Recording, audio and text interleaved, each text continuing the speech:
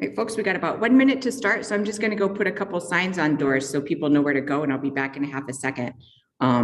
We don't have a volunteer yet for the first reading that I know of, and so if anybody did want to volunteer, you can start to think about that now, but I will be right back in a second, and we will start the Kalevalathon.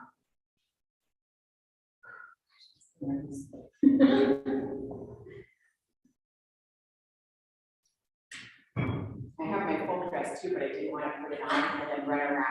Yes. So yeah, I will be back in half a second. Well, I have of mine because I managed it. I was recutting the gloves and I did that.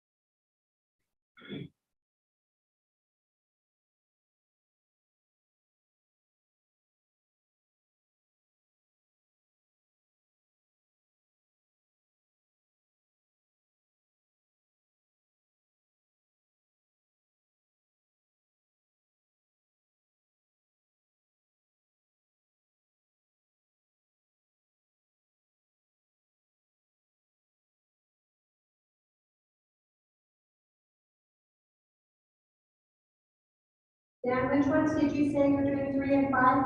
Yeah. Okay.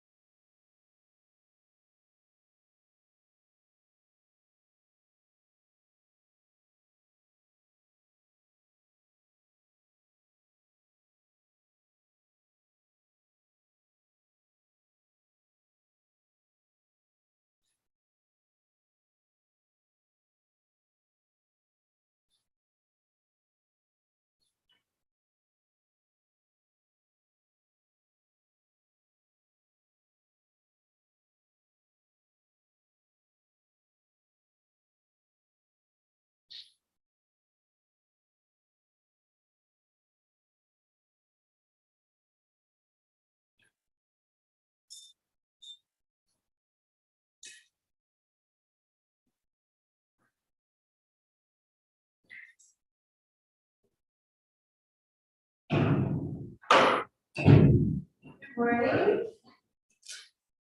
Hello.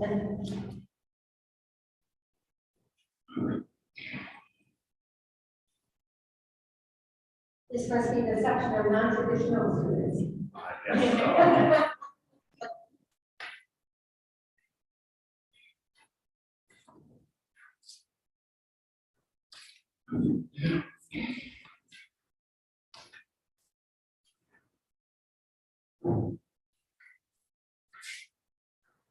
Well, that's it. Let me do first.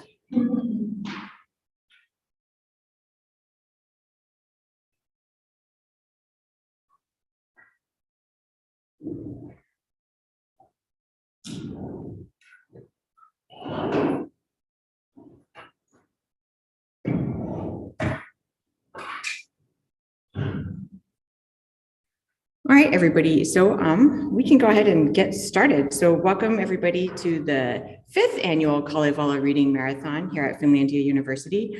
I'm Hilary-Joy. I'm the Associate Professor of Finnish and Nordic Studies here. And This is one of my favorite things to do all year, so I've decided to keep doing it for the rest of my life, I think. Today, we have people from all over the place. I've had people register from Finland as well as from across the United States and Canada. So this will be a great way to celebrate Kalevala Day. For those who don't know, Kalevala Day is the celebration of the Finnish national epic, which was published in multiple forms between, well, depending on when you want to count, starting about 1828 and ending in 1862. The version that we all know and love today is the 1849 version. That was kind of the one that's sort of considered the most crystallized, solidified full form of the epic. It was created by a folklorist and a physician, actually, named Elias Lönnrot from Finland, who studied with a group of people who were very interested in Finnish culture in the early 1800s at a time when it was strangely enough, for people in Finland to be interested in Finnish culture. So these folks were known as kind of Turku romantics and national romantics and later Carlianists toward the end of the 1800s. But they contributed to a sense of Finnish culture that helped people, particularly the then mostly Swedish-speaking elite, create a national culture that Finnish people could gather around, and that eventually, strangely, helped to lead to Finnish independence in 1917. So this celebration is just a way for us to kind of get to know the epic, to read aloud, to hear other people read aloud. We'll have mostly readings in English today, but we will have some in Finnish. And for those who don't speak Finnish, don't worry. When the reciting is done in Finnish, I will give a little synopsis of what happened. Please also know that all translations of Kalevala, the 1849 edition, are welcome. So you might hear people reading from a translation that you're not familiar with or that you don't have. Again, don't worry, the story is the same. It's just translators tell it a little differently each time. So with that said, I'll go ahead and ask, do we have a volunteer for room number 1, or should I start the show? I'll grab my thing while I'm thinking. And if somebody wants to read on the Zoom, you can go ahead and turn on your microphone and say, hey, I'd like to read. Otherwise, I'm grabbing my copy and I can start.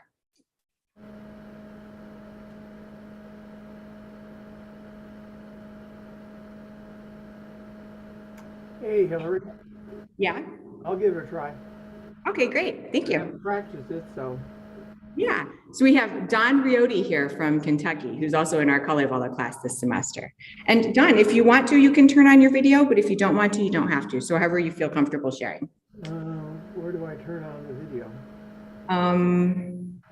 Well, you should have a thing on yours that camera. Yeah. Okay. Room 1, in the beginning.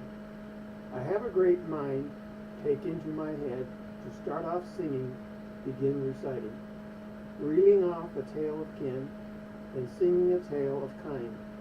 The words unfreeze in my mouth, and the phrases are tumbling. Upon my tongue they scramble, along my teeth they scatter. Brother dear, little brother, fair one who grew up with me, start off now singing with me. Begin reciting with me, since we have gone together, since we have come from 2 ways. We seldom get together and meet each other on these poor borders, the luckless lands of the north. Let's strike hand to hand, fingers into finger gaps, that we may sing some good things, see some of the best things for those darling ones to hear, for those with a mind to know, among the youngsters rising, among the people growing. Those words we have got, tales we have kindled, from old Wainamoinen's belt, up from Nilmarinen's forge, from the tip of Farmine's brand, from the path of Youkahainen's bow, from the north's furthest fields, from the heaths of Kalevala. My father used to sing them as he cut an axe handle. My mother taught them turning her distaff, and I, a child on the floor, fidgeting before her knee, a milk-bearded scamp, a curd-mouthed toddler. The Sampo did not lack words, nor did Louis spells. The Sampo grew old with words, and Louis was lost with spells, and with tales Vakunin died, and Lemminkainen's with games.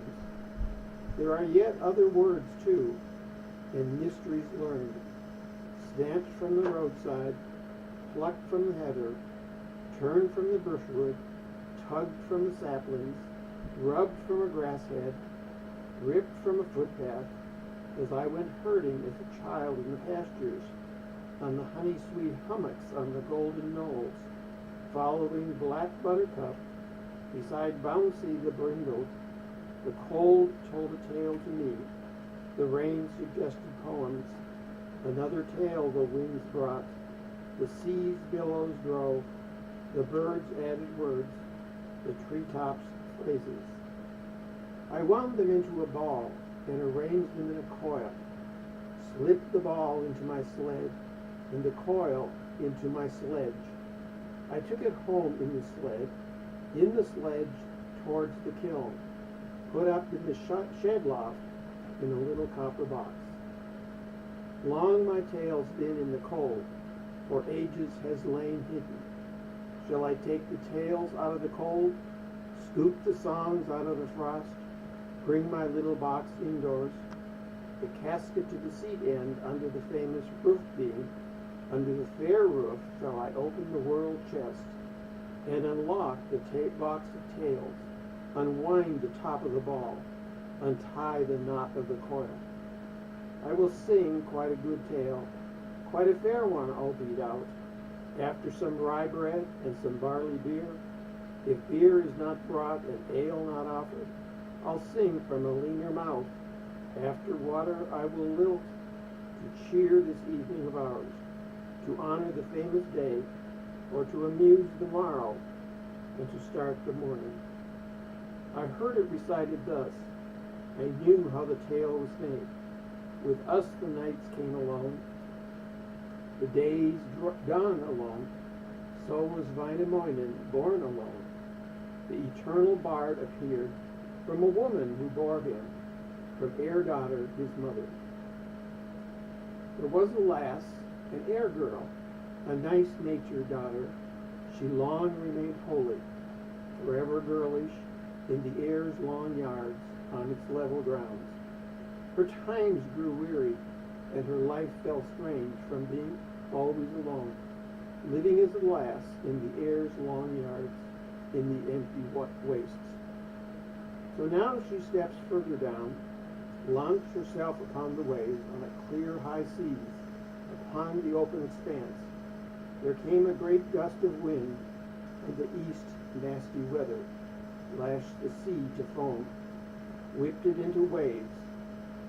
The wind lulled the maid, and the billow drove the lass above the blue main, and the froth-capped waves. And the wind blew her womb full, the sea makes her fat. She bore a hard womb, a difficult bellyful, 700 years, 9 ages of man. But no birth was born, no creature was created. The last rolled as the water mother. She swims east, swims west, swims northwest and south, swims all the skylines, in fiery birth pangs, in a hard belly woes. But no birth was born, no creature was created. She weeps and whimpers. She uttered a word, spoke thus. Woe, luckless me for my days, poor child for my way of life. Now I have come to something, forever under the sky, by the wind to be lulled, by billows driven on these wide waters, upon these fast waves. Better to it have been to live a lass of the air, than just now to toss about as water mother. It is chilly for me to be here, woeful for me to shiver, in billows for me to dwell, in the water to wallow. O old man, chief god, upholder of all the sky, come here when you are needed, come this way when you are called. Free a wench from a tight spot, a woman from belly throes. Come quickly, arrive promptly, most promptly when the need is. A little time passed, a moment sped by, came a stout, straightforward bird, and it flaps around in search of a nesting place, working out somewhere to live. It flew east, flew west, flew northwest and south, but it finds no room. not even the worst spot where it might build its nest, take up residence. It glides, it hovers. Sorry about that.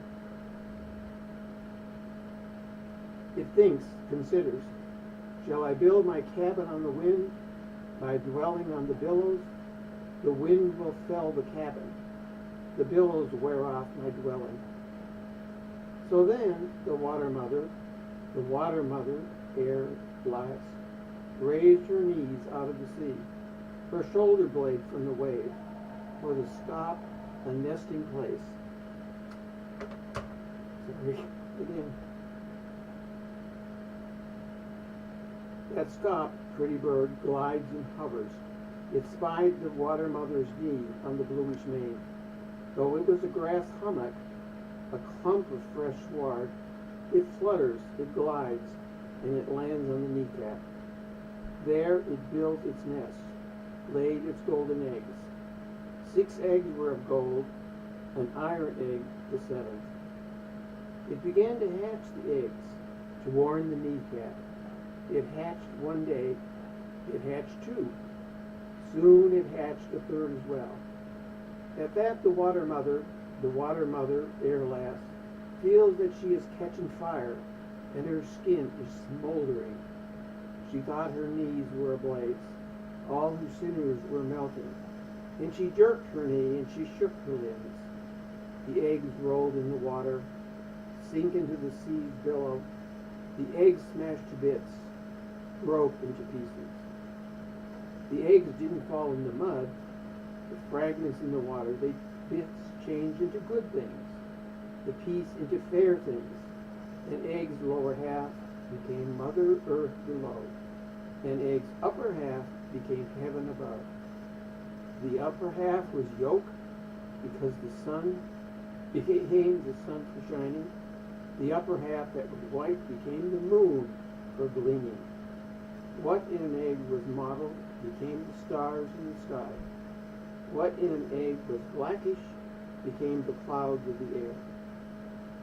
The ages go on, the years beyond that, as the new sun shines, as the new moon gleams. Still, the watermouth air lasts on these mild waters, on the misty waves. Before her the slack water, and behind her the clear sky. Now in the 9th year, in the 10th summer, she raised her head from the sea. She lifts up her pole. She began her creation, forming her creatures on the clear high seas, upon the open expanse. When she turned her hand around, she arranged the headlands where her foot touched the bottom. There she dug out the fish troughs. Where else she bubbled, there she hollowed out the depths. She turned her side to the land. There she brought forth the smooth shores. She turned her feet to the land. There she formed the salmon haunts. With her head she reached the land. There she shaped the bays. Then she swam further from land, paused upon the main, formed the crags in the water, grew the hidden reefs to be places for shipwreck, the dispatches of sailors' heads. Now the islands were arranged, and the crags formed in the sea. The sky's pillars set upright, the lands and mainlands called up, patterns cut upon the rocks, lines drawn on the cliffs. But still Wainamoinen was not born, nor fledged the eternal bard. Steady old Wainamoinen went around in his mother's womb for 30 summers, and as many winters too, on those mild waters, on the misty waves. He thinks, considers how to be, which way to live in this dark hideout, in his narrow dwelling, where he has never seen the moon, nor beheld the sun. He says with this word, he spoke with this speech, moon unloose, and sea set free, and great bear, still guide a man out from the strange doors, from the foreign gates, from these little nests and narrow dwellings. Bring the traveler to land, man's child into the open, to look at the moon in heaven, to admire the sun, observe the Great Bear, and study the stars. When the moon did not loose him, nor the sun set him free, all these times felt strange, his life felt irksome. He shifted the stronghold gate with his ring finger and lock of bone, and with his left toe came with his nails from the threshold, with his knees from the doorway. Then he tripped head first seaward, hands first he tumbled wayward. The man stays in the sea's care, the fellow in the billows. He lolled there 5 years, both 5 years and 6, 7 years and 8. He stood on the main at last, on a headland with no name, on a mainland with no trees. From his knees he tensed upward, with his arms pulled himself round. He rose to look at the moon, to admire the sun, observe the Great Bear, and study the stars. That was Wainamoinen's birth. From the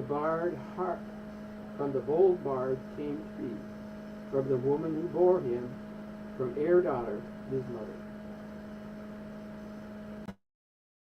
Great, thank you very much, Don. Woo, so we got the first one down. So I'll unmute you again. It's just with the cross sound, it's a little tough, but I'll mute myself and I'll ask you, how did it go? Did you enjoy reading it out loud?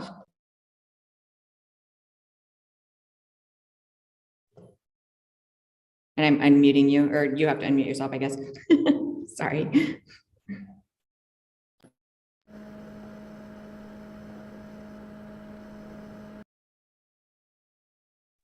Okay, so it looks like it went well. Thank you so much. So yeah, that's the first rune that starts it all out, right? We have, we're introduced to Ilmatar, who's Wainamoinen's mother. We get to see all kinds of, the kind of world really start with Kalevala, right? She's in this kind of watery abyss for a while. She's impregnated by the water. She's pregnant for 700 years, which is a very long time. And in her being in the water, she helps to shape the earth by kind of digging up the muck below her, by a bird landing on her knee and laying a nest, and the eggs fall and kind of break into bits. And the bits of the eggs become the bits of our world. So we've got, the egg yolk is the sun, the whites of the egg is, the moon, the shell being parts of the land, and so forth. So, this is the kind of foundational start for Kalevala. And of course, with Wainamoinen, we have this guy who wants to study. It's his big thing. So, one of the things that comes out of Kalevala a lot of the time is the idea that knowledge is power. And Wainamoinen very much is interested in that. So thank you so much, Don. I'm going to check the chat because I see a bunch of people have popped into the chat already. And so let's see if anybody wants to be the victim. I do also have a reader for the third rune. So I'm like, he's in line for that. But yeah, good. And yeah, sometimes different sound systems are a little different. So sorry for any muffledness, but people can have their Kalevala and kind of listen and stuff like that too. So sorry. So is there anybody who wants to read the second rune, or did you want me to?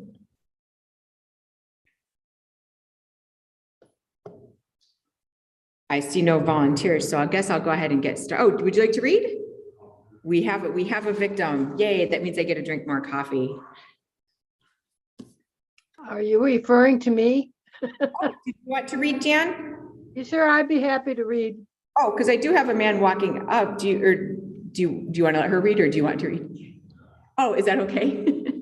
Okay, a man has given up his place, so we'll have Jan Dahlquist read. And Jan, where is it that you're calling in from? I'm calling in from my home, from my bedroom, actually. in Houghton. So we've got Houghton, Michigan in the house. So this is Jan Dahlquist, and I'm going to go ahead and mute myself, and you can go ahead and get started with the second. This is rune 2, the sowing, correct? And I'm reading from Eric Freiberg's 4th edition.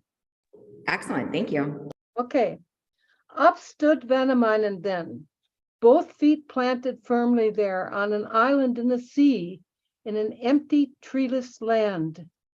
There he stayed for many years, living on while time was passing, on that mute and barren island, in that dreary, treeless land. Head on hand he pondered thus, who is there to plant this land, sow the seeds, and sow them thickly? Pellervoinen, gnome of Plowland, little Samsa Pellervoinen, he's the boy to do the planting, sow the seeds, and sow them thickly. Leisurely he sowed the land and sowed the swamps, sowed the fallow open stretches, even sowed the rocky barrens. On the hills he planted pine groves, chumps of fir upon the hillocks. All the heaths he sowed with heather, and the dells with undergrowth. Planted birches in the hollows, in the loose loam planted alders. In the damps the chuckleberry seeded, planted sallows in the marshes, rowans in the holy places, willows in the soggy soils, junipers upon the barrens, oaks along riverbanks. Then the trees began to grow, all the slender saplings stretching. Pine trees spread their bushy tops, and the spruces flower-crowned. Birches lifted from the hollows, from the light loam alders rose. In the bogs, the chokecherry bloomed, beaded with abundant fruit on the barrens junipers, beautiful with berry clusters. Old reliable Vainamoinen went to look at Samsa's sowing. Little Perlevoyen's planting saw the trees all flourishing, all the green young saplings risen.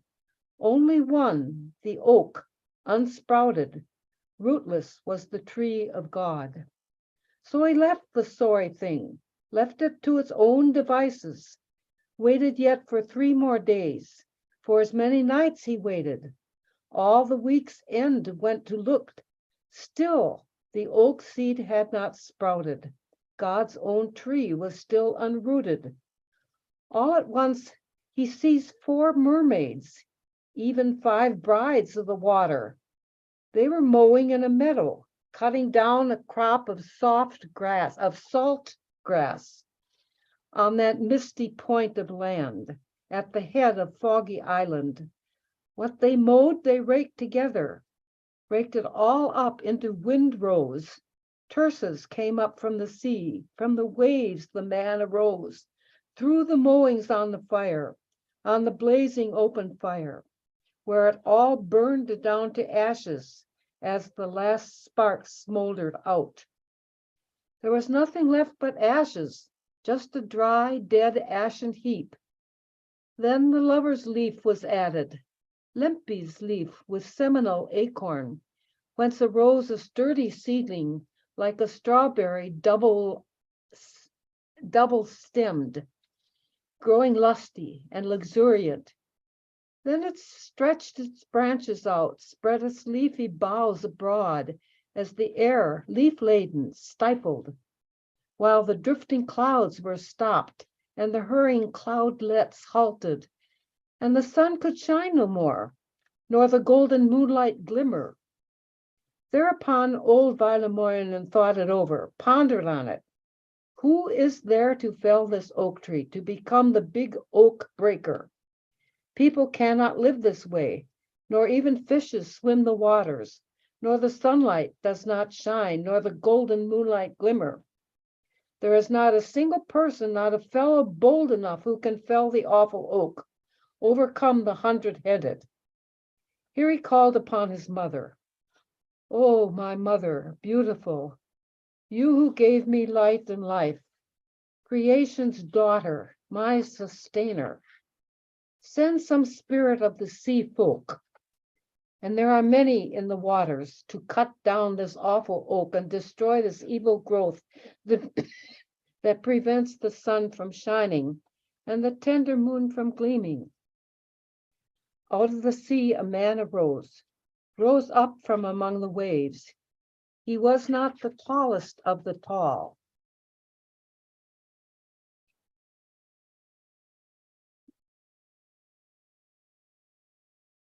Whoever slipped the leafy spray, one and ever faithful love. Many scattered chips and splinters landed on the wide sea surface, where they floated and rocked, wave-tossed, like small craft upon the waters, vessels on the heaving billows. Windward to the north they drifted, the small maid of Pohjola, busy washing out her clothes, rinsing out her many kerchiefs on a witch's waterstone. At the point of a long headland, spied a chip upon a wavelet, seized it, hid it in her wallet, took it home inside the wallet, in her long-tongued birchen bag, for a witch to make her arrows, or a marksman make his weapons. When the awful oak was felled and the dreadful tree dismembered, sun was free to shine again, moon to glimmer, clouds to scutter, with the rainbow arching over on that misty point of land at the head of Foggy Island. All the wilderness was quickened, everywhere the woods were greening, trees were leafing, grass was growing, birds were singing. Excuse me, thrushes warbling. Over all at cuckoo calling. Berry bushes grew abundant, golden flowers filled the meadows, and the grasses multiplied, every kind of herb arising. But the barley had not yet sprouted. Growless all the preceding seeding, Wainamoinen pondered, pacing, pensive by the blue sea water on the shore besides the breakers. There upon the sandy shore in the fine sea sand, he found them, 6 tiny seeds, 7 kernels, hid them in a marten's skin, leg skin of a summer squirrel. Then he went to sow the land, scattering the seeds abroad by the well of Kalevala on the slope of Osmo's land. From a tree a titmouse twittered, Osmo's barley will not sprout, nor the oats of Kalevala grow without clearing off the land, without cutting out a clearing, burning it all off with fire. Old reliable Wainamoinen held a sharp axe made for him. Then he cut a wide swath quickly, cut out an enormous clearing. All those handsome trees he felled, leaving only one lone birch tree, standing for the birds to rest on, for the cuckoo's calling tree. Flying through the heights of heaven came an eagle soaring over, stooped to look at it and wonder, why was that one left standing, slender little birch unfelled, graceful one, all quite unharmed. Wise old Wainamoinen answered, this is why that's been left there, for the birds to rest upon, for the eagle's airy perch.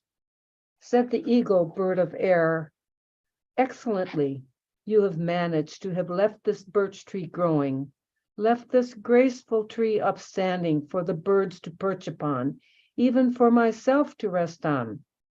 So the bird of air struck fire, and the fire flashed to flaming. Then the north wind burned the timber. Northeasters burned it down to ashes, burned down all the tree to ashes, smoldered down to finest ashes.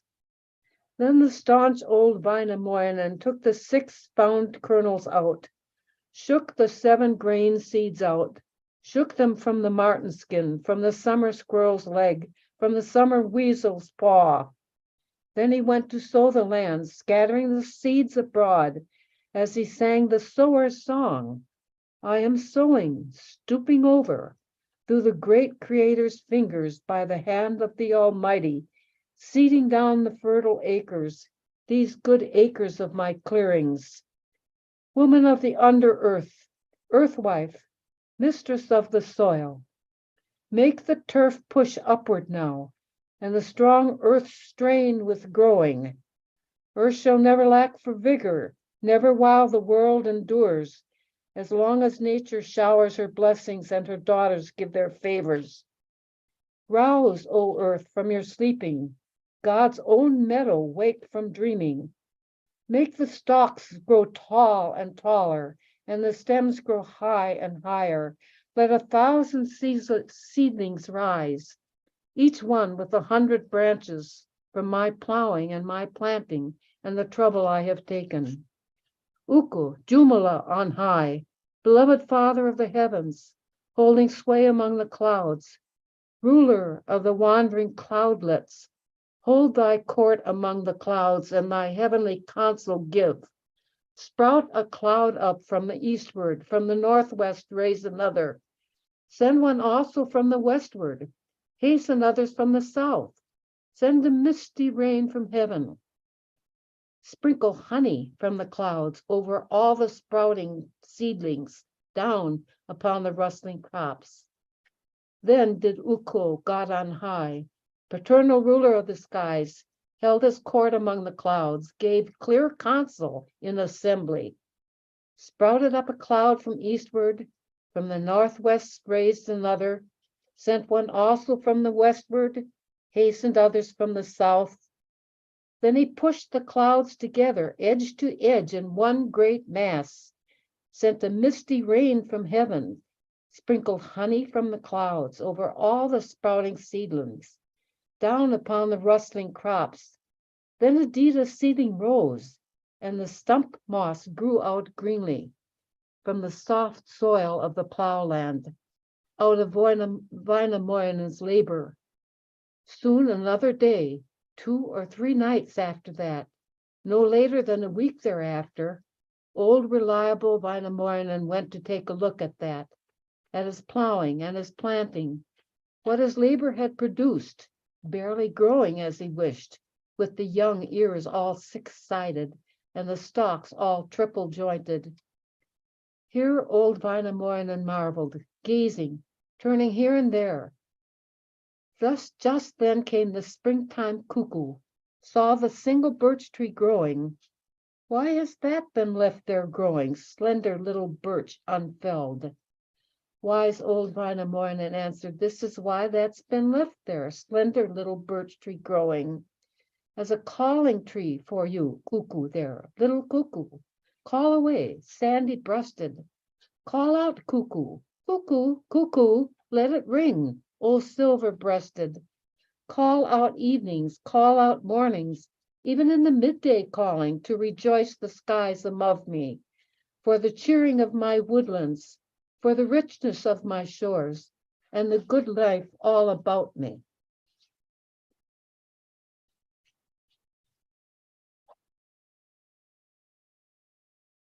That's the end of rune 2. Thank you so much. I had to run up to the front. It's kind of like at the end of church when it's like, and that is the word of the Lord. So thank you so much, Jan. Did you enjoy doing the reading? Oh, yes. Excellent. Well, good. Well, gosh, this is fantastic. So I do actually have a line forming for the runes. So we have runes 3, 4, 5, and possibly 6 spoken for, if Christine would like to take that one. And let's see here. Yep. Okay. So I've got you in rune 6, Christine. So that's a couple down the road.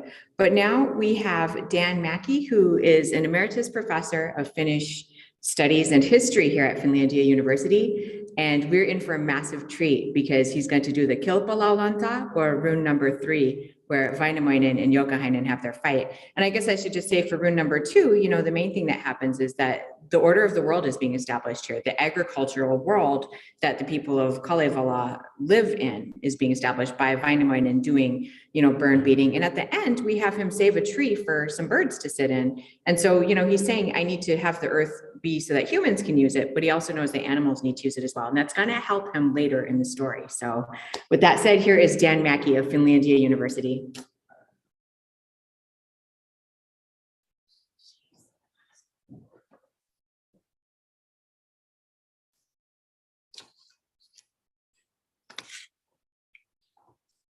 Steadfast old Wainamoinen lives his days on those clearings of Wainamoinen's district, on the heaths of the Kalevala district.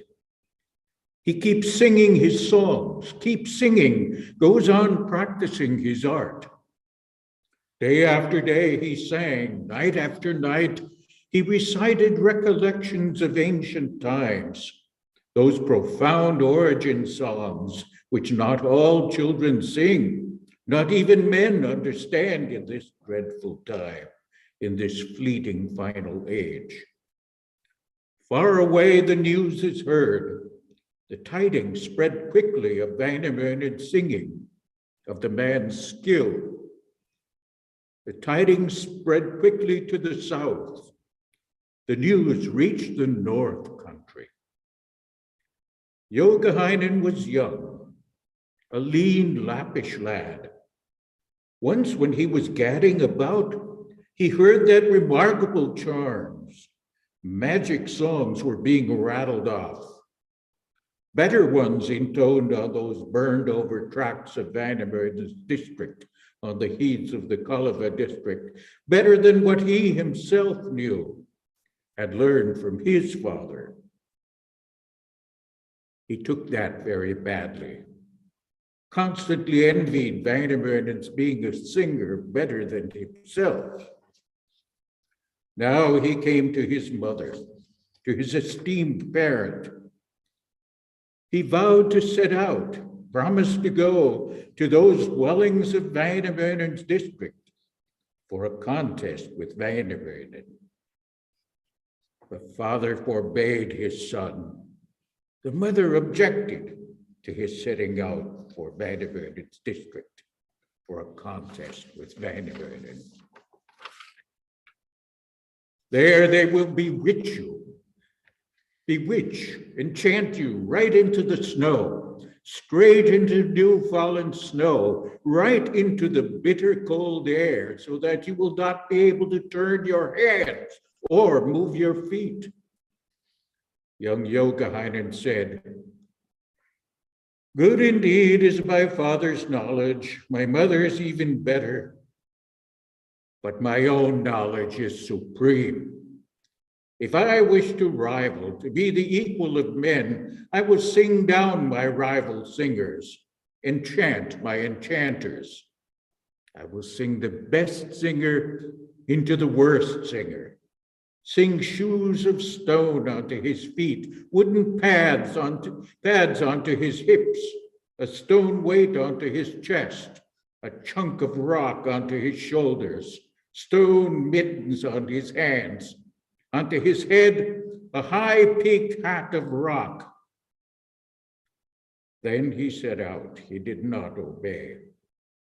He took his own gelding, whose muzzle snorted fire, whose shanks struck out sparks. He harnessed the fiery gelding to a lovely sleigh. He sits down in the sleigh, settles down in his sleigh. He struck the spirited steed with a whip, hit it with a beaded lash. The spirited steed gets going. The horse trots along. He whizzes along. He drove one day, drove a second, drove the third too. Now, on the third day, he reached the clearings in Wainamoinen's district, the heaths of the Kalevala district. Steadfast old Wainamoinen, eternal sage, was driving on his way, covering ground on those clearings of Wainamoinen's district, the heaths of the Kalevala district. Young Joukahainen came along. He was driving on the road in the opposite direction. Shaft caught in shaft. Trace got tangled in trace. Hames became fast in hames. Shaft bow and butt of shaft bow. Therefore they then stop, deliberate. Water poured from shaft bow. Vapor steamed from the shafts. Old Wainamoinen asked, "Of what clan are you to come along foolishly, recklessly onward? You break the bentwood hames, the sapling shaft bows. You splinter my sleigh to pieces, my poor sleigh to bits." Then young Joukahainen uttered a word, spoke thus, "I am young Joukahainen, but name your own clan. Of what clan are you? Of what crew, miserable great creature?" Then steadfast old Wainamoinen now told his name. Then he managed to say, If you are young Yokainen, pull over a little to the side. You are younger than I. Then young Yokainen uttered a word, spoke thus. A man's youth is a small matter. His youth, his age, whichever of two men is the better in knowledge, the stronger in memory. Let him indeed stay on the road. Let the other get off the road. If you are old Wainamoinen, eternal singer, let us begin to sing, start to recite magic. One man to test the other, one to defeat the other. Steadfast old Wainamoinen uttered a word, spoke thus. What can I really do as a singer, as an expert? I have always lived my life just on these clearings, on the edges of the home field. Again and again have listened to the cuckoo by the house. But be this as it may, speak so that I may hear with my ears what you do know most about, understand beyond other people. Young Yokainen said, I indeed know something. This I know clearly, understand precisely. A smoke hole is near a ceiling. A flame is near a fireplace. It is pleasant for a seal to live, for a dog of the water to roll about. It eats the salmon around it, the whitefish beside it. A whitefish has smooth fields, a salmon a level ceiling. A pike spawns in the chill of night, the slobberer in bitter cold weather. Autumn's the timid, obstinate perch swims deep. Summers it spawns on dry land, flops about on shores. If this may not be enough, I have still another bit of knowledge, understand a certain thing. The north plows with a reindeer, the south with a mare, remotest Lapland with an elk. I know the trees of Pisa's hill, the tall evergreens on Goblin's Crag. Tall are the trees on Pisa's hill, the evergreens on Goblin's Crag. There are 3 strong rapids, 3 great lakes, 3 high mountains under the vault of the sky. In Hemme is Hellavik Whirlpool, in Karelia Loon Rapids. None exceeds the Vuoksi Rapids, surpass those of Imatra. Old Wainamoinen said, a child's knowledge, a woman's measure of memory. It is neither that of a bearded man or indeed of a married man. Speak of profound origins, of unique matters. Young Yokainen uttered a word, spoke thus. I know the origin of the tomtit. I know the tomtit is a bird, the hissing adder a snake, the ruff is a fish.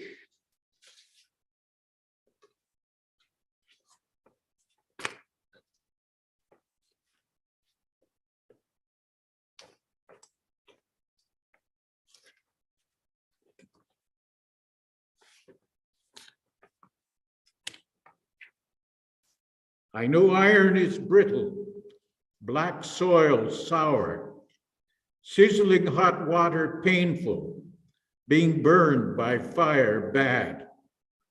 Water is the oldest of ointments, foam of a rapids, oldest of magic nostrums. The Creator himself, the oldest of magicians, God, the oldest of healers. The source of water is from a mountain, the source of fire from the heavens.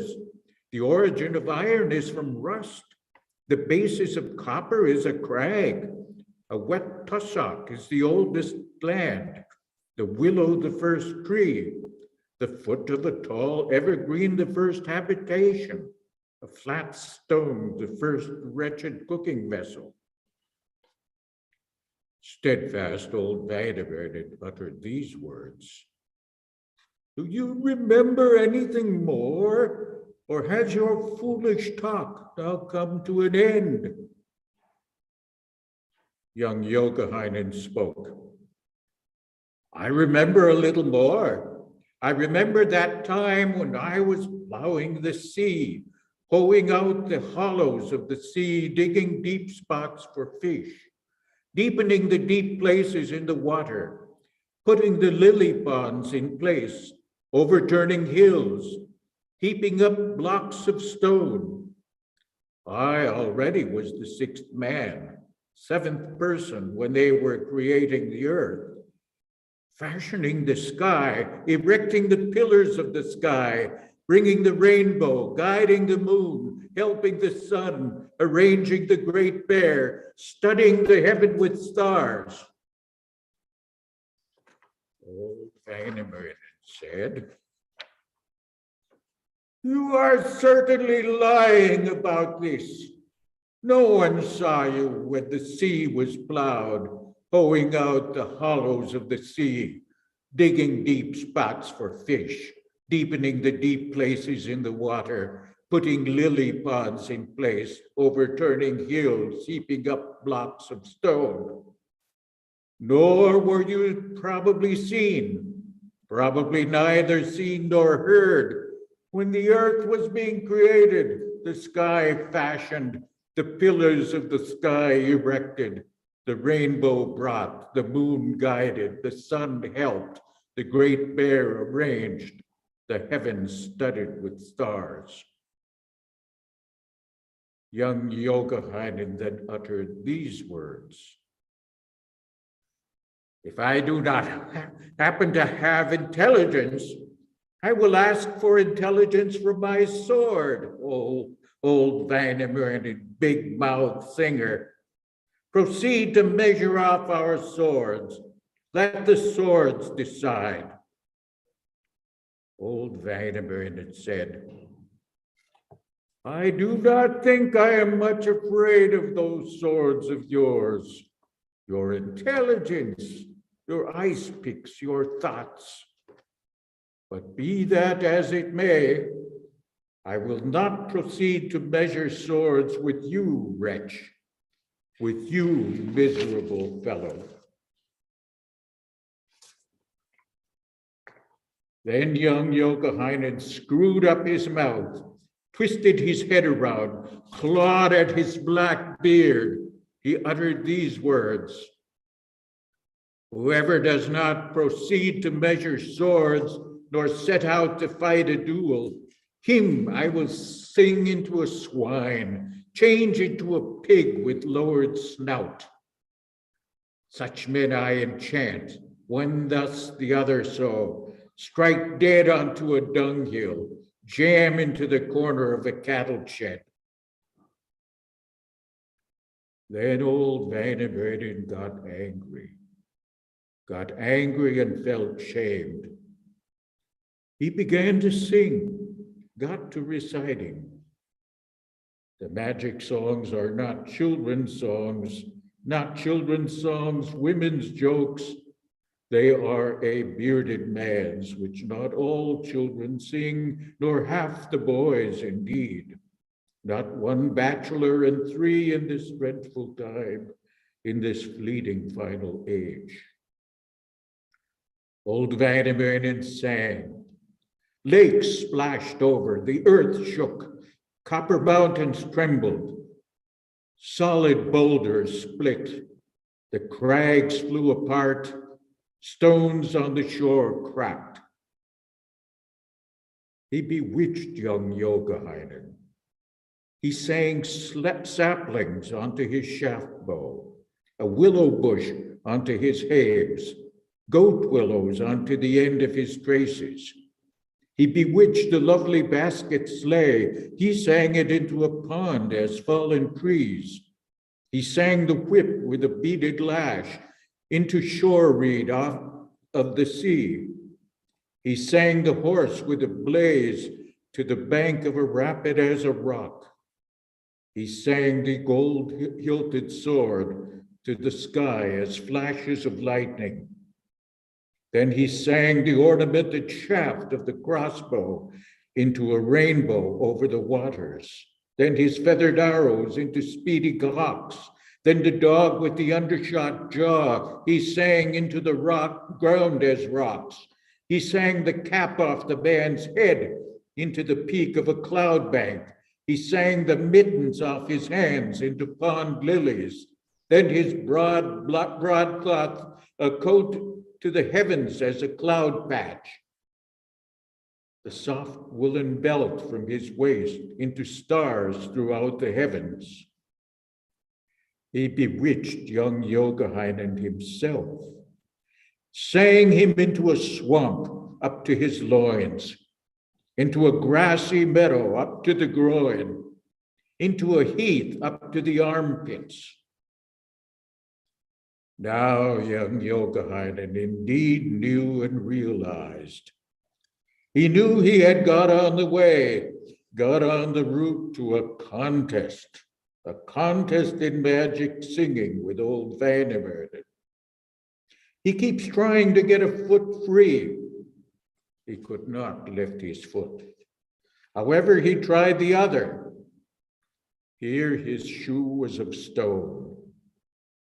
Then young Yogahynen indeed becomes anguished, gets into a more precarious situation. He uttered a word, spoke thus. "O wise Vanemerde, eternal sage, reverse your magic charm, revoke your enchantment, free me from this predicament, get me out of this situation. I will indeed make the best payment, pay the most substantial ransom." Old Vanemerde said, "Well, what will you give me if I reverse my magic charm, revoke my enchantment, free you from this predicament, get you out of this situation?" Young Yogahynen said, "I have indeed 2 bows, 2 splendid crossbows. One is swift in striking, the other accurate for shooting. Take either of these." Old Vanemerde said, "I do not care, rash fellow, about your crossbows, not wretch about your bows. Those I too have, with every wall stacked, every peg loaded. They go hunting without men, do outdoor work without people." He bewitched young Yogahynen, bewitched him still deeper in. Young Yogahynen spoke. "I have 2 vessels, 2 lovely boats. One is swift in a race, the other carries a lot. Take either of those." Old Vanemerde spoke. "I really do not care about your vessels. I will not select any of your boats. Those I too have, with every roller hauled up, every cove piled full, one steady in a high wind, the other that goes into a headwind." He bewitched young Yogahynen, bewitched him still deeper in. Young Yogahynen said, "I have 2 stallions, 2 lovely steeds. One is better for racing, the other lively in the traces. Take either of these." Vanemerde said, "I do not care about your horses. Do not bother about your white fetlock horses. Those I too have, with every stall hitched full, every stable full. with fat as clear as water on their backbones, a pond of fat on their cruppers. He bewitched young Youkahainen, bewitched him still deeper in. Young Youkahainen said, "O old Väinämöinen, reverse your magic words, revoke your enchantment. I will give a high-peaked hat full of gold pieces, a felt hat full of silver pieces, got by my father in war, brought from battle." Old Väinämöinen said, "I care nothing about your silver pieces. I have no need, wretch, for your gold pieces. Those I too have, with every storehouse crammed, every little box fully stocked. They are gold pieces as old as the moon, silver pieces the age of the sun." He bewitched young Youkahainen, bewitched him still deeper in.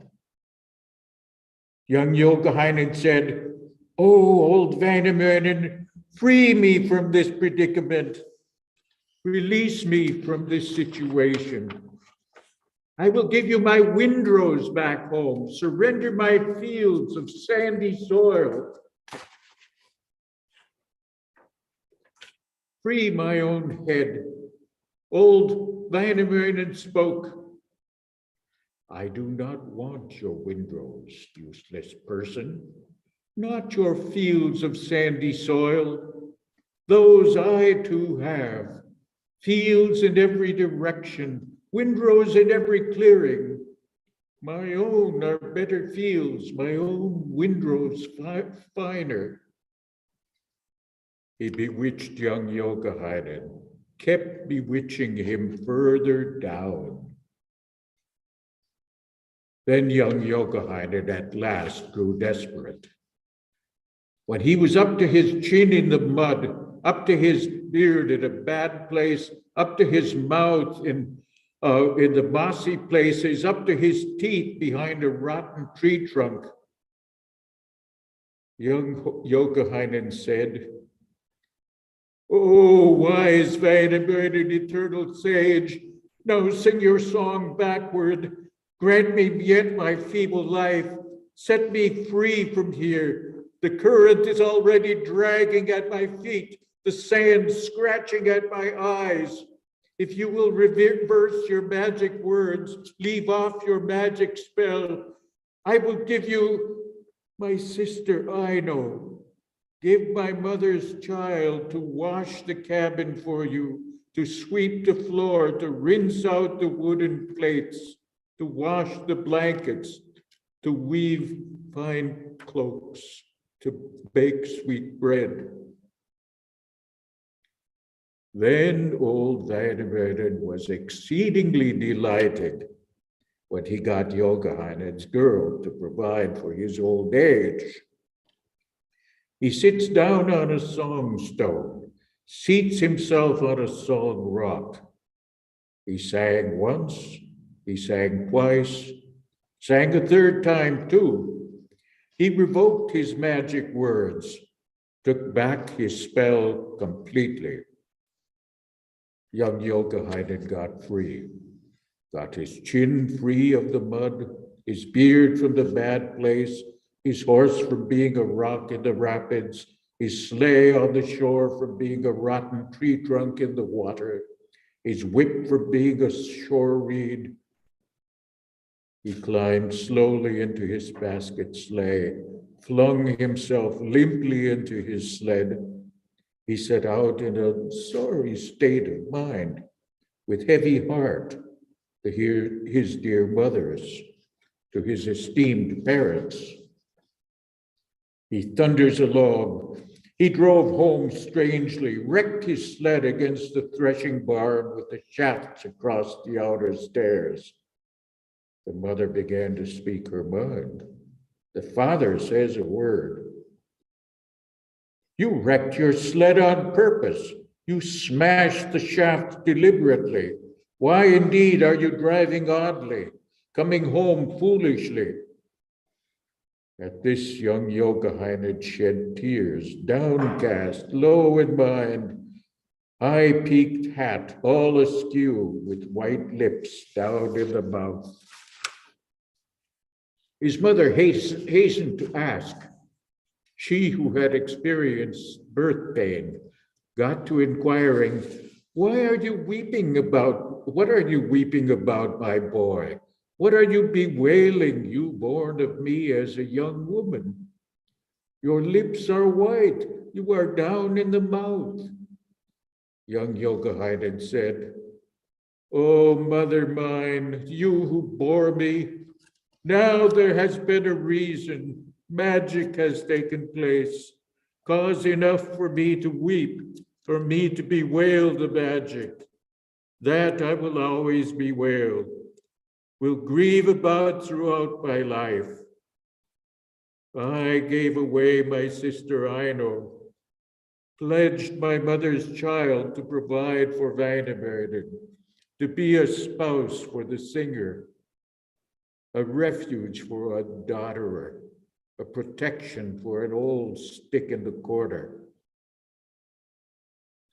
The mother rubbed her two hands together, uttered a word, spoke thus, "Do not weep, my boy. There is nothing to weep about, nothing to grieve about.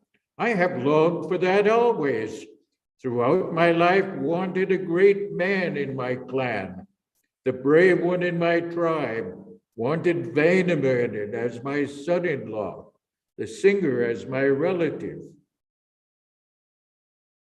Weeping, young Yogahinid's sister got depressed and started to cry.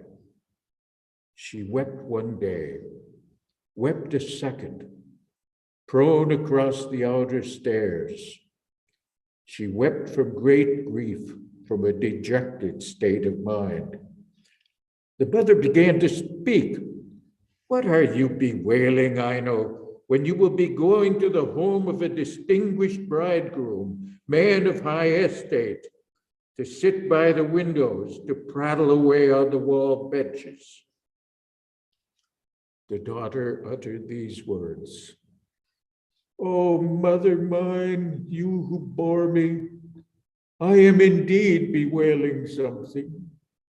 I bewail the beauty of my braids, the thickness of my young tresses, the fineness of my hair.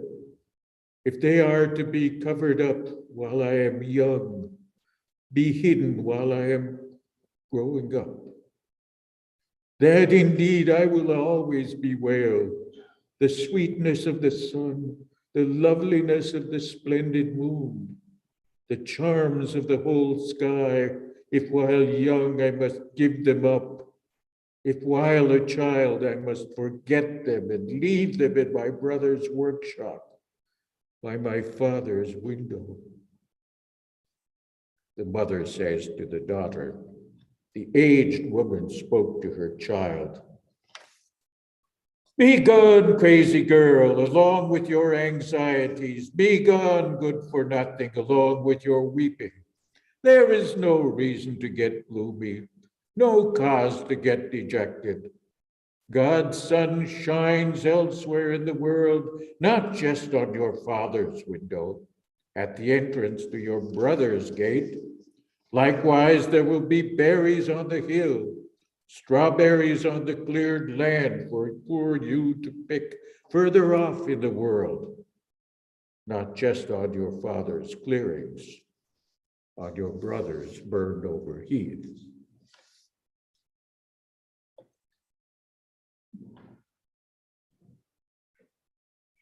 We have an actor in the house. So I should say too, Dan Mackey used to perform this rune with our late Professor Emeritus, Melvin Kangas, who was a very well-regarded musician here on campus.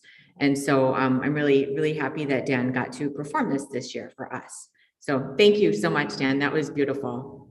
Thank you. So next we have rune number 4, which is going to be performed by Bill Fink, also of the Copper Country.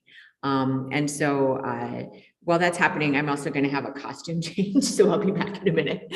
But rune number 4, where we learn what I know the daughter thinks about being traded off. And I should say a couple of things about this rune. You know, we've got this young man who thinks he can battle the oldest man in the world through wisdom, which he can't. He also lies about being there at the start of the earth, which totally didn't happen. And so we see kind of this battle between youth and you know, brashness and like age and wisdom kind of taking place. And it's also setting the stage for this social order that's being established, I would say, in the first 10 runes of the epic. So next, Bill Fink with rune number 4. Thank you.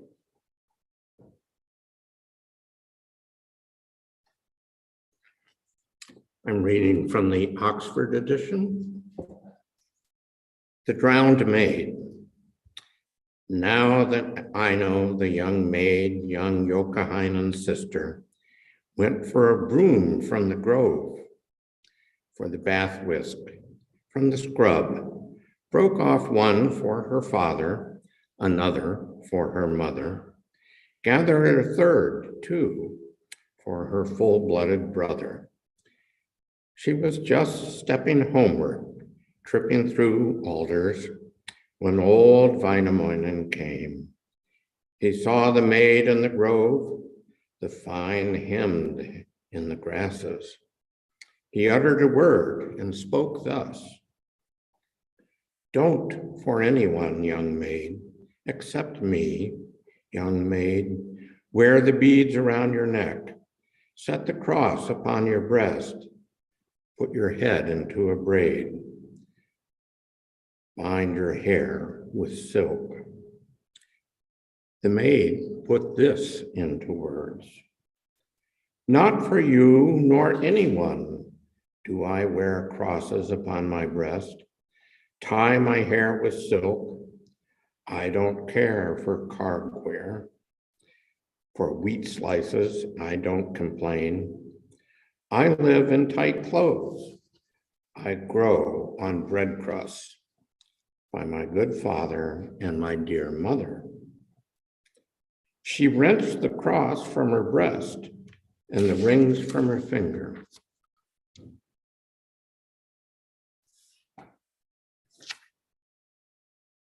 The beads she took from her neck and the red threads off her head, left them on the ground for the ground's sake, in the grove for the grove's sake, and went weeping home, wailing to the farm. Her father at the window sat adorning an axe haft. Why do you weep, poor girl? Poor girl, young maiden. I have cause to weep, woes to complain of. For this I weep, my papa. For this I weep and complain. The cross came loose from my breast. The bauble shook from my belt. From my breast the silver cross, the copper threads off my belt. Her brother at the gateway is carving collar bow wood. Why do you weep, poor sister? Poor sister, young maid. I have cause to weep, woes to complain of. For this I weep, poor brother. For this I weep and complain. The ring slipped off my finger, and the beads fell from my neck. The gold ring from my finger, from my neck, the silver beads. Her sister at the floor seam is weaving a belt of gold. Why do you weep, poor sister? Poor sister, young maid. The weeper has cause. She who whines has woes. For this I weep, poor sister. For this I weep and complain. The gold came loose from my brows, and the silver from my hair, and the blue silks from my eyes, and the red ribbons off my head. Her mother on the shed step is skimming cream off the milk, Why are you weeping, poor girl? Poor girl, young maiden. Oh, mama who carried me, oh, mother who suckled me, there are dark causes, very low spirits. For this I weep, poor mother, for this, mama, complain. I went for a broom from the grove, for bath whisk tips, for the scrub. Broke off one for my father, another for my mother, gathered a third too for my full-blooded brother. I began to step homeward, and just stepping through the glade, when from the dell, from the land burnt over, the great one said, don't for anyone, poor maid, except me, poor maid, wear the beads around your neck, set the cross upon your breast, put your head into a braid, bind your hair with silk. I wrenched the cross from my breast, the beads I shook from my neck, and the blue threads from my eyes, and the red thread off my head. Cast them on the ground for the ground's sake, in the grove for the grove's sake. And I put this into words. Not for you nor anyone do I wear the cross upon my breast, tie my head with silk. I don't care for cogware, for wheat slices, I don't complain. I live in tight clothes. I grow on breadcrumbs by my good father with my dear mother. The mother put this into words. The eldest spoke to her child. Don't weep, my daughter, fruit of my youth. Don't lament. 1 year, eat melted butter. You'll grow plumper than others. The next year, eat pork. You'll grow sleeker than others. The third year, eat cream pancakes. You'll grow fairer than others. Step to the shed on the hill. Open the best shed. There is a chest on top of chest and box beside box. Open the best chest, slam the bright lid back. Inside are 6 golden belts and 7 blue skirts, all woven by moon daughter, finished off by sun daughter. Long since, when I was a maid and lived in a lass, I went for berries in the forest, raspberries under the slope. I heard moon daughter weaving, sun daughter spinning beside blue backwoods at the edge of the sweet grove. I went up to them. I came close, approached. I began to beg of them. I uttered and said, give, moon daughter, of your gold, sun daughter of your silver, to this girl who has nothing, to this child who begs. Moon daughter gave of her gold, sun daughter of her silver. I put the gold in my brows, on my head the good silver, and came home, a flower to my father's yards, a joy.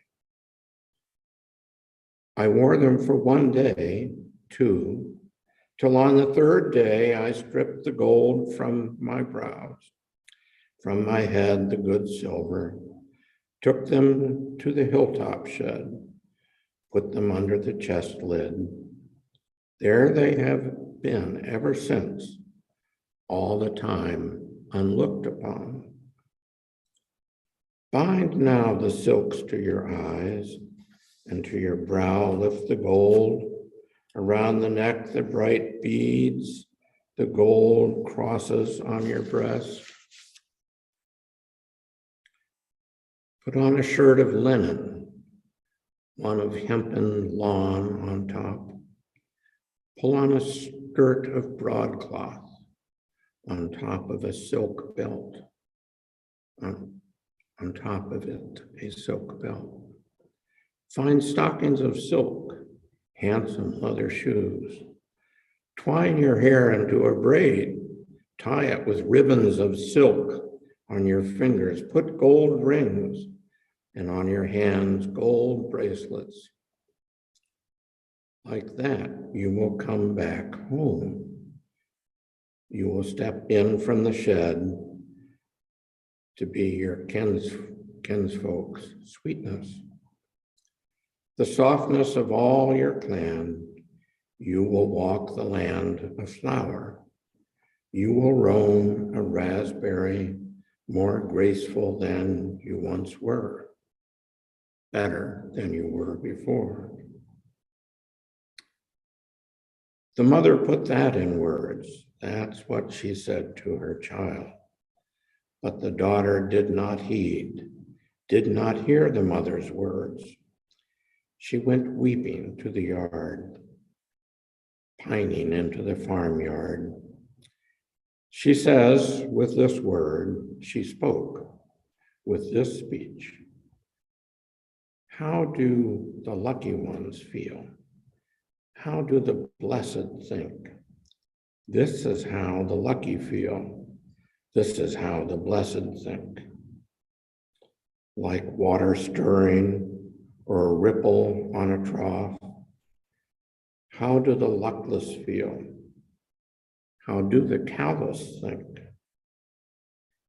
This is how the luckless feel and how the callous think. The hard snow under a ridge like water in a deep well. Often in my gloom, now, often a gloomy child, my mood is to dread grass and through undergrowth to crawl, on turf to loiter, in a bush to roll about. My mood no better than that, than tar. My heart no whiter than coal. Better it would be for me, and better it would have been had I not been born, not grown, not sprung to the full size in these evil days, in this joyless world. Had I died a 6-night-old and been lost in an 8-night, and been lost an 8-night-old, I would not have needed much. A span of lines, a tiny field edge, a few tears from my mother, still fewer from my father, not even a few from my brother. She wept one day, she wept two. Her mother began to ask, "Why are you weeping, poor lass? Why, woe begone, complaining?" This is why I, poor lass, weep, all the time plain. You have given luckless me, and your own child you have pledged, made me care for an old man, gladden the aged man, be refuge for a dodderer, shelter for a nook haunter. Sooner had you bidden me go below the deep billows to be sister to whitefish and brother to the fishes. Better to be in the sea, to dwell below the billows, to be the sister of whitefish and brother to the fishes, and to care for an old man, to be a dodderer's refuge, one who trips on his stockings and falls over a dry twig. Then she stepped to the shed hill, stepped inside the shed, opened the best chest, slammed the bright lid back, and she found the gold belts, the 7 blue skirts, and she put them on. She decked her body. She set the gold on her brows, the silver upon her hair, the blue silks upon her eyes, the red threads upon her head. Then she stepped away across the glade, she roamed swamps, roamed lands, roamed gloomy backwoods. She sang as she went, uttered as she roamed. In my heart, there is a hurt. In my head, there is an ache. But the hurt would not hurt more, and the ache would not more ache, if I, hapless, were to die, were cut off, mean one, from these great sorrows, from these low spirits. Now would the time for me to part from the world, the time to go to death, the age to come to Tuonela. Father would not weep for me, mother would not take it ill, sister's face would not be wet, brother's eyes would not shed tears. Though I rolled in the water, fell in the fishy sea, down below the deep billows upon the black night. She stepped one day, she stepped two, till on the 3rd day she came upon sea, faces a reedy shore. There the night overtakes her, the dark detains her. There the lass swept all evening, whimpered all night long on a wet rock on the shore at the broad bay end. Early in the morning, she looks out on a headland's tip. 3 maids at the headland's tip there were, bathing in the sea. The maid, Aino, would be 4th, and she slipped off the girl, 5th.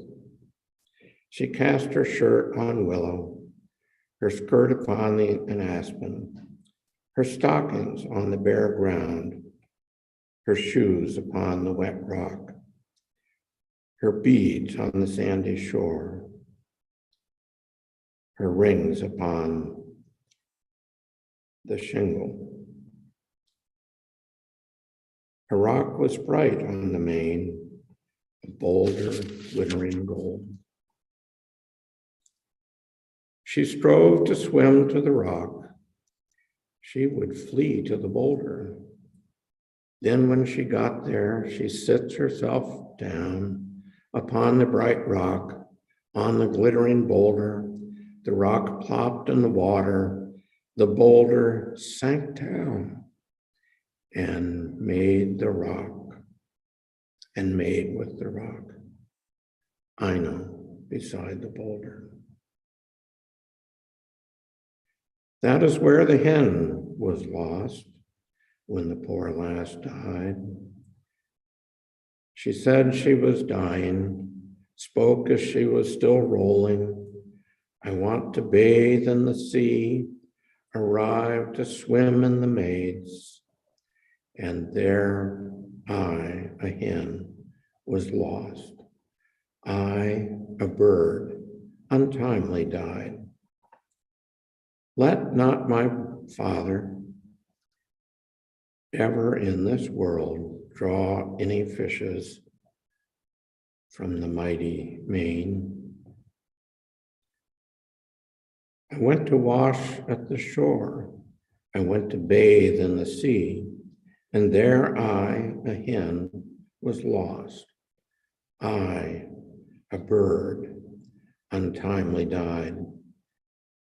Let not my mother ever in this world put water and dough from the broad home bay.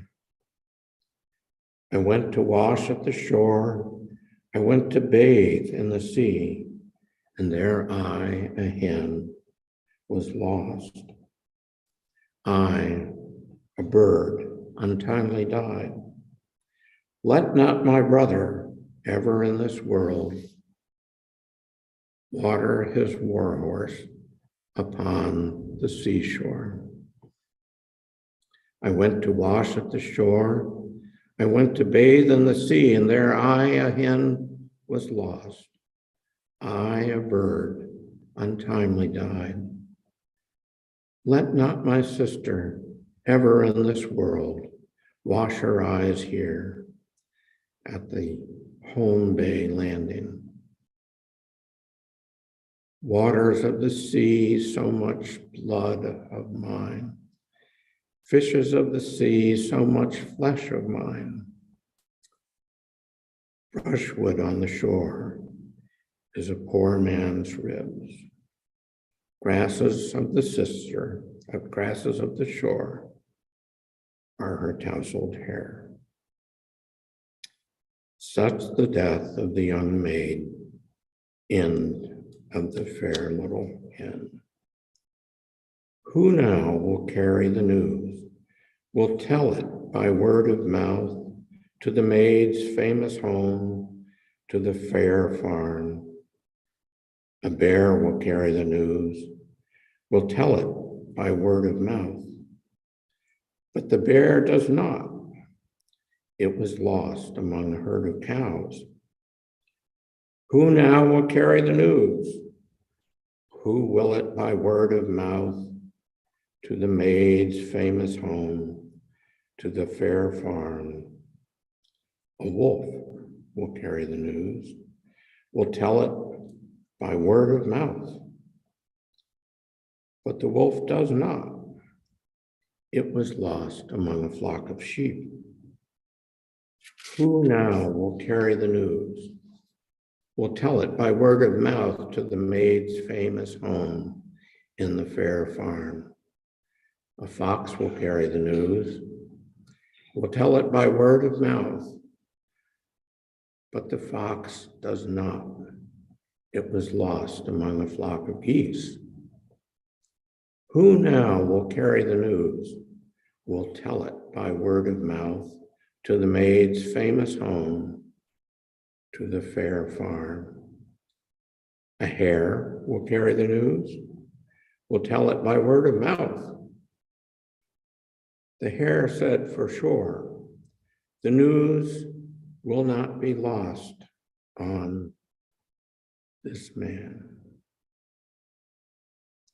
And the hare ran off, and the long ear lolloped, and the wry leg rushed off.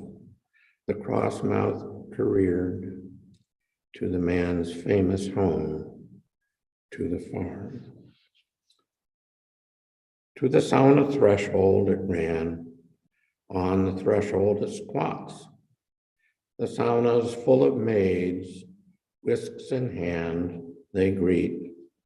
Sly one, have you come here to be cooked, Popeye, in the roasted fur, and be roasted for the master's supper, the mistress's meal, for the daughter's snacks, or the son's lunch? The hare manages to say, and the round eyes to speak out. Perhaps the devil has come to stew in the pans. I come carrying news to tell it by word of mouth. The fair has fallen, the Tim breast has pined away, sunken to the silver boot buckle. The copper bells slipped away, gone into the wanton sea. down the vast steps to be sister to whitefish and brother to the fishers. The mother started weeping, and a stream of tears roiling, and then she began to say, the woebegone to complain, don't, luckless mother, ever in this world, don't lull your daughter or rock your children to marry against their will. As I, luckless mother, have lulled my daughter, reared my little hens. The mother wept, a tear rolled her plentiful waters rolled out of her blue eyes to her luckless cheeks. One tear rolled, another rolled. Her plentiful waters rolled from her luckless cheeks to her ample breasts. One tear rolled, another rolled. Her plentiful waters rolled from her ample breasts to her fine hens. One tear rolled, another rolled. Her plentiful water rolled from the fine hems upon the red-topped stockings. One tear rolled, another rolled. Her plentiful water rolled down from her red-topped stockings to her gilded shoe uppers. One tear rolled, another rolled. Her plentiful waters rolled from the gilded shoe uppers to the ground beneath her feet. They rolled to the ground for the ground's sake, to the water for the water's sake. The waters reaching the ground began to form a river. And 3 rivers grew from the tears she wept, that came from her head, that went from beneath her brow. In each river grew 3 fiery rapids. On each rapid's foam, 3 crags sprouted up, and on each crag's edge, a golden knob rose on each knoll's peak. There grew 3 birches. In each birch's top, there were 3 golden cuckoos. The cuckoos started calling. The first called, love, love. The second, bridegroom, bridegroom. And the third, joy, joy.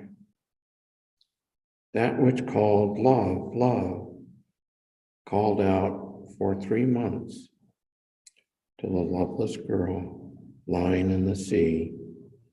That which called bridegroom, bridegroom, called out for 6 months to the comfortable bridegroom sitting and longing. That which called joy, joy, called out for all her lifetime, to the mother without joy, weeping all her days. The mother put this into words, listening to the cuckoo. Let a luckless mother not listen long to the cuckoo. When the cuckoo is calling, my heart is throbbing. Tears come to my eyes. Waters down my cheeks flow thicker than peas and fatter than beans. By an L, my life passes. By a span, My frame grows old. My whole body is blighted when I hear the spring ruckus.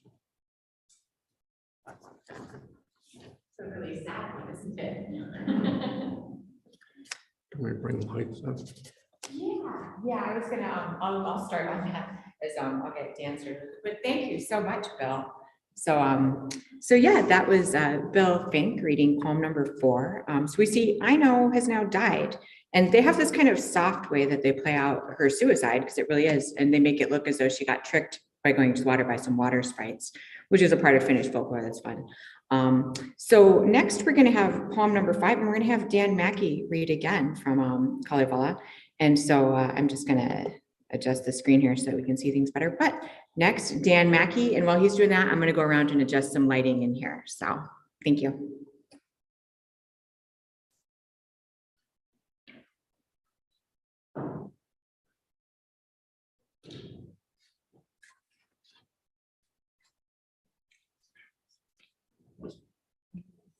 The news had already been received. The message carried further off about the young maidens passing away, about the beautiful girls dying. Steadfast old Vanderbilt, that he took badly. He wept evenings, he wept mornings. Most of all, he wept nights, because the beautiful girl had met her death. The maiden passed away, departed into the billowing sea under the deep waves. Grieving and sighing, he walked with heavy heart to the shore of the blue sea. He uttered a word, spoke thus. Tell now, Undimo, your dream, your vision when stretched out on the ground. Tell where Ahto's realm is, where Velamo's maidens are lolling about. Undimo indeed told his dream. His vision when stretched out on the ground. Ahto's realm is yonder. Velamo's maidens are lolling at the tip of a misty headland, at the end of a foggy island, under the deep waves on the black ooze. Ahto's realm is there. There Velamo's maidens are lolling about in a little cabin, in a confined chamber, in the side of a marbled rock, in the recess of a big boulder. Then Zold Vanderbilt withdrew to where the boats were. He eyes his lines, looks at his hooks. He put a hook in his pouch, an iron barb in his wallet. He paddles along, gets to the end of an island, to the tip of a misty headland, to the end of a foggy island. There he busied himself with his hook, was ever active with his line, was turning his landing net about. He lowered a gorge into the sea. He angled, he moved his net about. The copper pole shivered, the silver line whistled, the golden cord sang. Now, after a few days, after many mornings,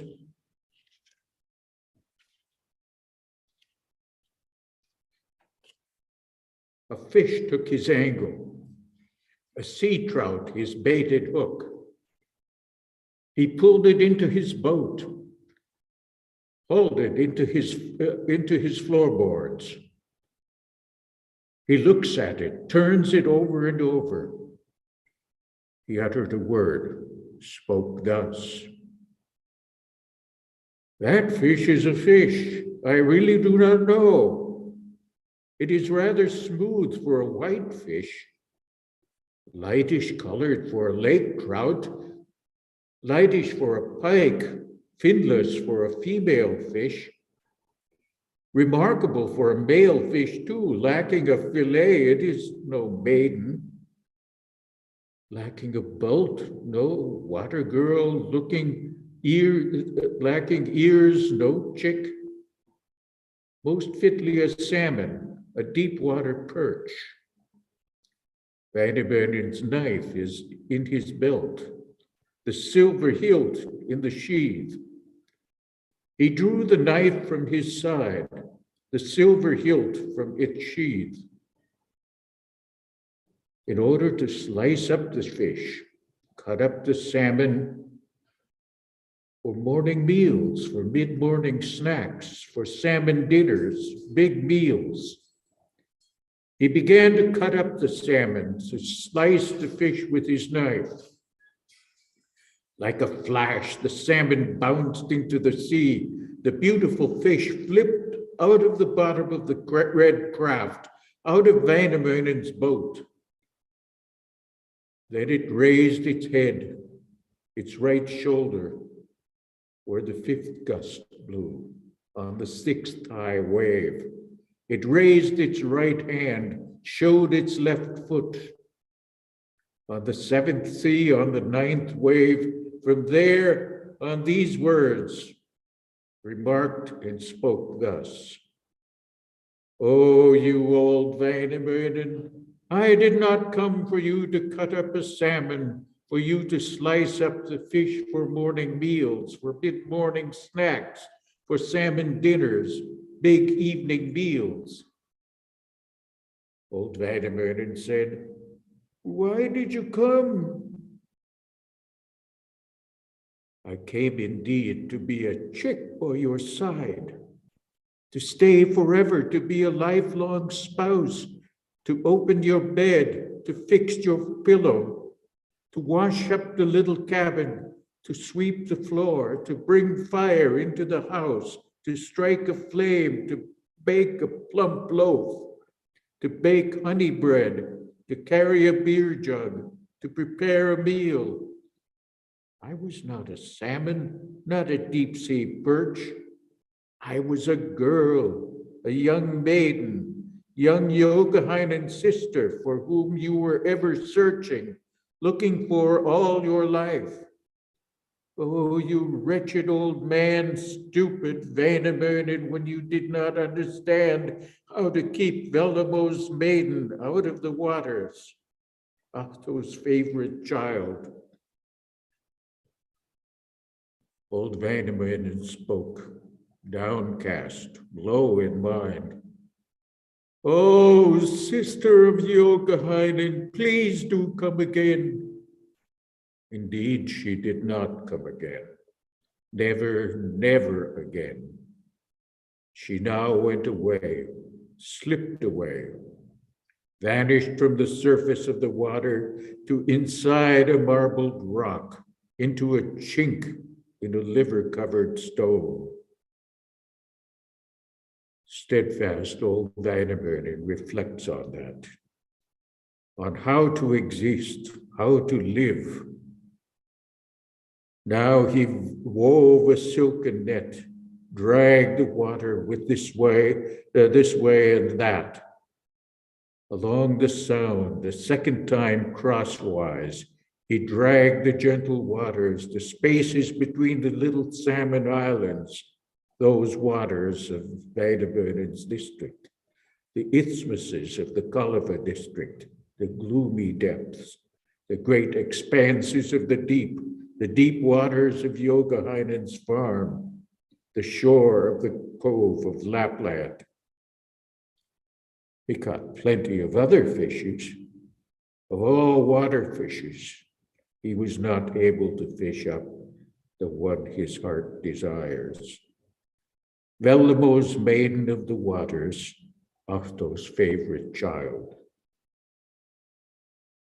Then old Wainoinen, downcast, low in mind, high-peaked hat all askew, uttered these words: "Alas, madman, crazy me! Alas, my craziness, my manly power!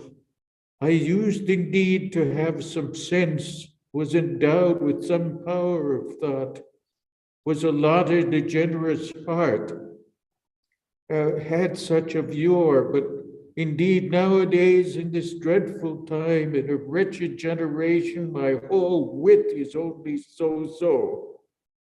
My thoughts are not worth much. All mental powers elsewhere. The one I waited for all my life, for whom I waited half my life, Velamos, maiden of the waters, youngest daughter of the water, to be an everlasting friend, a lifelong spouse. She it was who took my hook, rolled into my boat. I did not understand how to keep her, or how to take her off home. I let her go back into the billows, to under the deep waves.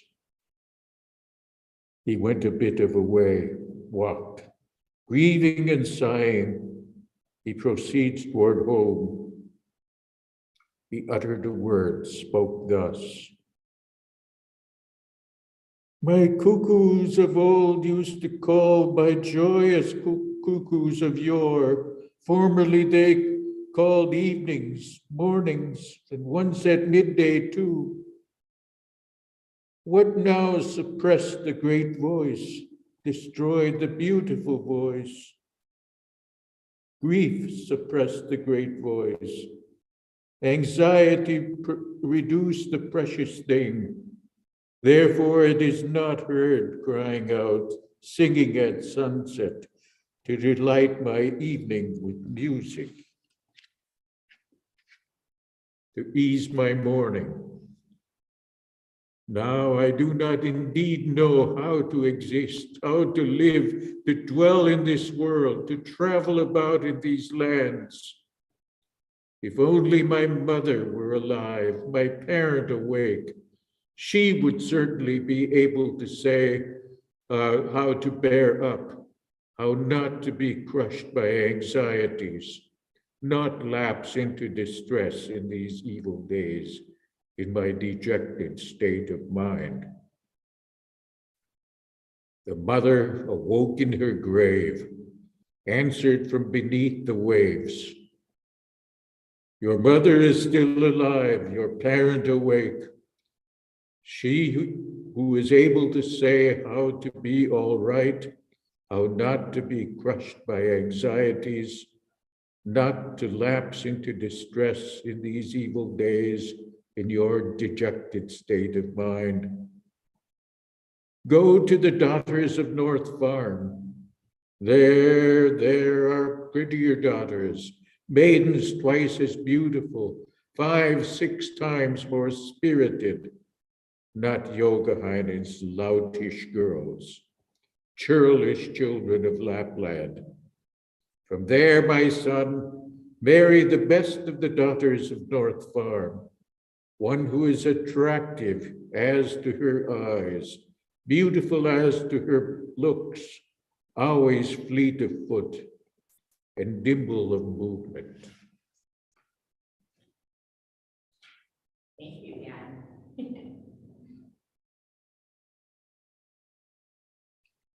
So we have more developments going on now with this story. We have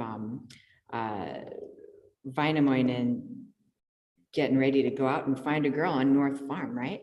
I'm just going to make one adjustment really quick to my screen here. So just please bear with me for a sec.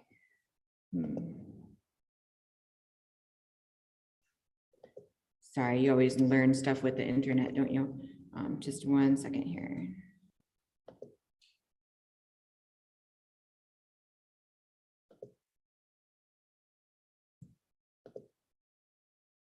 Okay, great. Sorry about that. So, now we have, Aino has come back in this very kind of mysterious form, right? It's like she's called a mermaid in the Bosley edition, but she's some sort of strange creature, and this is one of the genres of Kalevala poetry that existed that Lunru drew from, these kind of fantasy poems about strange creatures, and so he was able to have this be the kind of Aino story. So now, we get to see his mom. Like, it's kind of strange because his mom disappears after he's born and after she's helped to set up the earth. And she's come back from the grave to be like, there's some beautiful women in Pohjola. So we're going to get to meet some of these beautiful women very soon. But next, our next speaker is going to be Christine Koskimaki-Otolai from Toronto, Canada. And I'm super thrilled Christine has been in several classes with me in Kalevala.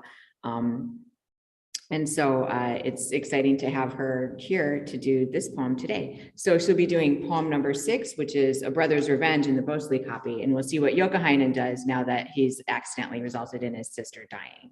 So Christine, whenever you're ready, you can go ahead and take it away. Steady, old Wainamoinen intended to go yonder to the cold village off to dark Northland.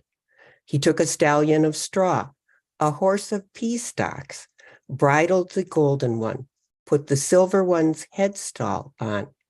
He sat on its back, leapt on, straddled it, and he trots along, paces his journey astride the stallion of straw, astride the horse of pea stalks. He rode the Vainoland glades, the heaths of Kalevala. The horse ran, the journey sped, his homestays, the road shortened. Now he rode upon the main, upon the open expanse, without a hoof getting wet, without a fetlock sinking. As for young Youkahainen, the lean Lappish lad, he bore long hatred, a lasting envy towards old Wainamoinen, for the eternal singer. He makes a fiery crossbow, a handsome bow he adorns. The bow he built of iron, in copper he cast the back.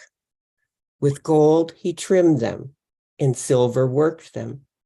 Where to get a cord for it? Where to find a string? From the sinews of the demon's elk, from the devil's hempen threads. And he finished off his bow, made his crossbow quite ready. The bow was fair to look on, the crossbow somewhat costly. A horse stood upon its back. A foal ran along the butt. A girl lay upon the bow, and a hare where the rack was. And he cut a stack of darts, a pile of 3-feathered ones, and the shafts he shapes in oak. The tips he makes of tar wood. What he makes ready, he puts feathers on, small feathers of a swallow, tail feathers of a sparrow. And he hardened his arrows. He tempered his darts in black worm poison, in a snake's venomous blood. And he made the bolts ready, the crossbow fit to be drawn. Then he waited for Wainamoinen to catch him of calm waters, waited evening and morning, waited once at noon.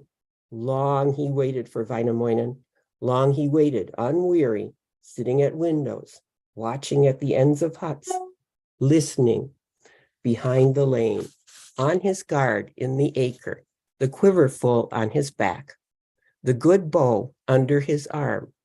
He waited further out too, on the far side of next door, on a fiery headland's tip, under a fiery cape's arm, on a fiery rapid's brink, upon a holy stream's bank. So one day, among others, one morrow among many, he cast his eyes northwest, turned his head below the sun, spied a black speck on the sea, something bluish on the waves. In the east, is that a cloud? The sunrise in the northeast? In the east, it was no cloud, no sunrise in the northeast. It was old Wainamoinen, the everlasting singer, heading for Northland, making for Darkland, astride the stallion of straw, astride the horse of pea stalks. Now, that young Youkahainen, the lean Lappish lad, prepared the fiery crossbow, grabbed the fairest bow, meant for Wainamoinen's head, to slay him of calm waters. His mother hastened to ask, and his parent to inquire, who is the crossbow primed for, the iron bow ready for? Now, that young Youkahainen uttered a word and spoke thus, the crossbow is primed for him, the iron bow is ready, meant for Wainamoinen's head, to slay him of calm waters. I'll shoot old Wainamoinen down the eternal singer, through the heart, by the liver, and cleaving the shoulder flesh. Mother forbade him to shoot. His mother forbade and banned. Do not shoot, Wainamoinen, or fell Kalevala's man. Vaino is of great kin, my brother-in-law's sister's son. Should you shoot Wainamoinen and fell Kalevala's man, joy would be lost from the world, and song would fall from the earth. Joy is better in the world, song more fitting on the earth than in the dead lands, those cabins of Tuonala. With that, young Youkahainen now considers a little and ponders a bit. His hand bade him shoot. One hand bade and one forbade. His sinewy fingers ached. At last he put this in words. He declared, spoke thus, though it were twice over, let all our worldly joys be lost. Let all the songs fall. No, I'll shoot. I'll not beware. He tensed the fiery crossbow, drew the copper wheel against his left knee. From underneath his right foot, from the quiver, drew a bolt, a feather from the three shank. He took the swiftest arrow, chose the one with the best shaft, placed this in the groove, joined it to the hemp bowstring, aligned the fiery crossbow on his right shoulder, and places himself to shoot at Wainamoinen. And he put this into words, strike now, birch-tipped one, pine-backed one, now smite, hemp bowstring, hit hard. Where my hand may dip, let the arrow lift. Where my hand may lift, let the arrow dip. He touched the trigger, shot the first arrow. It went very high, overhead to heaven, to the hurtling clouds, the whirling vapors. Still he shot, did not heed. Shot another of his arrows. It went very low into Mother Earth below. The earth wished to go to death, the shady ridge to be cleft. Soon he shot a third as well. It traveled straight the third time into the blue elk's shoulder. Beneath old Wainamoinen, he shot the stallion of straw, the horse of pea stalks, through its blade-bone flesh, by its left foreleg. At that old Wainamoinen dives, fingers first in the wet, turned hands first into the wave, fists first plunged into the foam, from the back of the blue elk, the horse of pea stalks. Then a great wind rose, a rough billow on the sea. It bore old Wainamoinen and washed him further from land, out onto those wide waters, to the open expanses. With that, young Youkahainen boasted with his tongue, never, old Wainamoinen, never more with eyes alive, never in this world, not in a month of Sundays, will you tread Wainoland's glades, the heaths of Kalevala. Bob there now 6 years, ride 7 summers, and drift for 8 years on those wide waters, upon the vast waves, 6 years as spruce wood, 7 as pine wood, as a stump log 8. Then he slipped indoors. His mother began to ask, have you shot Wainamoinen, lost the son of Kalevala? Well, that young Youkahainen says, words in answer. Yes, I've shot Wainamoinen, felled the Kalevala man, made him broom the sea, made him sweep the wave. In that wanton sea, in the midst of the billows, the old man on his fingers has sunk, has turned on his palms. There he has slumped on his side. On his back has stopped to be driven by the sea's billows, to be steered by the sea surf. The mother put this in words. You did wrong, you luckless one, when you shot Wainamoinen, lost the Kalevala man, the great man of calm waters, fairest of Kaleva.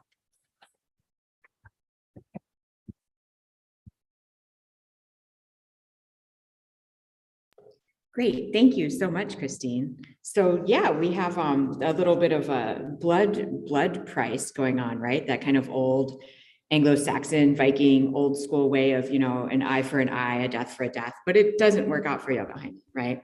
But now, well, it might not. I mean, we don't know yet, but we have Wainamoinen lolling about in the sea. He's not dead yet, but he's been shot. And of course, the mom is upset. A couple little things I like to point out with this one is, first of all, when Joukahainen goes to shoot Väinämöinen, he actually talks to his arrow and he says, strike now, birch tipped one, pine backed one, now smite, hemp bowstring hit hard. This is actually giving him a bit of word magic to that arrow in order to help affect the death of Väinämöinen. So, that's one interesting little approach that they take there. And one of the other things that they do that's kind of interesting is, oh shoot, my brain shuts off. Oh, when Joukahainen's mom finds out about this, she makes a point of explaining that he's basically their like nephew, a one family degree removed or something. So that she's claiming that they're family, and she's also saying that he's kind of either parallel or a little bit younger to her. So we know that Väinämöinen is the oldest man in the universe. When confusing things happen like this in epic poetry, you kind of just put it in your head and keep walking. Because basically what they're saying is that, we're all kind of related. We have all these connections, and it's not good to be shooting people in your own community, is the basic gist there. So I'm going to read the chat when I sit back down in a second, but we are going to continue with our Toronto folks today. And so next up for poem number 7, we have Anu Muhonen, as well as her students, William and Colin, from the University of Toronto's Advanced Finnish class. So I am super thrilled, and Finnish studies professors out there, anytime you want to collaborate on Kalevalathon, by all means come, because this is a big reason why we do this. So Anu, I don't know if you're ready yet. Yeah, can you hear us? Yes, we can. We can hear and we can see you. So So we have actually one more student who wants to read, Christina. So we thought to do so that because I would like people to be able to hear me reciting in Finnish. So I'm reading some parts in Finnish, and then William will continue in English. That's right. So poem number 7. Okay, great. And just so people know, after this poem is done, I'll fill in the blanks for the plot so people aren't confused. So never fear, this is a great opportunity to get to hear Finnish spoken by a native Finn and not my weird Finglish. So take it away, Anu and students. Thank you. I'm just reciting from online because I didn't have the Finnish Kalevala with me today. So 7. runo. Vakavanha Väinämöinen uipi aavoja syviä, kulki kuusisna hakona, petäjäisnä pehkiöinä. 6 päivää kesäistä, 6 yötä järkiä hän, esseensä vesi vetelä, takanansa taivas selvä. Uip on vielä yötä 2, 2 päivää pisintä, niin yönä 9, 8 päivän päästä, toki tuskaksi tulevi, painuvi pakolliseksi, kun ei ole kynttä varpahissa eikä sormissa niveltä. Siinä vanha Väinämöinen itse tuon sanoiksi virkki. Voi minä poloinen poika, voi poika polon alainen, kun läksin omilta mailta, elomaitta entisiltä, iäkseni ilman alle 6 päiväksi kululle, tuulten tuitettavaksi, aaltojen ajeltavaksi.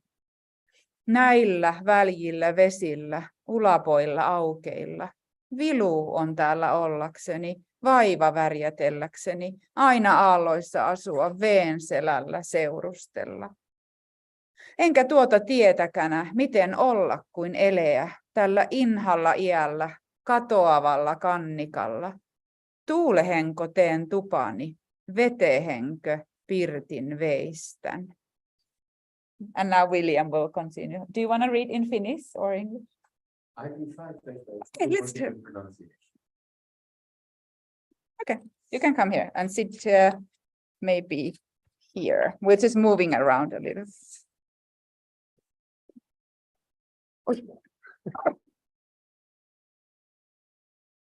Did you follow from the book? Yes. Yeah, which line are we on? So it would be from here. Okay. We're just having some switching of the screens. Yeah, here, Yeah, so from Lente. from here. Okay. Teen maa tuulehen tupani, ei ole tuulessa tukea. Vestan pirtni vetehen, vesi viepi vestokseni.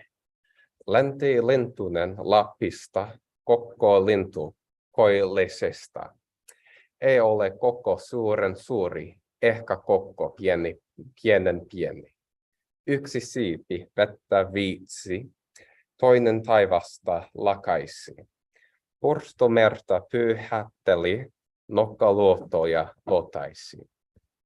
Länteleekse, liitteleekse, katseleekse, kanteleekse. Näki vanha Väinämöisen selällä meren sinisen. Mit olet meressä miesi, uros aaltojen seassa. Vaikka vanha Väinämöinen sanan virkkoi noin nimesi, sit olen meressä miesi, uros aaltojen varassa. Läksin nettä Pohjolasta, impeä Pimentolasta.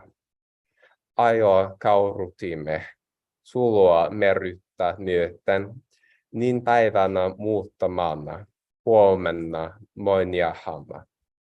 Tulin Luotolan lähelle, Joukolan jokkivesille. Heppo auttaa ammuttiin, itseäni mielittiin. Siitä vierahin vetehen, soruin sormin lanehesen. Tuulin puiteltavaksi, aaltojen ajaltavaksi. Tulipa tuuli luotohesta, lasta iso vihuri. Se mun kauas kannatteli, uitteli uloma maasta. Monta olen päivää päällynyt, monta yötä ukselnellyt. Näitä väliä vesiä ulapoita aukehtaa. Enkä tuota tunnekana arvoa älyehkana. Kumpi puoloksi tulevi, kumpi ennältävä, nälkähänke nääntyminen vai vetehen vaipuminen. Haluatko lukea suomeksi vai englanniksi? Okay, Yeah. so I'm going to continue a little bit in Finnish and then just seuraa tuosta. Sure. And then you go. Mä luen vielä vähän. Sanoi kokko ilmanlintu, ellös olko millä sänkä, seisotaine selkähäni, nouse kynkkäluun nenille. Mie sinun merestä kannan, minne mielesi tekevi. Vielä muistan muunkin päivän, arvoajan, ajan paremman. Siihen heitti Väinämöisen, itse ilmahan kohosi. Siinä itki Väinämöinen, siinä itki ja urisi, rannalla merellisellä, nimen tietämättömällä. 100 haavoa sivulla, 1000 tuulen pieksemätä, partaki pahoin kulunut, tukka mennyt tuuhakaksi. Itki yötä 2, 3, saman verran päiviäkin, eikä tiennyt tietä käyvä, outo matkoa osannut, palataksensa kotiin, mennä maille tuttaville, noille syntymäsijoille, elomaillensa entiselle. Pohjan piika Pikkarainen, vaimoa valkean verinen, teki liiton päivän kanssa kuun kerralla, yhden ajan noustaksensa ja yhden havataksensa. Itse ennen ennätteli, ennen kuuta aurinkoa, kukonkin kurahtamatta, kanan lapsen laulamatta. 5 villoa keritsi, 6 lammasta savitsi, villat saatteli saraksi, kaikki vatkoi vaattehiksi. Ennen päivän nousemista, auringon ylenemistä, pesi siitä pitkät pöydät, laajat lattiat lakaisi, vastasella varpaisella, luutasella lehtisellä. Ammueli rikkasensa, vaskisensa vakkasehen, vei ne ulos usta myöten, pellolle pihoa myöten, perimmäisen pellon päähän, alimmaisen aian suuhun. Seisatteli hän rikoille, kuunteli he, käänteli he, kuulevi mereltä itkun, poikki joen juorotuksen. Juosten joutuvi takaisin, pian pirttihin menevi, sanoi tuonne saatuansa, toimitteli tuntuansa. Kuulin mie mereltä itkun, poikki juon jorotuksen. Louhi Pohjolan emäntä, pohjan akka harvahammas, pian pisti he pihalle, vierähti he veräjän suuhun. Siinä korvin kuinteleiksi, sanan virkkoi, noin nimesi. Ei ole itku lapsen itku, eikä vaimojen valitus. Itku on partasuun urohon, jouhileijan juorottama. Työnnän venon vesihille, kolmilaijan lainehille, itse loihe soutamahan sekä souti, jotta joutui. Souti luokse Väinämöisen, luoksi itkevän urohon. Siinä itki Väinämöinen, urisi uvannon sulho, pahalla pajupurolla, tiheällä tuomikolla. Suu liikkui, järisi parta, vaan ei leuka loukaillut. Sanoi Pohjolan emäntä. Puhutteli, lausutteli. Oho, sinua ukko Utra, jo olet vieraalla maalla. Vaka vanha Väinämöinen päätänsä kohottelevi, sanan virkkoi, noin nimesi. Joo, mä itse tuon itsekin tiedän, olen maalla vierahalla, tuiki tuntemattomalla, maallani olin parempi, kotonani korkeampi. Louhi Pohjolan emäntä, sanan virkkoi, noin nimesi. Saisinko sanoakseni, oisiko lupa kysyä, mikä olet miehiäsi ja kuka urohiasi? Vaka vanha Väinämöinen, sanan virkkoi, noin nimesi. Mainittiinpahan minua, arveltihin aikoinansa, iloilla iloitsijaksi, joka laakson laulajaksi, noilla Väinölän ahoilla, Kalevalan kankahilla. Mihjo lienenkin katala, tuskin tunnen itsekänä. Louhi Pohjolan emäntä, sanan virkkoi, noin nimesi. Nouse jo norosta miesi, uros uudelle uralle, haikeasi haastamahan, satujasi sanelemahan. Otti miehen itkemästä, urohon urisemasta, saattoi siitä purtehensa, istutti venon perähän, itse airoille asettui. Soutimille suoritti he, souti poikki Pohjolahan, viepi vierahan tupahan. Syötteli nälästynehen, kastunehen kuivaeli, siitä viikon hieralevi hautelevi. Teki miehen terveheksi, urohon paranneheksi, kysytteli, lausutteli. Itse virkki, noin nimesi. Mitä itkit Väinämöinen, uikutit uvantolainen, tuolla pahalla paikalla, rannalla meryttä vasten? Nyt Colin. Seurasitko? Joo.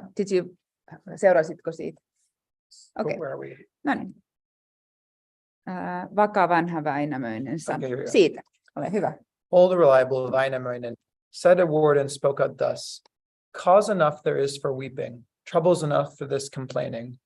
Far too long I swam the seas, shoveling there among the rollers, on the far extending waters, out upon the open ocean. This is why I'll grieve forever, sorrowing my whole life long, that I ever left my country, deserted dear familiar places, to end up at alien doors, homesick at the gate of strangers. Every tree is snapping at me, all the spruces lashing at me. Every birch tree bruises me, every alder cuts at me. Only the wind is known to me, and the sun I've seen before, in these far-off foreign lands, at these utterly strange doors. Louhi, mistress of Pohjola, put the matter into words. Do not weep now, Väinämöinen. Moan, you man of quiet water. Living here should be a pleasure. Pass your time in easy comfort. Feast on salmon from a platter, with a dish of pork beside it. Thereupon old Väinämöinen gave his answer in a proverb. However well one dines with strangers, that's no healing for the homesick. A man is better off at home, more respected in his homeland. May the good God in his mercy see me safely to my country. Those dear harvest fields of home, waters better drunk at home, even from a birch bark shoe, than honey made from golden bowls. At a stranger's sumptuous table, Louhi, mistress of Pohjola, said a word and spoke up thus. So what will you give me then, if I see you safely home, see you to your homeland meadows, even to your very Saarland? Väinämöinen answered shrewdly, what then will you want of me?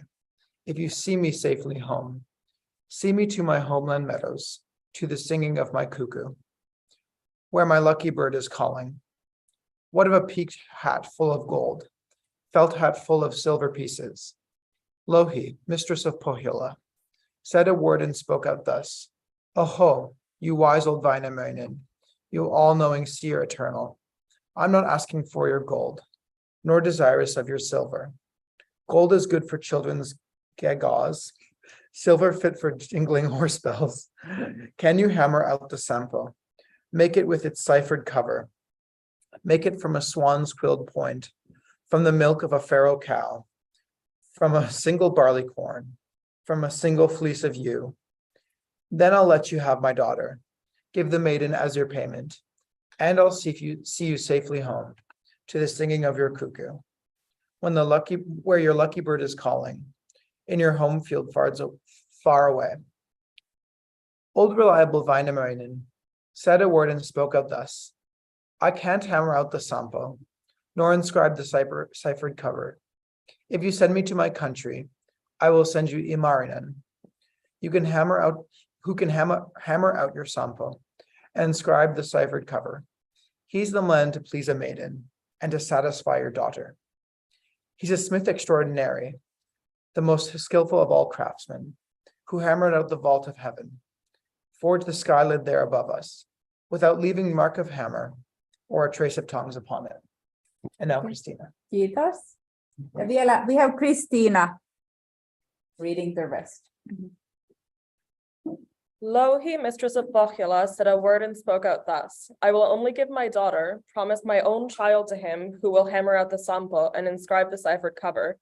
Make it from a swan's quill point, from the milk of farrow cow, from a single barley corn, from a single fleece of ewe. Then a colt she harnessed quickly, hitched the brown horse to a sleigh, led old Väinämöinen to it, sat him there behind the stallion. Then she put it into words as she firmly cautioned him. Keep your head down as you travel. Do not even lift your crown up, lest your stallion get exhausted, and the night come on too quickly. If indeed you raise your head, even show the crown of it, some disaster will befall you and an evil day come on you. Thereupon old Väinämöinen whipped his stallions to a gallop till its flaxen mane was flying, as he rattled off and away from the murky shades of Northland, from the foggy fields of Sedgeland. Okay. Kiitos. Kiitos. Thank you for having us visiting this wonderful occasion. Thank you, Hilary, for organizing this. Yeah, thank you all for coming. And you all did such a magnificent job. It's so wonderful to get to hear people speak in Finnish. And, you know, this Kalevala language is very different from spoken Finnish today. And so. Yeah, and maybe you can explain, but this was all about Väinämöinen's adventures and encounter with the Pohjola Akka, with the maybe you can explain. But I think the end kind of told what happened in the beginning when I was reciting in Finnish. Yeah, exactly. And it was so beautiful to hear. So thank you all so much. And Anu, there was a question about your program. And so I was just wondering if in the chat, you might be willing to share your email address for people who have questions about your program. Yeah. So we are visiting from Finnish Studies program here at the University of Toronto. And my name is Anu Muhonen. So I'll just put my email here. So anybody who is interested. And we also have auditors in this class. So it's UToronto, yeah. Great, thank you so much. Well, cool. And I'll just put the name there. Okay, kiitos. Thanks for having us. Ja hyvää Kalevalan päivää. Yeah, Happy Kalevala Day. Thank you, Hilary, so much. Bye-bye. Hey. Hey. Thanks, you guys. Well done. Well, great. So next up, we're gonna have Harold here from Finlandia University read. But first, I just wanted to say really quick what happened in this. So sorry, Harold. So in poem 7, for those who don't understand the Finnish, Väinämöinen got shot off his magical horse that he had created in the last poem, and so he's kind of floating in the water. And there's a kind of theme that you see sometimes with people in Kalevala, where when they're very sad, they're like, "Woe is me! This is the evil time, and I'm sad. And how am I ever going to live? And I wish I'd listened to smarter people." They spend a lot of time kind of being upset. And so he does that, but then a bird shows up. It's an eagle. And it's great because the eagle comes down, and it turns out to be the eagle who noticed the birch tree had been saved when Väinämöinen in Rune 2 sets up agriculture. And so it paid off to care about animals, right? And so this eagle is large enough where he's kind of like a small airplane. He takes Wainamoinen to the shore and drops him off there. And now Wainamoinen isn't sure where he is. He was headed toward Pohjola to meet women, but he falls into a very, very deep abyss of sadness and starts to cry. And, I think a lot of times you don't really think of culture heroes crying. I'd be hard pressed to think of a time like, I know maybe Thor has cried before, but I can't think of any times off the top of my head. So he's crying and he gets overheard by some people at Pohjola. Finally, Pohjolan Akka, or Louhi, the mistress of Pohjola, comes down to investigate, and she finds him on the shore, and she's thinking, well, gosh, what's up with this guy? What's wrong with you? What's wrong? And so he says, oh, I'm homesick. I'm far from home. I'm very sad. And she's very interested in learning more about him. And so she asks who he is. And then, he finally kind of says, well, I'm Wainamoinen. I'm pretty well known for being a singer and for knowing a lot of stuff and so forth. So she takes him home, and she, probably gives him a sauna, feeds him, gets him, changed in some dry clothes, etc. And she's interested to kind of see like what kind of connections they can make as, communities. And so he's very, very upset, very homesick. And there's that kind of ringing of the Finnish proverb, omama mansikka, muu maa mustikka. One's own land is a strawberry, another person's land is a blueberry. Strawberries are large and sweet, and they're the first fruit to come out in June. Blueberries are small and sweet, but later. But people's homes are nice, but your own home is always the best. So finally, she says that he wants to get home. He doesn't really know how, and she says, "Well, what will you give me if I help you get home?" And this is where the Sampo comes in. And of course, that part was recited in English, but we have this strange thing that he's being asked to build. We know that it has like a lid, that it has to be forged. And we know that it's made out of a swan's quill tip, a barren cow's milk, 1 grain of barley, and the wool of a ewe. And so, these are strange things that you have to forge stuff. Now, Wainamoinen, he's smart. He knows when he doesn't know something. And so he says, well, I can't do that, but I have this great friend, Ilmarinen, who's the best smith on earth. He's the best. You're going to love him. And so, I will send him out. And he actually happens to say that Wainamoinen, or Ilmarinen, is the one who created the sky. And so we can think of in these kind of older cosmologies of the sky being this like lid over the top of us. And the stars, I know, being light shine through, or objects up there, so there's this very different idea of what space is that's being represented in Kalevala. So Louhi says, well, whoever it is that makes that Sampo can marry my daughter. And so now this is a good thing, right? The Wainamoinen was looking to get married, but it's the person who makes the Sampo who gets to. So she puts Wainamoinen in a sled, and she tells him, and remember, this is the classic folk tales. Don't look up, don't look around. You see this in Greek mythology when they have to leave Hades, Narcissus and Eurydice, is that her name? But so when he's told not to do it, he's told not to look, and he gets sent off on his way on this magical sled. And this is where we go into poem number 8 with Harri, who has taken Finnish and was actually at the very first Kalevalathon back in 2019 and has studied Finnish, all kinds of stuff here. So come on. Take it away, Otta.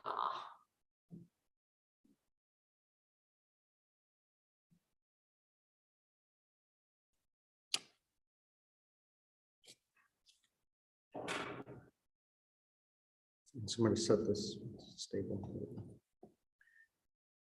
Rune 8, the wound. 'Twas the fair maid of the north, the land's famous, water's choice, sat on the sky's collar bow, upon heaven's arch, shimmered in clean clothes and in white garments. Cloth of gold she is weaving, of silver she is working, from a gold shuttle with a silver reed.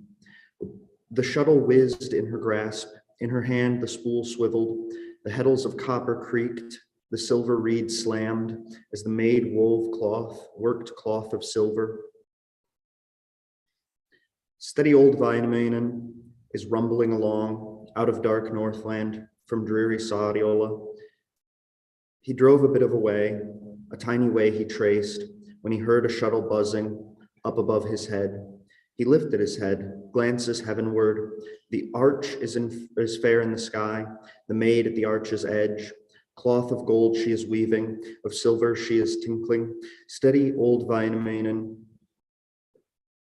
stopped his horse at once and put this into words. He declared, spoke thus: Come, maid, into my sleigh, step down into my sleigh. The maid put this into words. She declared and asks, why get a maid into your sleigh, a girl into your sleigh? Steady old Väinämöinen. Well, he answered that. Why get a maid into my sleigh, a girl into my sleigh, that she may bake honey bread, know how to brew beer, sing on every bench, rejoice at every window, on those farms of Väinäland, in those Kalevala yards. The maid put this into words. She declared, chattered, as I walked on the meadowy ground, skipped upon the yellow heath, yesterday at evening wait, as the sun was going down, a bird caroled in a grove, a field fair twittered, caroled how daughters feel, sang how a daughter-in-law feels. I made to say this and to ask the bird, little field fair, sing that my ears may hear, whose lot is better and who's more highly thought of, a daughter's in father's house or a daughter-in-law's in a husband's house. Well, the tomtit informed me, the field fair twittered, bright a summer day, but a maid's state is brighter. Chilly as iron and frost, chillier a daughter-in-law's state. A maid in father's house is like a berry on good land. Daughter-in-law in a husband's house is like a dog on a chain. Seldom is a serf cherished, a daughter-in-law never. Steady old Väinämöinen put this into words. Idle are a tomtit's tales, and a field fair's twitterings. A daughter at home is a child, she is only a maid when wed. Come, maid, into my sleigh, step down into my sleigh. I am not a man of no account, a fellow sleepier than others. The maid skillfully answered, uttered a word and spoke thus. I'd call you a man, I'd reckon you a fellow, if you could split a horsehair with a pointless knife, pull an egg into a knot so that the knot did not show. Steady old Väinämöinen splits a horsehair through with a pointless knife, quite without a tip. Pulls an egg into a knot so that the knot does not show. He bade the maid into his sleigh, the girl into his sleigh. The maid skillfully answered, well, perhaps I'll marry you when you peel a stone, cut fence poles of ice without a piece breaking off or a chip flying. Steady old Väinämöinen does not greatly fret at that. He just peeled a stone, cut fence poles of ice without a scrap breaking off or a chip flying. He called the maid into his sleigh, the girl into his sleigh. The maid skillfully answers and says with this word, well, I'd marry one who could carve a boat out of bits of my spindle from pieces of my draw knife, who could launch the boat and the new ship on the waves, his knee not nudging, his fist not touching, his arm not turning, his shoulder not reaching out. At that, old Väinämöinen put this into words. Not on earth, not in the world, not under all the sky's vault, is there such a boat builder, a carver the likes of me. He took bits of the distaff, whorls of the spindle, set about carving a boat, building 100 planked one, on a steel mountain, on an iron cliff. Rashly he carved the boat, the wooden craft recklessly. He carved one day, he carved two, soon he carved a third as well. The axe does not touch the rock, nor the blade tip strike the cliff. On the third day, the demon swung the handle round, the devil wrenched the blade, the evil one jogged the haft. Into the rock the axe went, and the blade tip struck the cliff, and the axe bounced off the rock, and the blade slid into flesh, into the worthy boy's knee, into Väinämöinen's toe. The devil slipped it upon his flesh, the demon tried it upon his sinew, and the blood spilled out, and the gore rippled forth. Steady old Väinämöinen, the everlasting wise man, at that put this into words.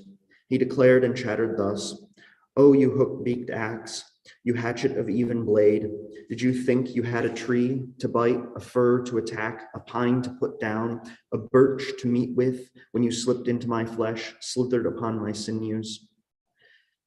He started then singing charms, began reciting. He told origins in depth and spells in order, but he cannot remember some of the great iron words which would prove a bar serve as a firm lock against those rents of iron, those slashes of the blue mouth. The blood as a river ran, the gore as a rapid roared. On the ground it covered berry stalks, heather plants upon the heath. There was no hummock that was not flooded by that overflow of blood, of gore that frothed forth from the true boy's knee, out of Wainamoinen's toe. Steady old Wainamoinen snatched some fibers from a rock, from a swamp took some mosses, from the ground a clump he ripped to block the harsh hole, to stop up the evil gate. But it would not yield at all, nor a tiny bit hold off. Well, now things become painful. Things turn out more troublesome. Steady old Wainamoinen, he burst into tears. He put his foal in harness, the bay in front of the sledge, then flings himself into the sledge, settled in his sleigh. He lashed the courser, whacked it with the beaded belt. Courser ran and journey sped. The sledge rolled, the road shortened. Now soon a village comes up, 3 roads meet. Steady old Wainamoinen drives along the lowest road to the lowest house.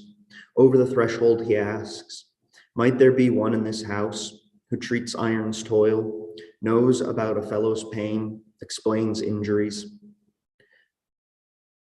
There was a child on the floor, a small boy on the stove seat. This one answers that. There is no one in this house who treats iron's toil, knows about a fellow's pain, takes hold of an ache, explains injuries. He's in the next house, drive to the next house. Steady old Wainamoinen, he lashed the courser, drives off with a swish. He drove a bit of a way along the middlemost road, up to the middlemost house. He asked back from the threshold, begged from below the window. Might there be one in this house who treats iron's toil, who bars a blood rain, who checks vein rapids? There was an old hag under a cloak, a gossip in the stove seat, and the hag indeed answered. The 3-toothed one clacked. There is no one in this house who treats iron's toil, knows the origin of blood, takes hold of an ache. He's in the next house, drive to the next house. Steady old Wainamoinen, he lashed the courser, drives off with a swish. He drove a bit of a way along the uppermost road to the uppermost house. Over the threshold he asks, spoke from beyond the roof tree. Might there be one in this house who treats iron's toil, who will block this flood, shut out the dreary blood? An old man dwelt on the stove, a gray beard under the ridge. The old man growled from the stove, the gray beard boomed out. Bigger things have been shut, greater things yet overcome, with the Creator's 3 words, the deep origins decree. Rivers at mouths, lakes at heads, the furious streams at the neck, bays at the tips of headlands, land bridges where they taper.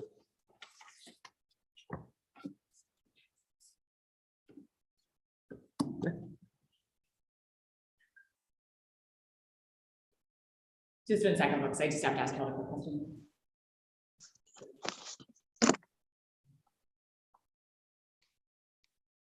Sorry about that. I'm juggling all over the place.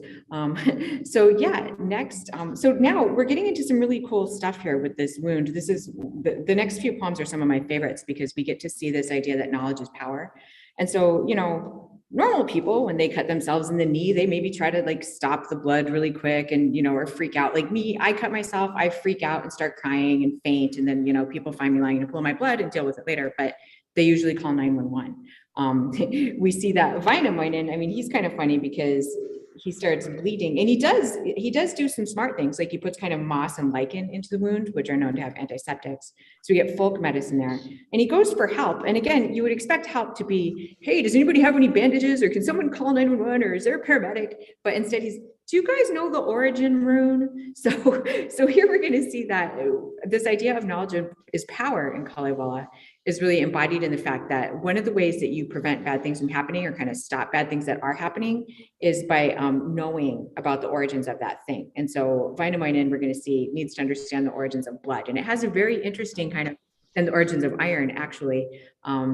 It has an interesting story that we'll see through this. So next we have Mark Babson, who is currently in my Kalevala class as well. And you're all the way out on the East Coast, I want to say Massachusetts. And he's the proprietor of Abundance Sauna, which is a mobile sauna that people can take. So I'm super happy to have you here reading the rune, and we'll go ahead and go into rune 9. So thank you, Mark. Thank you. I'm reading from a translation from my uncle Hilary-Joy. He translated it in 1930. So it may be a little different, but I think it's all there. So rune 9. Then old Wainamoinen rose from the sled. He rose from the sleigh without help. He stood without aid. He stepped to the house. He strode under the roof. A silver pitcher was brought. A golden can was carried. But they helped not even a little.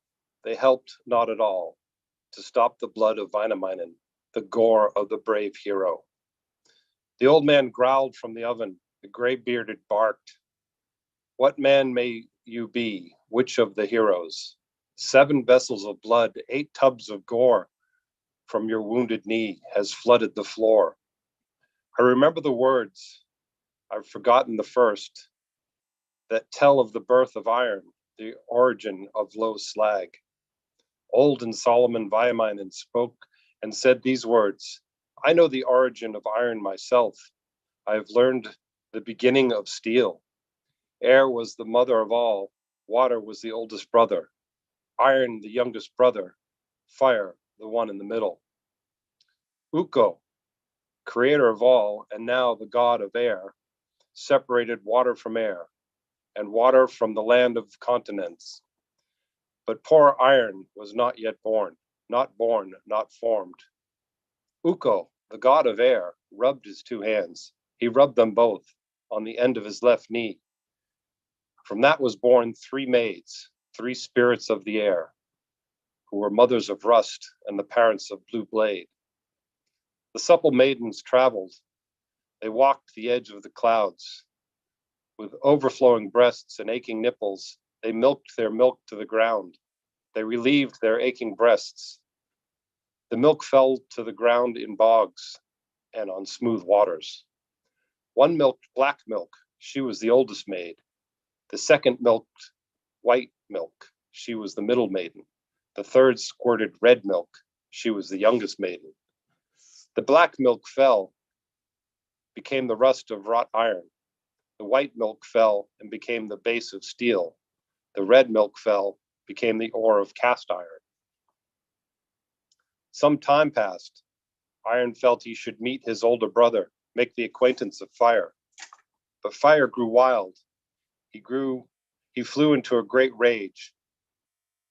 He tried to burn the wretch, his own dear brother Iron. Iron was able to escape and hide and preserve himself from the cruel hands of fire, from the angry mouth of flame. From that day, Iron hid. He hid and was preserved in quaking bogs, in splashing springs, on the surface of great swamps, on the edges of the bitter tundra, where swans lay eggs, where geese bring up their young. Iron skulked in the swamp, stretched in puddles.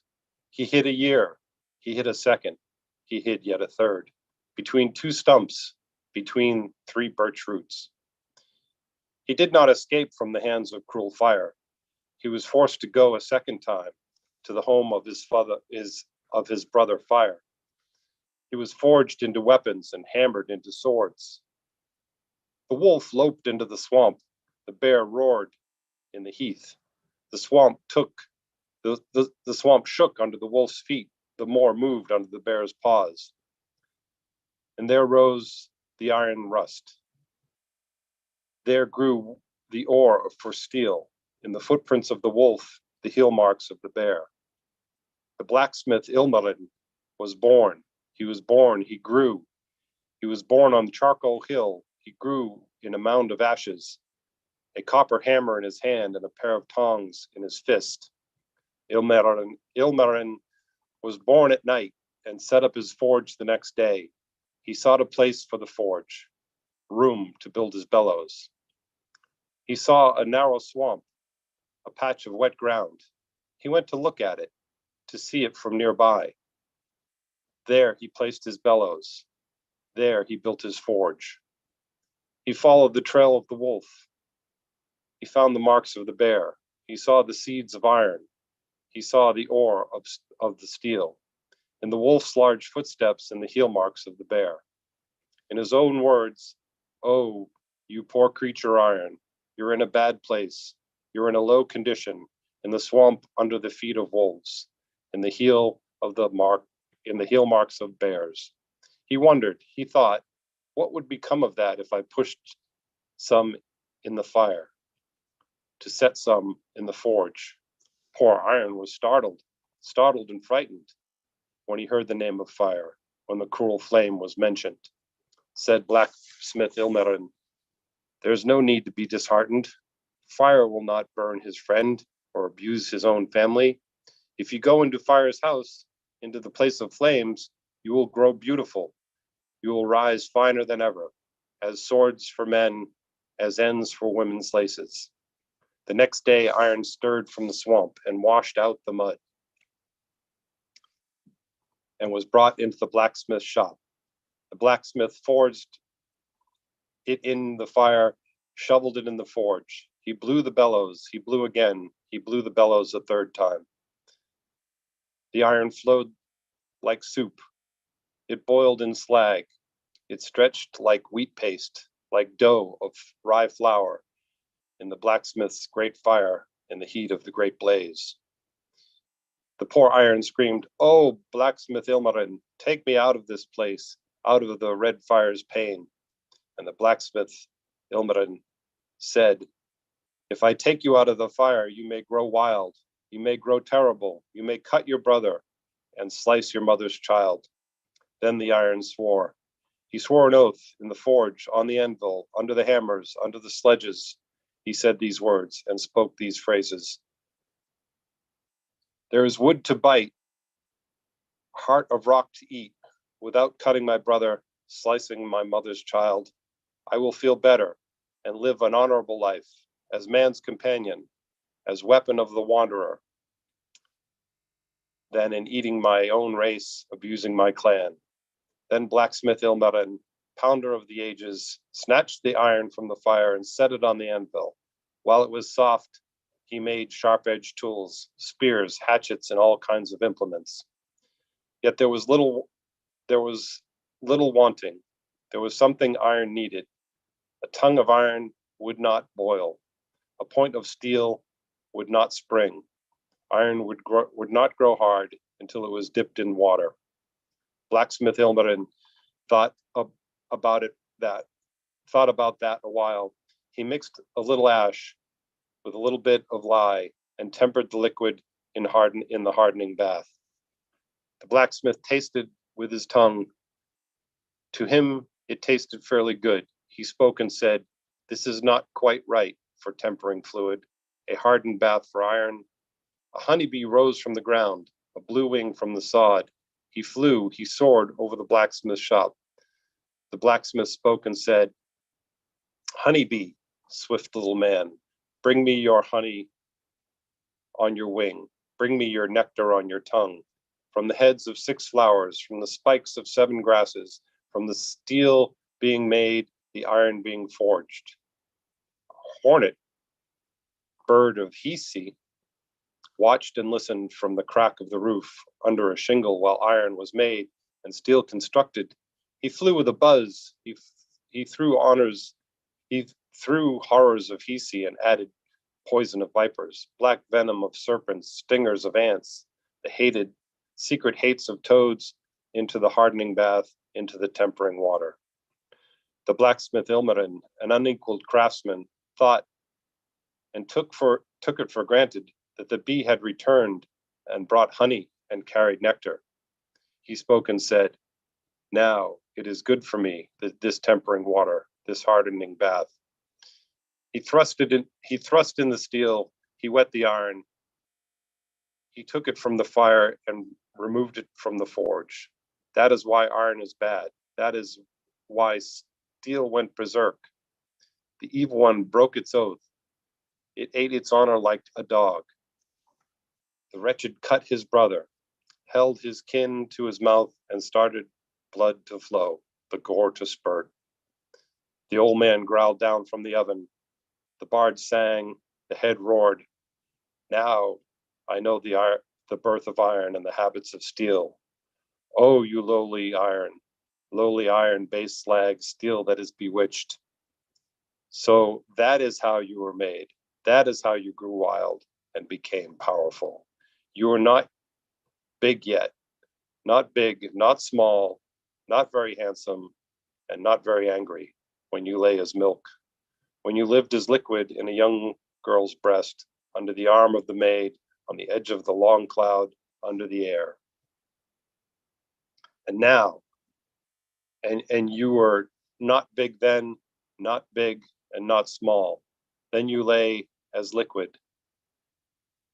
When you stood as clear waters on the surface of great swamps, the edge of the bitter tundra, you turned into mud. You changed into rust. Then you were not big then. You were not big, not small, when the elk trampled you in the bog and the deer stepped on you in the moors. Then the wolf stirred you with his feet and the bear with his paws, and you were not big then, not big and not small, and you were dug from the bog, and you grubbed from the earth, and you were brought to the blacksmith shop under the forge of Ilmarin. You were not big then, you were not big, you were not small. You hissed as a liquid. You splashed in the warm water in the fiery hot oven. When you swore your most binding oath on the forge of the anvil, under the hammers, under the sledges, on the blacksmith's standing ground, on his pounding field. And now you grow great. You show your rage. You broke your great oath. You swallowed your honor like a dog. You cut your own family. You bit your own race. Who ordered you to do this evil work?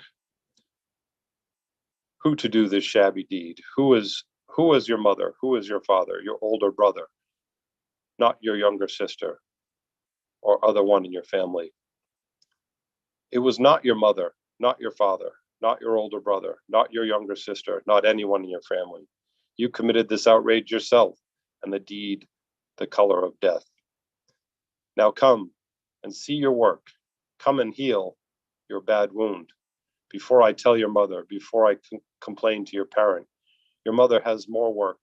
Her burden of trouble is greater. When her son does evil, her child is destructive. Cease blood, stop your flowing. Gore, stop your spurting. Stop spattering me, stop splashing on my chest. Blood, stand like a wall. Be still. Gore, like a fence. Stand like a sword on the sea, like a spear on the sedge in the moss, like a slab on the edge of the garden, a length in the middle of the rapids.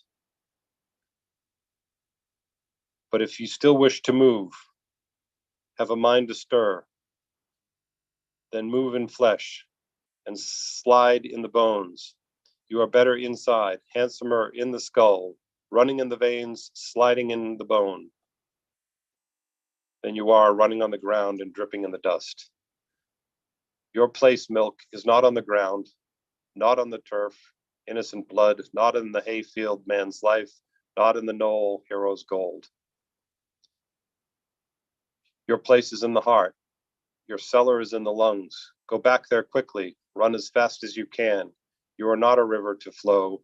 You are not a pond to spread, a marsh to stand stagnant, nor water in an old leaky boat.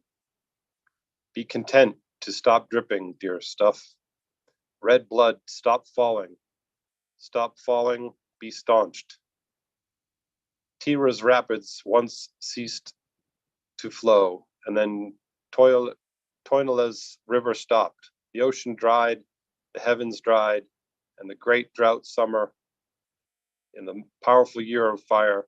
If you do not obey, I can remember other things, and I think of other schemes. I call for a pot from Hisi, in which to boil blood, to scald the gore without spilling a drop, without losing a speck of red. The blood will not leak on the ground. The liquid will not be lost. If I am not enough of a man, if this Ukko's son is not hero enough to block the blood, to stop the river vein, there is a Father in heaven, a God above the clouds who is more than any man, better than any hero, to stop the mouth of blood, to stop the moving flood. O Ukko, creator of all, God of all heavens, come now, for you are needed. Come when you are called. Push your swollen hand, press your thick thumb, stop this great hole, and patch this bad gate. Cover it with a leaf of love, seal it with a golden lily pad, to block the bloody road, to shut off the flow, to keep it from spattering my beard and running on my legs. Thus, he closed the mouth of blood and barred the road of gore. He sent his son to the blacksmith shop to get some salves. Of the head of grasses, of the buds of fir trees, the honey dripped on the ground, the teeming drops of nectar. The boy went to the shop. He went to make the salves. He went to the oak tree. He asked the oak tree, "Is there any honey in your branches, a drop of nectar under your bark?" The oak tree answered, "The day was yesterday when honey dripped from my branches. Nectar dropped on my crown and sprinkled the dust from shifting clouds." He took some chips of oak and a few crumbs from the old tree, and he gathered good grasses and many kinds of reeds that were not seen in these lands, growing everywhere. He placed the kettle on the fire and set the brew to boil, full of pieces of oak bark and many good-looking herbs. The kettle boiled and bubbled for 3 whole nights in a row, 3 spring days besides. Then he took the salves to see if they were ready, to see if they were constant. The salves were not constant. The medicine was not ready. He added some grasses, herbs of many kinds that had been brought from elsewhere and beyond 100 roads, from 9 witches, from 8 sorcerers. He cooked it 3 more nights and 9 more after that. He lifted the pot from the fire to see if the salves were ready, to see if the medicine was constant. A forked branch poplar grew in the garden's edge. Sorrow had broken it in 2, cracked it into pieces. He rubbed it with the salves, treated it with his medicine. He spoke and said, "If the salve is to be used on the wound and spread on the cuts, then poplar heal together and become better than before." The poplar healed together better than before. It grew handsome at the top and fully healed at the bottom. He tested the salves yet more. He tried the power of the salve on rocks, on slabs that he had split. Rocks stuck to rocks. The slab joined to slab. The boy left his shop where he had made the salves, where he had cooked the ointment. He gave it to the old man. "These steady slabs are constant ointments. Even if you rub them on mountains, they will join cliffs together." The old man tasted with his tongue. He tasted them with his mouth. He knew the salves were good. The medicine was steady. Then he rubbed Vainamoinen, rubbed the wounded man. He rubbed below, he rubbed above, he wiped once in the middle. He spoke these words and recited these phrases. "I do not move with my own muscles. I move with the Creator's muscles. I use the Almighty strength. I do not speak with my own mouth. I speak with the word of God. If my words are gentle, God's words are gentler. If my hand is able, God's hand is more able." Then when the salve was applied, with the good medicine was used, the power of Vainamoinen faint, it filled him with great pain, and he turned away. He turned this way and he turned that way, but he found no ease. Then the old man drove his pain, pushed his head of aches, drove them into the pain hill, the peak of the pain mountain, the hurt to the rocks, to the pain of the slabs. He took a bolt of silk, he cut it into squares, ripped it into strips, made it into bandages, He tied the silks, wrapped the bandages around the stout boy's knee, the toe of Väinämöinen. He spoke these words. He recited these phrases. Badges of God's silk, wrapped from the Creator's cloak for this good knee, for this steadfast toe. Guard him now, great God, protect him, mighty Creator, for further troubles and other wounds. Old solemn Väinämöinen felt full relief. Soon he was well. The flesh healed, soothed below, painless in the middle, unmarred on the side, above without a scar. Better than before, stronger than in the past. And the foot had strength to step, the knee the power to stamp. It didn't complain at all or whine a bit. Then old Väinämöinen lifted his eyes upward and looked with gentle looks above his head to the sky. He said these words, he spoke these phrases. Where mercies live and comfort comes from the sky above, from the side of Almighty, be thanked, O God, be exalted, Creator of all. For the aid you gave me, you brought your friendly comfort in the middle of pain made by tearing steel. Then old Väinämöinen spoke these warning words. O children before me, people who are now growing, never make a boat for a wager, or even bow with boasts. God sets the speed of the runner. The Creator fixes the length of labor. That is not in a hero's hands, no matter how great he may be.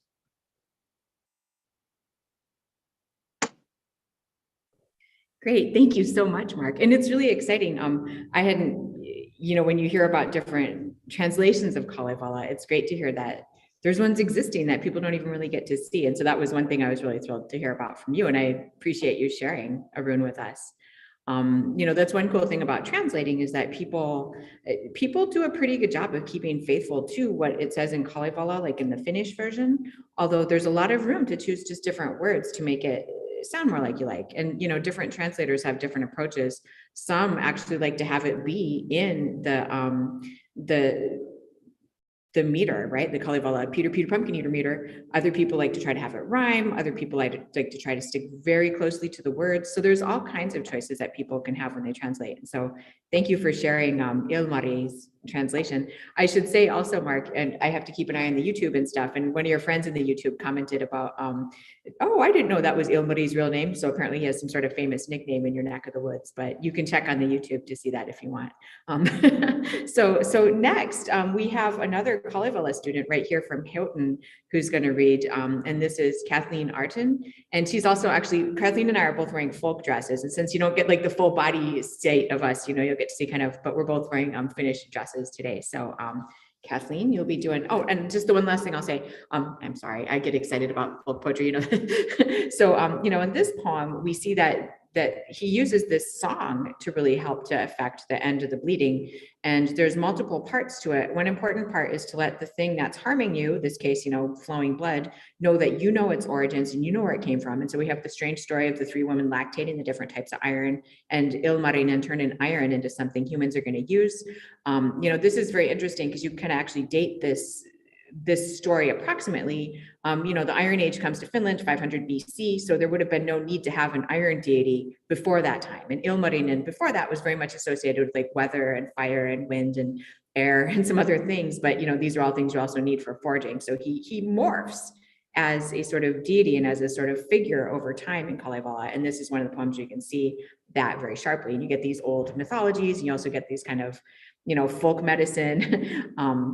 But yeah, the origins, then you do the actual blood stopping part of the rune. And this is actually a rune that was quite well known across Finnish and Finnish American communities until quite recently. Even in the 1940s, the folklorist Richard Dorsen came and collected the blood stopping rune from Martti Nissonen, who was a professor here at Suomi College.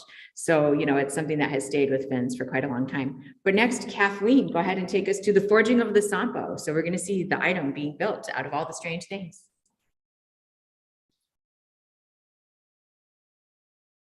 This translation is by John Martin Crawford, Rune 10.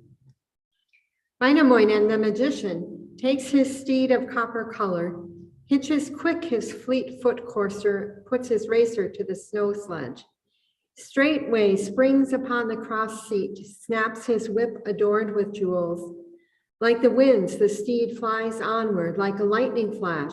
The racer makes the snow sledge creak and rattle, makes the highway quickly vanish, dashes on through fen and forest, over hills and through the valleys, over marshes, over mountains, over fertile plains and meadows, journeys one day, then a second, so a third from morn till evening, till the third day evening brings him to the endless bridge of Osmo, to the Osmo fields and pastures, to the plains of Kalevala.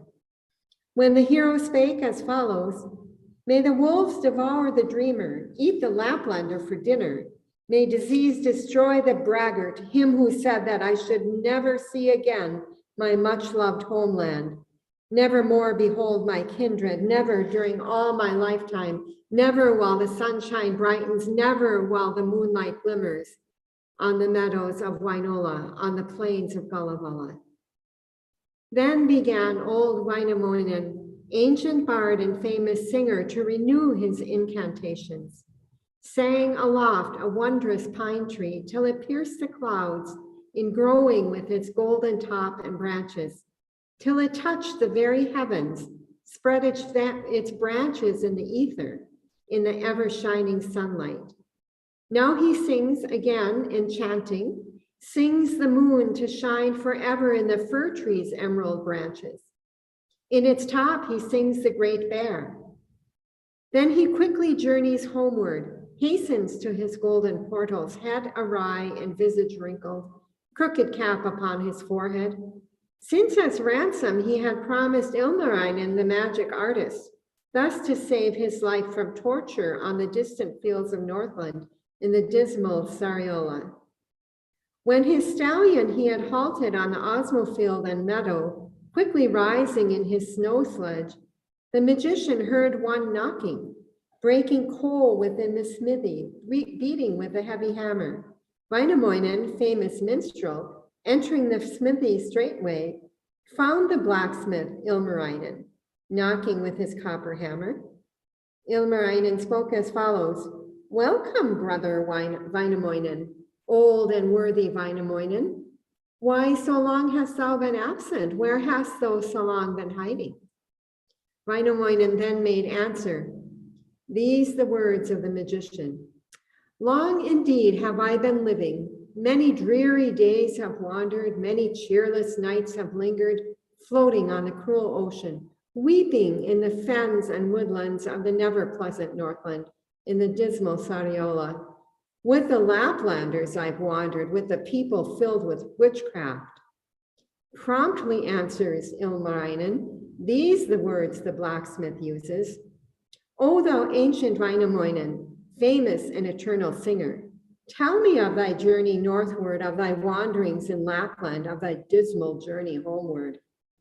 Spake the minstrel Wainamoinen, "I have much to tell thee, brother. Listen to my wondrous story. In the Northland lives a virgin, in a village there a maiden, that will not accept a lover that a hero's hand refuses, that a wizard's heart disdaineth. All of Northland sings her praises, sings her worth and magic beauty, fairest maiden of Pohjola, daughter of the earth and ocean. From her temples beams the moonlight, from her breast the gleam of sunshine, from her forehead shines the rainbow, on her neck the 7 starlets, and the great bear from her shoulder." Ilmarinen, worthy brother, thus the only skillful blacksmith, go and see her wondrous beauty. See her gold and silver garments, see her robed in finest raiment, see her sitting on the rainbow, walking on the clouds of purple. Forge for her the magic sample, forge the lid in many colors. Thy reward shall be the virgin. Thou shalt win this bride of beauty. Go and bring the lovely maiden to thy home in Kalevala. Spake the brother Ilmarinen, "O thou cunning Wainamoinen, thou hast promised me already to the ever darksome Northland, thy devoted head to ransom, thus to rescue thee from trouble.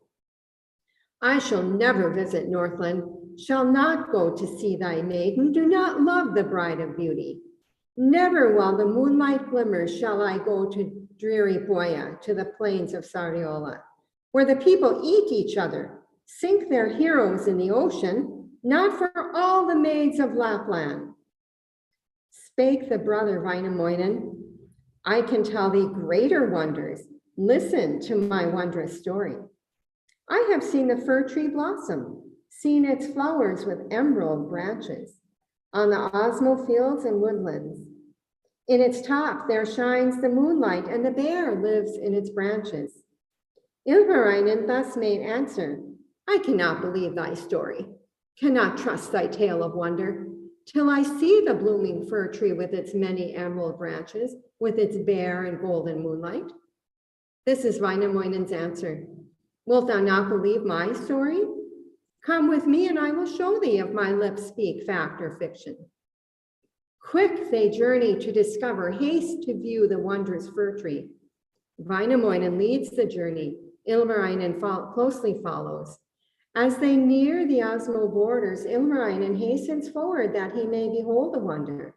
Spies the bear within the fir top sitting on its emerald branches, spies the gleam of golden moonlight. Spake the ancient Wainamoinen, these the words the singer uttered. Climb this tree, dear Ilmarinen, and bring down the golden moonbeams. Bring the moon and bear down with thee from the fir tree's lofty branches. Ilmarinen, full consenting, straightway climbed the golden fir tree, high upon the bough of heaven, thence to bring the golden moonbeams, thence to bring the bear of heaven from the fir tree's topmost branches. Thereupon the blooming fir tree spake these words to Ilmarinen, O thou senseless, thoughtless hero, thou hast neither wit nor instinct. Thou dost climb my golden branches like a thing of little judgment, thus to get my pictured moonbeams, take away my silver starlight, steal my bare and blooming branches. Quick as thought, old Wainamoinen sang again in magic accents, sang a storm wind in the heavens, sang the wild winds into fury, and the singer spake as follows. Take, O storm wind, take the forgeman, carry him within thy vessel, quickly hence, and land the hero on the ever darksome Northland on the dismal Sariola. Now the storm wind quickly darkens, quickly piles the air together, makes of air a sailing vessel, takes the blacksmith Ilmarinen fleetly from the fir tree branches toward the never pleasant Northland, toward the dismal Sariola. Through the air sailed Ilmarinen, fast and far the hero traveled, sweeping onward, sailing northward, riding in the track of storm winds. O'er the moon, beneath the sunshine, on the broad back of the great bear, till he neared Hoyala's woodlands, neared the homes of Sariola, and alighted undiscovered, was not noticed by the hunters, was not scented by the watchdogs. Louis, hostess of Hoyala, ancient toothless dame of Northland, standing in the open courtyard, thus addresses Ilmarinen as she spies the hero stranger. Who art thou of ancient heroes? Who of all the hosts of heroes, coming here upon the storm wind, or the sledge path of the ether, scented not by Hoya's watchdogs? This is Ilmarinen's answer. I have surely not come hither to be barked at by the watchdogs, at these unfamiliar portals at the gates of Sariola. Thereupon the Northland hostess asked again the hero stranger, hast thou ever been acquainted with the blacksmith of Wainola, with the hero Ilmarinen, with the skillful smith and artist? Long I've waited for his coming, long this one has been expected on the borders of the Northland, here to forge for me the sample. Spake the hero Ilmarinen, well, indeed am I acquainted with the blacksmith Ilmarinen. I myself am Ilmarinen, I, the skillful smith and artist. Louis, hostess of the Northland, toothless dame of Sariola, straightway rushes to her dwelling. These the words that Louis utters. Come, thou youngest of my daughters, come, thou fairest of my maidens. Dress thyself in finest raiment, deck thy hair with rarest jewels, pearls upon thy swelling bosom, on thy neck a golden necklace. Bind thy head with silken ribbons, make thy cheeks look fresh and ruddy, and thy visage fair and winsome. Since the artist Ilmarinen hither comes from Kalevala, here to forge for us the sample, hammer us the lid in colors.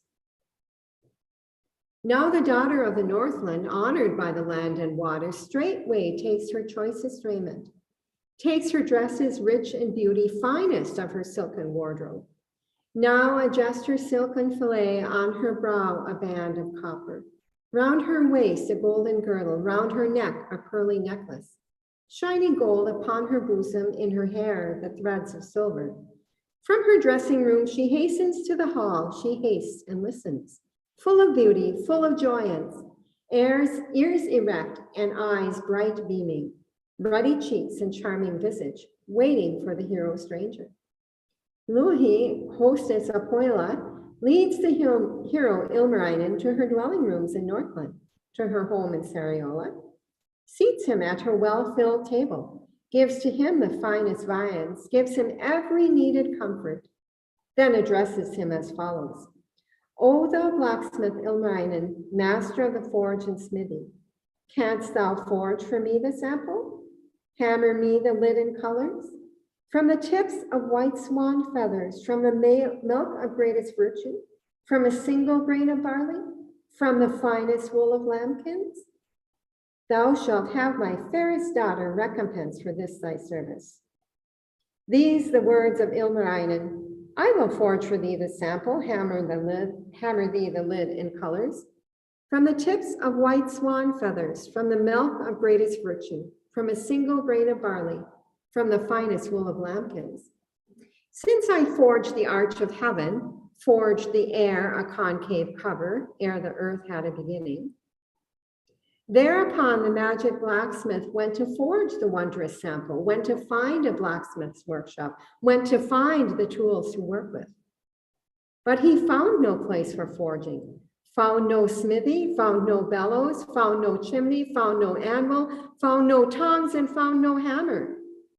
Then the artist Ilmarinen spake these words, soliloquizing, only women grow discouraged, only knaves leave work unfinished, not the devils, nor the heroes, nor the gods of greater knowledge.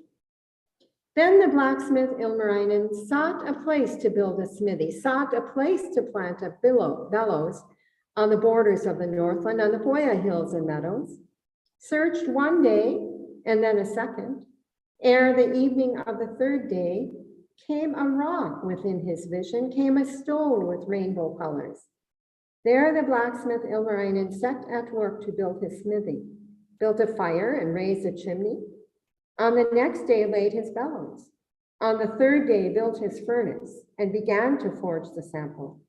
The eternal magic artist, ancient blacksmith Ilmarinen, first of all the iron workers, mixed together certain metals, put the mixture in the cauldron, laid it deep within the furnace, called the hirelings to the forging. Skillfully they work the bellows, tend the fire and add the fuel. 3 most lovely days of summer, 3 short nights of bright midsummer, till the rocks begin to blossom in the footprints of the workmen from the magic heat and furnace. On the first day, Ilmarinen downward bent and well examined on the bottom of his furnace, thus to see what might be forming from the magic fire and metals. From the fire arose a crossbow with the brightness of the moonbeams, golden bow with tips of silver. On the shaft was shining copper, and the bow was strong and wondrous, but alas, it was ill-natured, asking for a hero daily. 2 the heads it asked on feast days. Ilmarinen, skillful artist, was not pleased with this creation, broke the bow in many pieces, threw them back within the furnace, kept the workmen at the bellows, tried to forge the magic sample. On the second day, the blacksmith downward bent and well examined on the bottom of the furnace. From the fire, a skiff of metals, came a boat of purple color. All the ribs were colored golden, and the oars were forged from copper. Thus his gift was full of beauty, but alas, a thing of evil. Forth it rushes into trouble, hastens into every quarrel, haste without a provocation into every evil combat.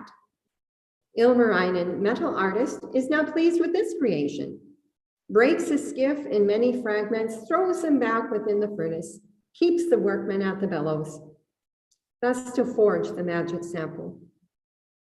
On the third day, Ilmarinen, first of all the metal workers, downward bent and well examined on the bottom of the furnace. There he saw a heifer rising. Golden were the horns of Gimel, on her head the bear of heaven, on her brow a disk of sunshine.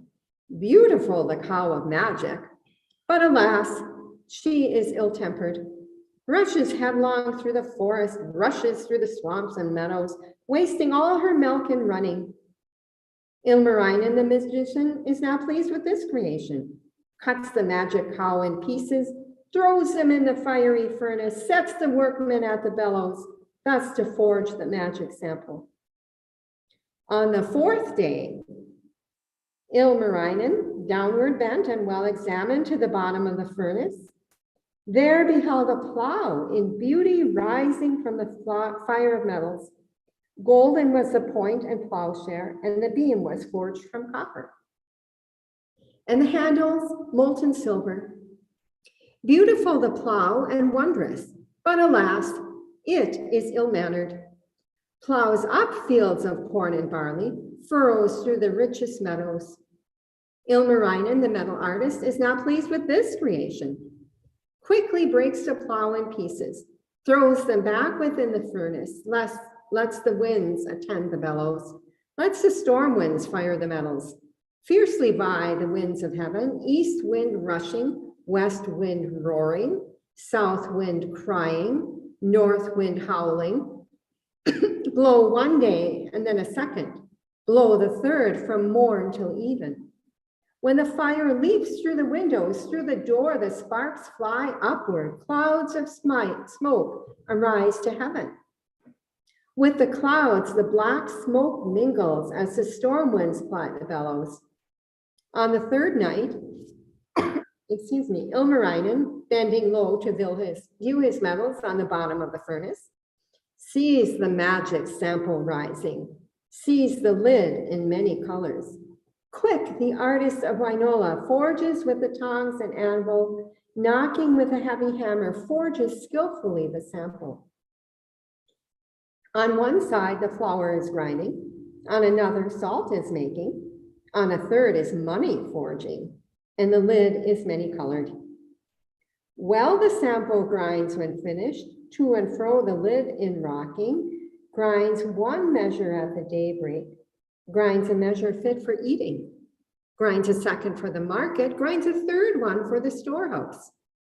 Joyfully, the dame of Northland, Louhi, hostess of Pohjola, takes away the magic sample to the hills of Sariola, to the copper-bearing mountains, puts 9 locks upon the wonder, makes 3 strong roots creep around it.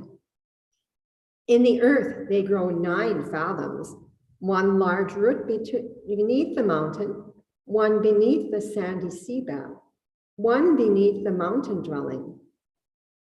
Modestly pleads Ilmarinen for the maiden's willing answer. These the words of the musician. Wilt thou come with me, fair maiden, be my wife and queen forever? I have forged for thee the sample, forged the lid in many colors. Northland's fair and lovely daughter answers thus the metalworker. Who will in the coming springtime, who will in the second summer, guide the cuckoo song and echo? Who will listen to his calling? Who will sing with him in autumn? Should I go to distant regions? Should this cheery maiden vanish from the fields of Sariola, from Pohjola's fens and forests where the cuckoo sings and echoes? Should I leave my father's dwelling? Should my mother's berry vanish? Should these mountains lose their cherry? Then the cuckoo too would vanish. All the birds would leave the forest, leave the summit of the mountain, leave my native fields and woodlands. Never shall I in my lifetime say farewell to maiden freedom. nor to summer cares and labors. Lest the harvest be ungarnered, lest the berries be ungathered, lest the songbirds leave the forest, lest the mermaids leave the waters, lest I sing with them no longer. Ilmarinen, the magician, the eternal meadow forger, cap awry and head dejected, disappointed, heavy-hearted, empty-handed, well considers how to reach his distant country, reach his much-loved home and kindred, gain the meadows of Wainola from the never-pleasant Northland, from the darksome Sariola. Louhi thus addressed the suitor. O thou blacksmith Ilmarinen, why art thou so heavy-hearted? Why thy visage so dejected? Hast thou in thy mind to journey from the vales and hills of Poya to the meadows of Wainola, to thy home in Kalevala? This is Ilmarinen's answer. Thitherward my mind is tending to my homeland, let me journey. With my kindred, let me linger, be at rest in mine own country. Straightway Louhi, dame of Northland, gave the hero every comfort, gave him food and rarest viands, placed him in a boat of copper, in a copper-banded vessel, called the winds to his assistance, made the north wind guide him homeward. Thus the skillful Ilmarinen travels toward his native country on the blue back of the waters, travels one day, then a second, till the third day evening brings him to Wainola's peaceful meadows, to his home in Kalevala. Straightway ancient Wainamoinen thus addresses Ilmarinen. O my brother, metal artist, thou eternal wonder worker, didst thou forge the magic sample, forge the lid in many colors? Spake the brother Ilmarinen, these the words the master uttered. Yes, I forged the magic sample, forged the lid in many colors. To and fro the lid in rocking grinds one measure at the day dawn, grinds a measure fit for eating, grinds a second for the market, grinds a third one for the storehouse. Louhi has the wondrous sample. I have not, the bride of beauty.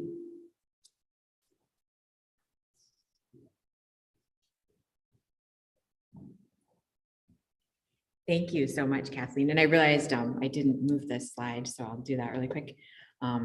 Yeah, so we're about to get into rune 11, but I'll let you just see the painting from rune 10 really quick, a very famous piece of art from Akseli Kalevalathon, Finland's national painter. And if anybody ever notices that I missed a slide, by all means, like you can just go ahead and hit the button because wow. So yeah, next we're actually, well, before I'll just say a couple of things really quick about this one. The sampo is really interesting, right? Because again, it's made out of all these strange kind of improbable objects. We understand that it has some sort of lid and it needs to be forged. And we see when Ilmarinen is forging it for those multiple days, different things come out each time. So he's working the metal and kind of pulls it out to sea. And on that first day, it's a crossbow, which, you know, you need to hunt and gather. The second day is a bow, which is the same thing. On the third day, a golden cow, which kind of brings people up to animal pastoralism. And the fourth day, a plow, which brings us to agriculture. Until the fifth day, they've created a machine, right? This magical machine that's going to grind things out like a little factory. So, you know, one way that you can kind of look at the Sampo episode is that it's almost like a progression of humanity through all the steps and bringing us up to the almost present. You know, the only thing he didn't do is invent internet. So maybe that will be the next, right? The first router came out of the forge. But so, you know, this was done specifically so that he could marry this woman. This is a form of bride price whereby somebody who wants to marry someone provides the family with material goods to kind of replace the material wealth that she would bring to the family if she had stayed there. And so, of course, when it gets done, he's like, so did you want to get married? And he's all polite. Ilmarinen seems very shy and polite with women at first. He gets a little different later on, but it's so great because the girl says, well, if I were to marry you, I mean, who's going to hang out with the birds here? Who's going to enjoy life with my family? Who's going to be, you know, I know what life is like when you get married. You get a terrible mother-in-law and then you're in charge of stuff and it's really awful. This is kind of better for me. So, you know, we see throughout Kalevala, and we'll see this a lot more as we get, you know, within the next 10 runes, we're going to see that there's this real issue that young women have with marrying in, because they're going to have to leave their home. They're going to have to move into the home of the family, and they're going to have to prove their worth to the family and learn how to practice the traditions the family practices. And this is all the while, like the mother-in-law is going to be very mean and kind of like beat down her spirit and sort of form her into the family member that they want her to be. The recourse that the girl has, of course, is that one day she will be the mother-in-law, getting to treat somebody like that too. So yay, family dynamics.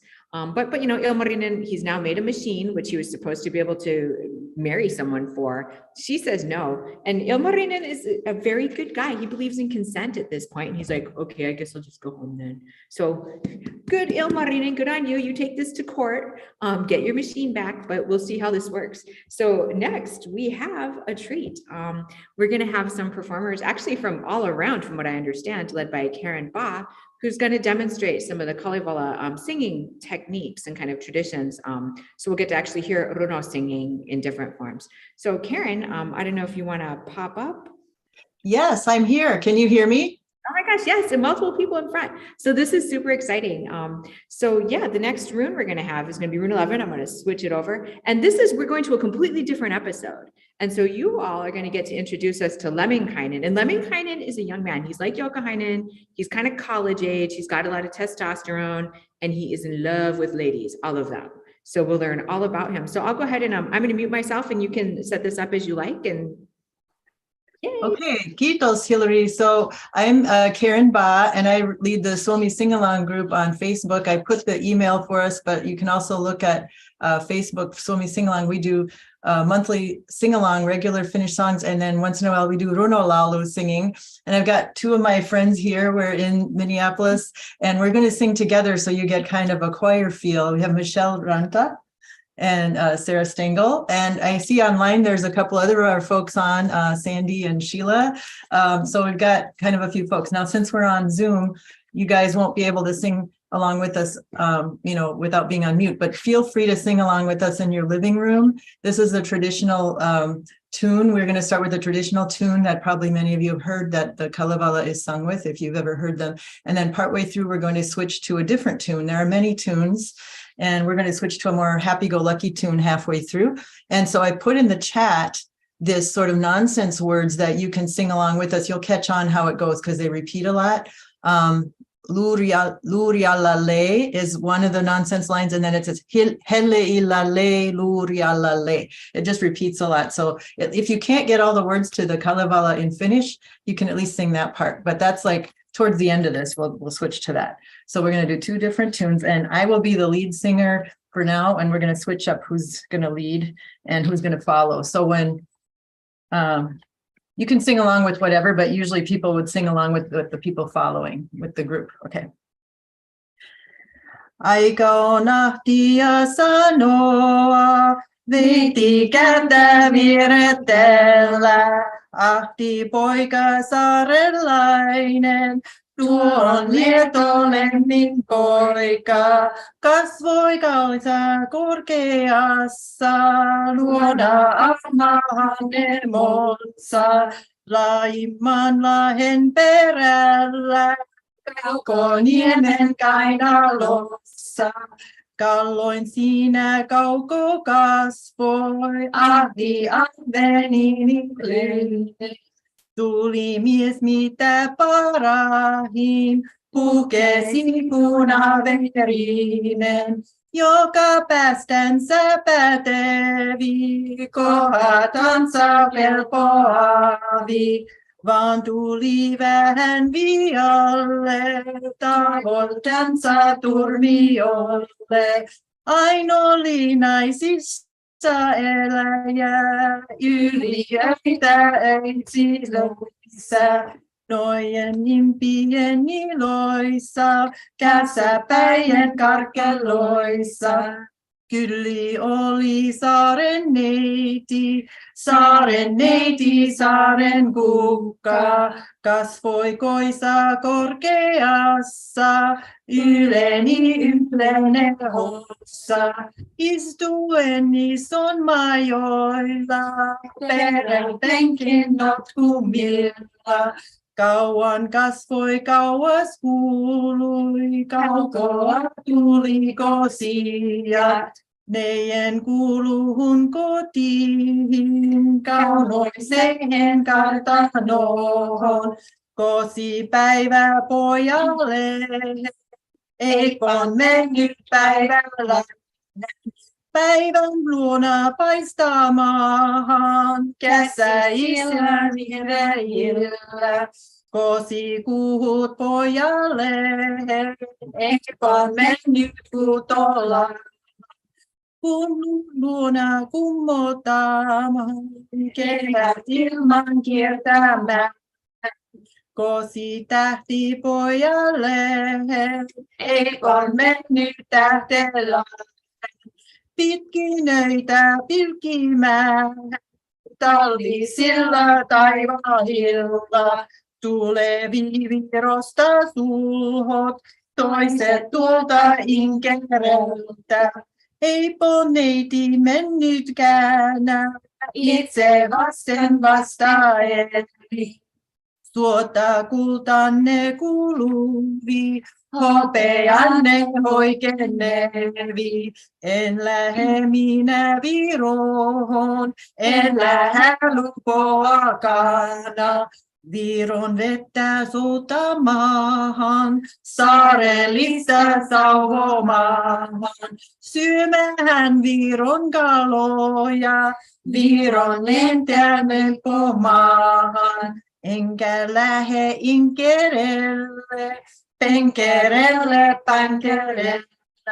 Silloin nälkä kaiken nälkä, nälkä, veen nälkä, vehnän nälkä, rukiisen leivän nälkä. Tuopon lieto lemminkäinen, itse kaunis kaukomieli.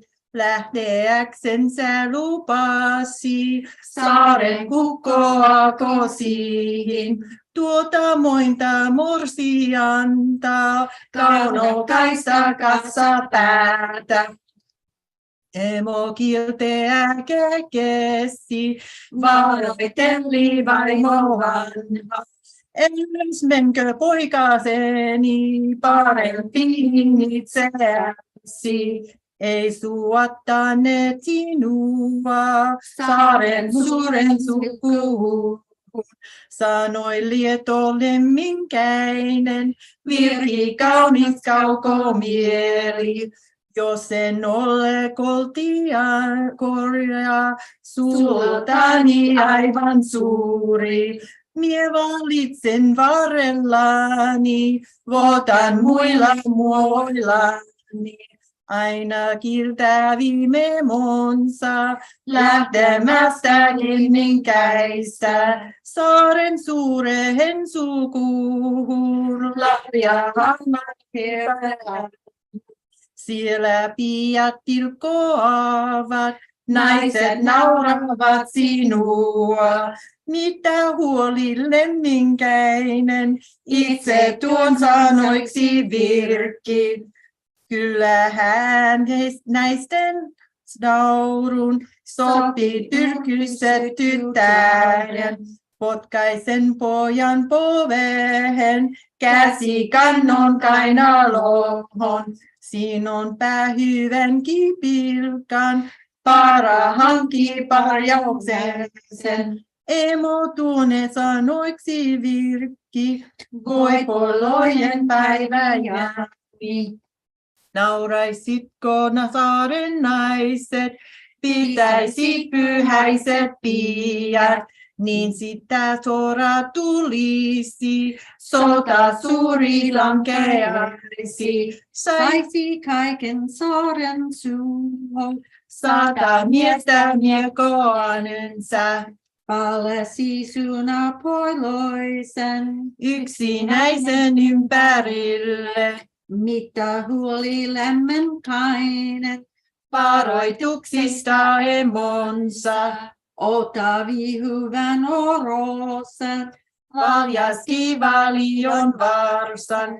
Aja vikarittelevi, saaren kuluhun kylään. Saaren kokoakosiin. Saaren muinta morsianta.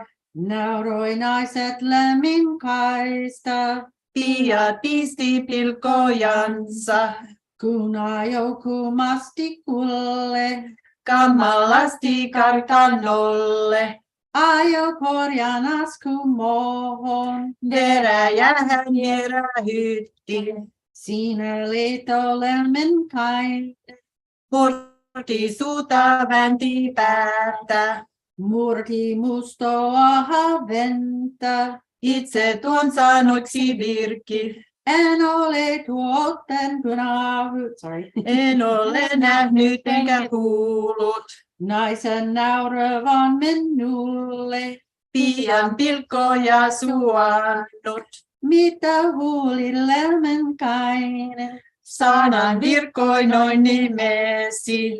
Onko saarella sijoja? Maata saaren mantereella. Minun leikiluokkasseni. Tanner lentäjeni.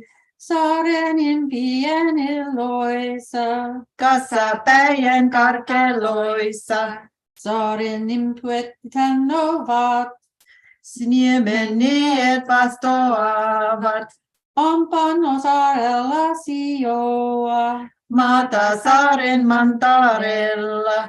Sinun leikiluokessesi. Tanner huellaksesi. Karjalainsa karsikmailla. Paimen poikana palolla. Lapset on laihat sarmailla. Lihavat hevosen varsat. Mitä huulillemmenkainen. Palkasi he paimeneksi. Kaivi paivat paimenessa. Yöt on impien illoissa. Nojen neition kissoissa. Kassapäijän karkeloissa. Sillä leitolemmenkainen. Itse kaunis kaukomieli. Jopa hätti naisen naurun. Pidätteli pian pilkan. Ei ollut siltä sytarta. Pikoa pyhintäkään. Kytä hän ei kosketellut. Jonke vieressä venytyt. Yksi jaanimpi kaikenessa. Saaren suuressa suussa. Joke suosta sulahiin. Mielymiehin hyviin. Se oli kulikikoria. Saaren kukka kaunokainen. Tuopan leitolemmenkainen. Itse kaunis kaukomieli. Saat sapahat kulyti. Saat airot poikki souti. Tuotone tässä ensänsä. Kyllikkiä pyytesänsä. Kylki korjaa neiti. Hänpä tuon sanoiksi virkki. Mitä kenno kierteletki. Rannan raukuja kajelet. Tältä tuojat kusalet.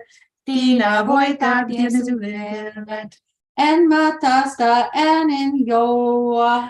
Kuin kiven kuuluksin jauhan. Pieksen pätkällen periksi. Huhmaren sukuksi survon. Enkä huuli huitekoille. Huitukoille haitukoille. Mie tahon taisten vaaren. Tasailen vaarallinen. Taho muon mukaama. Mukeille muoileni. Sekä kasvon kauniimän. Kauniille kasvoilleni. Oli aika vähäisen. Kuului tuskin puoli kuuta. Jo päivänä muutamana. Iltana moniaana. Netoset kaisa elevi. Kaunokaiset karkelevi. Manor puolella saloa. Kauniilla kankaalla. Kylkiulina muita, saaren kukka kuului sinna. Tuli vietkä vierveva, ajo lieto lemminkäinen. Ori hillansa omalla, valitulla varsallansa. Käskeleeki saketoa, kaunokaisen karkeloa. Reijo toi kuulikkimä rekkeen, koppoinejen korjahansa. Tuona sätti taljallensa, liitiliste hylisensä. Laski ruusa Kalevoista, nauska huuti nausahella. Siitä läksi lyki maahan. Lähtiensä sanoi, Elkä te minua emme, ilmi antaako ikänä. minun täällä käyneeni. Täältä neien vieneeni, Jos ette totelle tuosta, niin teille paha painekse. laulan sulhone sotaan. Nuoret miehet miekin alle, Ettei kuulla kunna päänä, nähdä ilmoisinna ikänä. kuja sillä kulkemassa. Ahoilla ajelemassa, Kyllä kyllikki valitti, saaren kukka kuikutteli. päästä jo minua pois. Laske lasta vallallensa, Kotiinsa kulkemaan, luoksi itkevän emonsa. jos et laskea luvanne. Kotihini kulkemaan, Vielä on 5 veljääni, 7 setäni lasta. jäänön jälleen polkajassi, Neien pään perilliseksi, kun ei pääsnyt köyten kanna. itse itkulle hyräytti. Sanoin virkoi noin nimesi, Jouten paapoloinen synnyn, joten synnyin, joten kasvoin. joutun aikani eleli. Jo nyt sainkin jo tavalle, Miehelle mitättömälle, suihin luonnolliaan. aina tuiman tappelijan. Virki liitto lemminkäin, Sanoi kaunis kaukomieli, kyllikki syön käpyni. minun maire marjueni. Elös kolko millä käännä, En sua pahoin pitäneet, syllissäni syössäni. käsissäni käy se ääni. Sivullani seisessäni, Vieressä venyessäni, mitäpä sinä sureksit, mitä huolen huokalet. tuotako sinä sureksit. Tuota huolen huokalet Lemmityytä leivätyytä, ja kaiken elon väyhyttää. elös onko millä käännä. Monto lehmeää minulla, Monta maidon antajata, yksi on suola murikkainen, toinen mäellä mansikainen. 3 puolukka pallolla, Ne on syömättä toreat, katsomatta kaunokaiset, ei ole illoin kylmistä. eikä aamuin laskemista. Heinäviikon heitämistä, Suolan suuruksen surua, vaiko tuotakin suurisit, tuota huolen huokoaisit. ette osu kuni suuri, Kovin korkea kotiini, jos en osulta suuri. enkä korkea koilta. On mulla tulinen mieka, Säkenevä säilärauta, se on hiisukua suurta. laajoja hiipereä, On hiestä hiottu, jumaloissa kirkastettu. sillä suurennan sukuni. Laajennan lajini kaiken. Milkalla tuli terällä, Säilälle säkenevällä. neiti parka huoka aikse. Itse tuon sanoiksi virkki. Oi on ahdi lemming poika, Jos tahot minuista neitä. ikuiseksi puolisoksi. Kainaloiseksi kanaksi. Siellä panovallat ikuiset, Et sotia käyväksesi. kullan kana tarpehalla. Hopean kana hallulalla. Siinä lieto lemminkäinen. Now we're going to switch to a different tune. Let me find my paper here. Oh, the paper got disappeared here. Oh, here. Okay, this is from Pippa Paljakka in Finland. She taught me this one, but it's also in the Iki Turso's book of the 50 tunes for the runolaulu. So this is one of them. So where are we here? Okay. Siinä leito. Okay, I think I sang that one already. Oh, okay. Well, I'll start there anyway. Okay. Let me think of the tune. Siinä lieto lemminkäinen luuri allalle, itse tuon sanoiksi virkki luuri allalle. Hei leillälle, luuri allalle, hei leillälle, luuri allalle. Vannon mieltä ikuiset luuri allalle, en sotia käydäkseni luuri allalle. Kullan kannan tarpahella luuri allalle, hopean kana halulla luuri allalle. Helenillalle, luuri allalle, helenillalle, luuri allalle. Itse valasi vano luuri allalle, et kyliä käydäksesi luuri allalle. Hyvänkin hyppyn hallulla luuri allalle, tannu Joksun tarpella luuri allalle, helenillalle, luuri allalle, helenillalle, luuri allalle. Siitä vannoivat vallansa luuri allalle, laativat ikkilupansa luuri allalle. Esä julkisen Jumalan luuri allalle, alla kasvon kaikki vallan luuri allalle. Helenillalle, luuri allalle, helenillalle, luuri allalle. Ei ahin sotia käydä luuri allalle, eikä kyllikin kyllejä luuri allalle. Siitä lieto lemminkäinen luuri allalle, veti virkkua vitsalla luuri allalle. Helenillalle, luuri allalle, helenillalle, luuri allalle.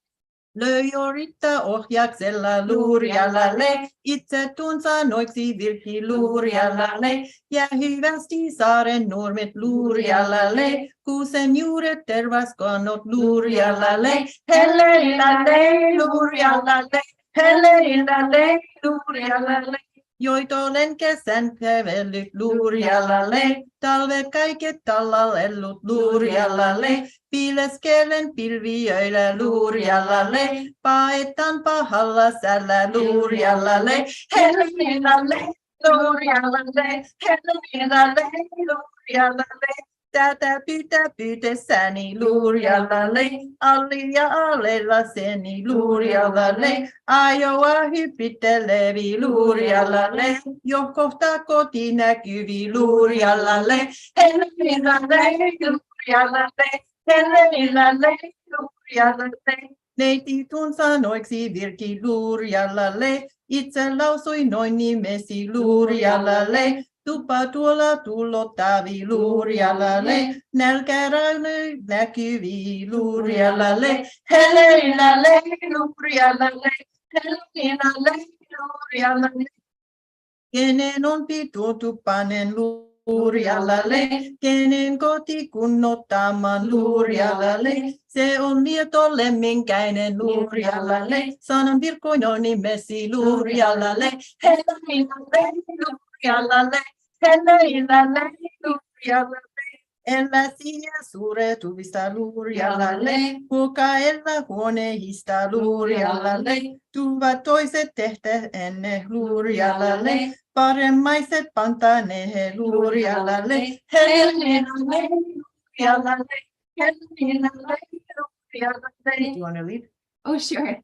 Hirveistä hirsikoista luurialalle, parahista parsikoista luurialalle, siitä liitto lemminkäinen luurialalle, ja kohta kotiin saatiin luurialalle. Hellelilalle, luurialalle, hellelilalle, luurialalle.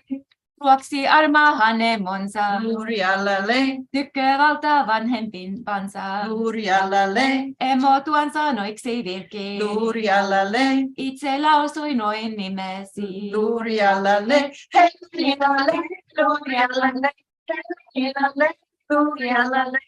Viikon viivyt poikenesi luurialalle, viikon mailla vierehillä luurialalle, lausui lieto lemminkäinen luurialalle, sanan virkkoi noin nimesi luurialalle. Hellelilalle, luurialalle, hellelilalle, luurialalle. Piti naiset naurellani luurialalle, kostoa pyhäiset pidä luurialalle, pianasta pitkän pilkan luurialalle, naura noistansa minulle luurialalle. Hellelilalle, luurialalle, hellelilalle, luurialalle. Sain parhaan korjahani luurialalle, tuon asetin taljalleni luurialalle, liitin listy lyhylleselleni luurialalle, otin vierähytin luurialalle. Hellelilalle, luurialalle, hellelilalle, luurialalle.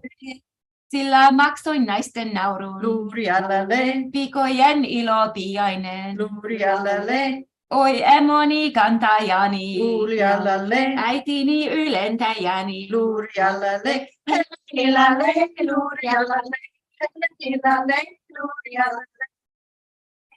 Mitä laksin senpä sainkin luurialalle, kytä pyysin tensä paisin luurialalle, pänei nyt pattasi paarat luurialalle, pähä imät hänelaiset luurialalle. Hellelilalle, luurialalle, hellelilalle, luurialalle.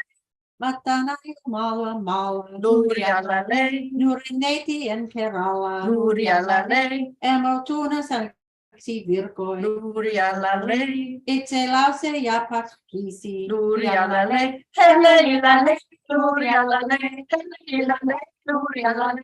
Olen nykitetty Jumalaa Luurialalle, ulistettu luoja yksen luurialalle, kun noit mennyt minä minulle luurialalle, toit hyvän tulen pahuan luurialalle. Hellelilalle, luurialalle, hellelilalle, luurialalle. oivan kankahan kottujan Luurialalle, aivan kenstin kere ja ajan luurialalle, puskin pulkojen pesian luurialalle, vaatehien valkasian luurialalle.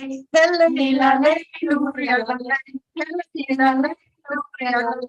itse kiitä oniasi Luurialalle, hyvän sait hyvän tapasit luurialalle, hyvän luojosi lupasi luurialalle, hyvän antai armollinen luurialalle. Hellelilalle, luurialalle, hellelilalle, luurialalle. puhasan pulmonen luella Luurialalle, putahampi pulsasi luurialalle, valkea meralla vahti luurialalle, valkeampi valisaisi luurialalle. Hellelilalle, luurialalle, hellelilalle, luurialalle. soria merellä sursa Luurialalle, soriampi syöjässäsi luurialalle, kirkestäpi taivahalla luurialalle, kirkahampi kiloissasi luurialalle. Hellelilalle, luurialalle, hellelilalle, luurialalle. Lainit laitat laiveat Luurialalle, henki ikunati sauman luurialalle, seitoitelle seinät yöt luurialalle, tiko kotupa perempi luurialalle. Hellelilalle, luurialalle, hellelilalle, luurialalle. kynnykset syvant eteen Luurialalle, ytet ykset kynnekselle luurialalle, nuoren neinen sattuasi luurialalle, kauniin katsottuasi luurialalle. Hellelilalle, luurialalle, hellelilalle, luurialalle. Paramaisen itseasi. Luurialalle, Sykuasi suuremaisen. luurialalle, helejalalle, luurialalle, helejalalle.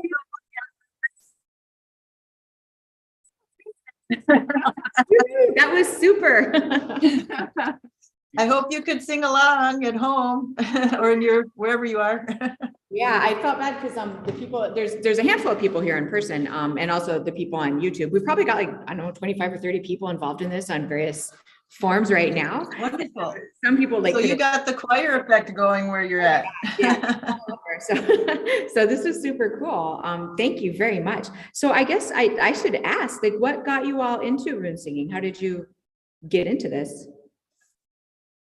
Well, we each have a different story, but we kind of got to be friends over this stuff, didn't we? We didn't really know each other before. I've always had an interest in the Kalevala and Finnish mythology and stuff, but I didn't really have a way to figure it out. So I went to Finland to Somelo Festival a couple times in Kuhmo, and this year Kuhmo was named the Finno-Ugric cultural capital of the world, and it's hosting a big juhla celebration in the summer around right after Juhannus, after midsummer.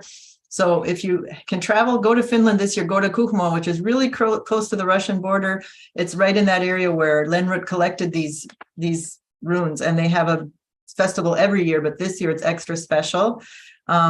It's the first time in a while that Finland's been nominated as a city that's been in the Finno-Ugric capital. There's actually an association of that. So then I did that a couple times, but made a lot of friends there and started doing this stuff with people that are more expert at it from Finland online and doing some workshops. And then the pandemic hit and I started Suomi Sing Along with another friend, and we just kept doing this online. So what about you two? I was an exchange student in Finland, and I also love all forms of chanting. So I do Anglican chant, medieval chant, and runolalo. And we met at the Suomi 100 choir. That's where we. Yeah. In Minneapolis, there was a choir put together for the 100th anniversary of Finland. Mm-hmm. We were in Yeah, and my mom and dad are from Finland, so yeah, I was part of the choir for singing. And my mother's from Finland, but my father's grandparents all came from Finland, so I'm kind of both first generation and whatever that is. Yeah. Also.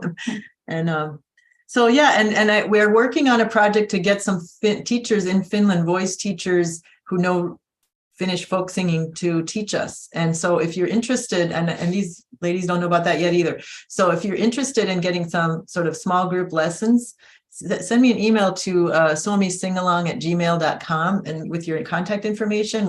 We're putting it together now where you'd pay for private lessons through us to kind of get Zoom lessons on how to sing this stuff or how to use your voice better in folk singing, sort of a next development of our project. So let me know if you're interested or Facebook us on Suomi Sing Along Facebook page. That's another way to contact us. Thank you. Thank you. And I should say, there's a couple surprising places. Oh. Is the melody historic, or did they figure that out either? So Bill is asking if that melody that you sang, the last one, is historic, or if you figured it out from the meter, or like, did you learn it from elsewhere? Or so the question is, how did we get the second melody? Because everybody knows the first melody, right? Or at least if you heard any rune singing, you've probably heard that one. Okay, so that is a traditional melody that was put together by this Ikiturso group, IKITURSO in Finland, and they are the actual Sibelius Academy specialists in folk music who are the experts on folk, Finno-Ugric and Finnish folk singing. And they've got a small group, and they teach at Somelo as well. So I know them, who they are, and they have a website. While you're on having someone else sing, I can try to dig it up and post it, where you can download this PDF free book with 50 different melodies. But there's also a website in Finland where you can look up traditional melodies, because the melodies were collected later than the words. They forgot to collect the melodies when they were collecting the words. They didn't have recording technology at the time either. I mean, those first recordings are like 1905, and they sound tinny and weird. And yeah, no, so there's a lot. But there are some traditional melodies, and then people can also make their own melodies. So it has to sort of fit the runic meter. As you can see, you can change melodies with whatever rune because it's a certain meter. And as long as the meter and the words and the tune fit that meter, you can change it around as much as you want. Mm-hmm. Do you know, it's funny because actually the first Kalevala meter song that I ever learned was actually from Estonia, and it had that kind of the choral part in it, so it's kind of, oh, hi. So it's kind of cool that they have, you know, different ways that you can do it. And of course, it's something that you see across the Baltic, like it's a very Baltic Finnic kind of tradition. Right.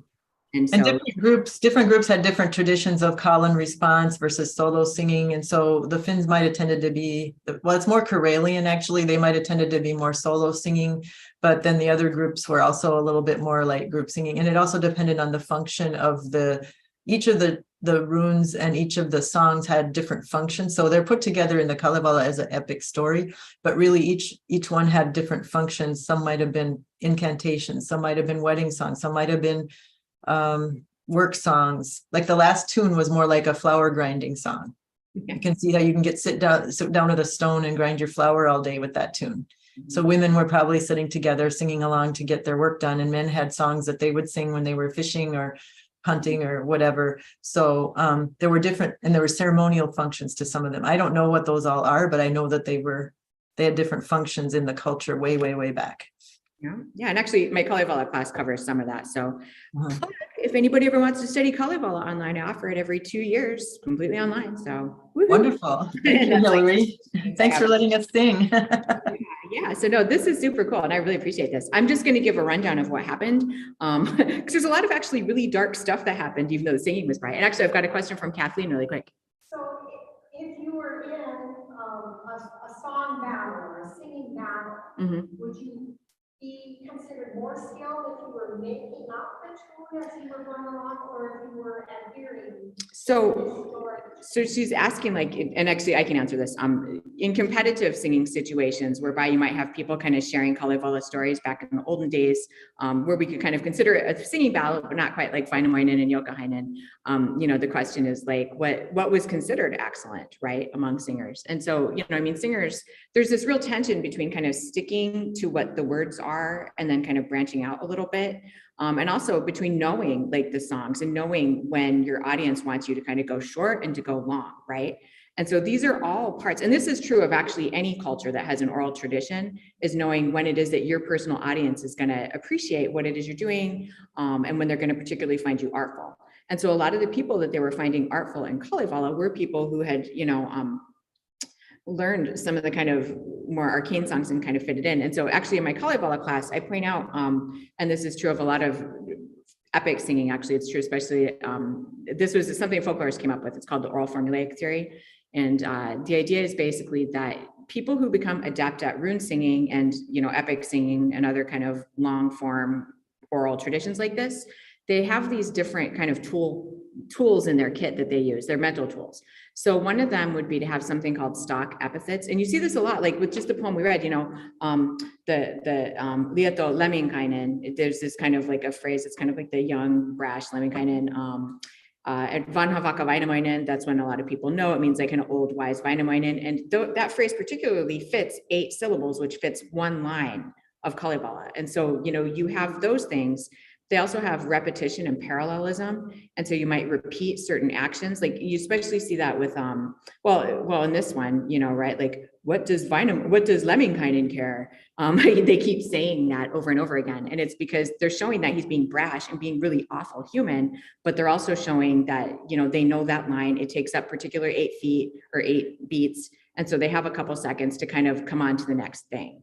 So I kind of hope that answers it. I mean, like what you're looking for when you're looking at multiple people performing this is, you know, can they fit the aesthetic of the poetry that people in that community are all going to understand?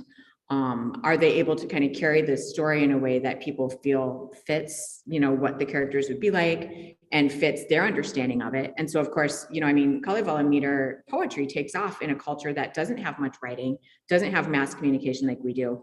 And, you know, there was traveling that happened, like people certainly across the region where this was performed would have some contacts, but it wasn't like us, like, you know, there's people who drove from Calumet here today to come to this. I promise you, driving from Calumet to Hancock in like 1905 was not, you know, it's not, I had an aunt who went from Houghton, or she lived in Frida, which is like, or I'm sorry, Oscar, which is like 10 miles away from Houghton. She got to go to Houghton for the first time when she was 13. And she was like, it was this big trip and we got in a buggy and you know, and I'm like, what? Like 10 miles? I drive 10 miles if I forget to buy milk, you know? And so there's all this kind of like small kind of local shared understanding going on. But then there's this also kind of broader things that people are bringing in. So I don't know if that kind of answers it, but they have these kind of tools that they understand and that they develop as oral performers over time. And, they learn songs. Sometimes they're going to learn songs from bad singers and they're going to figure that out pretty quick. Bad singers are going to learn to improve by learning from other people. So it's just like, any of us practicing, like I could pull out a kantele right now and start playing it, but I guarantee you there's somebody in this Zoom or in the YouTube or in this room right now who could do a better job, and I might be able to learn from them. So it's a dynamic thing, right? Because some people might hear, this is one thing actually that's really great about Finnish culture that I would say, and it's a generalization, so don't at me, Finland. One thing I really appreciate about Finland is that they're very participatory when it comes to musical practice. And so there's this idea that like you can and should sing, you can and should, perform kantele, you can and should participate in these arts in a way more different from than we do in America, right? Like in America, I think a lot of more people are just kind of nervous about just singing out and stuff, whereas it's not quite the case in Finland. And so, yeah, it's just this kind of more open, participatory, everybody, they live in a world where you don't have specializations of certain, there weren't people with like pipe organs or electronic dance music. There weren't people who were, rich and wealthy and able to do all kinds of things. And so the scope of things that you could do that you were talented at was smaller than I would say than we would have, but there's ways that you could show personal excellence in it while still having everybody else participate in it as well. So, and I would just like to say that that's the concept behind Suomi Sing Along, our group, is that it's participation. It's not performance. Like we have people participating who thought they couldn't sing and now they're singing with us because they take turns. We have to take turns on Zoom, but because they're learning, they're getting that daring to just do it. And it brings joy to your life to just sing, even if it's just for yourself. Yeah. Just sing through your day. And many cultures have that, not just the Finns, but the Finns also, they sing very well, but they don't seem to be, at least at this point in time, very judgy about it. So just go ahead and sing. But I wanted to also mention that I think there's a competitive singing aspect to it. I don't know much about it, but I did see that being performed in Somelo by some of these Runolaulu leaders. Actually, it was Ilona Korhonen and Taito Hoffren, who are married, who were the leader of it.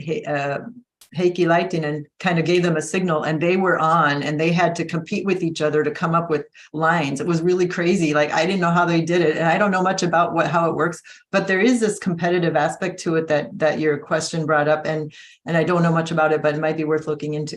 Yeah, no, it's exciting. And I would say when I think of that aspect of rune singing, it kind of reminds me of things like, actually, when I talk about the third rune in Kalevala, where Vainamoinen and Joukahainen fight, I usually bring up 8 Mile, the movie, the biopic about Eminem, because at the end of the movie, he is kind of having this rap battle with somebody else.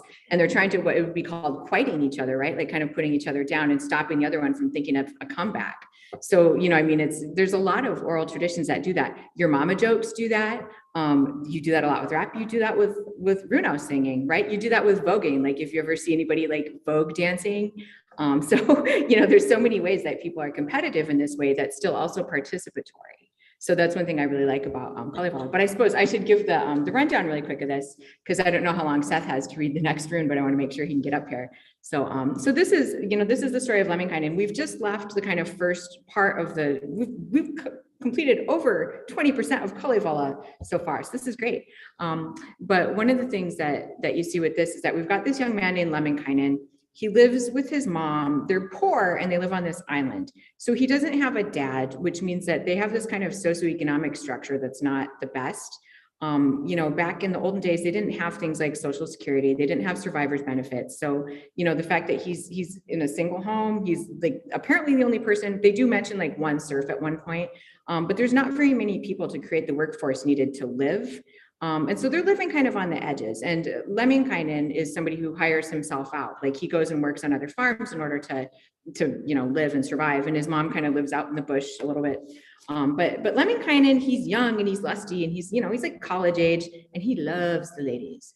And so he's really handsome too. He's super handsome, but he's poor. And so, marriage as an economic institution is something that can be a little challenging for him. But he goes ahead and hires himself off to this other people, this kind of community on the island.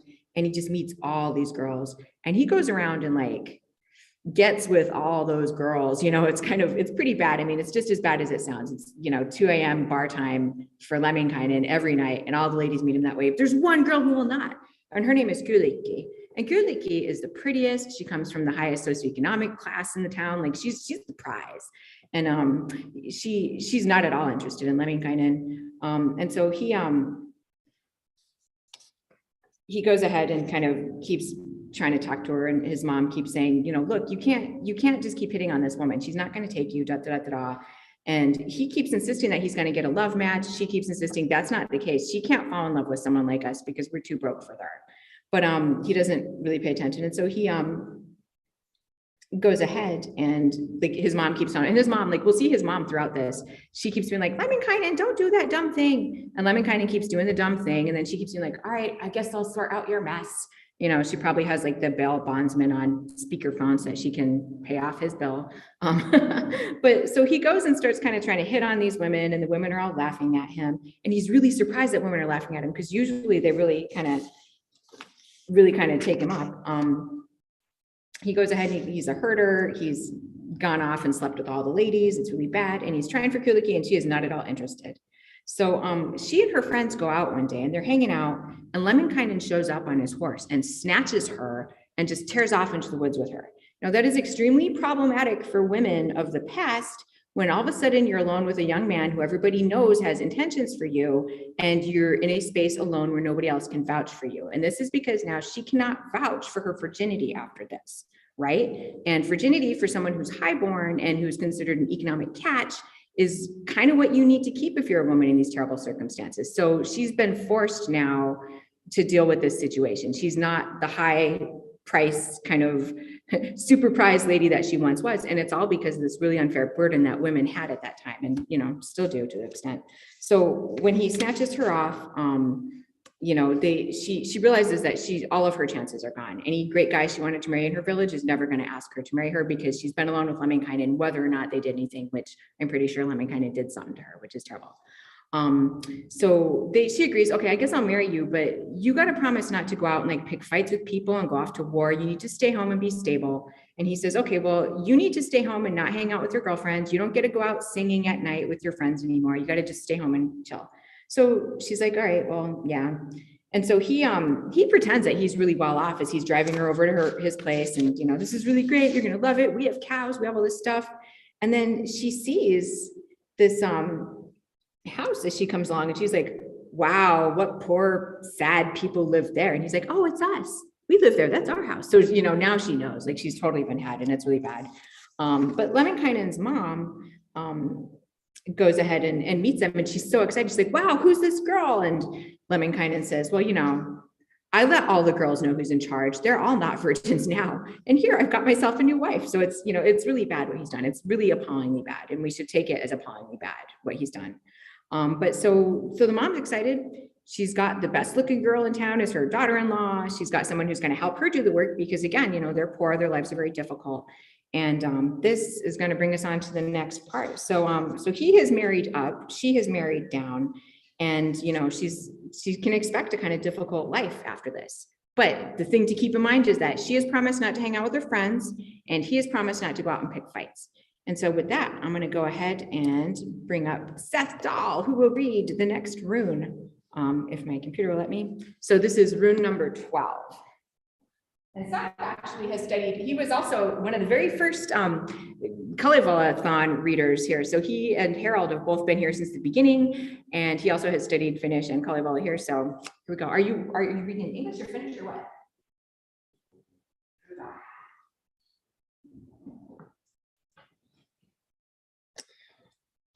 Morjesta kaikki. This one in Finnish.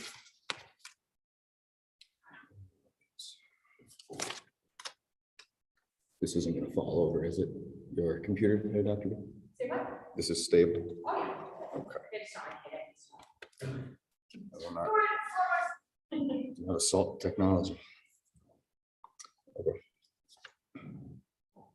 Siitä ahti Lemminkäinen, tuo on kaunis kaukolainen, aina aikoja elelle. Nuoren neitosten kerralla ei itse sotia käynyt, eikä Kyllikki kyleä. Niin päivänä muutamana, huomenna monialana, itse ahti lemminkäinen, lähtevi Kallen kutuun. Tullut ei illaksi kotiin, ensi yöksi ennättynyt, jo meni kyllähän nojen neitojen kisaan. Kämpää saatavi sanomaan, kämpää kielen kantelevi. Ainakin sisar ahilla, sepon saatavi sanomaan. Sepä kielen kantelevi, armas ahti veikokseni. Ja kävi kylässä verejillä erähillä. Kylän neitojen kisassa, kassapäijän karkelossa. Ahtipoika, ainopoika, itse lieto lemminkäinen. Tuosta suutui, tuosta syöntyi, tuosta viikoksi vihastui. Itse tuon sanoiksi virki. Oi, emoi, vaimo vanha, jospa paitani pesisi. Mustan kärmehen mujuissa. Kiireesti kuivuasit.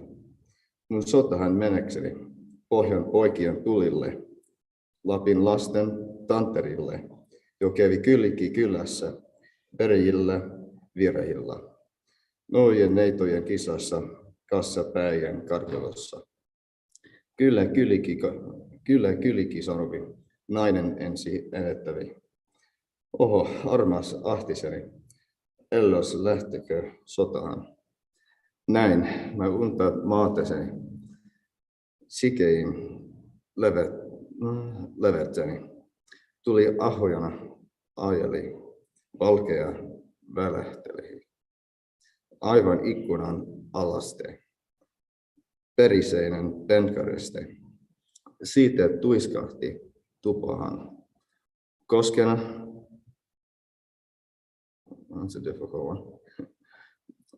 kohahteli. Siltalauoista lakehan ikkunasta akkunahan. Siinä lieto lemminkäinen, itse tuon sanoiksi virki. En usko unia naisten, enkä vaimojen valoja. Ojamani, kantajani, tuo tänne sotisopani. Kanna vainovaatteeni. Mieleni minun tekivi, juomahan soan poluttaa.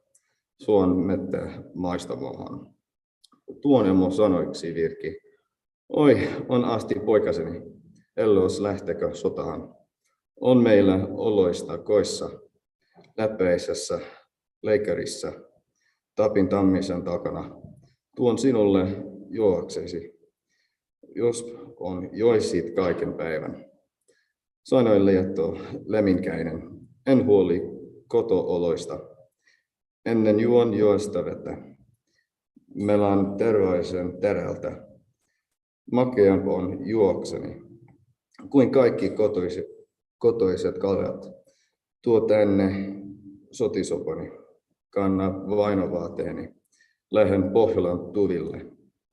Lapinlaisten tanterille, kultia kyselemään, hopeita haastamahan. Sanoi äitille minkäisen, oho, ahtipoikaseni, onpun kulttia koissa, hopeilta aitasemme, vastapäänä eilisenä, aamulla ani varhin, kynti orja kyisen pellon, kärmehisen käänteltini, nosti aura arkun kannen, perä peningin ylenti. Siihen on salvattu satoja, tuhansia tukueltu. Arkun aitahan ehetin, panin aitaan parven päähän. Sanoi lieto lemminkäinen, en huoli kotieloista, jos markan soasta saanen. Parempana tuon pitelen kuin kaikki kotoiset kullat, auran nostamat opeat. Tuo tänne sotisopani, kanna vainovaatteeni, lähden Pohjolan sotaan, Lapin lasten tappeluun. Mieleni minun tekivi, aivoni ajattelevi, itse korvin kuullakseni. Nähdä näillä silmälläni, onko niitä Pohjolassa. Piikoa pimentolassa, joka ei suostu sulhosiin, miely miehiin hyviin. Sanoi äiti lämminkäisen, oho, ahti poikaseni. Sulla on kyllikin koissa, kotinainen korkeampi. Kamala on 2 naista 1 miehen vuoteella. Sanoi lieto lämminkäinen, kyllikki on kylän kävijä. Juoskoon joka kisassa, maatkoon joka majassa. Kylän impien iloissa, kassapäijän karkeloissa. Emo kieltäjä käkesi varoitteli vaimo vanha. Ellösvainen poikueni, menkö Pohjolan tuville.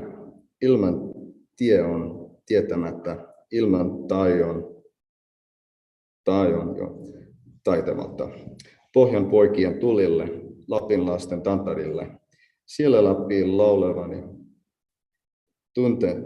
tunkenevi tulilainen.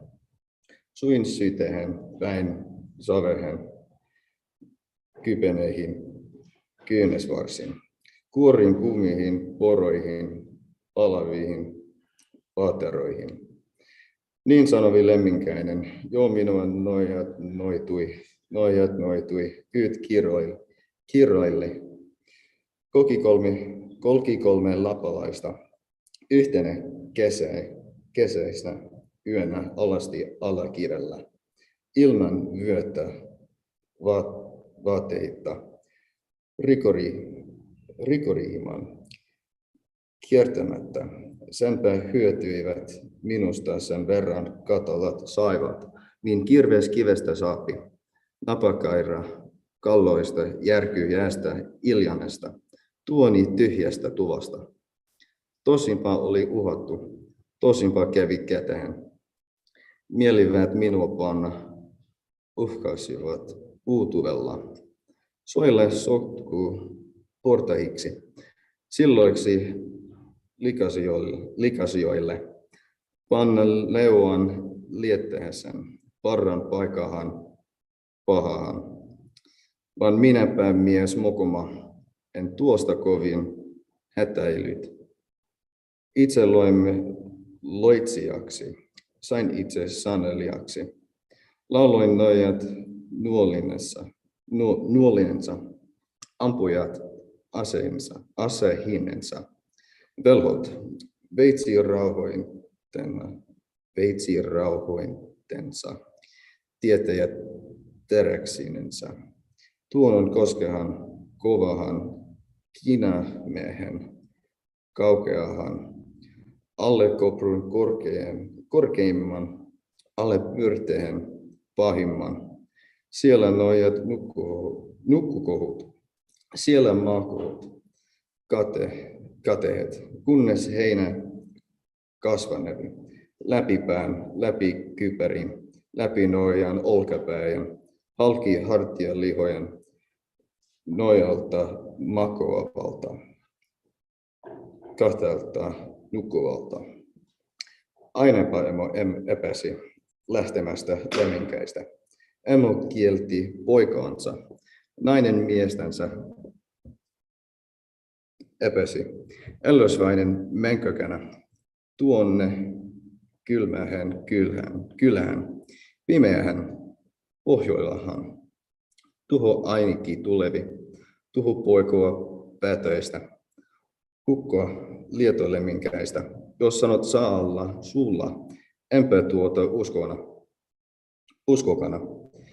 Ei sinussa laulujata, pohjan poikien sekahan. Etke tunne kieltä turjaan maaha, et lausuja lapiksi. Silloin lieto lemminkäinen, itse kaunis kaukomieli, oli päätänsä sukiva, hapsiansa harjovia. Suon seinähän sivalti, harjan paiskoi paitsaasan. Sanan virkoi, noin nimesi, itse lausui ja paikisi. Silloin on hukka, lemmin tuo poikoa päätöistä. käistä kun suku verin volvi, harja hurmeihin lurovi. Läksi lieto lemminkäinen, pimeä hän pohjoillahan, vastuen kieltoa emonsa, varoitusta vahempansa. Hyöteleeksi, vyöteleeksi, rautapaitoihin paineksi, teräsvöihin telki täikse. Itse tuon sanoiksi virki, mies on luustossa luempi, rautapajassa parempi, teräsvyössä tenhoisampi, noitien sekahan, joittei huoli huonomista häitäille hyviäkänä. Otti miekansa omansa tempasi, tuliterensä, joka oli hiessä hiottu, jumalaissa kuurailtu, tuon sivulehen sitovi, tunkki tupi huoräsähän. Wow. Mies ja mies varaeleikse, urostuimia turvaleikse, jo vaihin varaeleikse, tuossa tuima turvavalleikse. Oven suussa oren alla, pirtin pihti puolisessa, pihalla kujasen suussa, verijissä viimeisessä. Siinä mies varaelehi,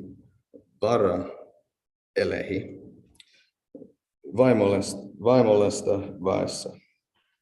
Ei ole ne vaarat väkevät, eikä turvat luotettavat. Niin vielä varoitteleekse urho hoiteessa väessä. Tien kahden jakaimessa, sinisen kiven selässä, hettehillä, heiluvilla, läikyvillä, lähtehillä. Kosken kopruilla, kovilla, väen vankan väänteessä. Tuossa lieto lemminkäinen itse lausui ja saneli ylös maasta. Miekkämiehet, maannun aikaiset urohot, kaivoloista kalpamiehet, jokiloista jousimiehet, nouse, metsä, miehinesi, korpikaiki, kansoinesi, vuorenukko, voiminesi, vesihissi, hirmuinesi, väkinesi, väen emäntä, väen vahin valtoinesi, nietoset, joka norosta, hienohelmat hettehistä, miehen ainoan avuksi, pojan kuulun kumpaliksi, jote pystyy nojan nuolet eikä tietäjän terekset, eikä velhon veitsirauhat, ei asehet ampuu miehen. Kun ei tuosta kyllä liene, vielä muistan muutkin keinon ylemmäksi huokoaimme. Tuolle taivahan ukolle, joka pilviä pitävi, hataroita hallisevi. Oi ukko, ylijumala, taato, vanha taivahinen, puhkipilvien puhuja, halki-ilman haastattelija. Tuo mulle tulinen miekka tulisen tupen sisässä, jolla haittoja hatojen, jolla riitsin rikkehiä. Kaan malliset kateet, väelliset velhot voitan etiseltä ilmaltani. Tarkaiselta puoleltani, päältä pääni vielä viereltäni, kupehelta kummaltani, kaan nojat nuolihinsa. Velhot veitsi rautoihinsa, teittäjät tereksihinsa, pahat miehet miekkoihinsa. Siitä lieto lemminkäinen, tuo on kaunis kaukomieli, varsan viasta vihelti. Kulokosta kultaharhan pisti rasan valjahiisin. Puikoihin tulipuunaisen, itse istuikseen rehekkän. Kohautti korjansa, laski virkkua vitsalla, karkutti kari päällä. Virko juoksi, matka juotui. Reki vieri, tie lyheni. Hopeinen hiekka helki, kangas kultainen kumisi. Kulki päivän, kulki toisen, kulki kohta kolmannekin. Päivänäpä kolmantena, kyllä vastahan tulevi. Siitä lieto leminkäinen, ajavi karittelevi. Vieremäistä tietä myöten, vierimäisen talohon. Yli kyynyksen kysyvi, lausui lakkapuun takoa. Oisiko talossa tässä rinnukseni riisujata, aisaini alentajata, luokin lonkahattujata, lausui lapsi laitealta, poika portahan nenältä. En ole talossa tässä rinnuksesi riisujata, aisasi alentaja, luokin lonkahuntajata. Mitä huuli lemminkäinen, laski virkoi vitsalla, helähitti helmisvyöllä, ajavi karitelevi. Keskimmäistä tietä myöten, keskimmäisen talohon. Yli kynnyksen kysyvi, lausuvi lakan takoa. Oisiko talossa tässä ottajatta ohjaksien, rinnuksien, riisojatta, rahekien, raastajatta. Kiistiakka kiukahalta, kielipalko pankon päästä. Kyllänsä talosta tästä ottajia ohjaksesi. Rinnuksesi riisuja aisasi alentajia. Onpa kyllä kymmeniä, saat jos tahonet satoja, jotka sulle kyynin saavat, antavat ahjohevosen. Kotitihisi konnon mennä, maahasi paahan paeta, isäntäisi istumille, emäntäisi astumille. Veljesi verehen sulle, sisarisi sillan päähän ennen päivän päätymistä, auringon allenemista. Mitä huuli lemminkäinen, saan virkoinoin nimesi, oisi akka ammuttava, kokkeilukka kolkattava. Laski virkon vieremähän ajavi suhuttelevi, ylimäistä, tieteen myöten ylimäiseen talohon.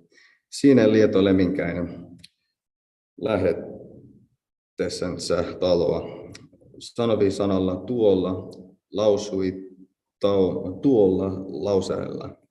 Sulle hiisi haukun suuta, lempokoiran leukaluuta, laittaa sulku sun eteen, haittaa hammasten väliin, ettei ennen ääntä päästä miehen menytä sivutse.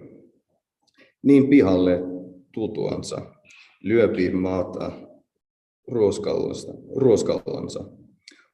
Uutu nousi ruoskan tiestä, mies pieni uun seässä. Sepä riisui rinnuksia, sepä aisoja alenti. Siitä lieto lemminkäinen, itse korvin kunenkänä keksimättä, kunkana havaitsematta. Kuuli ulkoa runoja, läpi sammalen sanoja, läpi seinän soittajoita, läpi lauan laulajoita.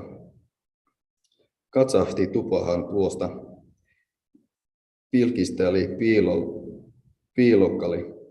Tupa oli täynnä tuntijoita, lausat täynnä laulajoita, sivuseinät soitajoita, ovensuu osaavia, peripenki tietejä, kärsinä karehtijoita.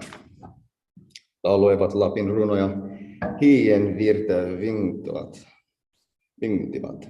Siitä lieto lemminkäinen tohti toisiksi ruveta, ruohti muuksi muutelaita, meni nurkasta tupahan, sai sisään salvonnasta. Itse tuon sanoiksi virki. Hyvä on laulu loppuvasta, lyhyestä, virsi kaunista. Miel on jäämään parempi kuin on käsken katkemaan. Itse Pohjolan emäntä liikkui sillan liittoksella, laahoi keskilaitalla.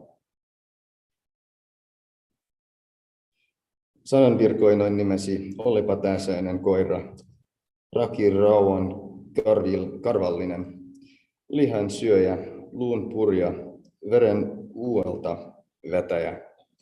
Mie lienetkin miehesi, kun olet urohiasi. Kun tulit tähän tupaan, sait sisään salvukseen. Ilman koiran kuulematta, haukkujan haivatsematta. Sanoi Lieto Leminkäinen, en mä tänne tullutkana. Tajoitani. Quadrathon. Tioittani. Mahittani, mautittani. Ilman innota isoni varuksitta vanhempani. Koirasi syötäväksi, haukkujen hakattavaksi. Pesipä emo minua, pesi pienä hutjukkana. Kolmasti kesäisenä yönä, yhdeksästi syksyyönä, joka teille tietäjäksi, joka maalle maltajaksi. Kotonani laulujaksi, ulkona osaajaksi. Sinä Lieto Leminkäinen, itse kaunis kaukomieli, jopan loitsijaksi,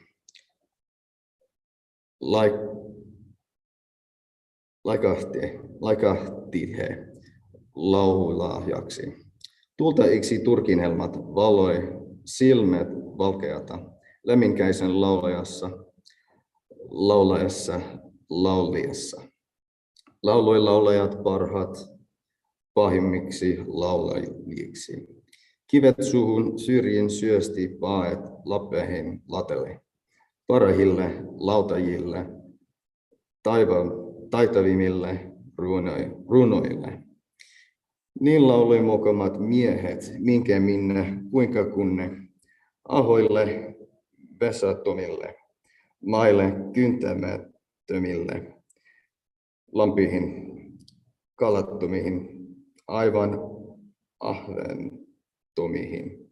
Rutjan koskehen, kovahan, palavahan, fyrteeseen, virran alle vahtipäiksi. Kosken keskelle kiviksi tulee pallelemaahan. Säkehinä säykymään. Sinne Lieto Leminkäinen lauloi miehet miekkoinensa, urohot asehinnensa. Lauloi nuoret, lauloi vanhat, lauloi kerran keskilaulun. Yhden heitti laulamatta. Karjan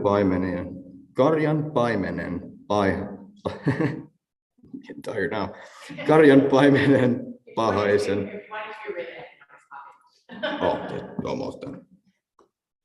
Ukkovahnon umpisilmän. Märkähattu karjan paimen, hänpä tuon sanoiksi virki. Oi, siellä Lieto Lemin poika. Lauloit nuoret, lauloit vanhat. Lauloit kerran keskilaulun. Niin miksi et minua laula? Sanoi Lieto Leminkäinen. Siksi en sinuhun koske, kun olet katsoa katala, kurja koskemaisittani. Vielä miestä nurrempana, karjan paimenna, pahaisna, turmelit emosi tuoman, sisarisi syövähutit. Kaikki herri ja sit hevoset tamman varsat vaivuttelit. Suun sälillä, maan naavoilla, veen liivan liikkumilla. Märkähattu karjan paimen tuosta suutui ja vihastui. Meni ulos uusta myöten, pelolle pihoa myöten. juoksi Tuonelan joelle Pyhän Virran pyrteelle. Siellä katsoi kaukomieltä vuotelevi lemminkäistä pohjasta paloavaksi kotiinsa kulkevaksi. Kiitos.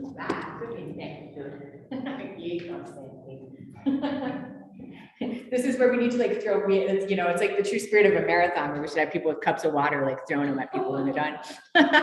So thank you. This is the 5th year that Seth has participated. So this is super cool. I'm excited. It's great to see old friends back. So that poem, this is, you know, in the previous poem, Lemminkainen had said he and his wife had agreed that they would not do certain things. So she wasn't going to hang out with her friends and he wasn't going to go out and like pick fights and get in wars and stuff like that. And so the start of this poem, he goes fishing and she just thinks it's a normal fishing trip, but he doesn't come back that night. And of course, this is the olden days. He can't text, you know, he doesn't have like a falcon to go tell her or anything. And so she's home alone. Her weird, wayward husband who kidnapped her and forced her to get married is now not home.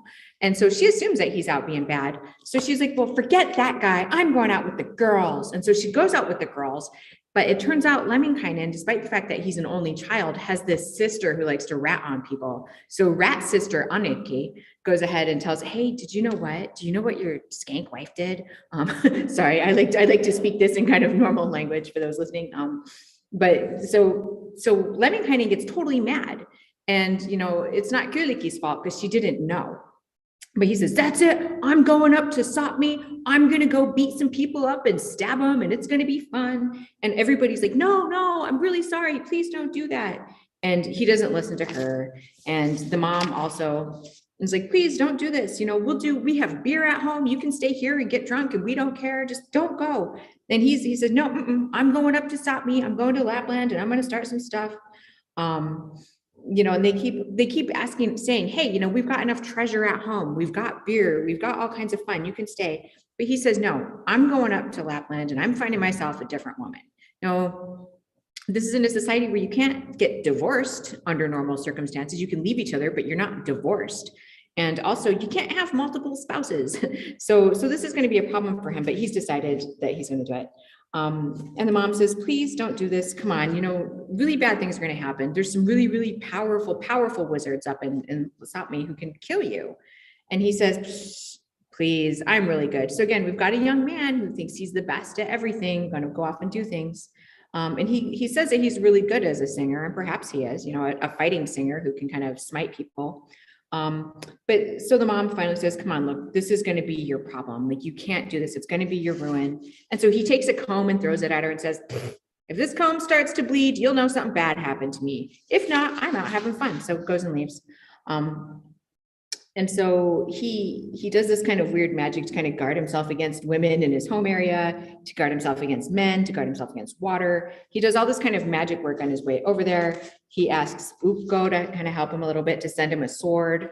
And so this is one of the things about Ukko, who's this kind of god who helps to start the whole thing. And he's this kind of like over god who lets Wainamoinen's mom go live in the water for a while before Wainamoinen's born.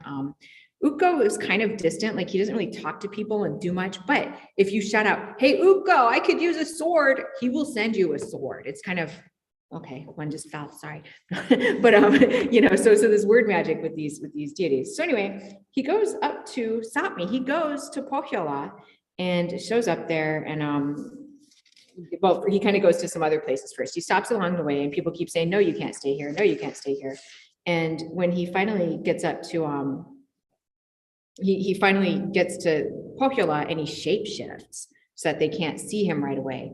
So he shows up and Louhi's like, what's going on here? Like, the dog didn't notice you come in. So, you know, he goes ahead and he says, no, I've come up here to kind of pick a singing fight. So he goes in and there's a whole bunch of people there and there's people from all over and he sings all the people at Louhi's house, like just defeats them. And we should vision this as an actual singing battle, like singing where bad things happen to people, right? They're turning into rocks, they're getting, you know, pelted, they're getting kind of bolted down to the ground by iron. And, you know, it's just a really bad thing, but he leaves one guy, he doesn't sing. This guy's name is Markahattu, which means like wet cap. And so Markahattu goes, hey, wait a minute, what about me? And Lemminkainen goes, you're not worth my time. you're an incest person, you are really poor and bad and sad. So he just totally talks him down, but says, you're not worth my time. So this, of course, makes Markahattu really mad, and Markahattu leaves. So we have Lemminkainen has kind of messed up his marriage. He's left. He's told everybody that if a comb starts bleeding, then something bad has happened. He's shown up in Pohjola and saying, everybody down except for one guy. He refuses to sing down as an insult. So this is going to lead us on to poem number 13. And we have Kathy Manick with us, who's going to read this poem. And so Kathy, are you there? Yes, I'm going to unmute. Thank you, Hilary. So I am reading Runo 13 in English, unfortunately, the elk chase. But before you do, really quick, can you just tell us where you're calling in from? Yes, I'm calling from Cambridge, Massachusetts, with a lovely snowfall outside my window. Excellent. Good. I just like to show that there's people all over the place calling in. Yeah. And I'm a student in Professor Virtanen's Kalevala class, so excited to be doing this today.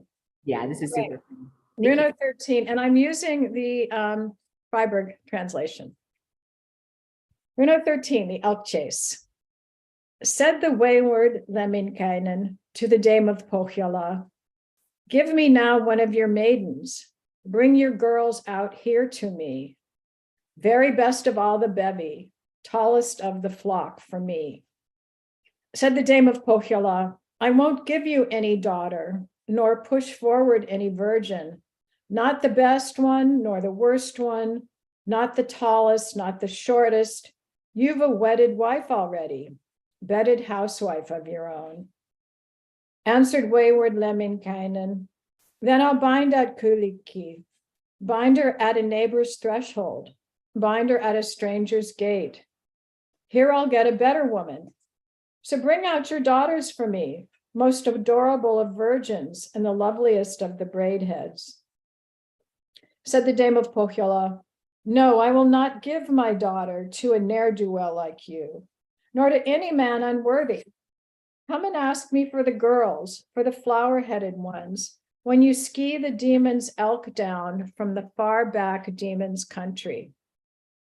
Then the wayward Lemminkainen fixed his spearhead, strung his crossbow, and aligned his bow bolts ready. But he posed himself a problem. Though my spear is ready shod, all my club head bolts prepared, and my crossbow strung and ready, I've no left ski for swift sliding, and no right ski for quick heeling. There the wayward Lemminkainen pondered on it, thought it over, where to get the right-hand skis, where to get any kind of skis. Off to Kauppi's house he hurried, there to Lulikki's own smithy. Oh, you clever Voijalander, handsome Kauppi, wise Laplander, make me now true racing skis. Carve out splendid right-hand skis, swift to race the demon's elk from the far-backed demon country. To this Kauppi answered mocking as he hurried out the words, skiing down the elk is useless. You'll get nothing for your pains but a hollow hunk of punkwood, even that much with great grief. Lemminkainen was not worried, so he answered him abruptly. Make a left ski for swift sliding and a right ski for quick heeling, swift to catch the demon's elk from the far back demon country. Lulikki, the smith of left skis, Kauppi, smith of the right-hand skis, in the autumn made the left ski, in the winter carved the right ski, took a day to shape the ski pole, and the next day carved the snow discs. Then the left was fit for pushing, and the right one for quick heeling. Now the ski pole too was ready, and the snow disc nearly fitted. For the pole an otter skin, for the disc a red fox paid. Then he greased his skis with butter, and with reindeer tallow slicked them. He himself is wondering, and he says it in these words, is there any young man now of this growing generation who can swiftly push the left one, quickly kicking with the right one? Said the wayward Lemminkainen, spoke the ruddy rascal thus, Truly, there is such a youth in this growing generation who can swiftly push the left one, quickly kicking with the right one. With his quiver on his back and his new bow on his shoulder, deftly handling now his ski pole, Lemminkainen went his way, started pushing with the left ski, quickly kicking with the right one, and he boasted as he went, nothing under God's own sky, underneath this lid of heaven, not a creature in the forest, not a single 4-foot runner, none that cannot be surprised, none that can't be overtaken by the skis of Kalevala's son, by the speed of Lemminkainen. Happened that the demons heard him and they saw a chance for mischief. So an elk they fabricated, and the devils made a reindeer. For the head, a hollow stump, for the horns, a fork of sallow, legs of shoreline switches woven, fen-grown saplings for the shanks, and a fence rail for a backbone. Sinews made of withered grasses, eyes of yellow water lilies, and the ears of lily pads, made the flesh of rotten wood covered with a skin of spruce bark. He then exhorts the elk, urges on the goblin reindeer. Run now, run you demons elk. Leg it, quick, you noble creature, to the calving grounds of Lapland, where the reindeer drop their young on the field of Lapland children. Ski this fellow to a sweat him dry, this Lemminkainen. Then the goblin reindeer ran, headlong ran the elk of Hisi, galloped past the barns of Northland, through the yards of Lapland children. In the tents upset the buckets, kicked the kettles off the fire, dumped the meat stews in the ashes, spilled the sauces in the cinders. From the yards arose an uproar from the yards of Lapland children. Dogs were barking, children crying, and the Lappish women laughing, all the other folk complaining. Lemminkainen all the while chasing down the elk of Hisi, skiing over field and fen and across the open clearings. From his skis, fire was spurting, and his ski stick points were smoking.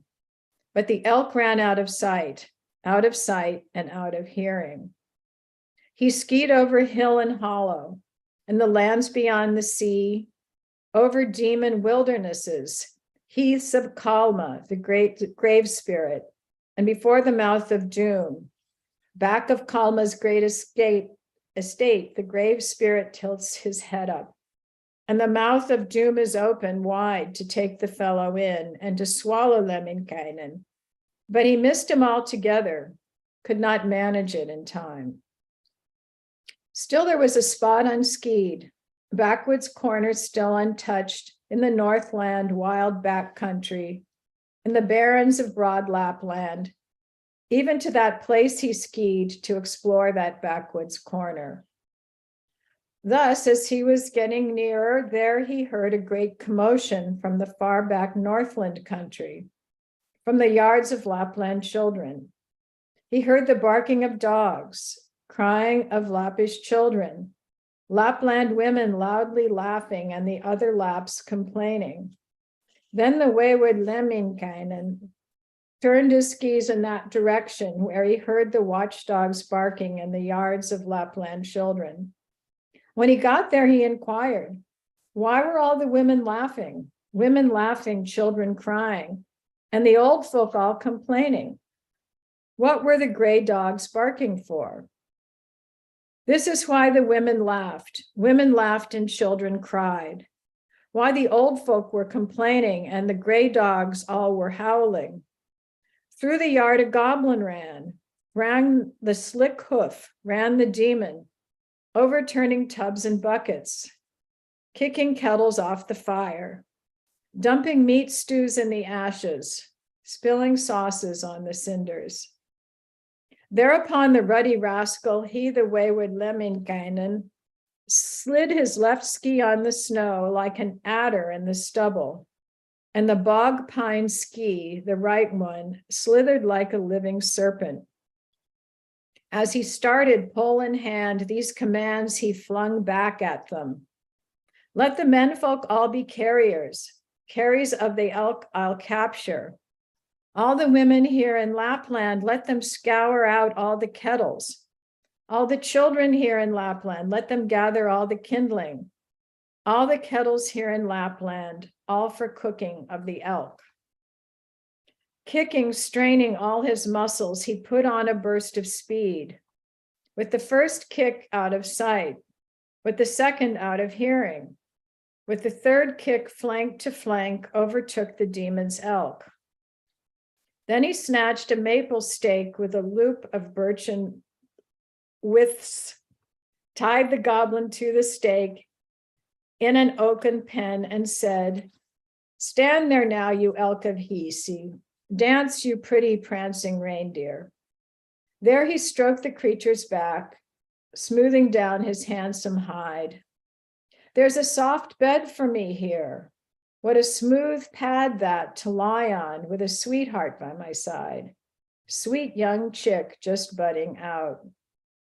Then the goblin elk got angry, and the reindeer started kicking, and the beast itself exclaimed, "Let the devil be procurer. Hisi, get you girls to sleep with, find you women to fool around with." Then it broke out on a rampage, broke the bonds of birchen withes, snapped the stake of maple wood, kicked apart the oak corral. It set out to speed away. Off it galloped on its flight, speeding over field and fen, over bushy hillsides, fleeing out of sight and out of hearing. There the ruddy rascal raged, fumed with fury and with vengeance, angered to the point of madness. After the demon elk he skied.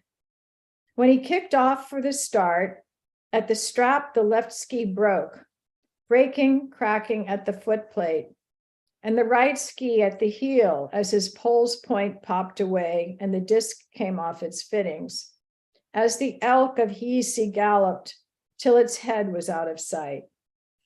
Standing there, Lemminkainen bowed his head, stunned, bewildered, gazing at his scattered gear. Then he voiced his feelings thus: "Never, never in all time let another of our men, armed with arrogance alone, go out hunting in the forest, skiing down the demon's elk, as did I, unlucky fool. I have ruined the best of skis and my handsome ski pole too, that the readiest of my spears."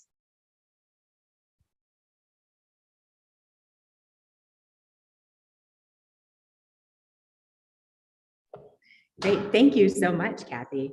So yeah, we've got this thing that happens a lot in Kalevala now where they'll have these impossible tasks to do. And Lohi likes to assign impossible tasks to people to try to marry the daughter. And long story short, it doesn't usually work out too much, at least now. So yeah, so we've got Lemminkainen, and we've got this interesting Hidenhervi, this kind of like demon's elk, and it's this kind of like a golem. It's this created creature that goes and is the challenge for him. So now Lemminkainen, he's done a bad job. He didn't do it. There's that one part that's kind of funny, right? When he does he gets up to the elk and he says, "Stay there." And then he kind of taunts the elk by saying, "Wow, I could just lay with a lovely lady on your back here." And that just, it just irritates. Like he's just one of those kind of antagonistic guys who likes to bother people and make them upset. So thank you very much, Kathy. I appreciate it. So we don't have somebody signed up for rune number 14. So if anybody wanted to come and jump up and do that, they can. Otherwise, I can do it as well. This is the longest I've been with Kalevala Marathon that I've not read a rune, but I see that Harold is raising his hand in the back. So we got a reader for rune 14. Are you gonna do 14 and 16? Yeah. So good. Okay, so we've got Hari doing his second rune, and he'll be up here in just a second. And I should say, for those just coming in, this is the 5th annual Kalevala Reading Marathon. It's put on by the Finnish and Nordic Studies program at Finlandia University. I'm Hilary Virtanen, the associate professor and actually only professor of Finnish studies at Finlandia. While I'm standing here, I can give the good news that we have recently approved Finnish and Nordic studies to move beyond being just a minor program to being a bachelor's degree. So people can now take a bachelor's degree in Finnish and Nordic studies at Finlandia University as of the fall. So, yay. Oh God, come on up, Harry. I'm done talking. I'll let Harold do the talking now.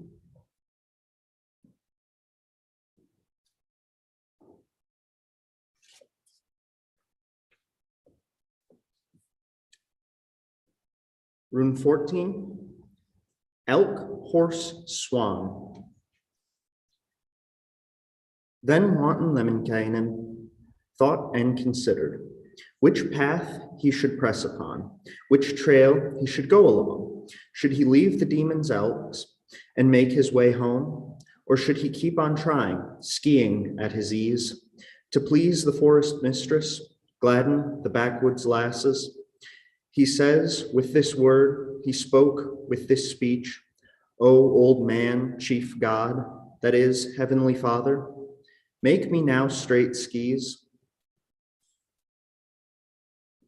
Make me now straight skis, light ones left and right, on which I may ski along, across swamps and across lands, ski towards the demon's lands, across the heaths of the north, to where the demon's elk roams, the wild reindeer's stomping grounds. Slide, which button do I need to? I just glanced over. Oh, I think I updated it. There we go. Okay. Sorry. Technical difficulties.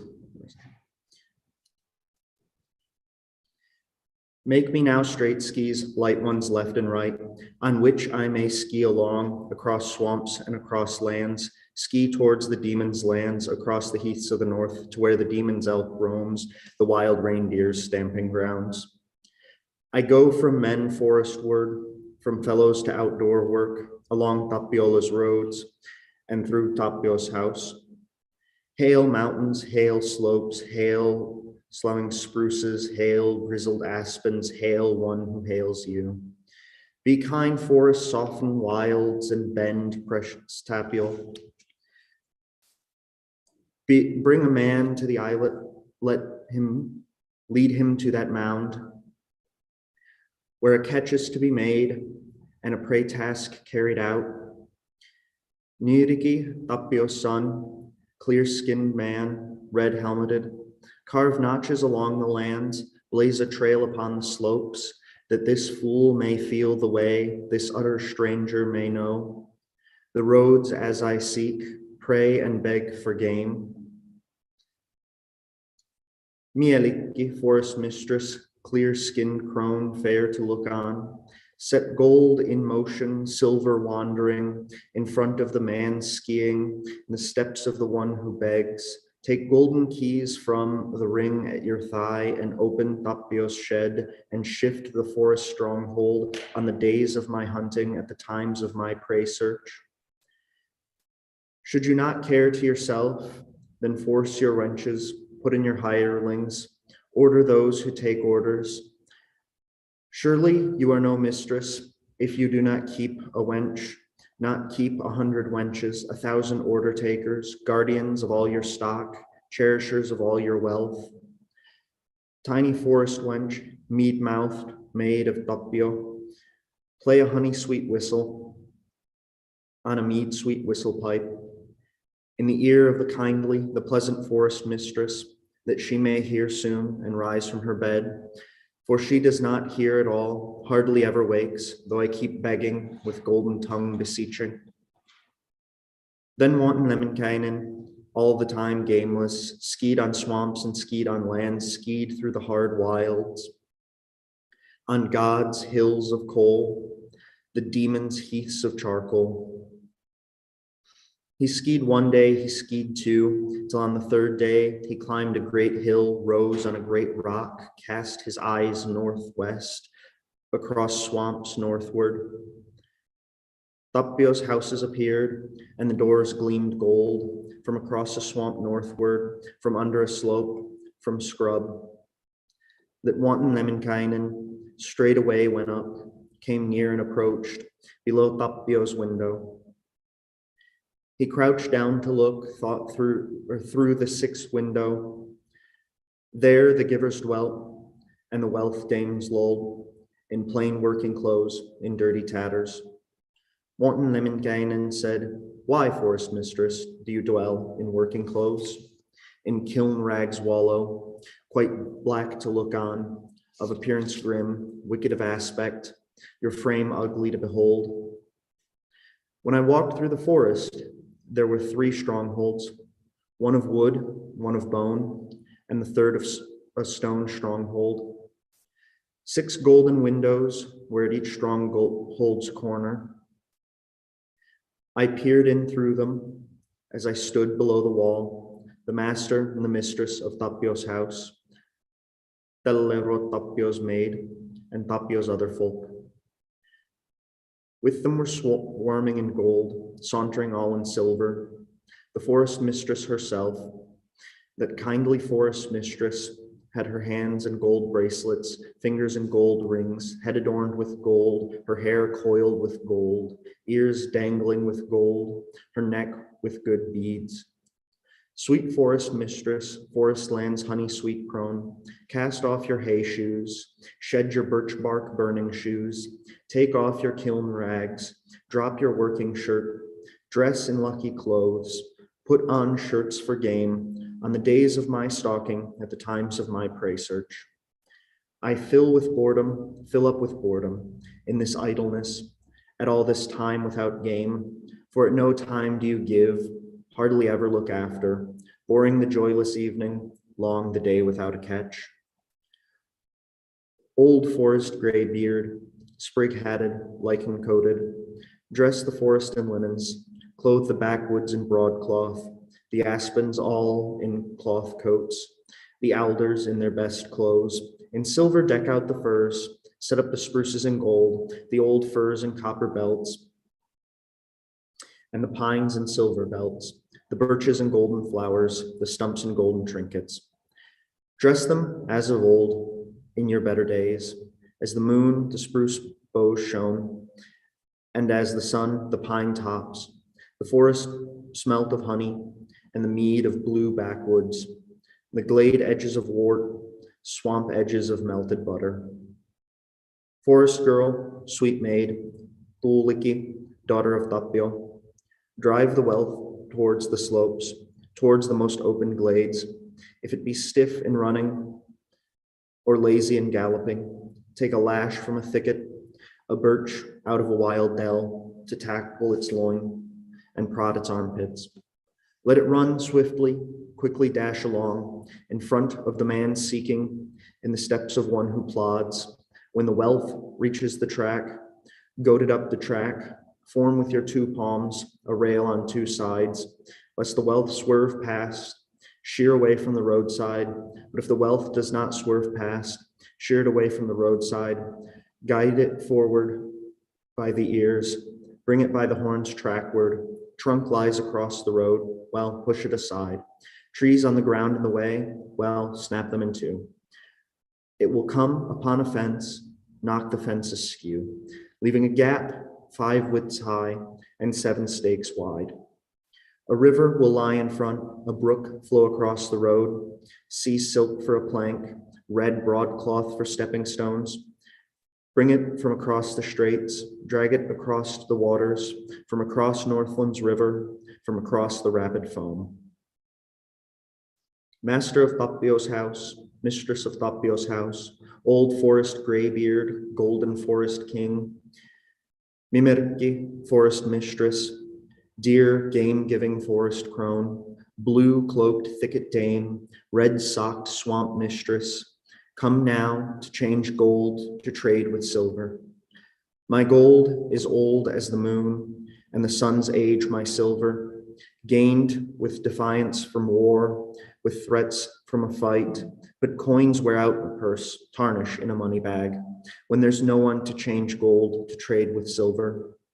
So wanton Lemminkainen long skied on his way, sang tales at a thicket top, sang 3 in a wild hollow. He pleased the forest mistress, even the forest master, delighted all the lasses, and got round the Tapio's maids.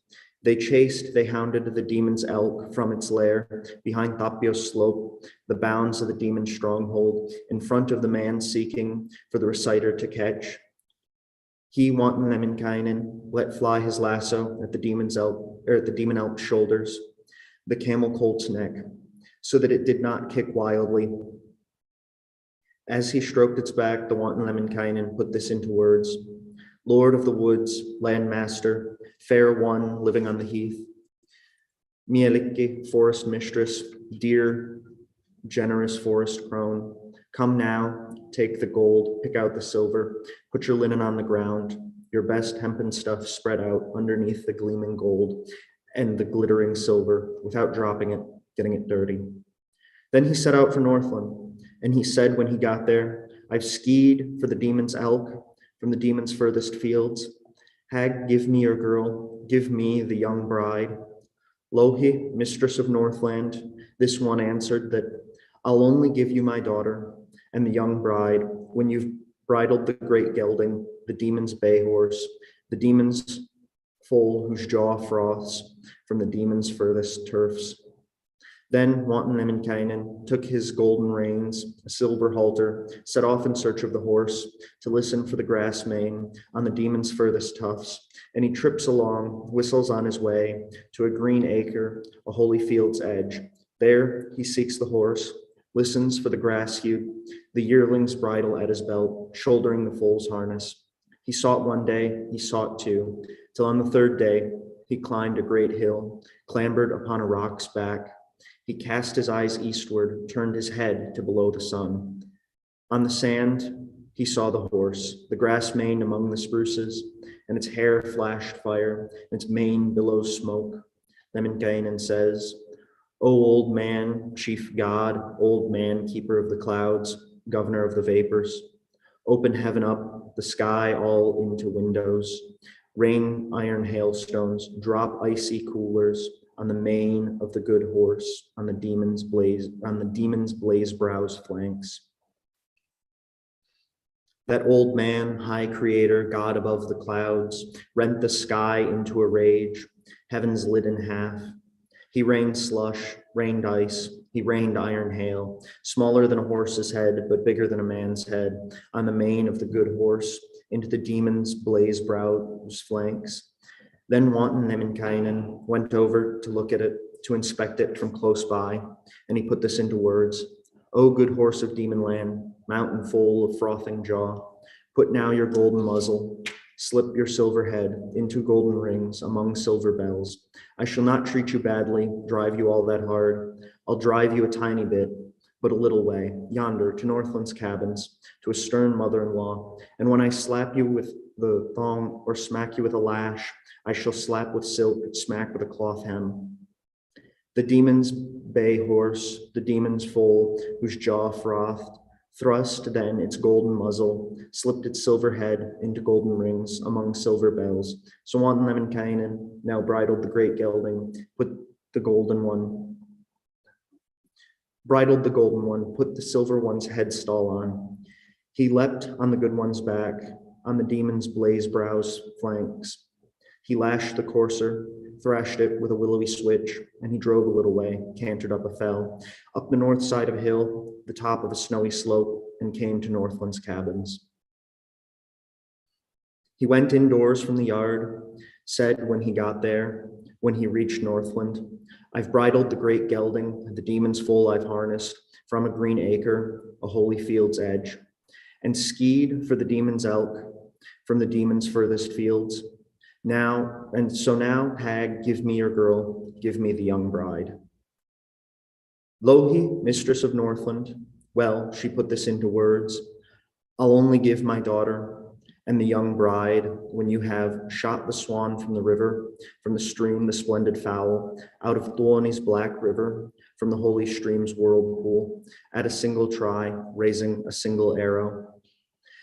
Then wanton Lemminkainen, he, the fair far mind, went out to the swan's whooping, to look for the long neck out of Tuoni's black river from the dale of the dead land, and he swings along, warbles on his way towards Tuonela's river to the holy stream's whirlpool, shouldering his great crossbow, a quiverful on his back.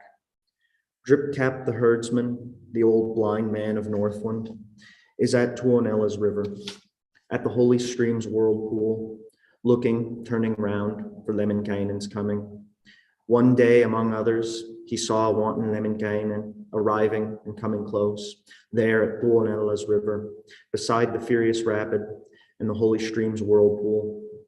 And he raised a water snake, a serpent out of the waves, and hurled it through the man's heart, through Lemminkainen's liver, through the left armpit, into his right shoulder blade.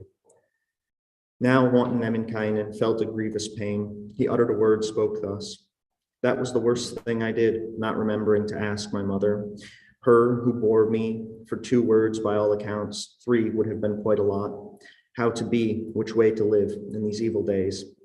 I don't know the hurts of water snakes, the bites of serpents. Oh, my mother who bore me, painstaker who cared for me, if you knew, if you guessed where your luckless son is, of course you would come dashing, you would hasten to help me, you would free your luckless son from this road away from death, from falling asleep while young, rolling over full-blooded." Then the blind one of Northland, Drip Cap the herdsman, hurled wanton Lemminkainen, lost son of Kalevala, down in Tuoni's black river in the worst whirlpool. Wanton Lemminkainen went down the rapid, roaring, with the current in a flash, towards Tuonela's cabins, that bloody son of Tuoni. Struck at the man with his sword, bashed him with his brand, with one flashing stroke, smote the man into 5 bits, into 8 pieces, tossed him into Tuonela's river, into the dead land's eddies. Lull there forever, with your crossbow, your arrows, shoot the swans of the river, the waterfowl on the banks. That was Lemminkainen's end, the untiring suitor's death, down in Tuoni's black river, in the dale of the dead land. Thank you, Harold. Well done. So yeah, we have a quest, right? A series of quests, guys having to do things in order to try to win women. And we see that it doesn't necessarily work out for Lemminkainen in this instance, right? So poorly works out, in fact, that the man that he insulted a couple poems back has come to kill him by stabbing him in the chest with a snake, which is a strange way to go, I would say. And, you know, of course, as he's being stabbed and as he's dying, he's, gosh, I really wish I'd listened to my mom, but not because his mom has good advice, but because his mom knows magic spells about snakes. So, oh, dear, poor Lemminkainen. So yeah, he's now landed, you know, his last task was to go to this river, Tuonela. And Tuonela is the place of the dead in Finnish mythology. And so if you're ever in Finland and you see a black river and there's a swan on it, do not enter the water. It's a bad idea. It's where dead people go on purpose. So yes, this just, if you have any travel advice for me for Finland, don't enter black rivers where there's swans going around because they will take you.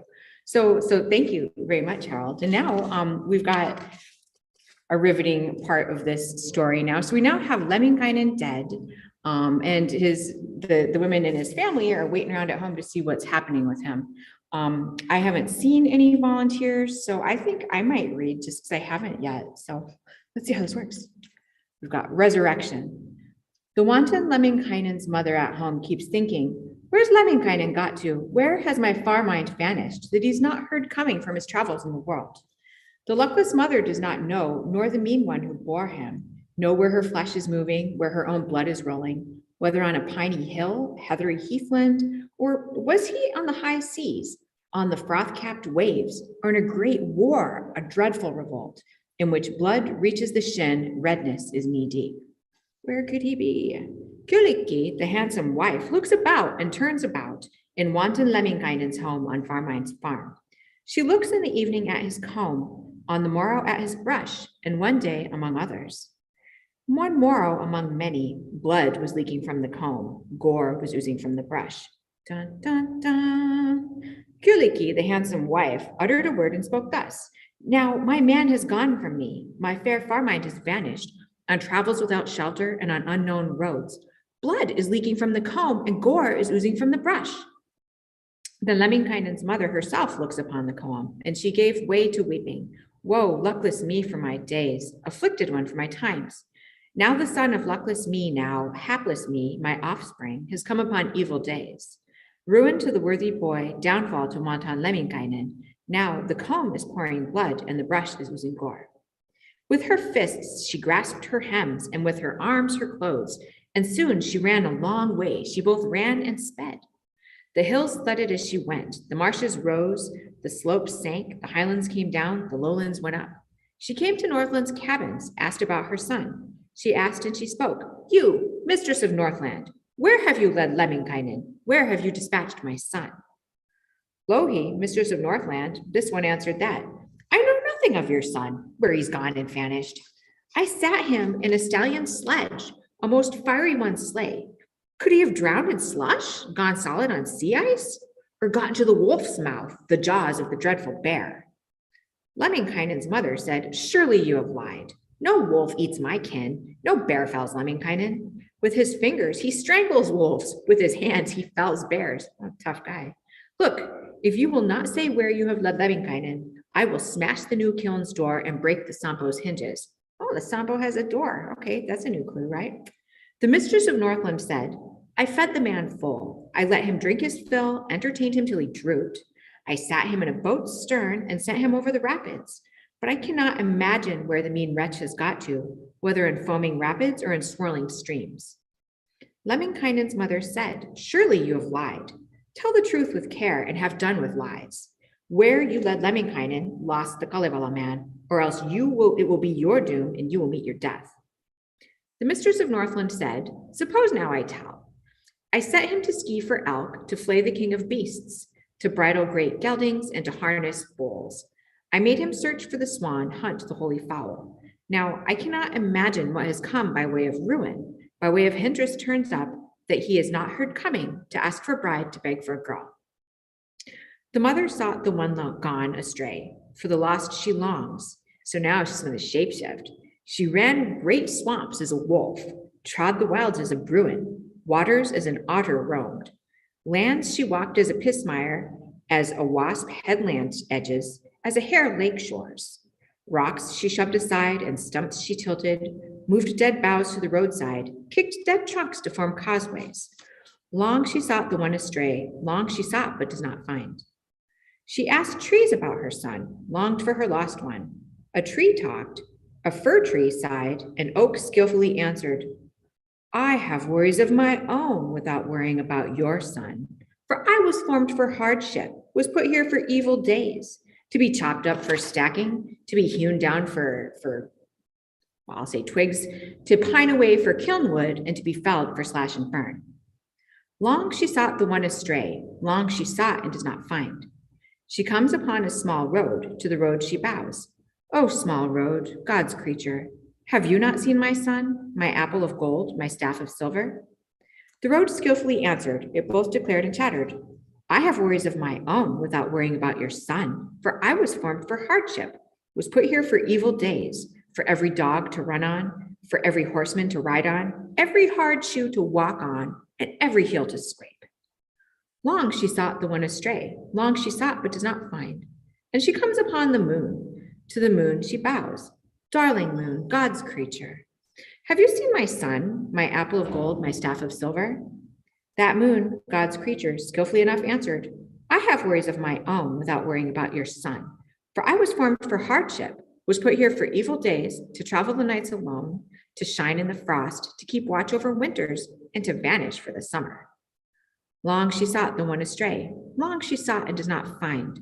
And she comes upon the sun. To the sun she bows. "O sun, creature of God, have you not seen my son, my apple of gold, my staff of silver?" Well, now the sun knew something. The daylight reckoned. "Your son, luckless you, has been lost. He's been killed down in Tuoni's black river, the dead land's ageless water, gone through the rapids roaring with the currents in a flash toward furthest Tuonela to the dales of the dead land." Then Lemminkainen's mother, she burst into tears. She went to the smith's workshop. "Smith Ilmarinen, you forged once, forged yesterday, so forge today too. Halve a copper rake, prong it with prongs of iron, Forge prongs 100 fathoms long, prepare a helve for 5. Smith Ilmarinen, the everlasting craftsman, helved a copper rake, pronged it with prongs of iron. Forged prongs 100 fathoms long, prepared a helve of 5. She, Lemminkainen's mother, gets to the iron rake, flew to Tuonela's river. She prays to the sun. O sun, God's creature, creature of the Creator, our light. Shine for one moment sultry, for the next dimly swelter, for a third with all your might. Put the weary folk to sleep, tire the force of the dead land, wear down the host of Tuoni. The sun, God's creature, creature of the Creator, daylight, flew on to a birch tree's crook, to an alder's warp it flapped. It shone one moment sultry, for the next dimly sweltered. For a third, with all its might, put the weary folk to sleep, tired the force of the dead land, the young men upon their swords, and the old men against their sticks, the middle-aged on their spears. Then it slunk away to the top of level heaven, to where it had been before, its former abode. Then Lemminkainen's mother took the iron rake. She rakes for her son, amid the roaring rapid in the flashing stream. She rakes and she does not find. Then she shifted further down, went all the way to the sea, and slush to her stocking top, and water up to her waist. So now she's entering the river of the dead. She rakes for her son along Tuonela's river. She dredges all against the stream. She dragged once, and for that twice. All she gets of her son is a shirt, much to her distress. She dragged once again, got his stockings. Hat she found, the stockings to her great grief, hat to her dismay. From there, she stepped even further down to the dale of the dead land, dragged once along the water, next time along across the water, a third athwart the water. And it was the third time that a mass of entrails came forth on the iron rake.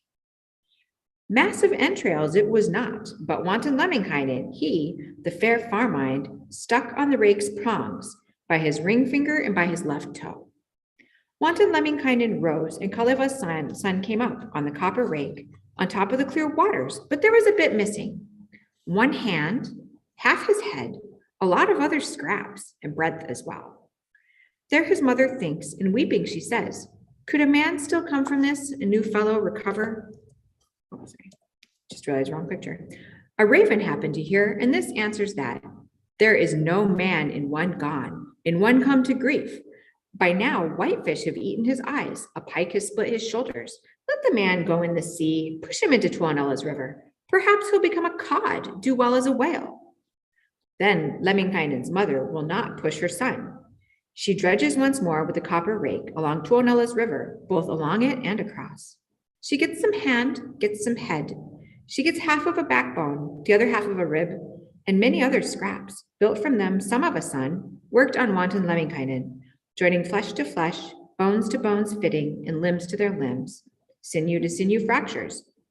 She bound up sinews, knitted up ends of sinews.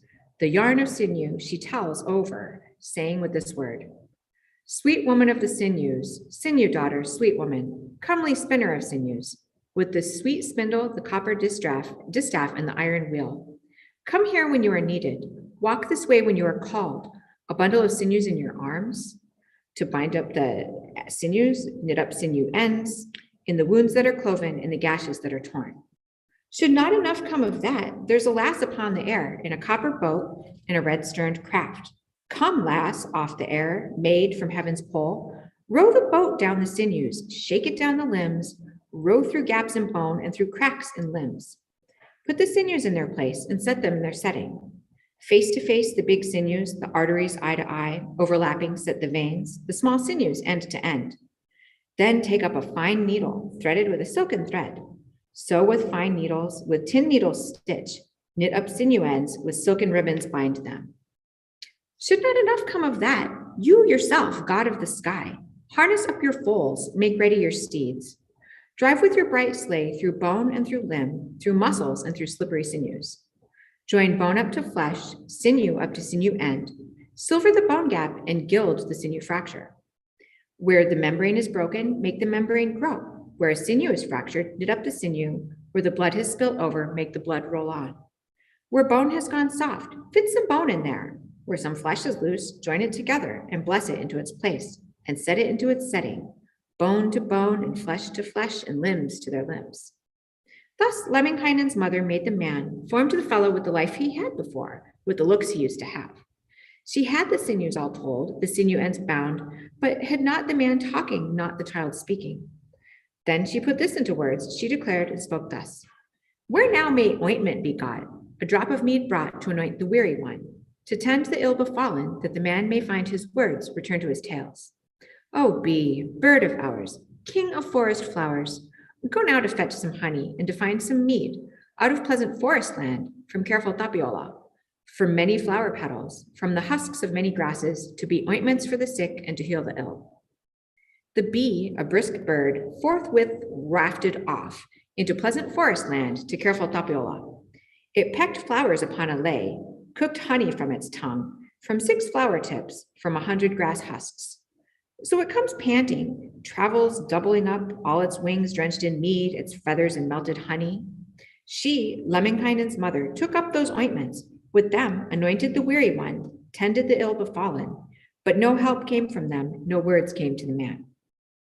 Then she put this into words: Bee, my little bird, fly that other way, right over 9 seas, to an island on the main, a honeyed mainland, to Thor's new cabin, the worshipful, boundless one.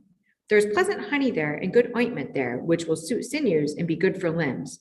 So bring some of those ointments, bear some of these remedies for me to put on the hurt, to pour on the injuries. The bee, a slight man, again flitted off, right over 9 seas, 1/2 sea too. It flew one day, it flew 2. Soon it flew a 3rd as well, without sitting on a reed, without perching on a leaf. To the island on the main, the honeyed mainland, to a fiery rapid's brink, to a holy stream's whirlpool. There honey was being cooked. Salves were being made ready in tiny cauldrons, in beautiful pans that would hold a thumb, fit a fingertip. The bee, slight man, got some of these ointments. A short time passes, a moment speeds by. Now it comes buzzing, hither and thither, 6 cups in its arms, 7 at its back. They're full of ointments and full of good salves. She, Lemminkainen's mother, anointed with those ointments, with the 9 ointments, the 8 remedies. Still she got no help. No, found none from it. She said with this word, she spoke with this speech: Bee, bird of the air, fly there a 3rd time, high up into heaven, above 9 heavens. There is a mead in plenty there, honey to the heart's content, which once the Creator sang charms and the pure God talked, the Lord anointed his brood, injured by an evil power. Dip your wings in mead and your feathers in melted honey. Bring mead on your wing and bear honey on your cape, to be ointment for the sick, to pour on the injuries. The bee, kindly bird, managed to put this in words. But how am I to get there? I, a puny man. Oh, you will get there easily, trip there handsomely, over the moon, underneath the sun, between heaven's stars. For one day you will flutter to the moon's brow bones. For another you will whiz to the great bear's shoulder blades. For a 3rd you will soar up onto the 7 stars' back. Then 'tis a mite of a way, a tiny circuit to where God the Holy lives, to the Blessed One's dwellings. And the bee rose from the earth, the mead wing from the hummock. Now it fluttered off, whizzed on little wings. It flew beside the moon's ring, the sun's border it skirted, past the great bear's shoulder blades, the back of the 7 stars. It flew to the Lord's cellar, to the Almighty's chamber. There ointment is being made and salves are being prepared. In pots of silver and in pans of gold, honey boiled in the middles, at the brims melted butter, mead at the south tip, at the north end salves. The bee, the bird of the air, then got enough mead, honey to its heart's content. A little time passed, and now it comes panting, arrives doubled up, with 100 hornfuls in its arms, 1,000 other bulges. This one honey, that water, the other the best ointment. Then Lemminkainen's mother took them in her own mouth. She tested them with her tongue and tasted them to her liking. These are some of those ointments, the Almighty's remedies, with which God has anointed the Lord poured on injuries. Then she anointed the weary one, tended the ill befallen, anointed through gaps in bone and through cracks in limbs, anointed below, anointed above, slapped the middle once. Then she put this into words. She declared, chattered, rise up out of sleep. Get up out of dream from these evil places and from the bed of hard luck. The man rose out of sleep. He woke out of dream. Now he manages to say, to tell with his tongue, long I wretched have slumbered, ages I hapless have slept. I've slept a sweet sleep, a sound snooze I've had. So lots of alliteration there. Lemminkainen's mother said, she declared and chattered, you would have slept more ages, still longer you would have stretched, but for your poor old mother, for the mean one who bore you, me. Say now, luckless son of mine, tell so that my ears may hear. What led you to death and pushed you into Tuonela's river? Wanted Lemminkainen said, answered his mother, Tripcap the herdsman, Dreamland's sightless one. He led me to death, pushed me into Tuonela's river. He raised a snake out of the water, a dragon out of the waves against woeful me, and I knew nothing of it, did not know the hate of water snakes and the bites of serpents. Lemminkainen's mother said, alas for mindless man, you boasted of bewitching witches, of singing at Sami, but don't know the hate of water snakes and the bite of serpents? From water the water snake was born, from the serpent from the waves, and the Kalu's good brains, from inside the sea swallow's head. On the waters the ogress spat, dropped a blob on the waves. The water stretched it out long, the sun shone till it was soft. Then the wind lulled it, and the water's breath rocked it. The billows washed it ashore, and the surf steered it to land. Then Lemminkainen's mother lulled the one she knew to the shape he had before, to the looks he used to have. So he was a bit better, even fitter than before. Then she asked her son whether he was short of anything, like brains. Wanted Lemminkainen said, there's a lot I'm still short of. There's my heart's desire. There my longing lies, among those maids of the north, those fair braided heads. The mold-eared dame of the north will not give her girl unless I shoot the Kalu, hit the swan on that Tuonela river on the holy stream's whirlpool. Lemminkainen's mother said, she declared and chattered, leave your blasted swans, let the Kalus be, upon Tuoni's black river, the smoking whirlpool. You just come home now with your mean mother, and still thank your luck, your God known to all, for giving you real help and bringing you back to life from Tuoni's undoubted land, the abode of the dead land. Basically, shut up, kid, what are you doing? I could do nothing by myself without the mercy of God, the guidance of the true Lord. Then wanton Lemminkainen went home straight away with his dear mother beside his honored parent. And then the singer in the book gives a little statement where he says, there now I lose my farm mind, leave wanton Lemminkainen out of my tale for some time. And I turn my tail meanwhile, I'll let the song go elsewhere, I'll push on to a new track. So one thing that's really great about this particular set of poems, like this poem right here, is that there's a couple of different origin poems and a couple of different like healing poems inside of it. So it kind of gives this folk medicine aspect to it. So Harold is going to do the next one. Do you need a second though?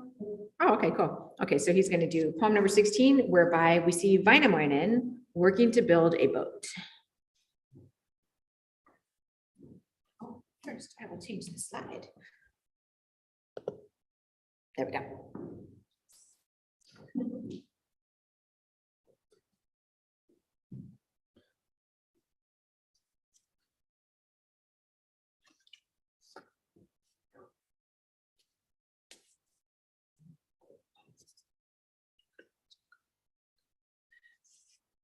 Rune 16, to build a boat.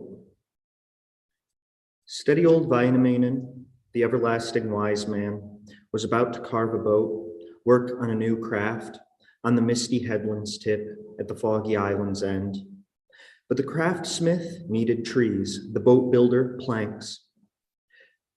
Now, who will seek wood, go after oak for Väinämöinen's boat, for the singer's keel? Hilary-Joy, the field's son, tiny boy Sampsa. He it is who will seek wood, go after oak for Väinämöinen's boat, for the singer's keel. He treads the road, steps to northeastern worlds. He walked one hill, he walks two. Soon he went a third as well, shouldering a golden axe, a copper haft on the axe. He came up to an aspen of 3 fathoms height. He wished to touch the aspen, to thrash the tree with the axe. The aspen speaks up, and it finds its tongue. What, man, do you wish of me? What, anyway, do you want? Boy Sampsa Pellervoinen put this into words. This is what I wish of you. This is what I seek and want. A boat for Väinämöinen, some craft wood for the singer. The aspen spoke more oddly, and the 100 bow managed. Full of leaks, a boat from me, and a craft likely to sink. I am hollow at the base, 3 times this summer, the maggot has eaten my heart, the worm has laid my roots. Boy Samsa Pelarvoinen at that fares further. He thinks he will step towards the northern worlds, and he came upon a fir of 6 fathoms height. He struck the tree with the axe, whacked it with his adze. He asked and he talked. Fir, could you become a boat for Väinämöinen and the ship wood for the singer? The fir blurted an answer, gave a great bellow. Not from me will a craft come, one that bears 6 ribs. I am a gnarled fir. 3 times this summer, the raven croaked at my top. The crow has cawed on my bows. Boy Samsa Pelarvoinen fares even further. He thinks he will step towards the southern worlds. And he came upon an oak of 9 fathoms girth. And he asked and he talked, Oak, would you become the hull of a hunting boat or a warcraft's keel? The oak skillfully answered, and the acorn tree managed. Indeed, there's wood in me for one small boat's hull, for I am no gnarled beanpole, nor am I hollow inside. 3 times this summer, this great summertime, the sun has gone round my middle wood, the moon has gleamed at my top. Cuckoos have called on my boughs, birds have rested my leaves. Boy Samsa Pelarvoinen took the axe from his shoulder. He struck the tree with the axe, the oak with the even blade. Soon he was able to fell the oak, lay the fine tree low. First he took the top away, and the base he cleaves right through. From it he carved keels, planks without number, for building the singer's ship, Väinämöinen's boat. At that, old Väinämöinen, the everlasting wise man, started building the boat with wisdom, making the craft with singing. From one oak's fragments, the brittle tree's bits. He sang one tale, fixed the keel. He sang 2, joined on a side. Soon he sang a 3rd as well, while he hewed rowlocks and finished rib tops and joined overlaps. When the little boat was ribbed and the side joints joined, he needed 3 words for putting up the handrails, for raising the prow, rounding off the stern. Steady old Väinämöinen, the everlasting wise man, uttered a word and spoke thus. Woe luckless me, for my days, the boat did not reach waters, the new ship the waves. He thinks, considers, where to get words from, fetch the right spells from, the scalps of swallows, the heads of a flight of swans, from a skein of geese's shoulders. He set off to get some words. He ruined a flock of swans, a gaggle of geese destroyed, no end of swallows. But he got no word at all. No word, not a half. He thinks, considers. There would be 100 words under a summer reindeer's tongue, in a white squirrel's mouth. He set off to get some words, take some mysteries. He cut a field of reindeer open, a big beam full of squirrels. From there, he got many words, all of them useless. He thinks, considers. There I'll get 100 words from Tuonella's dwelling, from the dead land's ageless abode. He went to Tuonela for words, to the dead land for powers, and he trips along. For 1 week, he trod through the brush, for 2 weeks through bird cherry, for a 3rd week through juniper. Now the dead land's isle appeared, Tuoni's hillock gleams, steady old Väinämöinen now shouted out loud at that Tuonela river, in the dale of the dead land. Bring a boat, girl of Tuoni, a raft, child of the dead land, to get me over the strait, reach me across the river. Stunted girl of Tuoni, a squat maid of the dead land, was at her washing, pounding her laundry in Tuoni's black river, in the dead land's eddy. She uttered a word, spoke thus. She declared, chattered. A boat will be brought from here, by no natural causes, broken by no other doom. The old Väinämöinen said, if I did lie, skip the page there.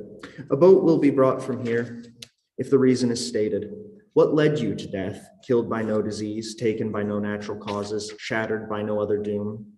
Steady old Väinämöinen uttered a word and spoke thus. Tuoni brought me here, and death dragged me from my lands. The stunted girl of Tuoni, the squat maid of the dead land, put this into words. Now I have spotted a fraud, for if Tuoni brought you here, death dislodged you from your lands. Tuoni would have brought you when he came, death when he traveled, with Tuoni's hood over your head, death's mittens on your hands. Say truly, Väinämöinen, what led you to death? Steady old Väinämöinen there put into words, iron has led me to death, steel snatched me to Tuonela. The stunted girl of Tuoni, the squat maid of the dead land, uttered a word and spoke thus. There I recognize a fraud. If iron got you to death, steel brought you to Tuonela. Your clothes would be pouring blood, would be gushing gore. Say truly, Väinämöinen, say truly the second time. Steady old Väinämöinen uttered a word and spoke thus. Water has got me to death, the billow to Tuonela. The stunted girl of Tuoni, the squat maid of the dead land, uttered a word and spoke thus. I can see a liar. If water got you to death, the billow to Tuonela, your clothes would pour water, your hems would be dripping. Tell the truth with care. What led you to death? There, the old Väinämöinen is once more a fraud. Fire brought me to Tuonela, flame led me to death.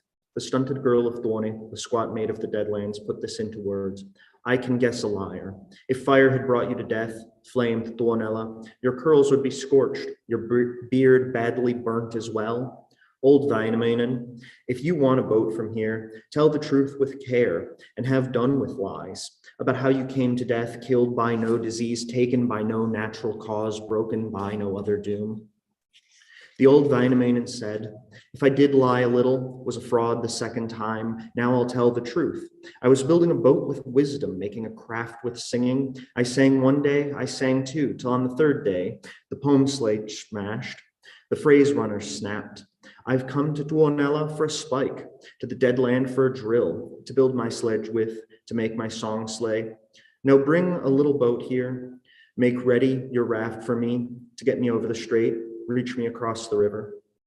Truly, Tuone daughter scolds, and death's maid quarrels. Fool for your folly, man, mad for your madness. You come without cause to Tuonela, undiseased to death's abodes. Better would it be for you to return to your own lands. Plenty have come here, but not many have returned. The old Väinämöinen said, let a hag turn off the road, but even a worse man won't, nor a sleepier fellow. Bring a boat, girl of Tuoni, a raft, child of the dead land. And Tuoni's girl took a boat. On it, old Väinämöinen. She gets across the strait, she reaches across the river. And she put this into words, woe to you, Väinämöinen. You have come unslain to death, still alive to Tuonela. Tuone daughter, good mistress, dead land daughter, old woman, brought beer in a flagon, fetched some in a two-handed one, and she put this into words. Drink up, old Väinämöinen. Steady old Väinämöinen looked down into his flagon. There were frogs spawning within, worms on the side clustering. Then he put this into words. I did not come here to drink the bowls of the dead land, to lap the flagons of Tuoni. Beer drinkers get drunk, guzzlers of the jug fall down. And Tuonela's mistress said, old Väinämöinen, what did you come to death for? Why to Tuonela's cabins? Before Tuoni wished, before you were summoned from death's lands. The old Väinämöinen said, as I was carving a boat, was working on a new craft, I needed 3 words to round off the stern and to raise the prow. When I could get them nowhere, not find them on land, in skies, I must come to Tuonela, go to death's abodes, where I'd get those words, learn those mysteries. That mistress of Tuonela uttered a word and spoke thus. Tuoni gives no words. Death does not share power. You won't get away from here, ever in this world, to go to your home, to crawl to your lands. And she wore the man to sleep, made the traveler lie down upon Tuoni's bed of rugs. And there the man is lying, the fellow taking a sleep. The man lay, the bedclothes watched. In Tuonela was a hag, an old hag of pointed chin, a spinner of iron yarn, a caster of copper threads. She spun 100 mesh sign, 1,000 mesh she wound. In one summer night, upon one wet rock. In Tuonela was a man, an old man with 3 fingers, weaver of iron nets, a maker of copper signs. He wove the 100 mesh sign, the 1,000 mesh he knitted. That same summer night, on the same wet rock, Tuoni's son of hooked finger, iron tipped, he drew the 100 mesh sign across Tuonela's river, both across it and along it and athwart it too, to stop Vainamoinen getting out. The man of calm waters, free ever in this world, not in a month of Sundays from Tuonela's dwelling, from the dead land's ageless abodes. Steady old Vainamoinen uttered a word and spoke thus. Could my rune have come, my day of trouble have arrived in these Tuonela cabins, these abodes of the dead land. Soon he changed his shape, promptly became something else, went as something black to sea, as an otter to the sedge. He crawled as an iron worm, moved as a viperish snake across Tuonela's river. Through Tuoni's netting, Tuoni's son of hooked finger, iron tipped, walked early in the morning to look at his nets. He has 100 sewn and 1,000 fry, but he has not caught Vainamoinen, the old man of calm waters. At that, old Vainamoinen, when he came from Tuonela, he says with this word, he spoke with this speech, may the good God may he not bring this about. He who himself went to death, penetrated Tuonela. Plenty have got there, few have come from there, from Tuonela's dwellings, from the dead land's ageless abodes. He put this too into words, he declared, thus told the youngsters rising, the folk coming up. Don't, children of man, ever in this world lay the guilt on the guiltless or the blame on the blameless. Wages are ill paid there in Tuonela's dwellings. The guilty have a place there. Those to blame have beds. The bedsteads are of hot rocks, of burning boulders, the quilts of vipers, of snakes, woven from Tuoni's maggots. Now we see what happens to people when they go to Tuonela. It can be pretty bad because the dead don't want to let you go. Once you've gone there, they want you to stay. So yes, we've got him. And, this is an interesting thing, right? He's building a boat, but he needs magic words in order to do it. So, there's all this kind of magic throughout Kalevala. And this idea that you can traverse different realms in order to get information and things you need. And we see this with the bee. The bee has to go way off into, space to get some honey. I've got Vainamoinen actually visiting the realm of the dead and surviving it. And so now he's going to have yet another adventure. And this is very much tied to what people refer to as shamanism and traditional kind of pre-Christian Finnish shamanic beliefs. And so we're actually going to have Professor of Sociology from Finlandia University, Mike Ray, come up and read rune number 17, where Vainamoinen gets to meet an even older and wiser shaman than himself, Antero Vipunen. So come on down, Mike.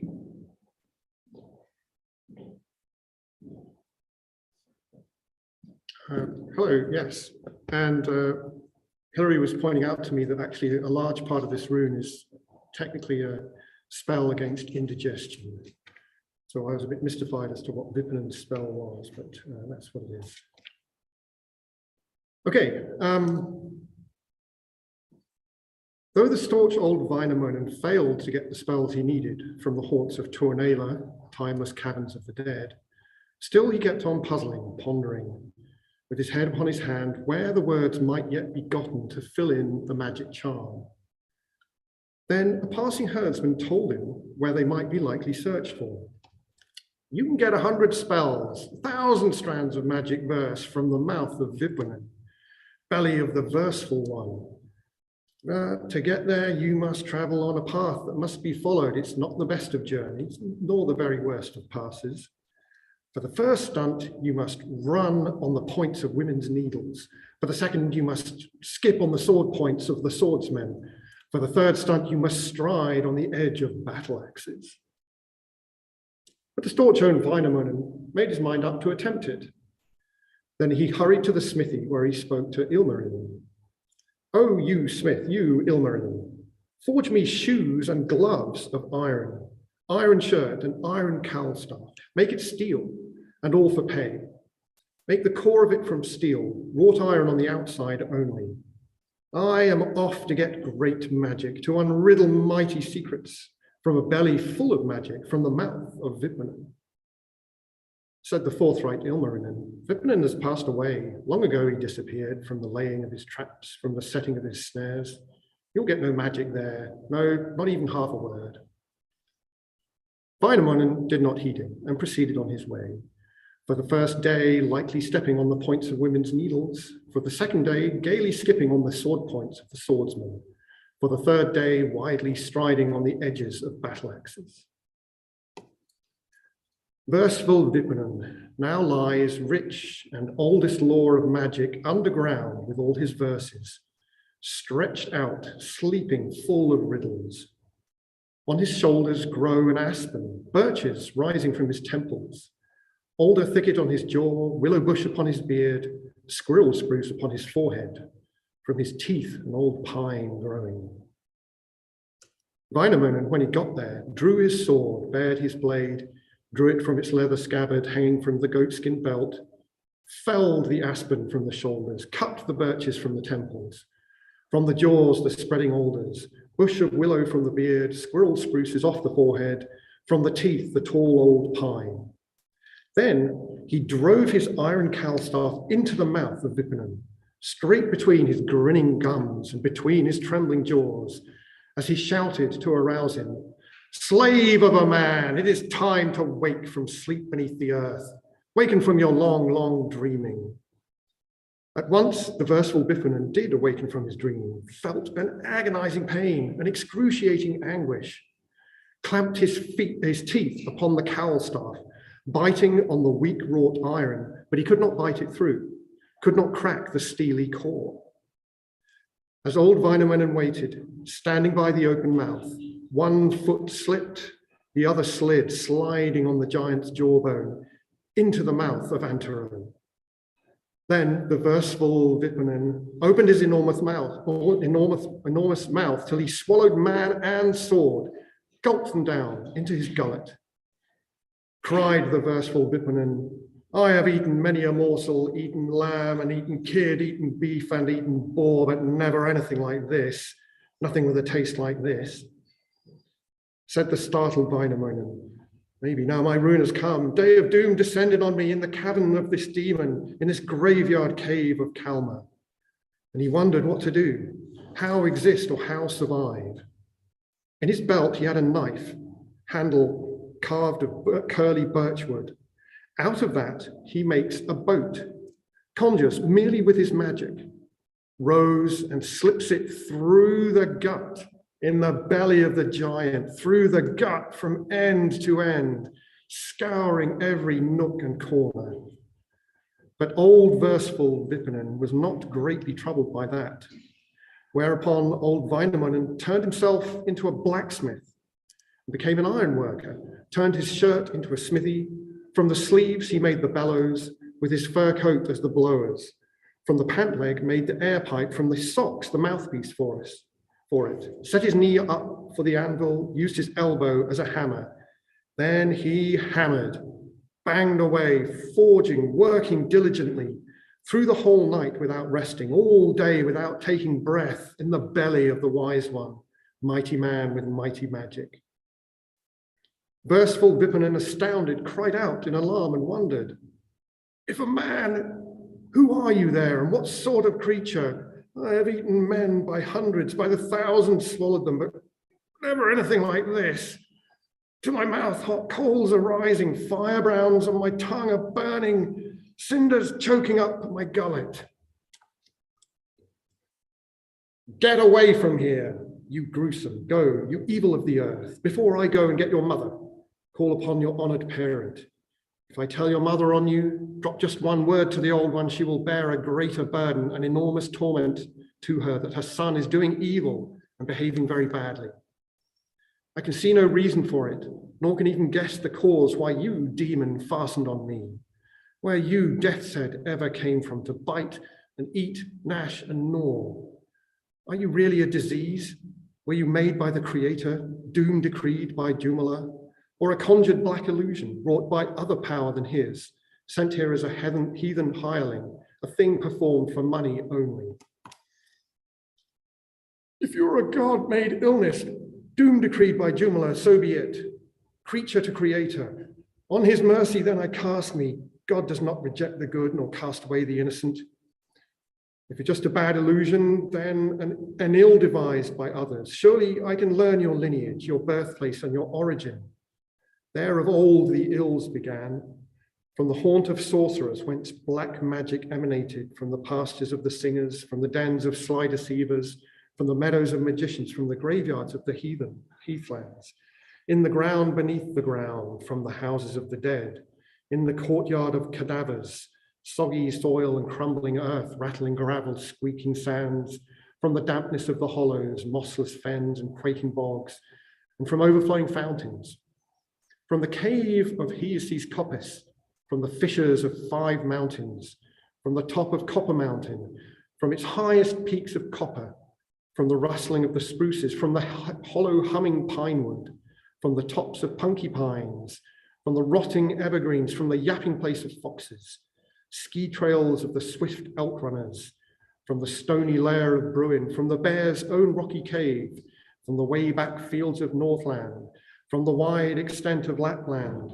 fields unplowed and barren clearings, from the blood of battlefields where the great hosts of men are slaughtered and the bloody grass is shrinking as the steaming gore is reeking, from the wide expanse of sea out upon the open ocean, from the black ooze at the bottom, down 1,000 fathoms deep, from the rippling of the rivers, from the boiling of the maelstroms, from the cataract of Finnmark, from the might of crashing water, from beyond the high horizon, back of clouds foreboding drought, from the windway of cold Ahava, where the infant winds are cradled.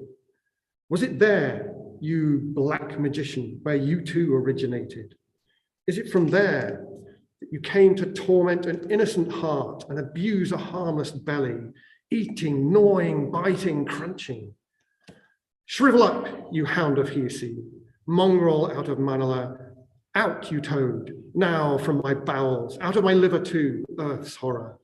Stop devouring my heart's flesh, stop the scraping of my spleen, stop the stretching of my stomach and the twisting of my lungs, leave off nibbling at my navel and the griping of my groin, quit the stripping of my backbone and the flaying of my flanks. Since my human powers fail, I will call on higher powers to unload this horror from me. Make this terror disappear. From the earth, I'll raise the earthwives. From the fields, earth's primal masters, all the swordsmen of the soil and the horsemen of the sands, as my people, as my powers to my side, as my defenders, in this painful toil and trouble, in this agonizing anguish. If you pay no heed to this, do not ease up just a bit, then arise, ye primal woodsmen, and ye junipers with your people, ye tall pine trees with your families, landlocked pondlets with your children. Come, 100 swordsmen now, and 1,000 armored warmen to obliterate this Hiesi and annihilate this Judas. If you pay no heed to this, do not ease up just a bit, then rise, your mistress of the water, blue-capped mistress from the waves, finely dressed one from the marshes, from the ooze, oh, form of beauty. Strengthen thou this little fellow, make this mannequin more manly, lest I be devoured guiltless and must die without a sickness. If you pay no heed to this, do not ease up just a bit, then I'll call upon the mother, woman primeval, nature's daughter, precious, more beautiful than gold. Thou, the oldest of all women, thou alone, the first of mothers, come to name the pain that haunts me. Drive away these dreadful days, take away this torment from me, cleanse me of this dread infection. If you do not heed that either, do not ease up just a bit. Liko at the pole of heaven, riding on a thunderhead, come thou here where thou art needed, hurry down and where thou art called on to cut short these evil works, to strip bare these black enchantments with the flashing of thy sword, with the lightning of thy blade. Get away from here, you gruesome, get away, you curse of the earth. This is not the place for you. Even if you need a refuge, move your hut away from here, find a refuge somewhere else, back there in your master's barnyard, in the footsteps of your mistress. When you get there, journey ended through the meadows of your maker, your creator's pasture lands, make a sign of recognition. Give a secret signal then, make a rumbling like the thunder and a flashing like the lightning. At the farmyard, kick the gate in, lower the window board and enter, whirl in like a hurricane by the hock and by the heel, drag the masters and the matrons from the corners of their comfort, from the master gouge his eyes out, and the mistress crush her skull in, turn her fingers into pot hooks, twist their heads until they're backwards. Or if little comes of that, fly the laneway as a rooster, as a hen's child to the farmyard, chest first to the rubbish heap, and commanding from the dung heap, drive the horses from the stable and the cattle from the cowshed. Turn them over, horns in dung, with their tails along the ground and their eyeballs upside down.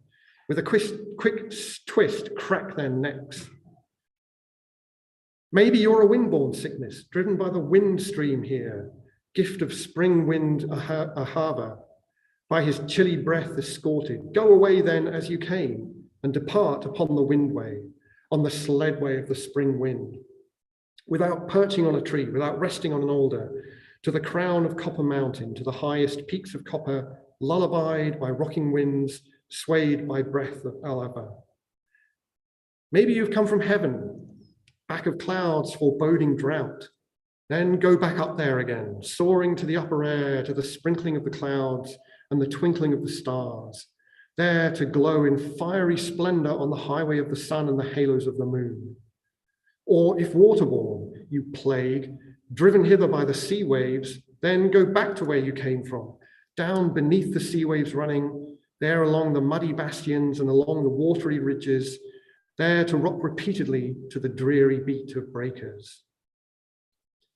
If you come from Graveyard Heath, where the dead forever slumber, then go back the way you came, to those graveyard grounds of Kalma, down into the moldy earth, to the ever-shifting grounds into which the people vanish, under which strong nations sink. If you, stupid, come from there, from the forest cave of Hiisi, from the dens among the pines, from among the tall old pines, then I conjure you to go to the demon's den returning, to the dens among the pines, to among the tall old pines, there to live in solitude, till your floors all rot away and mushrooms grow upon the walls, till the ceiling falls down on you. I will exercise you yonder, drive you there, you vicious vermin, to the lair of the old Bruin, to the house of the old she-bear, to frozen fens and hellish hollows, quaking quicksands, gushing geysers, into landlocked fishless ponds where no perch is ever swimming. If there's no place there for you, then I'll conjure you instead to the tundras of the Northland, Lapland's wide and barren plains, to the clearings without saplings, to an empty, unplowed land where there's neither moon nor sun, nor in the east the rising day. May it be your luck to live there and your joy to wander there, where on trees the carcasses of the elk and deer are hanging for the hungry ones to eat and the greedy ones to gorge on. I will conjure you on further, will propel you up to Finnmark, to the mighty cataracts, to the boiling whirlpool there, where the trees are plunging downward, where the pines are whirling round, tall ones diving butt end first, and the pollards tip end foremost. Swim with them, you painful pagan, on the foaming cataract, twisting in the violent vortex, live there in the crowded waters. If there's no place for you, yonder then I'll conjure you, down to Tuonela's black river, to the eternal stream of Mana, whence you never can return, never escape in all your days, if I do not come to free you. Hurrying to arrive in time, get there with 9 gelded rams, farrowed by a single ewe, and together with 9 bullocks, with the heifers of 1 cow, and with 9 colts of 1 stallion, with the young colts of 1 mare. If you're looking for a ride, begging for a carriage horse, gladly I'll provide conveyance. Gladly give you carriage horses. Hiisi has a very good one, red mane on a barren fell, from his muzzle fire out spurting, flame out breathing from his nostrils. All his hooves are made of iron, and all those prancing hooves of steel. They can go uphill at ease, climb the slope of any gully, guided by a hardy horseman, ridden by an expert rider. And if this is not enough, get the ski gear of the demon, the devil's right skis made of alder, the ski pole of the bad one. Then ski off to demon country, wandering through the devil's thickets, skimming over Hiisi's hillocks, gliding down the devil's tracks.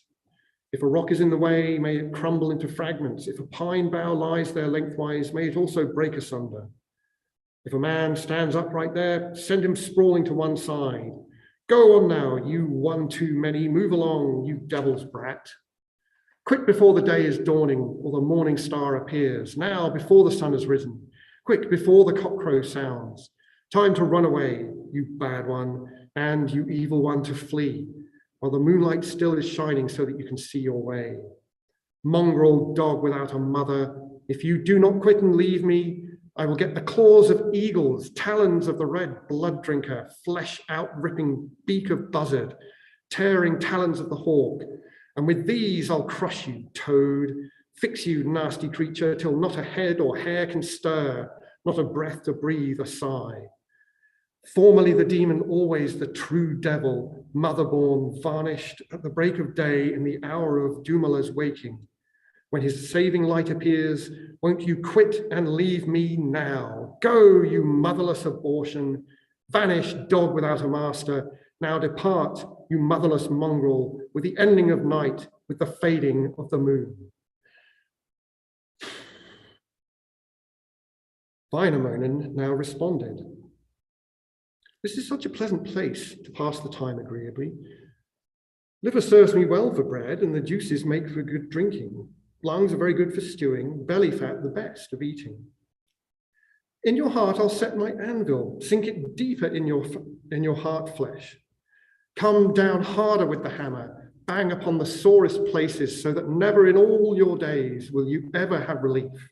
If I do not hear the words, learn in full your words of wisdom, hear the charms abundantly, magic sayings by the thousands. Knowledge cannot stay concealed, hidden in some secret burrow. Words of wisdom never vanish, though the wise men pass away.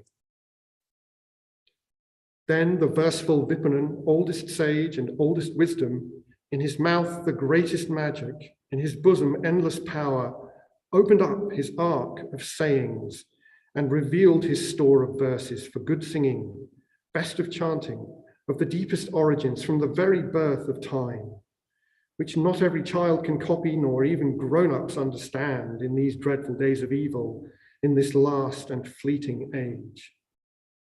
Sang of origins and birth signs, chanted all the charms in order, how by words of the Creator, by the will of the Almighty, air itself was self-begotten. From the air, water issued, from the water came earth, from the earth all growing things. Sang the shaping of the moon, hoisting of the sun on high, raising the pillars of the sky and the stirring of the heavens. There the verseful Vipunen surely sang and sang with skill. Never in all the days of time was such a singer heard or seen. Never a better magic maker, never a smoother sorcerer. From his mouth the magic leaps, as on his tongue enchantment rides, quick as the feet of a 2-year-old colt, rapid as the hoofs of a running racer. Day and night he sang, unceasing, till the whole creation heard, wakened, shaken by the word. The sun stopped in its course to listen, and the golden moon to stare.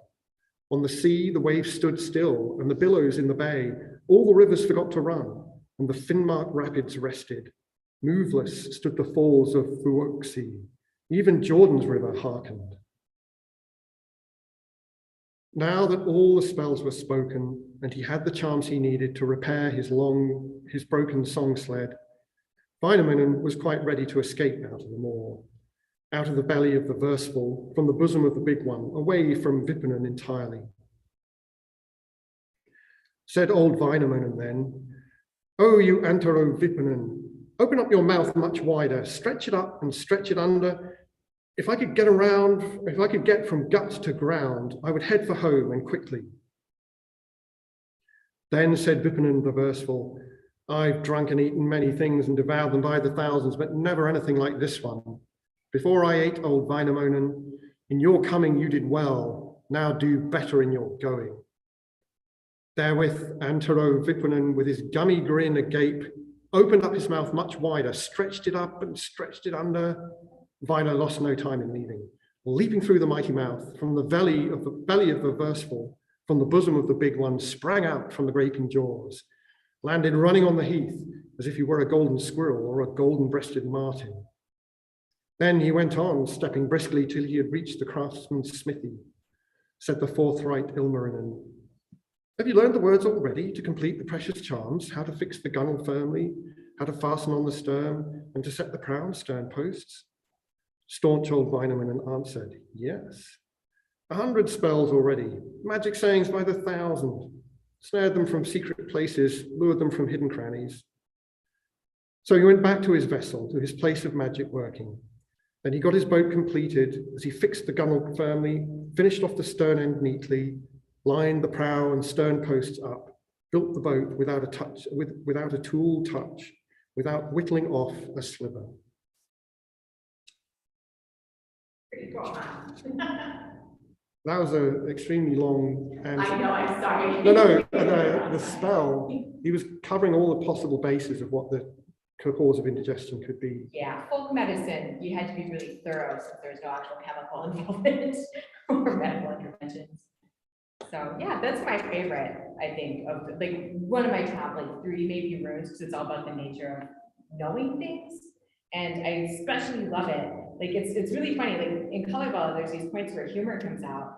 And so Wainamoinen learns what he wants to hear. If he put in, I mean, like I just imagine this beautiful scene with like a giant stuck in the earth, he's a decaying shaman lying in the ground, and you just hear this beautiful, like just roaring of everything you possibly want to know. And then when Wainamoinen hears what he wants to hear, he's like, all right, good, I'm good. And Jupiter's like, wait a minute, didn't you want, no, I'm done. Please just shut up, sir. Let me out. Yeah, so just you see these weird little funny things happen in Kalevala that you should connect to them. So what do you think? Now you don't have to worry about indigestion ever again. I don't know. The spell was pretty interesting. You seem to be, it's kind of like laying a trap or laying a lure to try and get the evil thing to come out of you and go somewhere where it would be happier, I suppose. Yeah, and the thing that's really important with all these spells is they have one part where you have to talk about the origins, like the parents, so that you demonstrate that you know more about the thing and that you know where it can go. And then after that, you do the banishment part, where it's like, go off to these forests of hell, get out of here, leave my stomach. So, yeah. I think to actually do it though, you have to be sounding a lot more sort of weird and hypnotic. Yes. To kind of reassure the person that you're trying to cure, because otherwise they would just think it was a big weird string of words. Well, and with a lot of them, and actually here, I'll just, so one of the things with this kind of folk healing is that having these chants, this is particularly true with like blood stopping or other things that are really kind of terrorizing. If you have somebody focusing on this, somebody scoot in. Oh, over to the mic, okay, sorry. Yeah, if you have somebody focusing on this kind of song, a poem that's going on in a specific meter, and it's got all these kind of healing words, and it's got these words that have sympathetic magic driving the thing away from you or keeping your blood in, it actually gives something for the patient to focus on, as opposed to the part that might be gushing blood or having something terrible going on with their bodies. And so it actually is, it's plausible, like you can actually kind of cause the heart rate to go down and cause people to sort of chill out so that they can be helped. So that's, again, now we've got indigestion, we've got what to do if somebody gets ripped to shreds in the river of death. We will learn all kinds of other folk blood stopping if somebody starts bleeding really bad. So we've got all kinds of spells here that we'll find one for childbirth soon. So, we've got Jane coming up next, but do you want to get in line for another? You don't have to. I know you probably want to eat stuff. So Jane is here in the local area too. And for those who are just joining, welcome. This is the 5th annual Kalevala Reading Marathon. We are now actually up to poem 18. I'm pretty bad at keeping up with these, but now we've got this. And so we're going to learn now why Wainamoinen is building a boat, and he is up to no good, as his good friend Ilmarinen, who just helped him get the boat words, is about to find out. So Jane, come on over and take it away. And is it Bosley or Bosley? Either one. He's not around to tell us. Okay, so I'm reading from the Bosley translation. The rivals, steady old Wainamoinen, thought and considered going to woo the maiden, to look up the braided head out in dark Northland, in dreary Sariola, the famous girl of the North, the special bride of the North. He rigged the vessel in blue, in red the side of the craft, the bows he adorned with gold, and overlaid with silver. One morrow among others, quite early in the morning, he pushed the boat out, the 100 planked on the waves, from the rollers stripped of bark, from the stalks of pine. He raised up his mast. On the mast he hoisted sails. He hoisted a sail of red and another sail of blue. Into the ship he goes down, into the vessel he steps, and he sailed off on the sea, sped off on the blue. There he put this into words. He declared, chattered, come now into the craft, God, in the vessel merciful, to be a small fellow's strength and a little man's manhood on those wide waters, upon those vast waves. Lull, O wind, the craft, billow, drive the ship with my fingers not rowing, the water sheen unbroken on the wide high seas upon the open expanse. Aniki, she of good name, girl of night, maiden of dusk, keeper of a long twilight, and morning's early riser, chanced to be at her washing and soaking her clothes at the end of a red stair on a broad landing, on the misty headland's tip, at the foggy island's end. She looks, turns her gaze around the lovely air, towards the sky overhead, shoreward by the seas. Above, the sun shone, below the billows glittered. She cast her eyes seaward, turned her head to below the sun, past Finlandia's river mouth, past Vineland, Squatter's End, spied a black speck on the sea, a bluish one on the waves. She uttered a word, spoke thus, she declared, chattered, what are you, black on the sea? Who, bluish upon the waves? If you're a gaggle of geese or a flock of deer caloos, then waft into flight up into the sky. If you're a shoal of salmon or some other school of fish, splash into a swim, take off into the water. Should you be a shoal of rock or a log on the water, the billow would cover you, the water wash over you. The boat rolls nearer, and the new craft sails past the misty headland's tip, past the foggy island's end. Aniki, she of good name, now saw 'twas a boat coming, 100 planked one tacking. She uttered a word, spoke thus, if you are my brother's boat, or perhaps my father's craft, wend your way homeward and turn towards your own lands with your prow toward these moorings, your stern to other moorings. If you are a stranger's craft, float further away and make for other moorings with your stern to these moorings. But it was not a home boat, nor a stranger's craft. It was Vainamoinen's craft, the eternal singer's ship. He was approaching, pressing onward for a chat, to take one word, to bring two, to speak a third forcefully. Aniki, she of good name, girl of night, maiden of dusk, began questioning the craft. Where are you off to, Vainamoinen? Heading for, bridegroom of calm waters, and where, land's choice, making for? Well, that old Vainamoinen speaks up from his craft. I am off to hunt salmon, to catch trout spawning down in Tony's Black River, the deep sedgy ditch. Aniki, she of good name, put this into words. Don't tell empty lies, for I too know about fish spawning. Differently, my father, my honored parent, differently used to go hunting salmon, trying for sowen. He had a boat full of nets, a ship full of traps.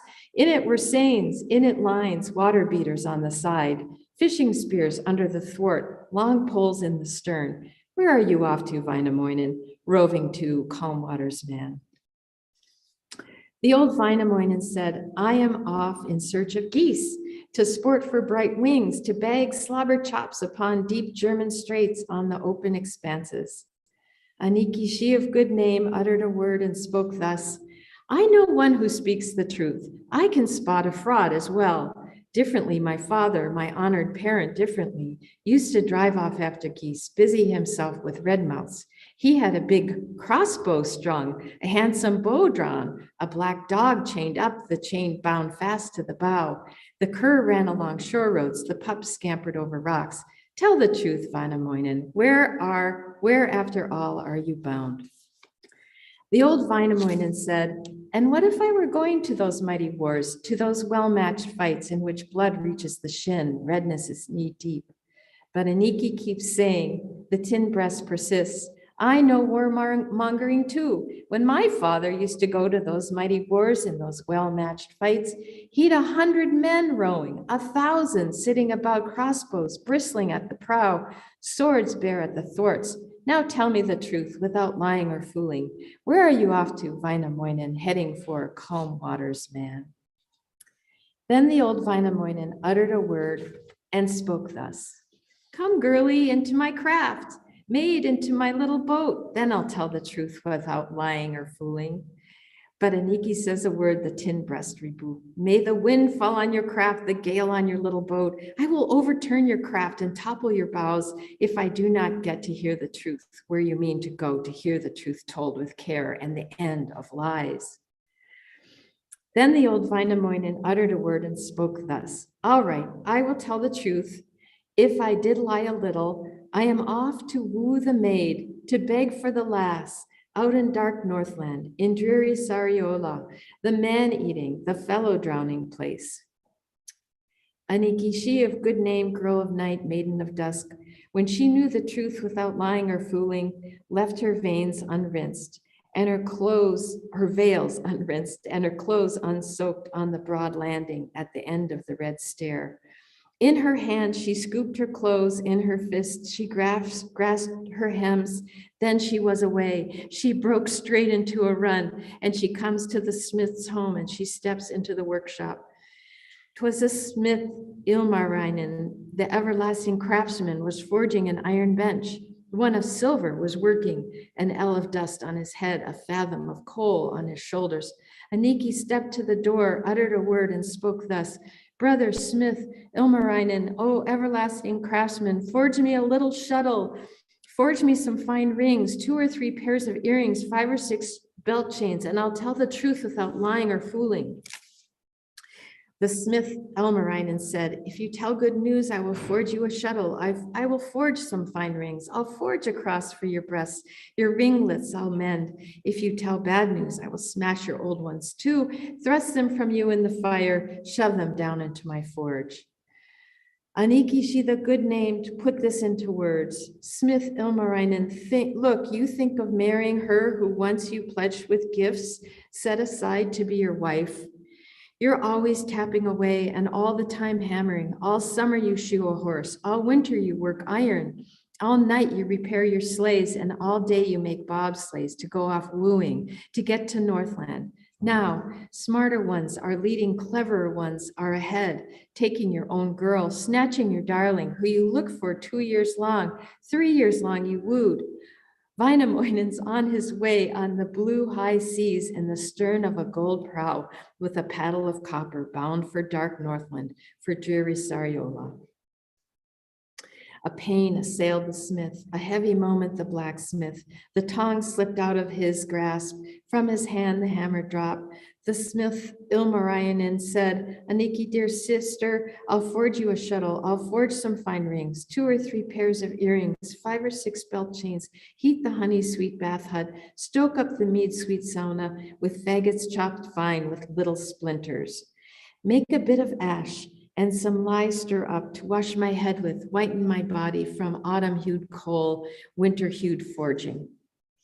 Aniki, she the good name, slyly heated the sauna with wood the wind had snapped off, a thunderstorm had beaten, rocks she fetched from a rapid brought them for stirring up steam waters from a pleasant, stirring up steam, waters from a pleasant spring, from a trickling mire. She broke a bath whisk off from the scrub, a pleasant whisk from the grove, softened the honey sweet whisk on a honey sweet rock's tip. She made some ash, sweet as curd, some soap sweet as bone marrow, soap that was sparkling, lathering for washing the bridegroom's head, for pouring on his body. He, the smith Ilmarinen, the everlasting craftsman, forged the things the maid needed, mended her ringlets. One bath hut was prepared and one sauna made ready. Thrust them into the girl's hand.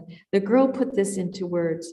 I have stoked up the sauna, heated the misty bath hut, softened the bath whisks ready, steep the pleasant whisks. Brother, bathe your fill, pour all the water you want. Wash your head till it is flax, till your eyes, till they are snowflakes.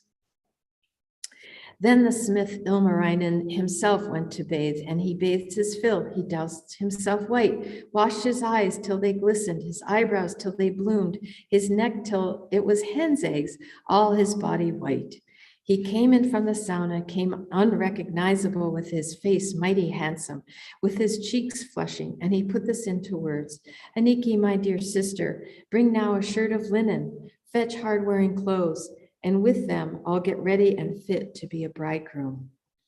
Aniki, she of good name, brought then a shirt of linen for his sweat-free skin, for his naked flesh, then narrow breeches, those his mother stitched, for his grime-free flanks, those bones none could feel. Then she brought soft stockings, woven by his mother as a lass, for his sturdy legs, for his slender calves, then well-fitting shoes, the best German boots, to cover the soft stockings, knitted by his mother as a maid. And she fetched a blue cloth coat with liver-hued lining to cover the linen shirt, which is olive lawn, on that a homespun caftan, trimmed with 4 strips of broadcloth to cover the blue cloth coat. And this is brand new, a new 1,000-buttoned fur adorned with hundreds of adornments over the homespun caftan. And this is trimmed with broadcloth and more, a belt for his waist, a gold-bright cummerbund woven by his mother as a lass, clicked when she was brain-headed, and then bright mittens, gloves gold at the wrist, made by lap children for fair hands to wear, then a tall helmet for his golden curls. This was bought by his father, got when he was a bridegroom. Then the smith Ilmarinen clothed himself, prepared himself, dressed himself, and decked himself. And then he said to his serf, harness now a splendid foal before the bright sleigh for me to drive off, for me to go to Northland. The serf put this into words. We have 6 stallions, horses that eat oats. Which of them should I harness?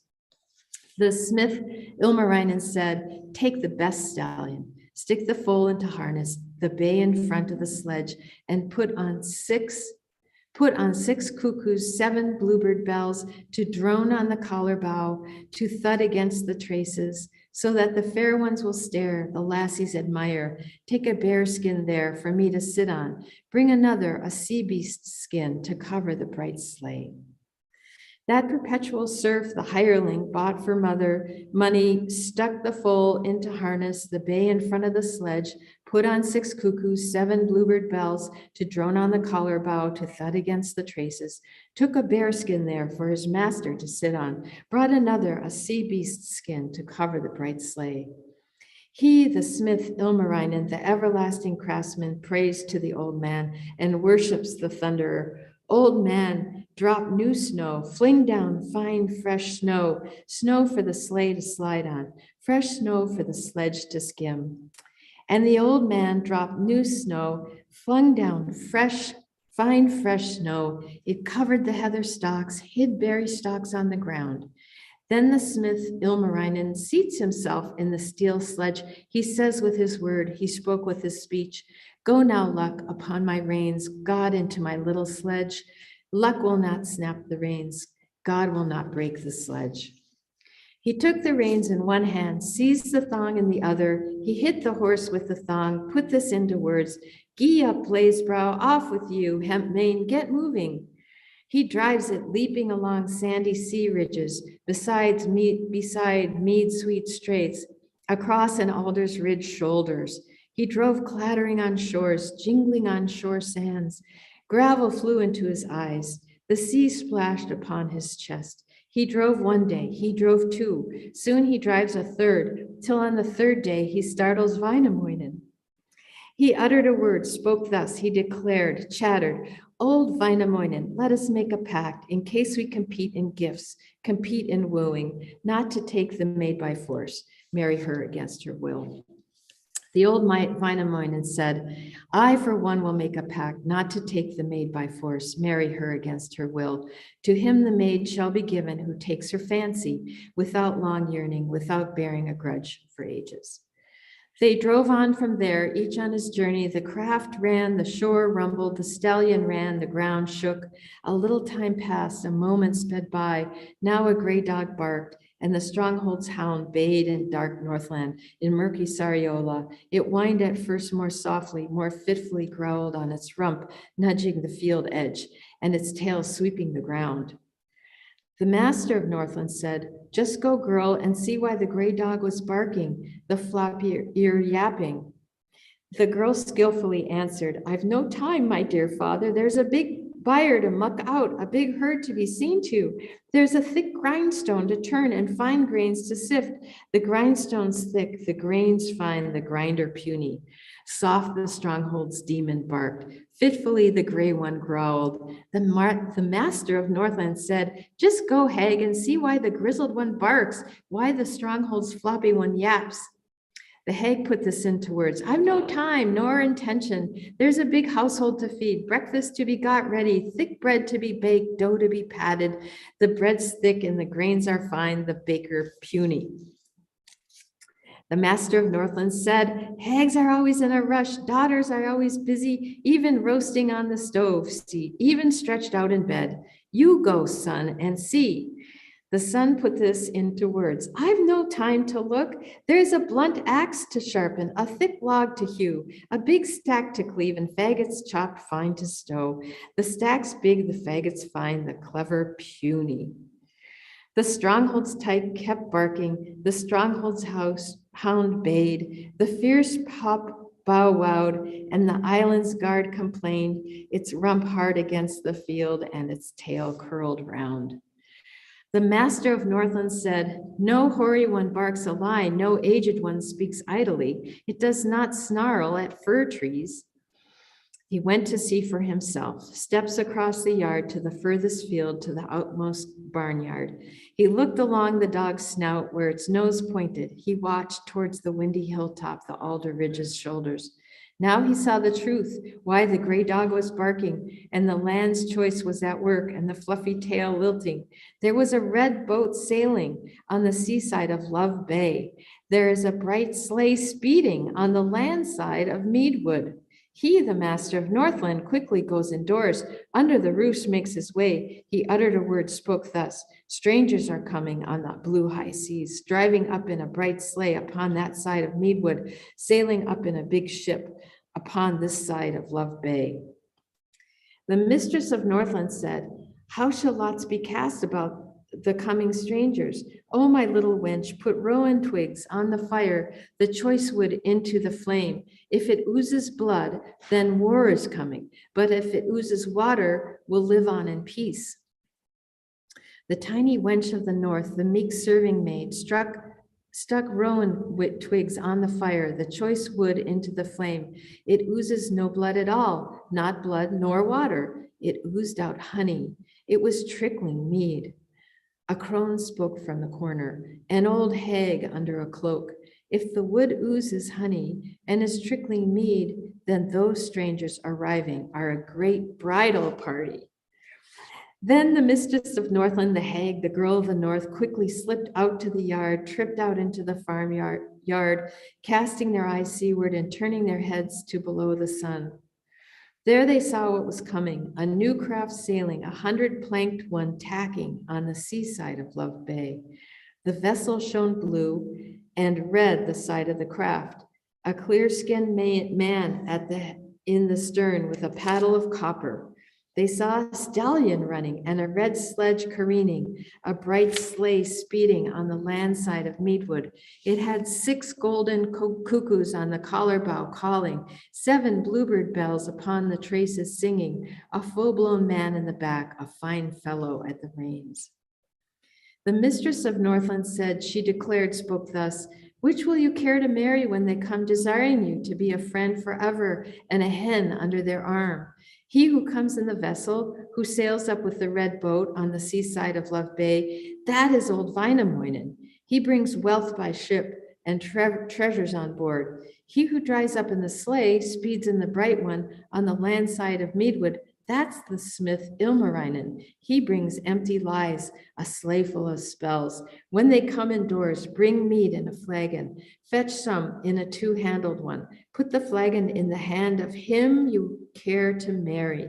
Give to Wainaland's old man, who brings goods by boat and treasures on board. Well, that fair girl of the north knew how to say this. Mama who bore me, oh mother who brought me up, I'll not marry goods nor sense in a man. I'll marry good looks, beauty all over. Never was the maid before ever sold to property. The maid shall be given free to Ilmarinen, the smith who forged the Sampo. Beat out the bright lid. The mistress of Northland said, "Ah, child lamb, you will marry the smith Ilmari to care for a frothy brow, to rinse out a smith's burlap, to be a smith's head washer." The girl answers that, uttered a word, and spoke thus: "I'll not marry Vinoland's old man to care for an ancient one. Woe would come from an old one, boredom from someone aged." Then the old Wainamoinen was first to arrive. He drove his red craft, sailed his blue vessel up onto the steel rollers, up to the copper moorings. He pushes indoors, under the roofs makes his way. There he declared from the floor at the door, beneath the beam, he says with this word, he spoke with this speech: "Will you marry me, maiden, to be my friend forever, a lifelong mate on my knee and a hen under my arm?" Well, that fair girl of the north, she hastened to say, "Have you carved the little boat, and have you built the big ship from the bits of my spindle, the pieces of my draw knife?" The old Wainamoinen said, he declared, chattered, "I have built a good ship too, and carved a tough little boat that is sturdy in the wind and stable in bad weather, to drive through billows, ride high sea waters. As bubbles it bobs, as lilies it glides, over the waters of Northland, the froth-capped waves." Well, that fair girl of the north uttered a word and spoke thus: "I will not praise a seaman, a billow-sailing fellow. The wind tugs his mind at sea. His brains are cracked by the gale. Nor yet can I come to you, cannot marry you, to be your friend forever, and a hen under your arm, to lay out your bed, to place your pillow." That was a long one. That was a smackdown, huh? So yeah. So yeah, I mean, I love it. Like first we've got Wainamoinen totally going behind the back of his friend who, legally speaking, has the first right to at least ask this woman to marry him. And it sets this like war, right? Where the two guys, and again, we have a tattletale sister who's like, "Did you know what's going on? If you give me some stuff, I'll tell you." So, you know, it's just really great. Like there's all kinds of funny things going on. And at the end, I mean, it's hilarious because Wainamoinen goes busting and he's like, "Will you marry me?" And she's like, "Did you make that boat? Like whatever happened with that?" Right.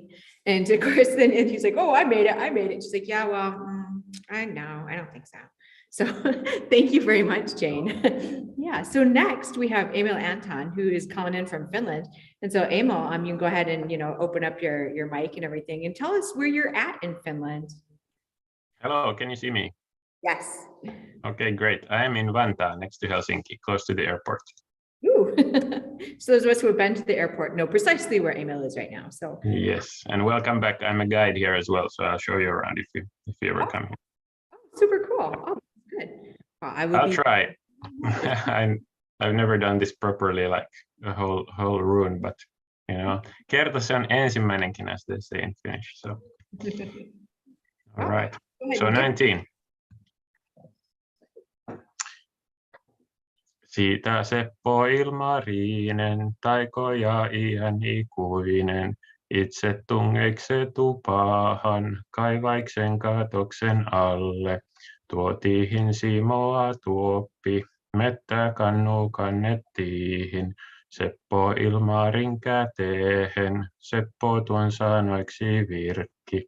En ennen sinä ikänä, kuuna kullan valkeana, juonen näitä juomisia, kuin mä saan nähdä omaani.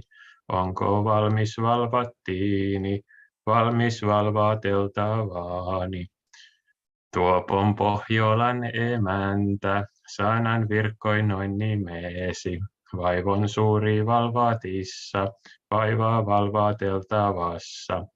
Jalkon kesken kenkimistä, toinen vieläkin kesempi. Äsken on valmis valvattiisi, oikein otettavaasi. Kun sä kynnät kyisen pellon, kärmehisen käännättelet, ilman auran astumatta, varnojen värisemättä. Sen pähisi ennen kynti, lempo varsin kiva koili. Varnaasilla vaskisilla, auralla tuli terällä.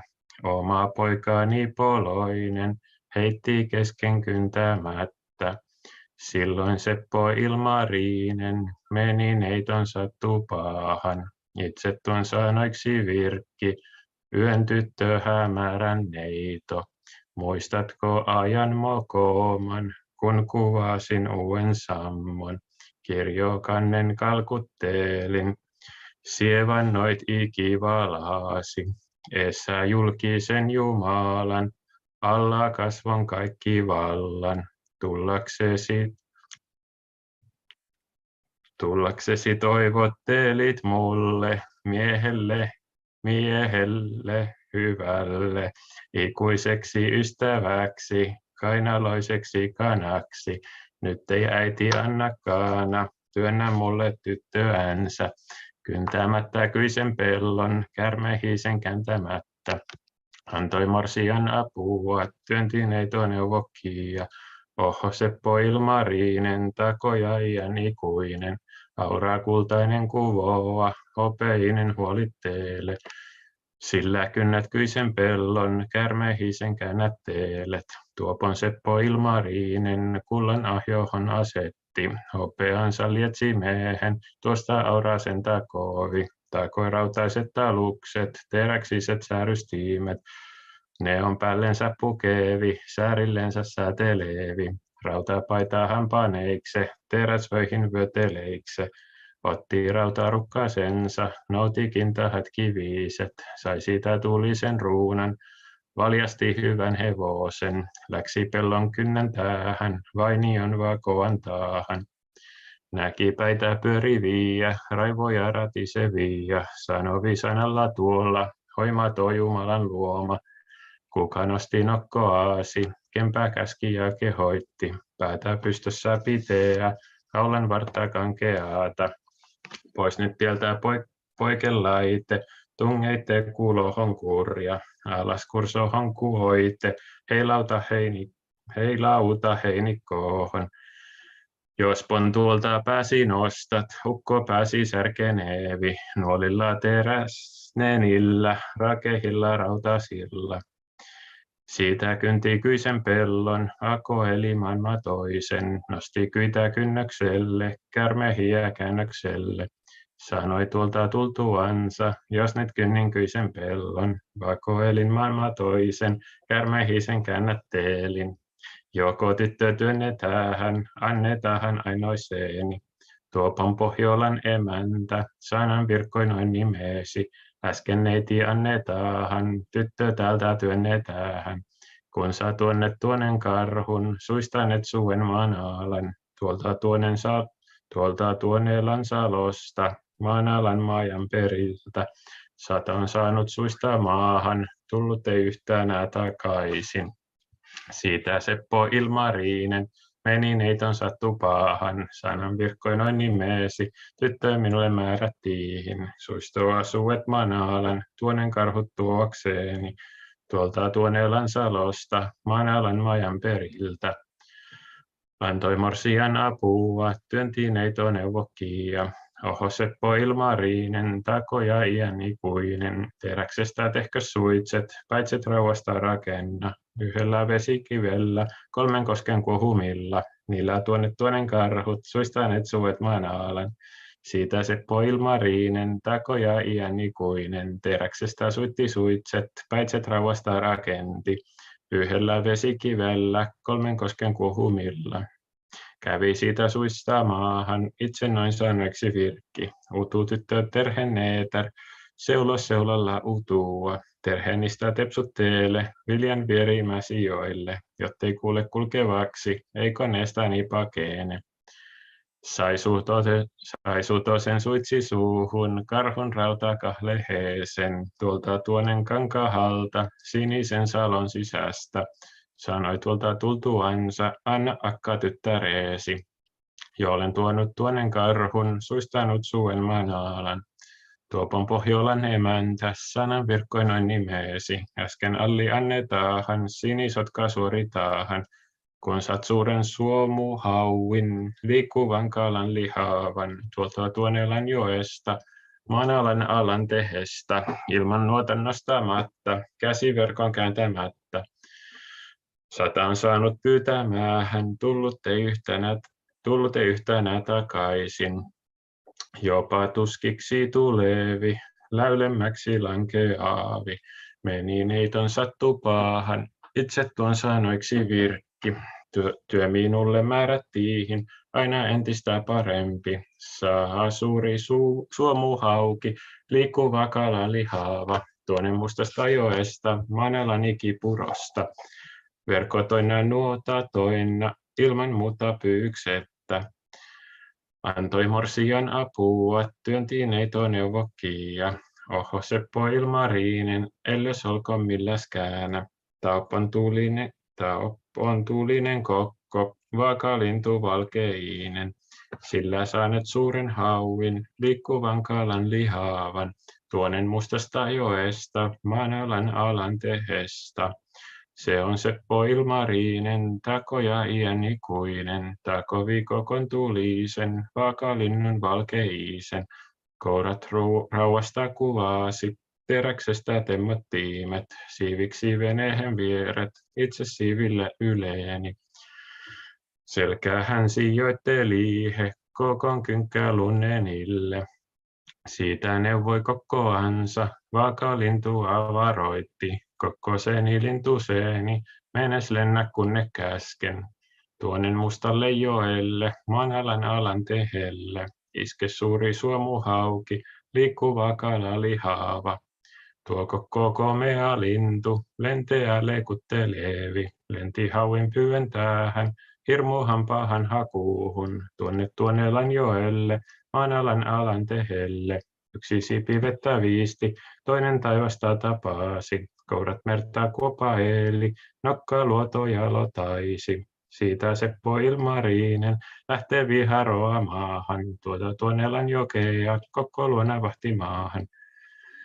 Vetehinen viestä nousi, koppoi kiinni Ilmarisen. Kokko niskaahan kohahti, vetehisen päätä väänti. Polki päätä pohjemmaksi, kohti mustia mutia. Jo tulevi tuonen hauki, veen koira vengottaavi. Ei ole haukki pienen pieni, eikä hauki suuren suuri. Kieli kahtaa kirvesvartta, hampaahat haravan varren. Kiitä 3 kosken verta, selkää 7 veneehen. Tahtoi Seppoa tavata, syö Seppo Ilmarisen. Tuli kokko kouotellen, isketellen ilman lintu. Eikö ole kokko pienen pieni, eikä aivan suuren suuri. Suusen on satoa syltä, kita 6 koskellista. Kieli kuttaa keihäsvartta, kynnet viittää viikatetta. Keksi suuren suomuhauin, liikkuvan kalan lihavan. Iske viikaloa tuota, vasten suomuja sukaisi. Silloin suuri suomuhauki, liikkuja kala lihava. Painavi kokon kynimen, alle selvien vesien. Niin koko kohotteleikse. Ilmahan ylenteleikse, nosti mustia muria päälle selvien vesien. Liiteleikse laateleikse, toki toisesti kokevi, yhden iski kynsiänsä, hauin hirmun hartioihin, vehen koiran kokkuluihin, toisen iski kynsiänsä, vuorehen teräksi seehen, rautaiseen kallioon, kilpestyi kivestä kynsi, kalpisti he kalliosta, jo hauki sukelteli he, vehen venkaalle vetihe, kynsistä kokon kynimen, vaakalinnun varpahista, jäälet kynnen kylkiluilla, halenneet hartioilla. Siitä kokko rautakoura, kivasti he vielä kerran, siivet välkkyi valkeana, silmät selvänä tuleena. Saipon hauin kynsihinsä, eihän koiran kourihinsa, nosti suuren suomuhauin, veen venkalan veälti, alta aaltojen syvien, päälle selvien vesien. Niinpon kokko rautakoura, kerrallansa 3. Toki saapi tuonen hauin, liikkuvan kaalan lihavan, tuosta tuonne Lanjoesta, Manalan alan tehestä. Ei vesi vehelle tullut, hauin suuren suomuloista, ilma ei ilmalle hajaisnut kokon suuren höyhenistä. Siitä koko rautakoura kantoi suuren suomuhauin, oksalle omena tammen, päähän lakkapään petäjän. Siinä maisteli makua, vilti halki hauin vatsan. Riipuheli rintapäätä, pään on varsin poikki pahkoin. Sanoi Seppo Ilmarinen, sinua kurja kokko, mikä lienet lintujaasi, kuu olleet otuksiaasi, kun nyt maistelit makua. Viilit halki hauin vatsan, kanssa riivoit rintapäätä, pään on varsin poikki pahkoit. Tuopon kokko rautakoura, siitä syventyi lentämään, ylös ilmaahan kohosi pitkän pilven rannan päälle. Pilvet liikkui, taivot naukui, ilman kannet kallistiihe. Katkesi ukolta kaari, kultasarviset sakaarat. Siitä Seppo Ilmarinen itse kantoi pään kaloa, ainoa pille antehiksi. Sanan virkkoin noin nimeesi, tuossa on ikuinen tuoli, hyvän Pohjolan tupaahan. Siitä tuon sanoiksi virkki, itse lausui ja pakiisi. Jo nyt kynninkyiset pellot, vakoelin maat toiset. Suistelin suuet maan alan, tuonen karhut kahlestuutin. Sain on suuren suomuhauin, liikkuvan kalan lihavan, tuosta Tuonelan joesta, maanalan alan tehesta. Joko nyt neiti annetaahan, tyttö täältä työnnetäähän. Sanoi Pohjolan emäntä, pauhempaa sinäkin lait. Kun saa päätää poikki pahkoit, laskit halki hauin vatsan.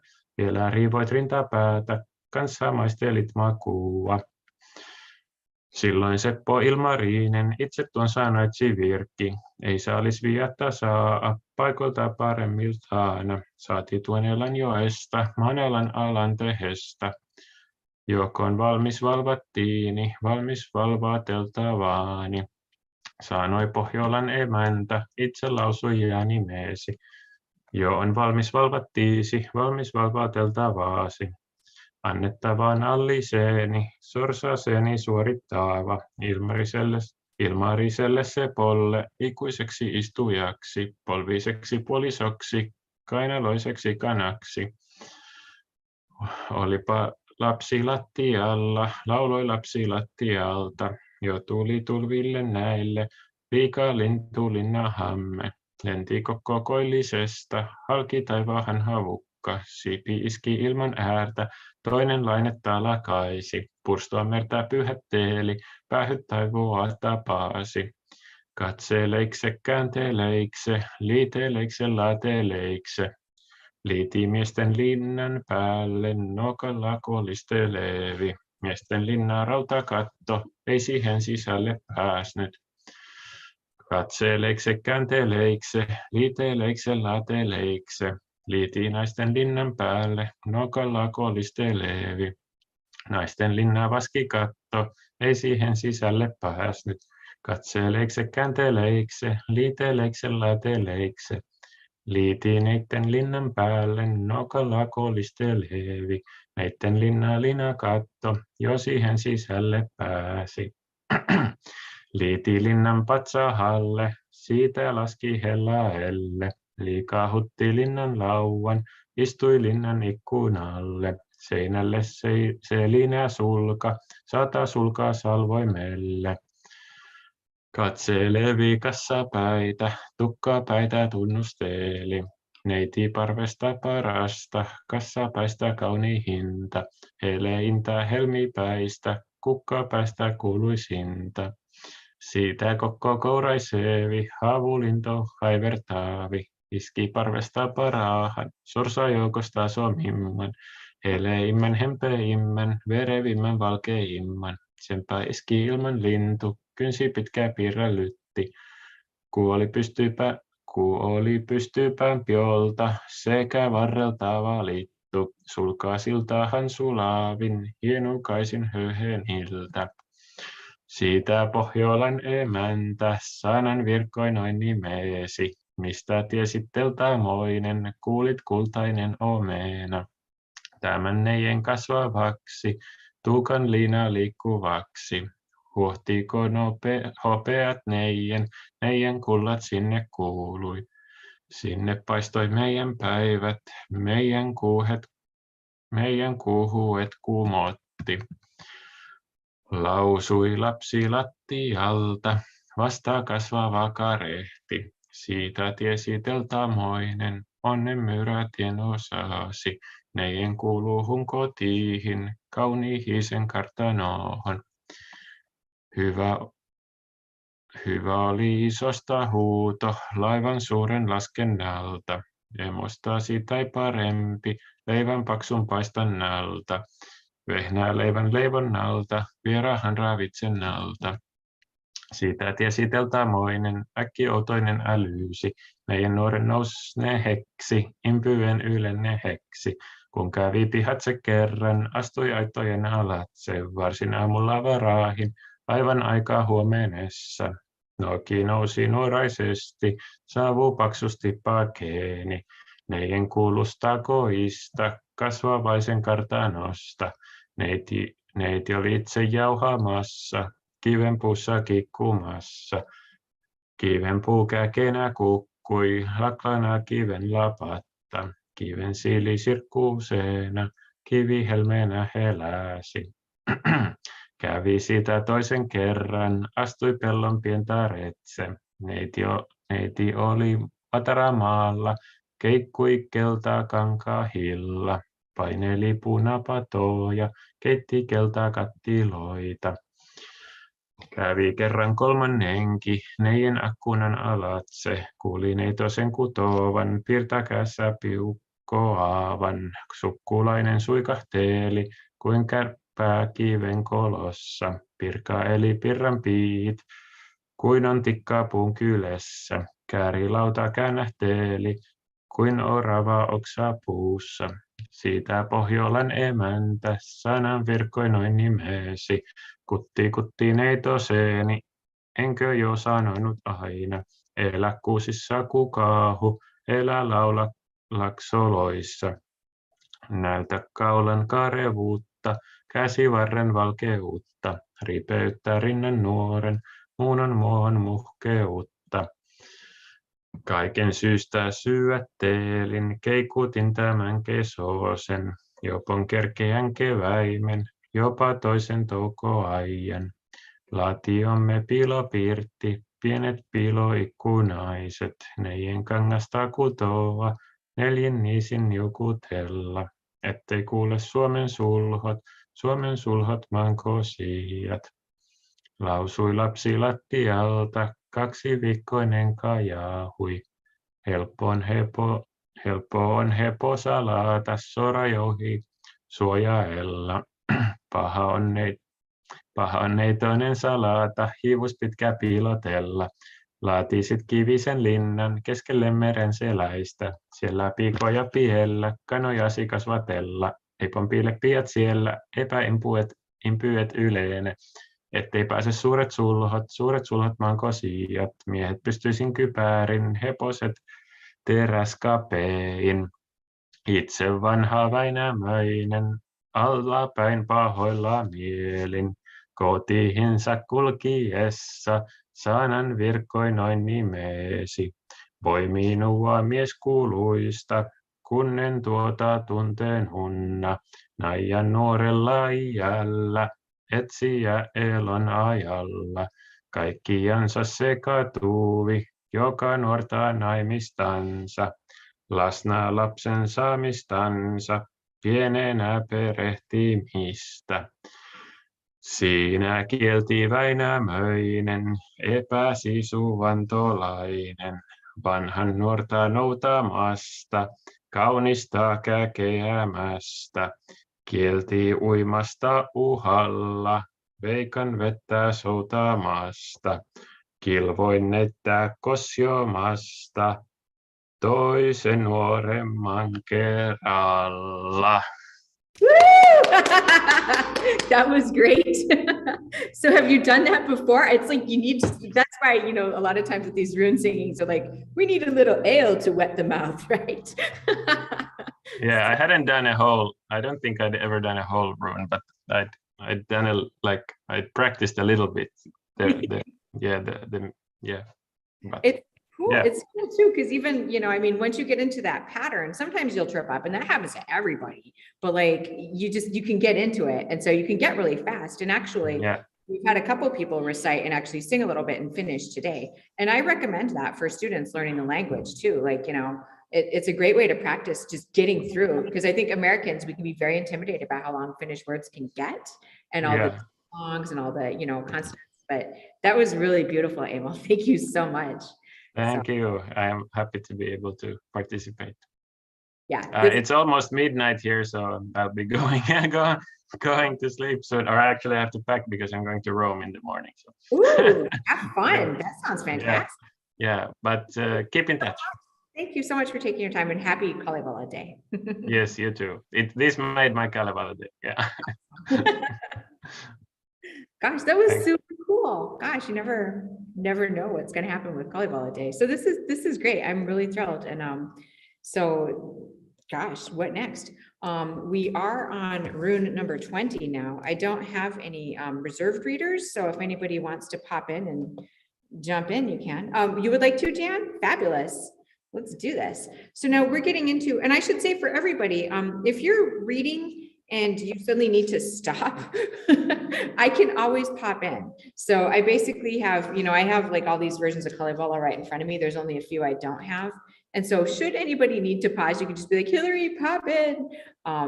So Jan, we're doing slaughtering and brewing. And so now I should actually just say really quick what happened in that last rune. So this is, Vainamoinen gets shot down by the maid of Pohjola. And now she kind of sees the writing on the wall. She knows that she has to choose somebody. She wants to choose Ilmarinen because he's younger than Vainamoinen. And so, the mom keeps saying, well, he's Vainamoinen, wealthy, he's well settled, he has a great farm, and the girl goes, no, I want a hot husband, okay? Like, so now we've got Vainamoinen's been shot down, and Vainamoinen's gonna head home.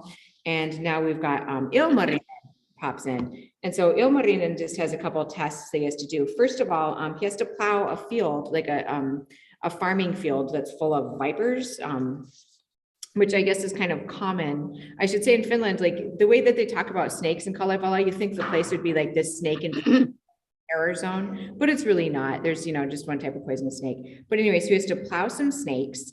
And the whole time, the maid of Pohjola keeps giving him hints and helping him out. And so, so he's able to do it. Then he says, hey, can I marry her now? And then the mom says, well, no, you need to go catch this bear and this wolf from Tuonela. And so the bride goes ahead and helps him again. And they make this kind of magical bridle to catch like the bears and the wolves. They conjure some fog to hide in. And so they go ahead and catch the bear and the wolf, and they go back and say, hey, can I marry her now? The mom, of course, says no. So this is very much like a fairy tale kind of motif where you have to do things multiple times.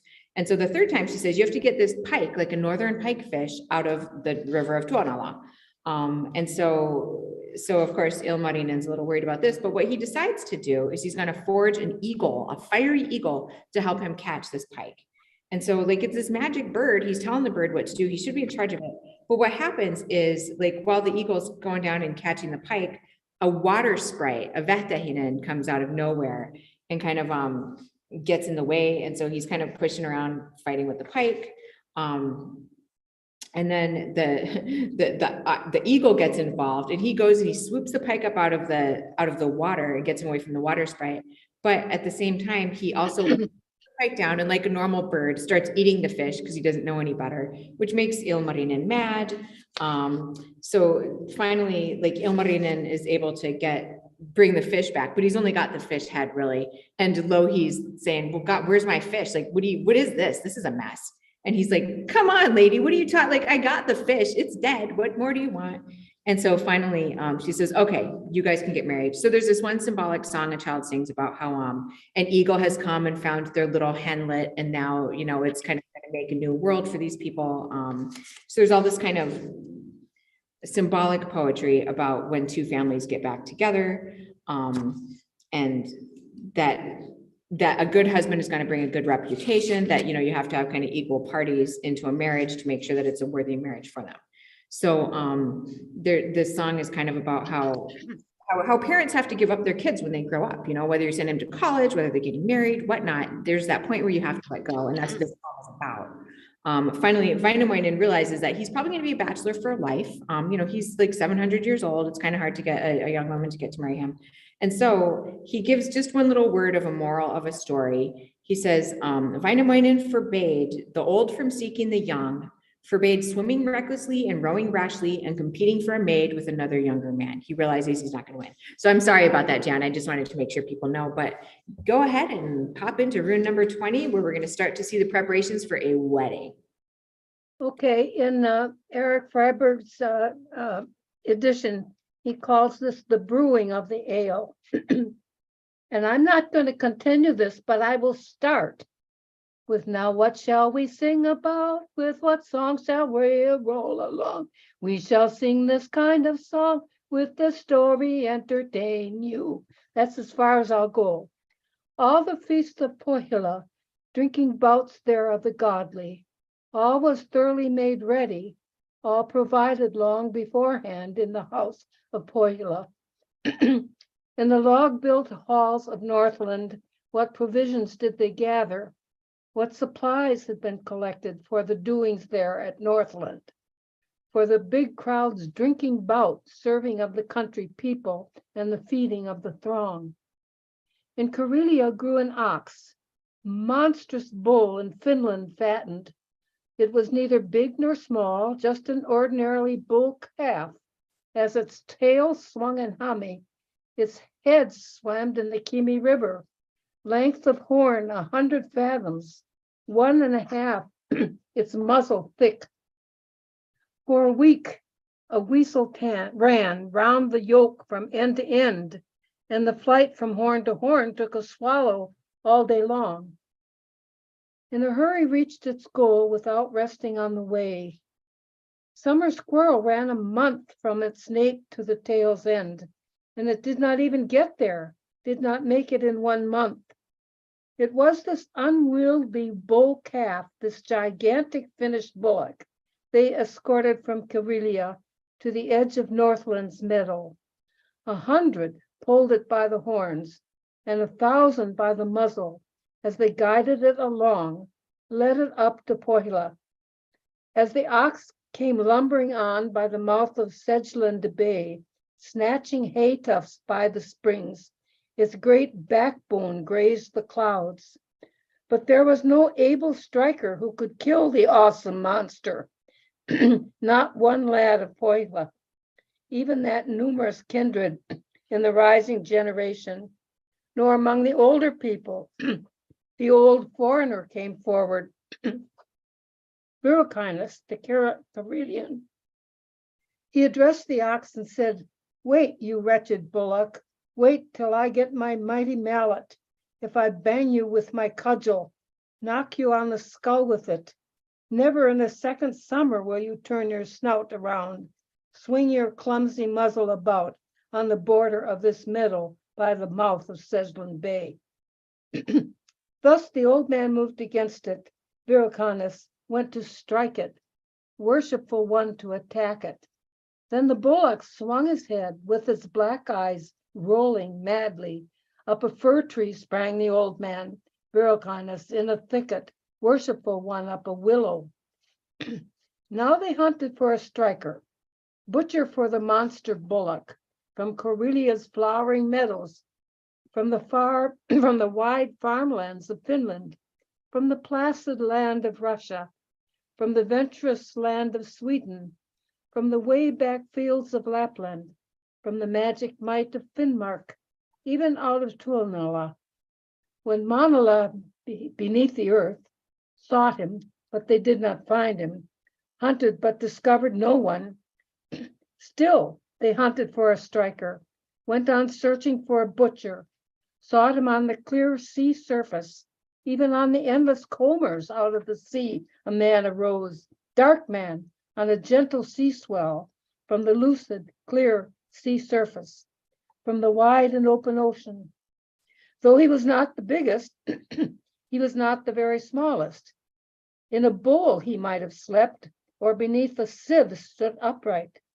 This one looked an old man too, but iron-handed, iron-hued, on his head a stony hat, and shoes of stone upon his feet. In his hand a golden knife, hefted with copper ornamented. Here at last it had its striker, and encountered now its killer. Finland's bull, its able butcher, slayer of the country's monster. When he saw the ox, he struck it hard upon the nape, forced the bullock to its knees, pinned its flank against the ground. What provisions did it yield him?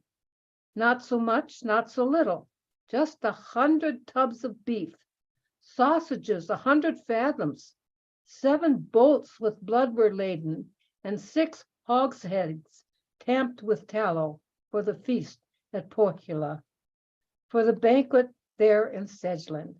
A house was built in Pohjola, a large one with a mighty hall, 9 fathoms long and 7 wide. If a cock crowed on the ridgepole on the ground, they could not hear it. If a dog barked at the door, they could not hear it. There the mistress of Pohjola paced the floor to and fro, from the doorway to the center, while she puzzled and pondered. Where now shall we get our ale? How brew the table beer aright for the wedding we're arranging, for the party to be held here? I can't brew the table beer, not even know the birth of ale. Said an old man from the stovetop, out of barley ale was born, from the hop our famous drink, but it's not born without water, well boiled on a crackling fire. Hop, the son of merrymaking, stuck into the ground when small, was plowed under like an adder, tossed out like a noxious weed by the side of Kalevala's well on the slope of Osmo's meadow.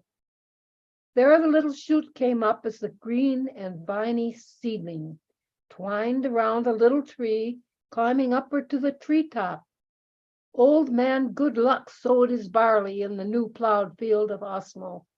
There the barley sprouted nicely, and abundantly it flourished at the end of Osmo's clearing. Knew the field of the Kalevalathon. After a little time had passed from the tree, the hop hallooed, cried the barley from the field, and the water from Kalevala's well. When will we 3 get together?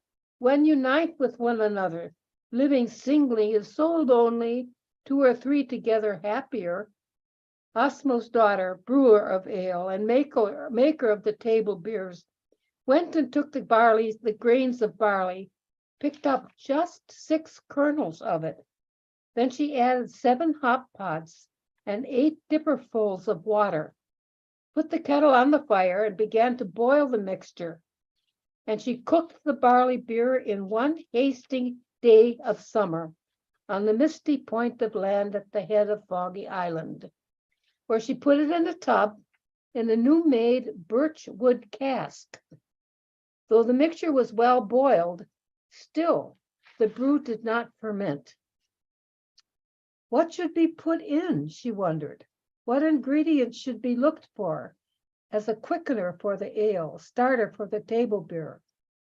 Kalevala's daughter, lovely maiden, graceful-fingered and light-footed, always quick in every motion, pacing where the floorboards meet at the center of the chamber, busy with one thing or another, stepping there between 2 kettles, saw a splinter on the floor, picked the splinter from the floor, looks it over, turns it over.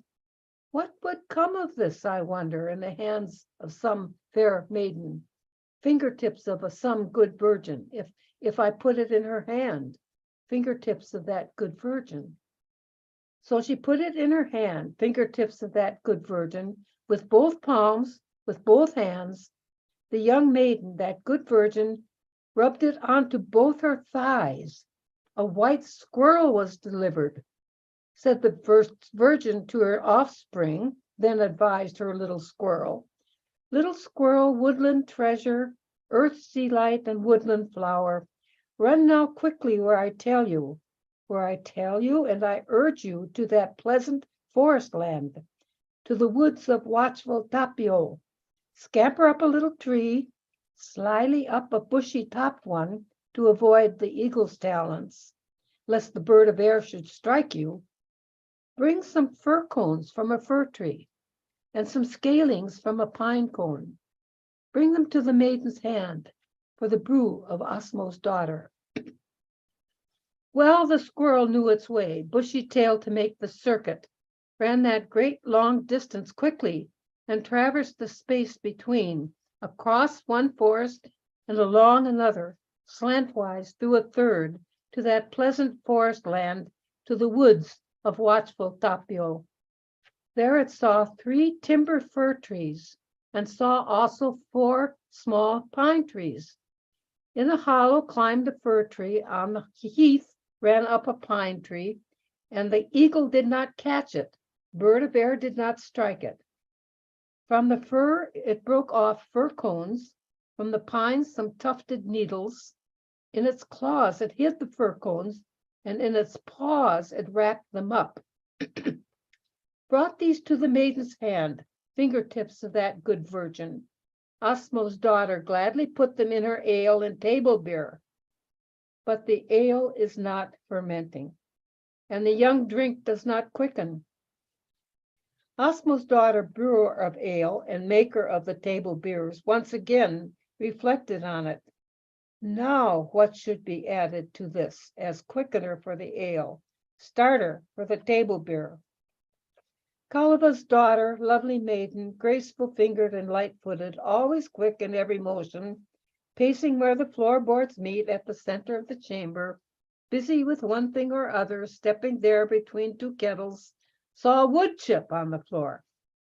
Picked the wood chip from the floor, looks it over, turns it over. What would come of this, I wonder, in the hands of some fair maiden, fingertips of some good virgin, if I put it in her hand, fingertips of that good virgin? So she put it in her hand, fingertips of that good virgin, with both palms, with both hands. The young maiden, that good virgin, rubbed it onto both her thighs, golden-breasted martin born. Said the virgin to the martin, thus or advised her orphan child, my dear martin, little bird, money fur, my beautiful, go now quickly where I tell you, and I urge you to the rocky lair of Bruin, homestead of the forest bear, where the bears are fiercely fighting, where the Bruins live so harshly. Gather up the yeast by fistfuls, cup the leaven in your hands, bring it to the maiden's hand, to the shoulder of Osmo's daughter. Well, the martin knew its way, the gold-breasted frisking lightly, covering that distance quickly, and traversed the space between across one river and along another, slantwise over a third, to the rocky lair of Bruin, to his cave among the rock piles. There indeed the bears were fighting, and the Bruins living harshly, living on an iron cliff, existing in a steely mountain. From the bear's mouth yeast was bubbling, leaven from its dreadful jaws. But the golden martin got it, scooped the yeast up with a handful, scooped the leaven by the fistful, brought it to the maiden's hand, fingertips of that good virgin. Osmo's daughter poured it out in the veil, in the ale and table beer. But the ale does not ferment. Man's good joy juice does not bubble. Osmo's daughter, brewer of ale and maker of the table beers, once again reflected on it. Now what should be added to this as a quickener for the ale, starter for the table beer? Kalevala's daughter, lovely maiden, graceful fingered and light-footed, always quick in every motion, pacing where the floorboards meet at the center of the chamber, busy with one thing or other, stepping there between 2 kettles, saw a pea pod on the floor, and she picked it up from the floor, looks it over, turns it over. What would come of this, I wonder, in the hands of some fair maiden, fingertips of some good virgin, if I put it in her hand, fingertips of that good virgin? So she put in her hand, fingertips of that good virgin, with both palms, with both hands. The young maiden, that good virgin, rubbed it onto both her thighs, and a honeybee was born. Said the version to the birdling, thus cajoled her honeybee. Honeybee, elusive bird, king of all the meadow flowers, fly now quickly where I tell you, and I urge you to the island in the ocean, to an islet in the sea. There a girl lies fast asleep, with her copper belt unfastened. Round her honey hay is waving, on her loins are honeyed grasses. Bring the honey on your wings, carry nectar in your pockets. From the tender hay tips bring it. From the cups of golden flowers, bring it to the maiden's hand, to the shoulder of Osmo's daughter. Then the bee, elusive bee, flew and hurried on its mission, flew that lengthy distance quickly, and traversed the way between. Journey shortened as it flew across one sea, along a second, over a third, veering slantwise to the island in the ocean, to the islet in the sea. There it saw the young girl sleeping, tiny breasted one reclining there upon a nameless meadow, on a honey meadow's border, golden haystack in her lap, stalk of silver in her belt. Then it dips its wings in honey, soaks its mantle in the nectar from the brightly colored hay tips, from the cups of golden blossoms that brought it to the maiden's hand. Fingertips of that good virgin, Osmo's daughter, gladly put it in her ale and table beer.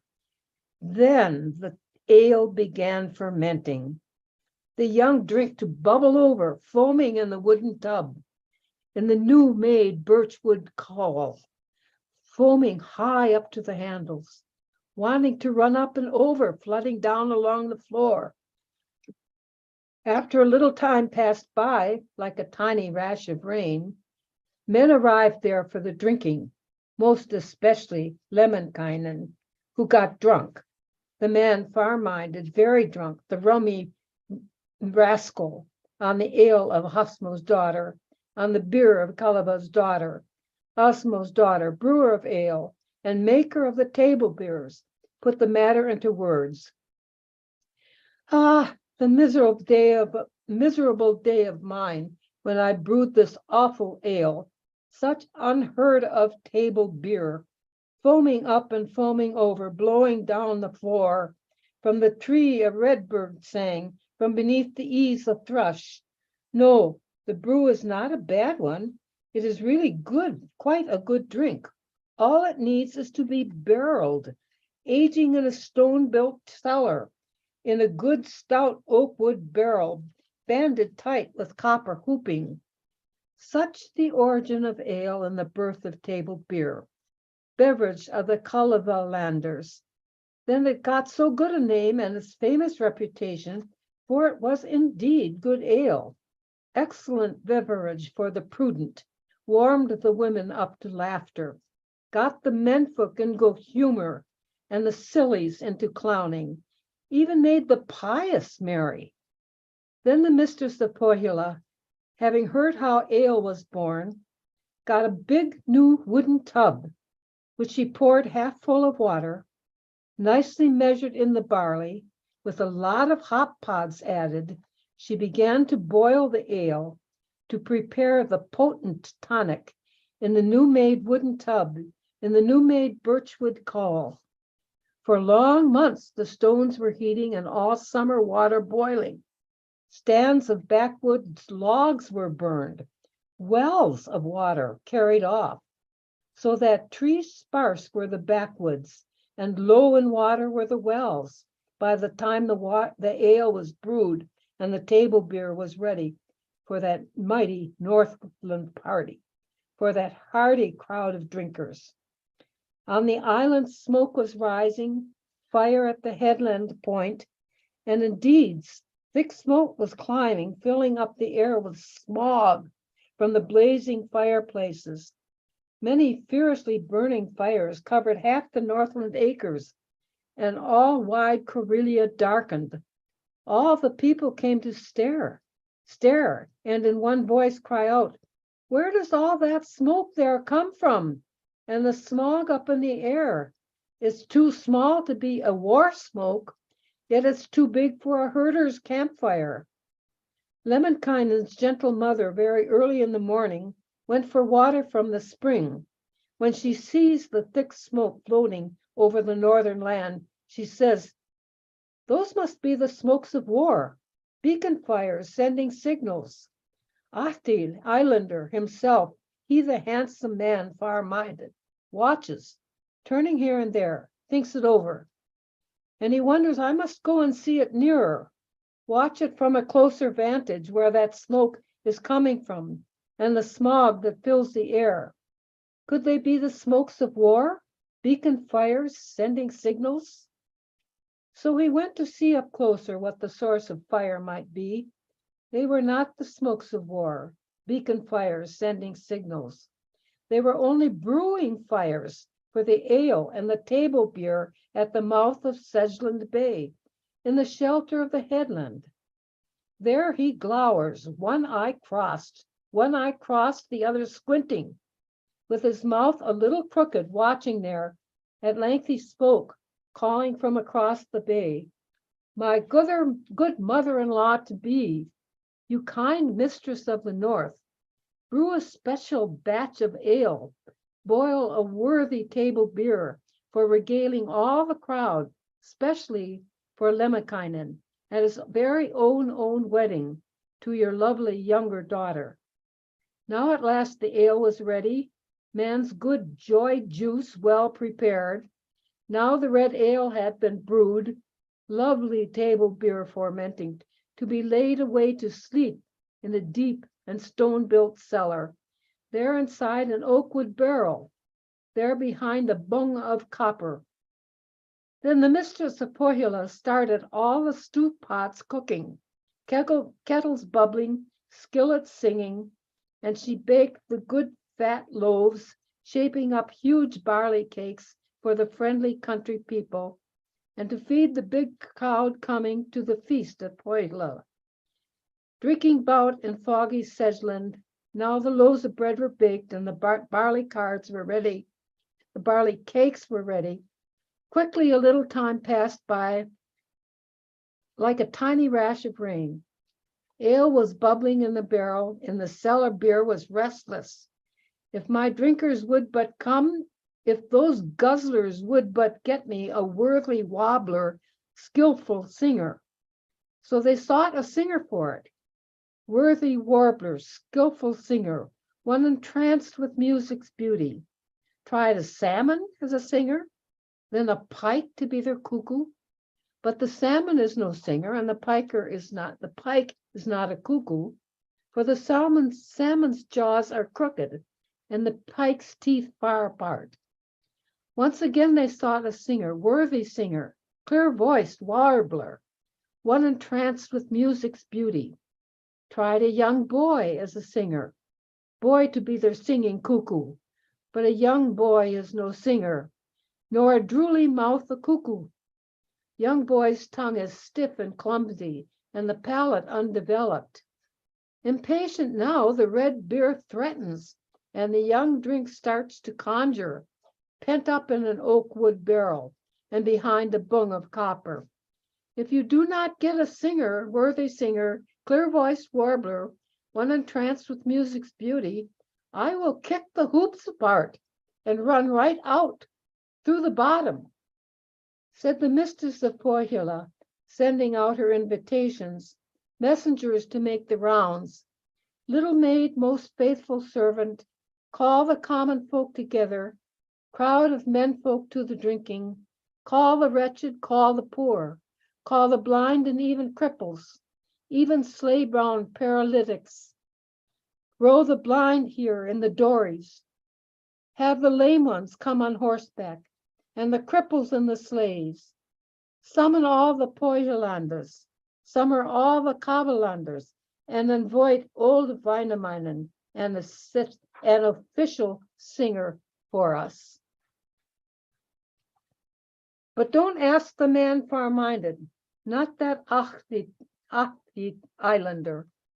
But the little servant asked of her, why But why leave out Lemminkainen, Ahti Islander, alone?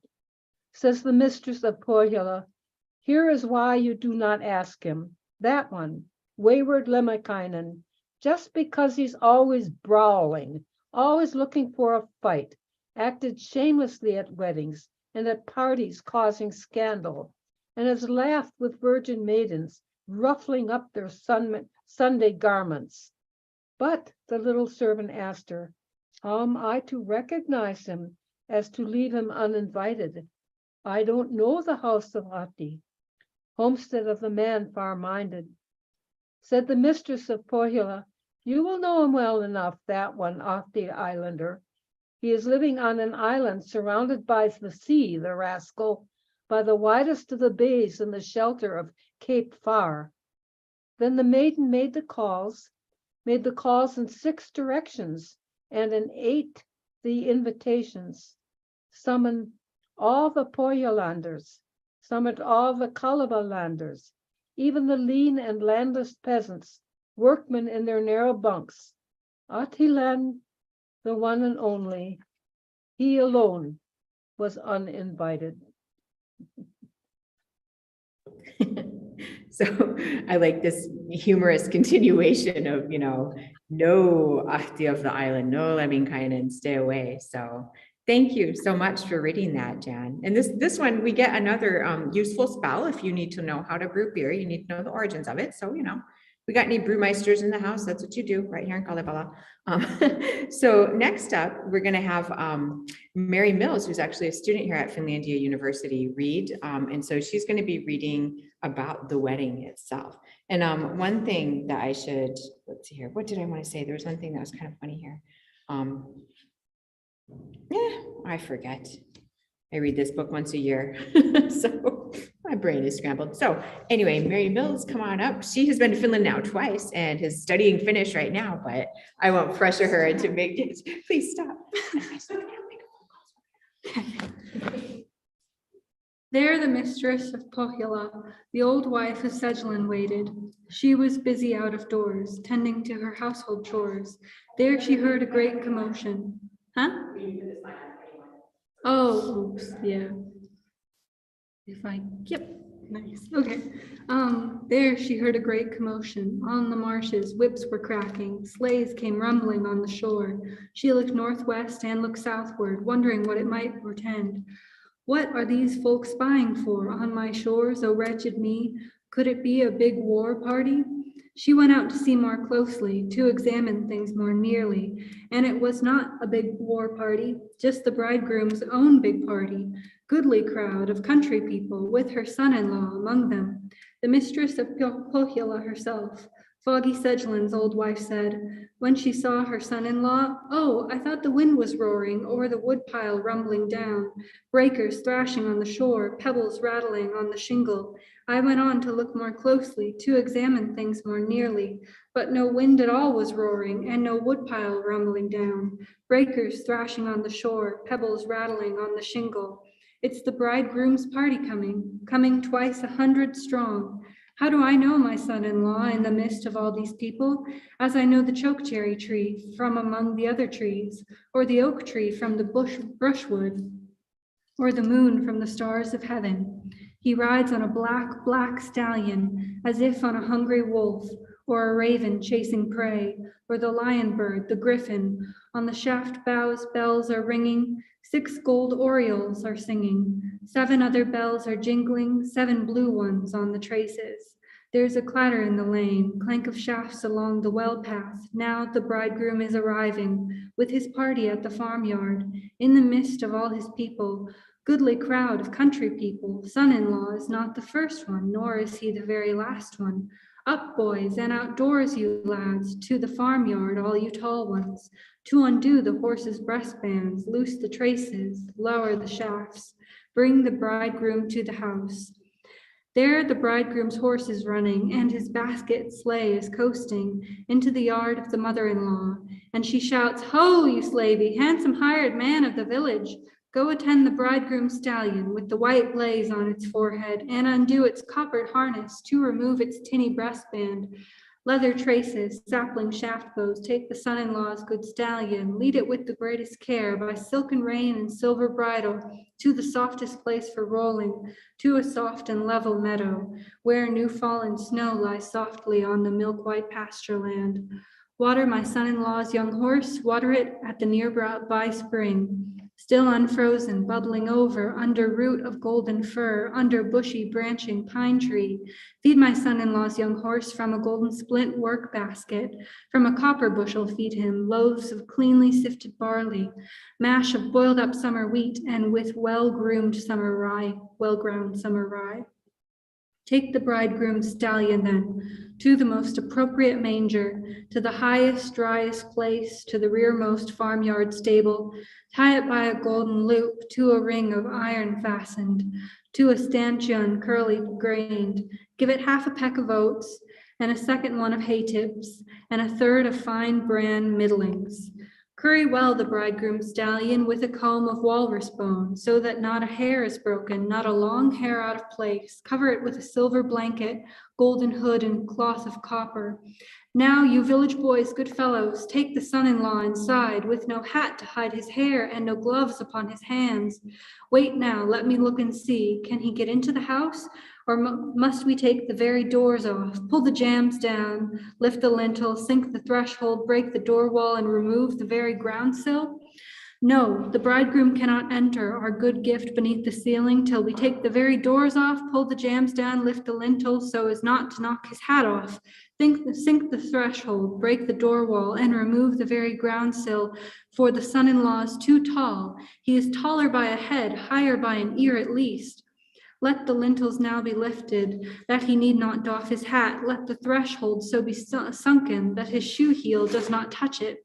Let the door frames be removed, that the doorway may be wider, as the son-in-law comes in, as the good man steps inside. Thanks to gracious Jumala, son-in-law in comings in. Wait, I want to look around, glance about the house inside. Are the tables clearly washed? Wall-side benches swabbed with water, puncheons scrubbed, floorboards swept. I am looking at the house and I do not recognize it. Of what wood the hut is made, how the shelter ever got here, and what the walls have been erected, even how the floors were laid. Side wall made of hedgehog bones, rear wall out of reindeer bones, bones of wolverine the door wall, only lamb bones for the door frames, rafters made of apple wood, uprights out of twisty timber, larder shelf of lily pads. Scales of bream upon the ceiling, and the long bench made of iron. Wall-side benches, German puncheon, table traced with golden figures, and the floor is smooth with silk. Here the stove is cast of copper, and the hearth of goodly slabstone, fireplace made of smooth sea stones, inglenook of Kaleval's wood. Bridegroom comes into the house, steps in underneath the roof, and he said as he enters, "Welcome here, O Jumala, underneath this famous roof tree, underneath this splendid ceiling." Said the mistress of Pohjola, "Health to you too on your coming, in this tiny hut of ours, in such a lowly shelter. Firwood room, our piney nest. Come, my little serving maid, hired out servant of the village, bring a birch bark torchlight here, and light up a terry splint, so that I may see him better, see his eyes, what color they are. Are they blue, or are they red, or white as linen cloth?" The little drudge, the serving maid, little hireling of the village, lighted up a strip of birch bark, brought a light on a tarry splint. Birch bark light is harsh and glaring, black the smoke of tarry splint, which would make his face all smudgy and his handsome figures blacken. Bring the fire on the birch bark to light up a waxen candle. The little drudge, the serving maid, little hiring of the village, brought the fire on the birch bark and lighted up the waxen candle. Then the white smoke of the wax and the bright flame of the birch bark lit the son-in-law's bright eyes, lit the son-in-law's fine features. Now I see the bridegroom's eyes. They are neither blue nor red, and not even linen white, but as white as is the sea foam, and as brown as is the seaweed, and as lovely as the sea sedge. Now you village boys, good fellows, take this son-in-law of mine to the biggest seat, the highest, back turned toward the blue rear wall, at the head of the red table, facing the invited people, clatter of the country people. Then the mistress Pohjola, with much food and drink, regaled them, fed their mouths with melted butter and with cream cakes by the fistful, treating all those guests invited, most of all her son-in-law. There was salmon on the platters, and beside it pork aplenty. Cups were brimming, bowls all heaping, for the pleasure of the feasters, most of all the son-in-law. Said the mistress of Pohjola, "Now, my little serving maid, bring the beer out in a pitcher, serve it in the 2-eared tankards, to these guests that I've invited, especially to my son-in-law." So the little serving maid, drudging labor for money, lets the pitcher do its duty, and the 5-hooped mugs go round, giving a beer rinse to the beards, whitening whiskers with its foam, whiskers of the guests invited, most of all the son-in-laws. "What more can the ale do now?" said the 5-hooped tanker then. When it was beside the sinker, by the most respected minstrel, there indeed was Wainamoinen, he, the very soul of music, master singer, truest artist.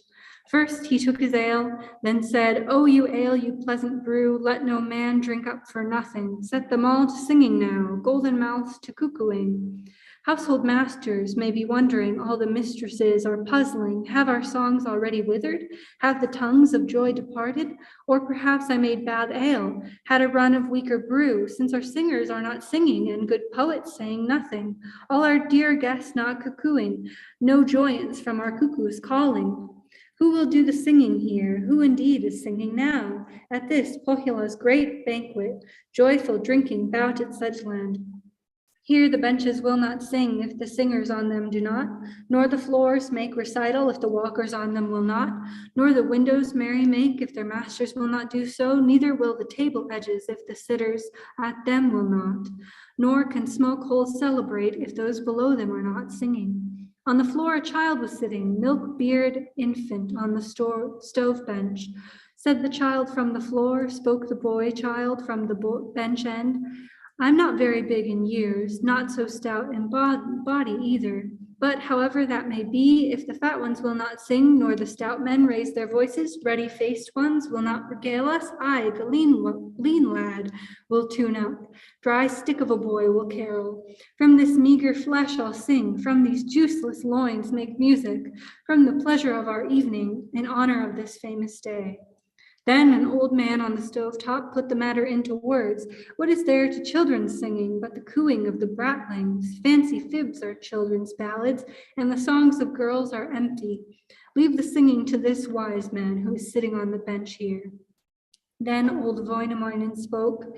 "Is there one among the youngsters, one among this whole great clan, who would put hand into hand, hooking one into another, and would break out in a ballad, burst out with a joyful song, to celebrate this closing day, in honor of this famous evening?" Said the old man from the stovetop, "Never before have you heard, never have you seen or heard, never before in all of time, better singer, truer artist, than when I was sweetly cooing, lilting, larking in my boyhood over the waters of the bay, echoing clear across the heathlands, calling cuckoo in the fir groves, chanting magic in the wild woods. Strong and graceful was my voice, and my tone most beautiful. Then it flowed on like a river, sparkling like a water brook, like a ski on snow it glided, like a sailboat on the waves.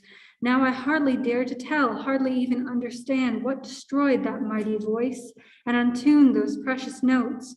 Flows no longer like a river, nor wave-like does it rise and fall, but it is like a brushwood harrow dragging over stumpy ground, or a dry pine over snow crust, grating like a sleigh on shore sand, like a skiff across dry stones." Then old Wainamoinen said, "Since there's no one here to join me, sing along with me, then alone I'll start my ballads and begin my song recital. Since I was born to be a singer, destined to make magic music, and I ask no neighbors for directions and no text from any stranger." Thereupon old Wainamoinen, he, the very soul of music, set himself to joyance making, ready for his lyricking, lavished all the joy of legends, all the magic in his garnering. Then old Wainamoinen sang, and oh, how he could sing, words not lacking for his magic, verses never for his chanting. Sooner rocks and cliffs were missing, or lilies in a lily pond.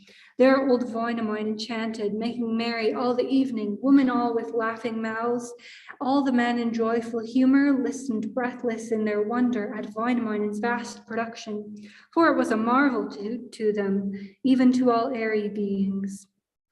Said old Wainamoinen then, as he closed his great recital, what in fact am I at all, as a singer, as an artist? Having in myself no power, not truly fit for anything. Were the great creator singing, chanting with his flowing voice, it would be the song of songs, chant of chants, and art of arts. He would sing the seas to honey, and the sea sands into peas, into malt the ooze of ocean, and its gravel into salt. All wide woodlands into cornfields, and the clearings into wheat fields, and the hills to sugar cakes, and the boulders into hens' eggs. He would sing with perfect art, sing his magic and create, chant the cowsheds of this homestead, full of heifers, lanes of cattle, and the clearings full of milkers, a full 100 of horn bearers, and 1,000 udder carriers. He would sing with perfect art, sing his magic and create coats of lynx fur for the masters, coats of broadcloth for the matrons, laceless slippers for the daughters, and red tunics for the sons. Jumala, thou true creator, grant the same some other time, so that all of us may live to enjoy the same once more. Banquet here at Pohjola, joyful drinking bout at Sedgeham, where the ale may run like rivers and the mead like water brooks. All these halls of Pohjola and these log-built halls of Sedgeland, let our days be filled with singing and our nights with merrymaking in the lifetime of the master, in the lifetime of the mistress. May high Jumala reward you, the creator reimburse you, master at the long deal table, and the mistress in her storeroom, sons upon the seining grounds, daughters busy at their weaving, so that no one will regret, no complain some other year of this mighty banquet here, of the great crowd at this drinking. Thank you. Perfect. I'm exhausted.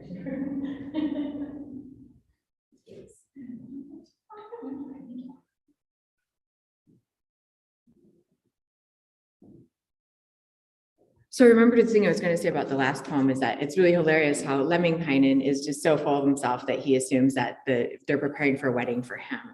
When we all know that there's no way anybody wants to marry off their kids. And so now we are up on poem 22 in Kalevala. So if there's anybody who wants to read it, and if you're joining us just now, if you want to read a poem, just type your name into the chat and say, or just you can just say, I want to read or something like that. And we'll let you.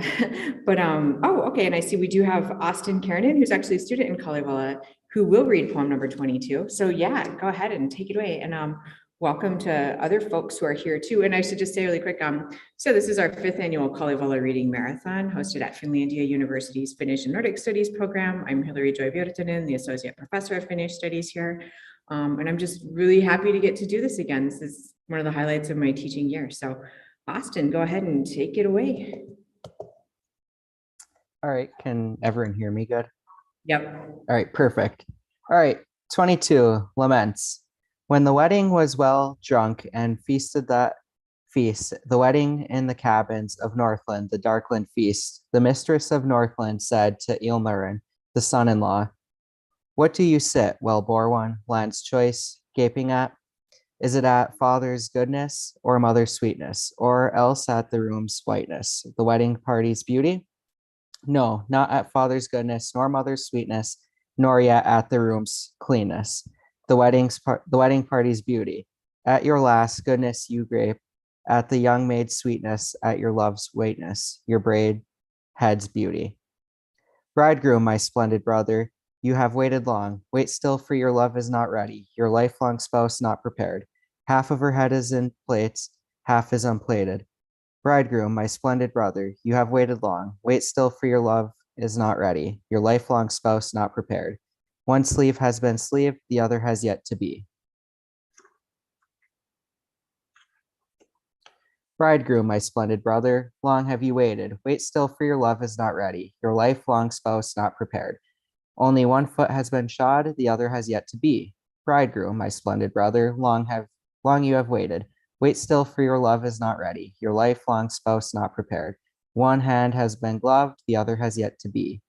Bridegroom, my splendid brother, long you've waited, unweary. Now your love is ready, your duckling has prepared herself. Go along, sold maid, with him now, bought hen. Now your hour is close, right at hand, your time to leave. For your leader is by you, your dear taker at the doors, and the stallion champs the bit, and the sledge awaits the maid.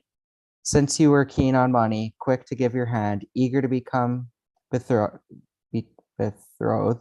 to try on the ring. Keenly now get in the sledge, eagerly in the bright sleigh, quickly get away, and like a good girl be off.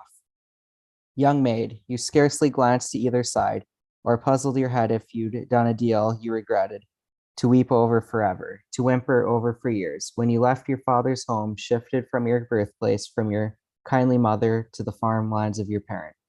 What a life was yours on these farms of your fathers. You grew up in the lanes, a flower, a strawberry in the glades. You rose from bed to butter, and from lying down to milk to buns, from being outstretched from the straw to churn scrappings. When you could not eat butter, you sliced off some pork. You have no care whatever and never a thought. You left worry to fir trees, thinking to fence poles, sorrowing to a swamp pine, to a birch upon the health, while you fluttered as a leaf, as a butterfly you twirled, as a berry on your mother's lands, as a raspberry on the acre. Now you are leaving this house, going to a different house, to a different mother's rule, to a strange household. One way here, another there, different in different houses, different the trumps sound there, and differently the doors creak, and differently the gates squeak, and the iron hangs speak. You'll not be able to go through the doors, stroll through the gates like a daughter of the house. You will not know how to blow the fire to heat the fireplace, as the man of the house likes. Did you really, young maid, did you really know or think you'd be going for a night, coming back the next day? Look, you'll not be gone for a night, not for one night nor for two. You'll have slipped off for longer, for always you'll have vanished, and forever from father's rooms, and for life from your mother's. By a pace the yard will be longer, the threshold higher, by a timber, when you come again, the time you return. The hapless maid sighed, she sighed and she gasped. Grief weighed on her heart, tears loaded her eyes, but she got this into words. This I knew, and this I thought.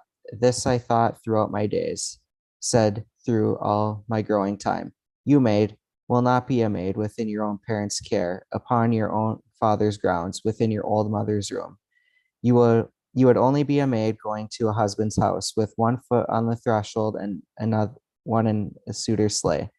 You'd be taller by a head, higher by an ear. This I hoped for all my days, looked for all my growing time, waited as for a good year, looked as for summer's coming. And now my wish has come true. My going has come closer. One foot is on the threshold and another in a suitor's sleigh. But I cannot tell at all what changed my mind. I am not going gladly, nor with joy I am parting from this precious home where all my young days I sat, from these farmlands, from yards where I grew, these dwellings my father made. I go thin and full of cares, full of longings I depart, as into an autumn night's embrace on a sheet of ice in spring, leaving no track on the ice, no footprint on the surface. How might others feel, and how other brides? Surely others do not feel sorrow, bear a yearning heart, as I, mean one, bearing black sorrow, a heart that looks like coal, care, the hue of charcoal. This is how the lucky feel, how the blessed think, like the daybreak in the spring, the sun on a spring morning. But how do I feel in my gloomy depths? Like a flat brink of a pool, like the dark bank of a cloud, like a dark night in autumn on a black winter day. No blacker than that, gloomier than an autumn night. There was an old charwoman who always lived in the house, and she put this into words. So there, young maiden, don't you recall what I said, and said hundreds of times too? Don't be charmed by a bridegroom, by a bridegroom's mouth. Don't trust the look in his eyes, or gaze upon his fine feet. Sweetly he'll hold forth, turn his eyes gently, although in his jawbones the devil in his mouth, doom were to dwell. I've always advised a maid, instructed my charge like this. When great bridegrooms come and great bridegrooms, the land suitors, you tell them straight back, speak up for yourself and say with this word and speak with the speech. There's nothing in me, not a thing worth leading off to be a daughter-in-law, taking off to be a serf. No maiden who looks like me knows how to live like a serf, will think of going along keeping under someone's thumb. Should the other say a word, I'd answer with two. And should he come at my hair, trespass among my tresses, and from my hair I would twist him, from my tresses I'd yank him. But no, you took no notice, you didn't hear what I said. You've walked aware into a fire, knowing into boiling tar, dashed into a fox's sledge, gone off on the bear's runners, for the fox to drag off in the sledge, for the bear to carry far away to be a master's serf forever and a mother-in-law serf for life. You have gone from home to school, from father's yards to torment. Hard the school you will attend, long the torment you will bear. There the reins have been bought, there the irons have been laden. Not for everyone except hapless you. Soon you'll come to suffer, wretch to suffer, ill-fated one, father-in-law's bony jaw, mother-in-law's stony tongue, a brother-in-law's cold words, sister-in-law's tossing head. Listen, maid, while I'm talking and speaking. At home you have been a flower in your father's yards of joy. Your father called you moonlight, your mother sunshine, your brother water sparkle, and your sister blue broadcloth. You go to a different house, a strange mother's rule. No stranger is worth mother, and no other woman worth a parent. A stranger seldom scolded, fairly seldom taught rightly. Father-in-law will dub you doormat, and a mother-in-law slaw coach. Brother-in-law rock bottom, and sister-in-law trollop. The only time you would be good, would measure up, would be when, as mist you went outside, when as smoke you reached the yard, when as leaf you fluttered, and when as sparks you sped. But you are no bird to fly, and no leaf to flit, and not a spark to speed, smoke to reach the yard. O maid, my little sister, you've exchanged, and what exchange? You've exchanged your dear father for a bad father-in-law, exchanged your kindly mother for a stern mother-in-law, exchanged your splendid brother for a brutish-necked brother-in-law, exchanged your decent sister for a mocking-eyed sister-in-law. You've exchanged your hempen beds for sooty log fires. You've exchanged your white waters for mucky oozes. You've exchanged your sandy shores for black muddy holes. You've exchanged your darling glades for heathery heaths, and your hills full of berries for rough, burnt tree stumps. Did you really think, young maid, did you really, growing hen, that cares were done?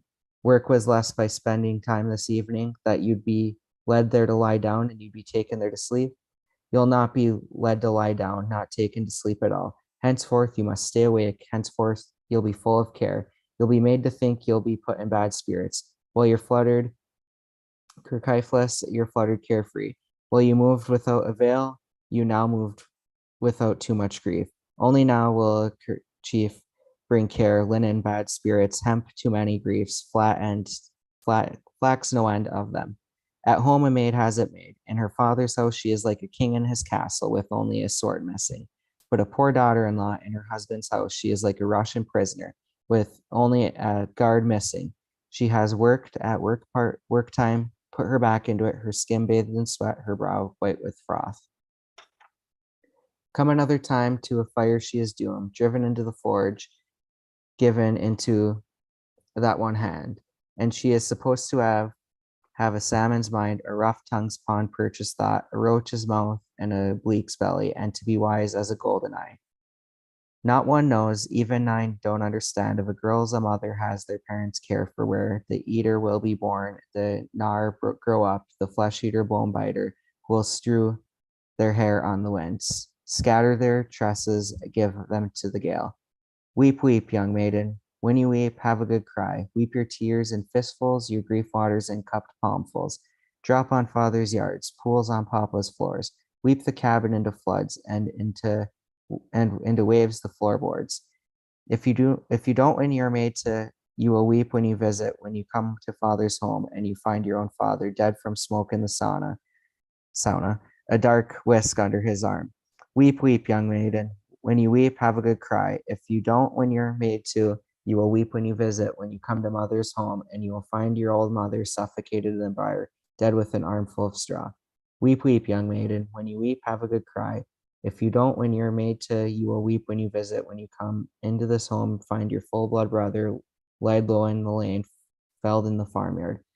Weep, weep, young maiden. When you weep, have a good cry. If you don't, when you're made to, you will weep when you visit. And when you come into this house and find your decent sister drop down on the wash place path and an old club under her arm. The helpless maid sighed. She sighed and she gasped. She fell to weeping, turned to shedding tears. She wept tears in fistfuls, wept grief waters in cupped palmfuls on her father's well-washed yards, pools on Papa's floor. Then she put into this word, she declared, chattered. Oh, sisters, buntings of mine, former comrades of my age, all the growing companions, listen while I am talking.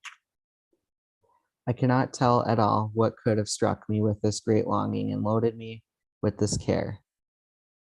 Brought me this yearning, burdened me with this sorrow. Differently I knew, I thought differently, hoped through my time, meant to go as a cuckoo to call on the hilltops, and I reach these days and come to these thoughts. But now I'll not go as a cuckoo, not call on the hilltops. I am like a caloo on billows, or a teal in a broad bay, swimming in chilly water disturbing icy water. Woe, my father, my mother, woe, woe, my honored parents. Why did you make me? And what bear this mean one for? To weep these laments, to bear these yearnings, to care with these cares and grieve with these griefs. You might sooner, poor mamma, you might, fair one who bore me, dear one who gave milk to me, lovely one who suckled me, have swaddled tree stumps, have washed little stones, then wash this daughter, swaddle your fair one, just for these great griefs, for these low spirits. Many elsewhere say it, and several think. The fool has no care, no worry ever. Do not, good people. Oh, do not say it, for I have more care than rapids have rocks. Badland has willows, and heath has heather. A horse could not draw an iron neck jerk without the shaft bow shifting, the collar bow shaking off these cares of the skinny one and these black sorrows of mine. A child sang from the floor, one growing from the ingle nook. What lamenting by a maiden, what great grieving. Let a horse do the caring, and let the black gelding sorrow, and an iron mouth pity, and a big head wail. A horse has a better head, a firmer bone. The arch of its neck bears more, its whole body is larger. There is nothing to weep for, greatly to grieve about. You'll not be led to a swamp, taken to a ditch. They will lead you from a corn hummock, lead you to a fatter one yet, and take you from bare cabins, take you to somewhere flusher still. When you look to your flank, to your right side, there's a bridegroom to keep you, a full-blooded man by you. A good husband, a good horse, everything to set up a house. Grouse bells parading on the collar bow chirping. Thrush bells rejoicing upon the traces singing. 6 gold cuckoo bells on the hames bobbing. 7 bluebird bells on the sledge pro cuckooing. Don't worry at all, mother's offspring, about that. You're not set for worsening, no. You're set for a bettering, besides a plowman husband beneath a furrower's cloak, beneath a breadwinner's chin, under a fisherman's arm, amid an elk chaser's sweat, in a bear hunter's sauna. You've a man of the finest of the fellows, of the most handsome. His crossbows won't be idle, quivers won't hang from their pegs. His dogs will not lie at home, nor his pups rest on the straw. Full 3 times this spring, quite betimes on the morrow.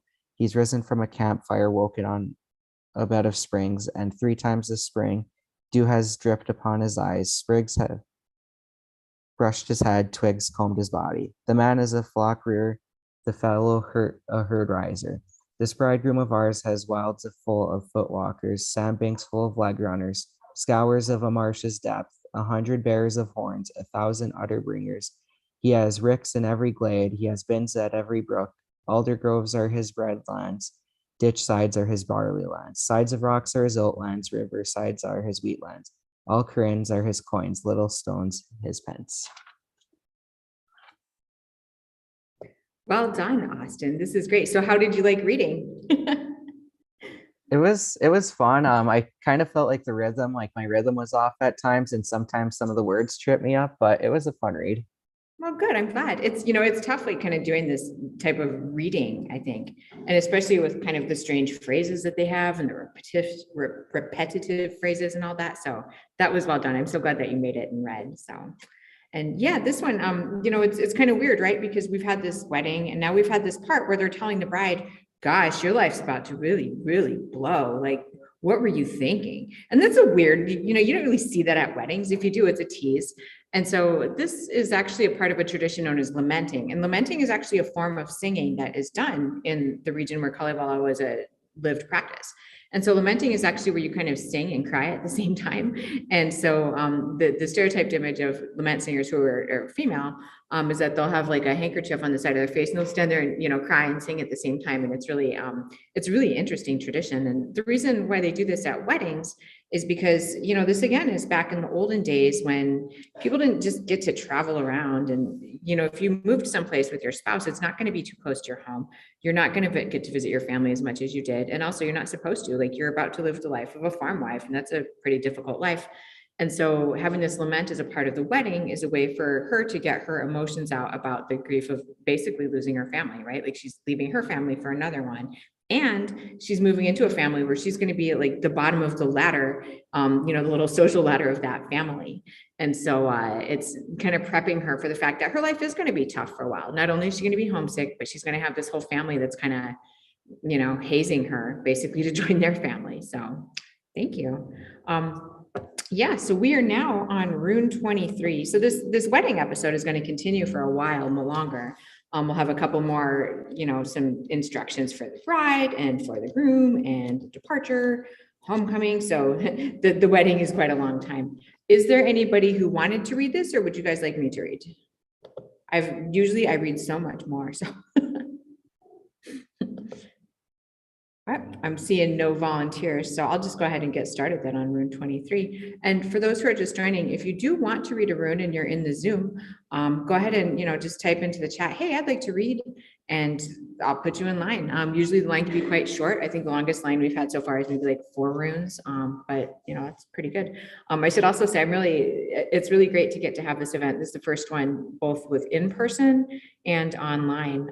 You know, I did only in-person Kalevala readings the first couple of years. Then we had COVID and I did them completely online for the past 2 years. And so this is a nice kind of return to being able to have it both ways. So I'm really thrilled to see that not only do we have a great audience both here in the Zoom, and we've had a great attendance here in the room, but there's people watching this live on YouTube as well. So thank you all. This is super great. And with that, I will go ahead and go into instructions and a warning.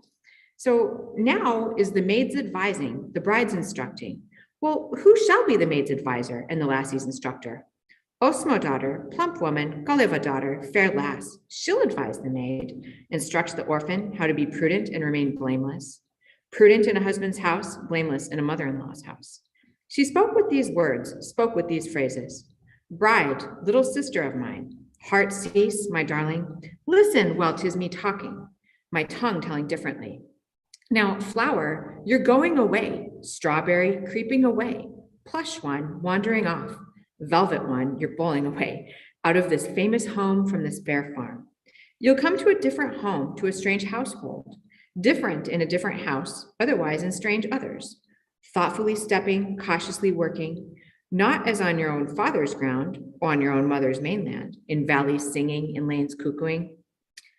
When you leave this house, remember to take all of your other things, but leave at home 3: your daytime naps, your mother's dear words, and your scrapings from every turn. Remember all your chattels, but leave out your weariness, for the daughter's still at home, still at the home stove corner. Leave the songs upon the bench, the joy tales at the windows, girlhood on the whisk handle, your wildness on burlap hems. On the stove, seat your bad ways, your laziness on the floor. Or else, offer them to your bridesmaid. Tuck them underneath her arm for her to bear the brush to carry the heather. There's a new way to take on and the old one to forget. Father love to leave, father-in-law love to take. And lower to bow and good words to give. There's a new way to take on and the old one to forget. Mother love to leave, mother-in-law love to take. And lower to bow and good words to give. There's a new way to take on and the old one to forget. Brother love to leave, brother-in-law love to take. And lower to bow and good words to give. There's a new way to take on and the old one to forget. Sister love to leave, sister-in-law love to take, and lower to bow and good words to give. Never in this world, not in a month of Sundays, wed if you have no manners, marry if you have no skills. A house expects good manners, even a good house, and a husband tries you out, even the best husband does. You need only be careful if a house is ill-mannered, and you have to be steadfast if a husband is worthless. Though master's in a wolf in the corner, mistress a bear in the inglenook, brother-in-law as threshold vipers, sister-in-law as nails in the yard, there's the same respect to give and lower to bow than once beside your mother in your father's own cabins. There was father to bow to and your mama to respect. And you are to keep a careful head, common sense, your judgment always strict, your understanding sound, your eyes watchful at evening to see to the fire, your ears sharp in the morning to listen for the cock crow. The first time the cock has sung and has not yet uttered twice, that's the young folks' rising time and the old folks' resting time. If the cock does not sing, if the master's bird does not crow, treat the moon as your cockerel, the great bear as your model. Go outside often and look at the moon. Observe the great bear and study the stars. When the great bear is set right, its horns pointing straight southward and its tail pointing due north, then 'tis time for you to rise from beside the young bridegroom, from the full-blooded one's side, to get fire from the cinders, flame out of the little box, to blow the fire at a stick, taking care not to spread it. If no fire's in the cinders, no flame in the little box, tickle your darling for some, tackle your fair one. Give me fire, my dear, some flame, my berry. You will get a tiny flint, quite a small piece of tinder. Strike fire, make a spark, kindle the splint at the door, and go and muck out the fire. Fodder the cattle, mother-in-law's cow lows, father-in-law's horses neighs, brother-in-law's cow stirs, sister-in-law's calf mews, for someone to toss frying grass and to hold out clover. Tread to the lanes crouching and the byres stooping. Feed the cows meekly and the sheep mildly. Hold out the straw to the cows, the drink to the poor things' calves, and to the foals the chosen stocks, to the lambs the fine grasses. Do not scold the pigs, don't kick the piglets. Take a troughful to the pigs and the piglets their magerful. Don't rest in the byre and don't laze in the sheepfold. When you have mucked out the byre, seen to all the herd, hurry back from there, whirl indoors as snow. A child's crying there, a small one inside the quilts, and the poor child cannot speak. Neither can the infant say whether 'tis cold or hungry or what else is the matter before the one it knows comes and to hear its mother's voice. But when you come in as four, with a water pail in your hand, a bath whisk under your arm, a fire stick between your teeth, and yourself making the fourth. Start wiping the boards, sweeping the plank floors, toss water upon the floor. Don't chuck it over a child. Should you see a child upon the floor, even if it's sister-in-law's child, lift the child onto a bench, wash its eyes and smooth its hair. Put some bread into its hand. Spread some butter on the bread. If there's no bread in the house, put a wood chip in its hand. When 'tis table washing time, after a week at the most, wash the tables. Remember the sides, don't forget the legs. Sluice the benches with water, wipe the walls with a duster. The benches and all their sides along the walls and their chinks. What dust is on the table and what dirt on the windows, well, flick them with a duster. Run a wet rag over them, so the dirt won't fly about nor the dust swirl to the roof. Shake the muck down from the roof and sweep the soot off the hearth, and keep the doorpost in mind, and do not forget the beams, that it may seem a cabin may be reckoning a dwelling. Listen, maid, while I'm talking and speaking. Do not rush about vestless, and don't loaf about shirtless. Don't move about kerchiefless, and don't pad about barefoot. Your bridegroom would be angry, your young husband would grumble. Be very wary of those rowans in the yard. Holy are the rowans in the yard, holy are the rowans' boughs, holy the boughs' foliage, the berries still holier, with which a maid is advised, an orphan is taught, what pleases a young husband, what touches a bridegroom's heart. Keep the sharp ears of a mouse and the neat feet of a hare. Lean down your young nape, bend down your fair neck like a sprouting juniper or a green bird cherry top. You must stay awake, always awake, wary that you don't end up on your bum or full length on the stove seat or sink on the sheets, drag yourself to bed. Brother-in-law comes in from sewing, father-in-law from building fences, your fellow from outdoor work, your fair one from slash and burn. There is a bowl of water to take, a hand towel to bring, and low down to bow and kind words to say.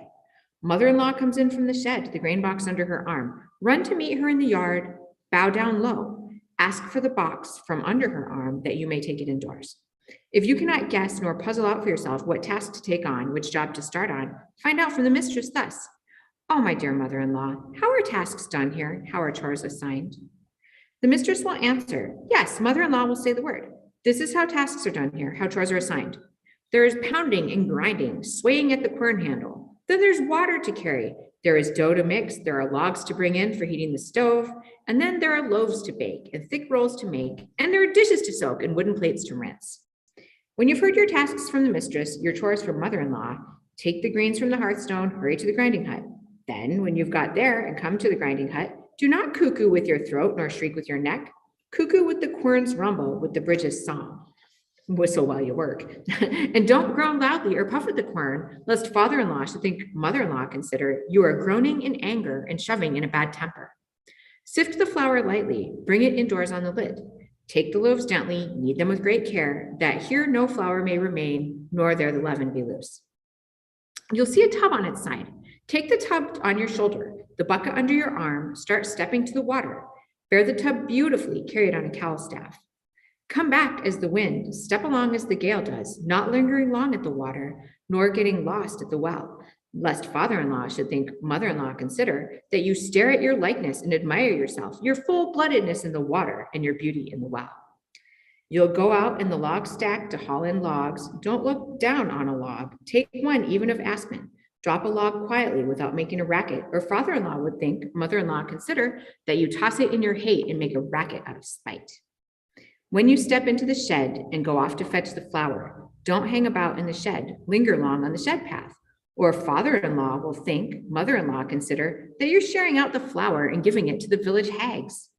You'll go off to wash a dish, to rinse wooden plates, wash the jugs with their handles and the flagons with their grooves, rinse the bowls, think of the sides, the spoons, think of the handles.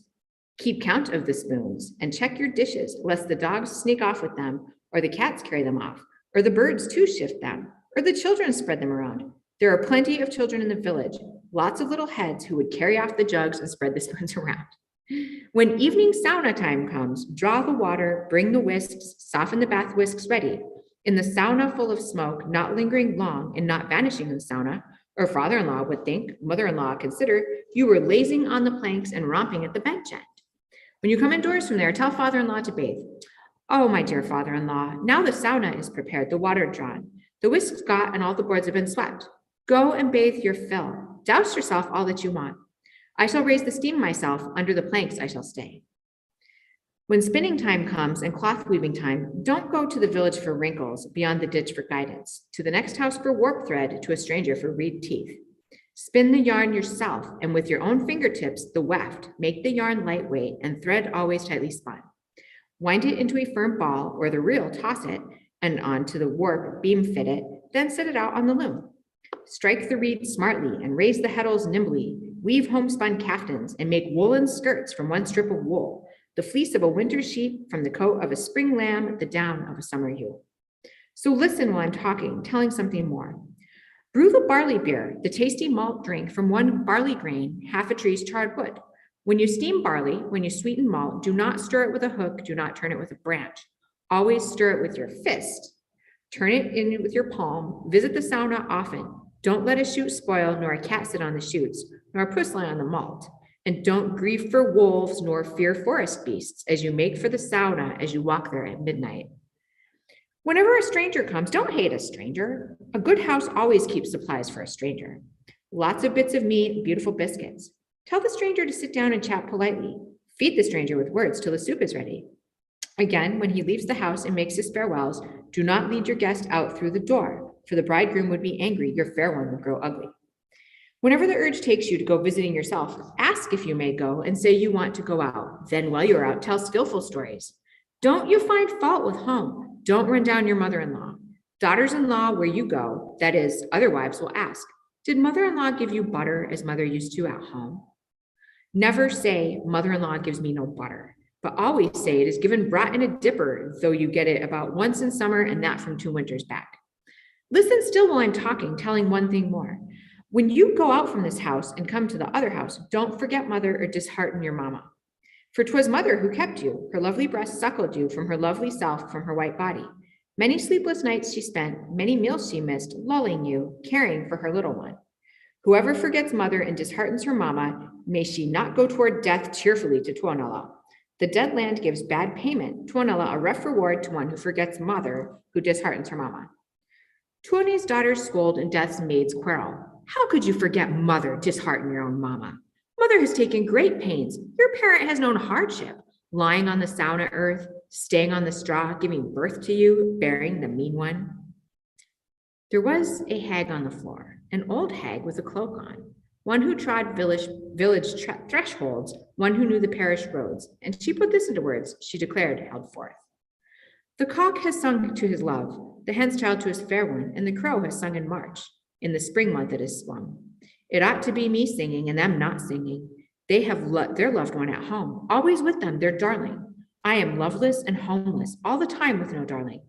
Listen, sister, while I talk. When you too go to a husband's house, do not mark your husband's will, as I, luckless, marked a husband's will. A lark's tongue, my great bridegroom's heart. I was a flower in my day, and my growing was heather, a young shoot in my rising, a bud in my coming up, a honeyberry talked of, a darling whispered about, a teal in my father's yards, a bean goose on mother's floors, a water bird beside my brother, a finch beside my sister, and I walked the lanes of flower, the field as a raspberry, skipped upon the sandy shores, tripped upon the flowery knolls. I sang in every valley, on every mound I cuckooed, and the groves were my playground and the glades my constant joy. Mouth drew fox into the trap, tongue drew stoat into the snare. Will a maid into marriage wish into another house? So a maid, even at birth, a daughter is lulled to be daughter-in-law in a husband's house, a serf in a mother-in-law's house. I, a berry, fell on other lands, a bird cherry on different waters, a cowberry to be bit, a strawberry to be cursed. Every tree bit me, every alder cut, every birch hurt me, every aspen snapped. I was wed, led to a husband's house, taken to a mother-in-law's house. I was told that there once was a maid who wed would be 6 cabins of spruce and twice as many as chambers. The glade sides would be shed lands, and the lane sides blossom lands, and the ditch sides barley lands, the heath sides oat lands. Binfuls of threshed grain, other binfuls to be threshed. 100 coins got, 100 more to be got. But when I, fool, got married, and madcap struck the bargain, the cabin was on 6 poles upon 7 stakes, the glades full of unkindness, the groves full of lovelessness. Lanefuls pour me of my cares, forestfuls of low spirits, binfuls of threshed hate, other binfuls of unthreshed. 100 words got, 100 more to be got. I took no notice, but tried to live blamelessly. I hoped for respect. I strove to win love by bringing the fire indoors, by picking up splint ends. I'd poke my brow in at the door, my head in at the doorpost. In the doorway were strange eyes, narrowed in the ingle nook, looking askance in mid-floor at the far end full of hate, and fire would flash from a tongue, firebrands from beneath a tongue, from the wicked master's mouth, from beneath his unkind tongue. I took no notice, but still tried to carry on, to keep in with them, meekly obedient. I hopped upon a hare's feet and went about on a stoat's paws, went to bed dreadfully late, got up woefully early. But I, wretch, got no respect, luckless, won no love, though I were to roll mountains and break rocks in two. In vain, I pounded the groats, uselessly sifted the meal for my stern mother-in-law to eat, for the fire throat to nibble. At the long deal table's head, from a gold-rimmed dish, while I ate, poor daughter-in-law, gobbled flour off the quern, the fireplace seat my table, a wooden dipper my spoon. Often in my gloom as a daughter-in-law in a husband's house, I brought mosses from the swamp, baked them for my bread, water from the well in a bucket, tipped that for my tipple. Cheerless, I only ate fish, hapless, only ate smelt when I stooped at the seine poles, rocked in the middle of the boat. I got not one fish from what my mother-in-law gave me that would serve for a day, be good for one meal. Summers, I gathered fodder. Winters wielded a pitchfork, just like a gypsy of old, or else a serf, a hireling, for in mother-in-law's house, I was always given the thickest flail in the kiln, the sound as heavy as brake, the hardest club on the shore, the barnyard's biggest pitchfork. No one believed me worn out, nor worried when I sank down, though the fellows got worn out and the horses' foals sank down. So I, luckless wench, worked at working time and put my back into it. Come another time, to fire, I was doomed delivered into its hand. Groundless gossip was started and idle tongues wagged against my good ways, against my famous honor. The words rained upon my head, the stories pattered like harsh sparks of fire or iron hailstones, but that did not put me off. I would have gone on living as a help in the stern hag, as the firethroat's companion. But what got me down, what made things worse, was that my bridegroom turned wolfish. My fair one turned into a bear, faced me to eat, turned his back to sleep and to do his work. For that, I wept by myself. I considered in my shed. I recalled my other days, my earlier way of life, in father's long yards, fair mother's farmland. And then I started saying, I uttered, chattered. She knew, my mother, knew how to get an apple. She could raise a shoot, but she did not know how to plant it. She planted the lovely shoot in wicked places, set it in bad spots, upon hard birch roots to weep all its days to moan forever.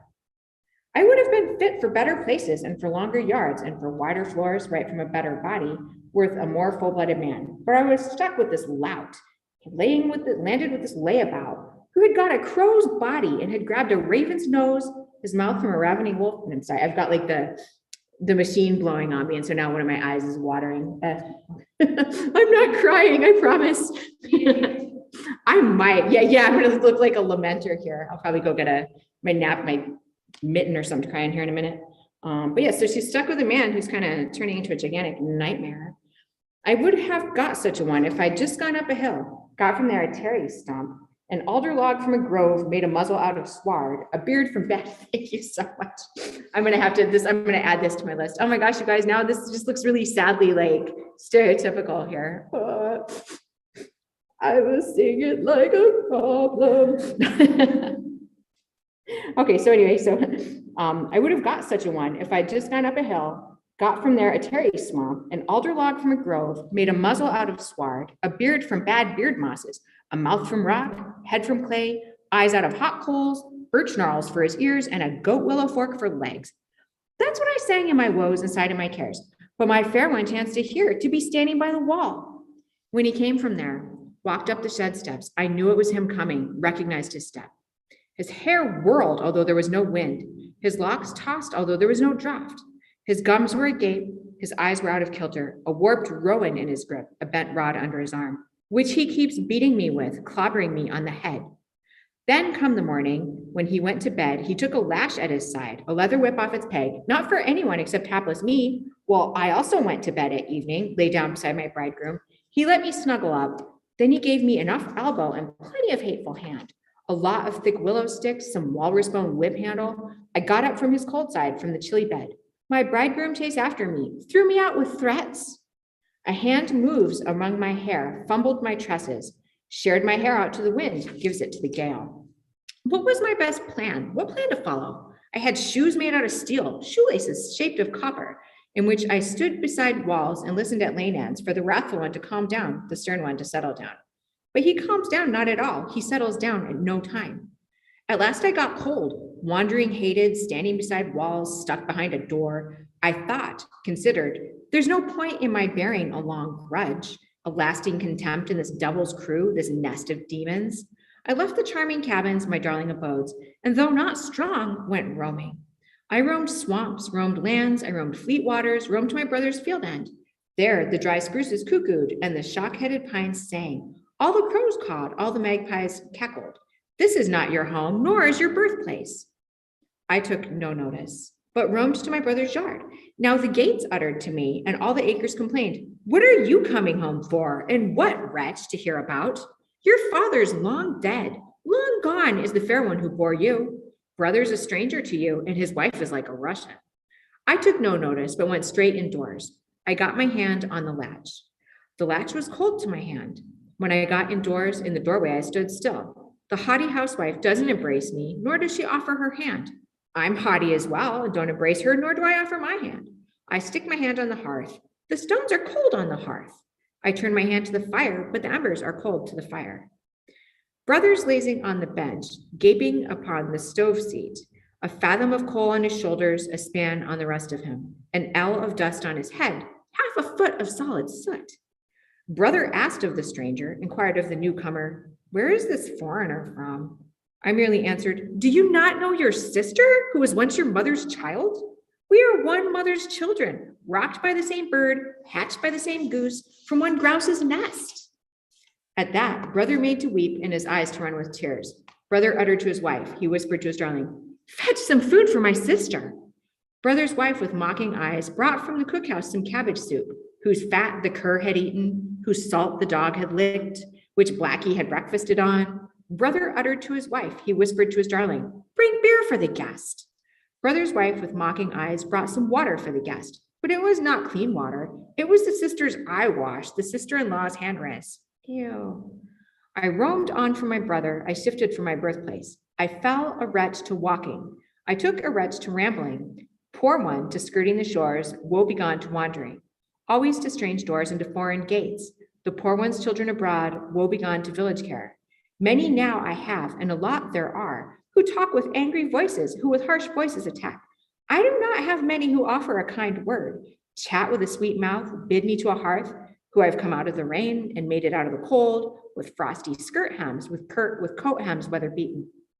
When I was younger, I would not have believed them, though 100 had said it, and 1,000 tongues had told that I would sink to these ways, that I would fall on these days, the days I have fallen on, the ways I have sunk into. So some more warning for the bride, right? You know, it's pretty depressing part of the poem. So yeah, you know, this wedding continues with some more kind of sad stuff going on. So I don't know if there's anybody who wants to read. I don't see any volunteers, but people are more than welcome to. If you want to, you can either, you know, well, if you're in the Zoom, you can just go ahead and say, I will do it. Or if you're in human, you can also say, I will do it. Or you say, I will not do it. And then I'll just do it. But I will move it over to 24 since that's where we're at. I see one person in the chat. Okay, so Austin Karanen is up for the next one if that's gonna work. Okay, cool, Austin. So yeah, we are on room number 24, the departure. So now the wedding ends and this is her heading to her new home to meet her in-laws. So take it away. Departure. Now the maid has been advised, the bride instructed. Next I'll address my brother, to my bridegroom speak by mouth. Bridegroom, my splendid brother, better still than a brother, dearer than my mother's child, milder than my father's child. Listen well, 'tis me talking and speaking about this hemp bird of yours, this hen you have got. Bridegroom, thank your luck for the good catch you have made. When you think well. Good you got and good you found, good your creator promised, good the merciful one gave. Tell out thanks to the father, to the mother even more, who lulled such a girl, such a bride as this. Pure the maid you have, bright the maid you wed, white the one you hold, fair the one you keep, a strong daughter at your side and full-blooded beside you. Strong the daughter, a thresher, charming winnower of hay, a superb washerwoman, a lively bleacher of clothes, an able spinner of thread, a nimble weaver of cloth. Her reed slammed out loud like a cuckoo on a hill, and her shuttle whizzed like a stoat in a wood stack, and her spool whirled like a cone in a squirrel's mouth. The village could not sleep tight, nor could the townsfolk slumber, for the tap of the maid's reed, for the buzz of her shutter. Bridegroom, dear youngster, fair husband to be, forge a skith that's sharp, fit it into a handle that's good, carve in the gateway, hammer on a stump, and when daylight comes, lead the maid onto the turf. You will see how the hay snaps, the tough hay crackles, the sedge swishes down, the sorrel tumbles, a hummock goes to, and a sapling breaks. When the next day comes, fetch a fit shuttle, a decent baden, a proper breast beam, cut handsome treadles, fetch all weaving tools, put the maiden to the loom, and batten her to grasp. Only then will the reed slam, the loom thud, and clanking be heard in the village. The reeds rattle further off. The hags will think about that. The village women will ask, who is weaving cloth? It will suit you to answer, my own darling is weaving, my sweetheart is clattering. Has the cloth rucked up, the reed missed the thread? No, the cloth has not rucked up, nor has the reed missed the thread. 'Tis as though woven by a moon daughter, spun by sun daughter, wrought by the great bear's daughter, finished by the star daughter. Bridegroom, dear youngster, fair husband to be, now that you're leaving and driving from here with your young maiden, beside your fair hen, don't drag your sparrow, this hemp bird of yours, into the bank, or drive her into fence corners, or spill her upon a stump, or tip her over on rocks. Never in her father's home, in her fair mother's farmyards, was the maid dragged into the banks, driven into the fence corners, split upon a stump, tipped over on rocks. Bridegroom, dear youngster, for husband to be, don't let your maiden convey your darling to grumble in nooks, to grouse in the crannies. Never at her father's home, in her mother's cabins, did she grumble in nooks or grouse in crannies. She always sat at windows, tripped in the middle of the floors, at evenings her father's joy, at mornings mother's darling. Just don't, poor bridegroom, don't you lead this hen to the hunger bread mortar, don't set her pounding bark bread, or baking straw bread, or beating pine bread. Never at her father's home, in her fair mother's farmyard, was she led to that mortar, set pounding bark bread, or baking straw bread, or beating pine bread. No, you led this hen, lead her to a corn hummock, to unload the bin of rye, to take a bin of barley, to make a thick loaf, skillfully brew beer, to bake a wheat loaf, and to knead the dough. Bridegroom, my splendid brother, don't you make this hen, don't make our little goose weep with longings. If a heavy hour should come, the maid feel longing.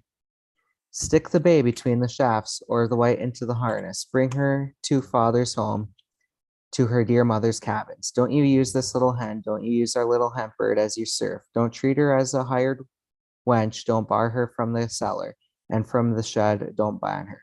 Never at her father's home, in her fair mother's farmyard, was the maid used like a serf, or treated as a hired wench. Never barred from the cellar, and from the shed never banned. She was always slicing buns, looking for hen's eggs, around the milk vat, besides the beer keg. Mornings open the sheds, evenings locking up the loft. Bridegroom, dear youngster, fair husband to be, if you treat the maiden well, you'll be well thought of. When you come to father-in-law's house, to matchless mother-in-law's, you will be well fed. Fed, given to drink, your horse will be unharnessed, led to the stable, fed, given to drink, a box of oats will be brought. Don't say of our little maid, this little hemp bird of ours, that she has no kin. Don't declare that she has no kind, for this maid of ours has great kin, has mighty kind, where each a gallon of peas sown, each would get a great grain. Where a gallon of flax set, each would get a stalk. Just don't, poor bridegroom, ill treat the maiden. Guide her with serf whips, with leather whips, make her mew, with 5 lashes, make her squeal, at the hut end make her yell. Never was the maid before, never at her father's home, guided with serf whips, with leather whips made to mew, with 5 lashes made to squeal, at the hut end made to yell. Stand as a wall before her, stay as a doorpost. Don't let mother-in-law smite, nor father-in-law scold her. Don't let a stranger hate her, another house slander her. The household has told you to be other folks to punch her, but surely you wouldn't harm your poor one, hurt your sweetheart you heard about for 3 years, and you were up begging for. Bridegroom, advise your maiden and teach your apple. Advise the maiden in bed and teach her behind the door. For a whole year in each place, 1 by a word of mouth, 2 by a tipped wink, 3 by putting your foot down. If she doesn't care, then takes no notice. Take a reed from the reed bed, or a horsetail from the heath. With it, advise your maiden, advise her for a 4th year. Dress her down with the horsetail, with the sedge's edge goad her.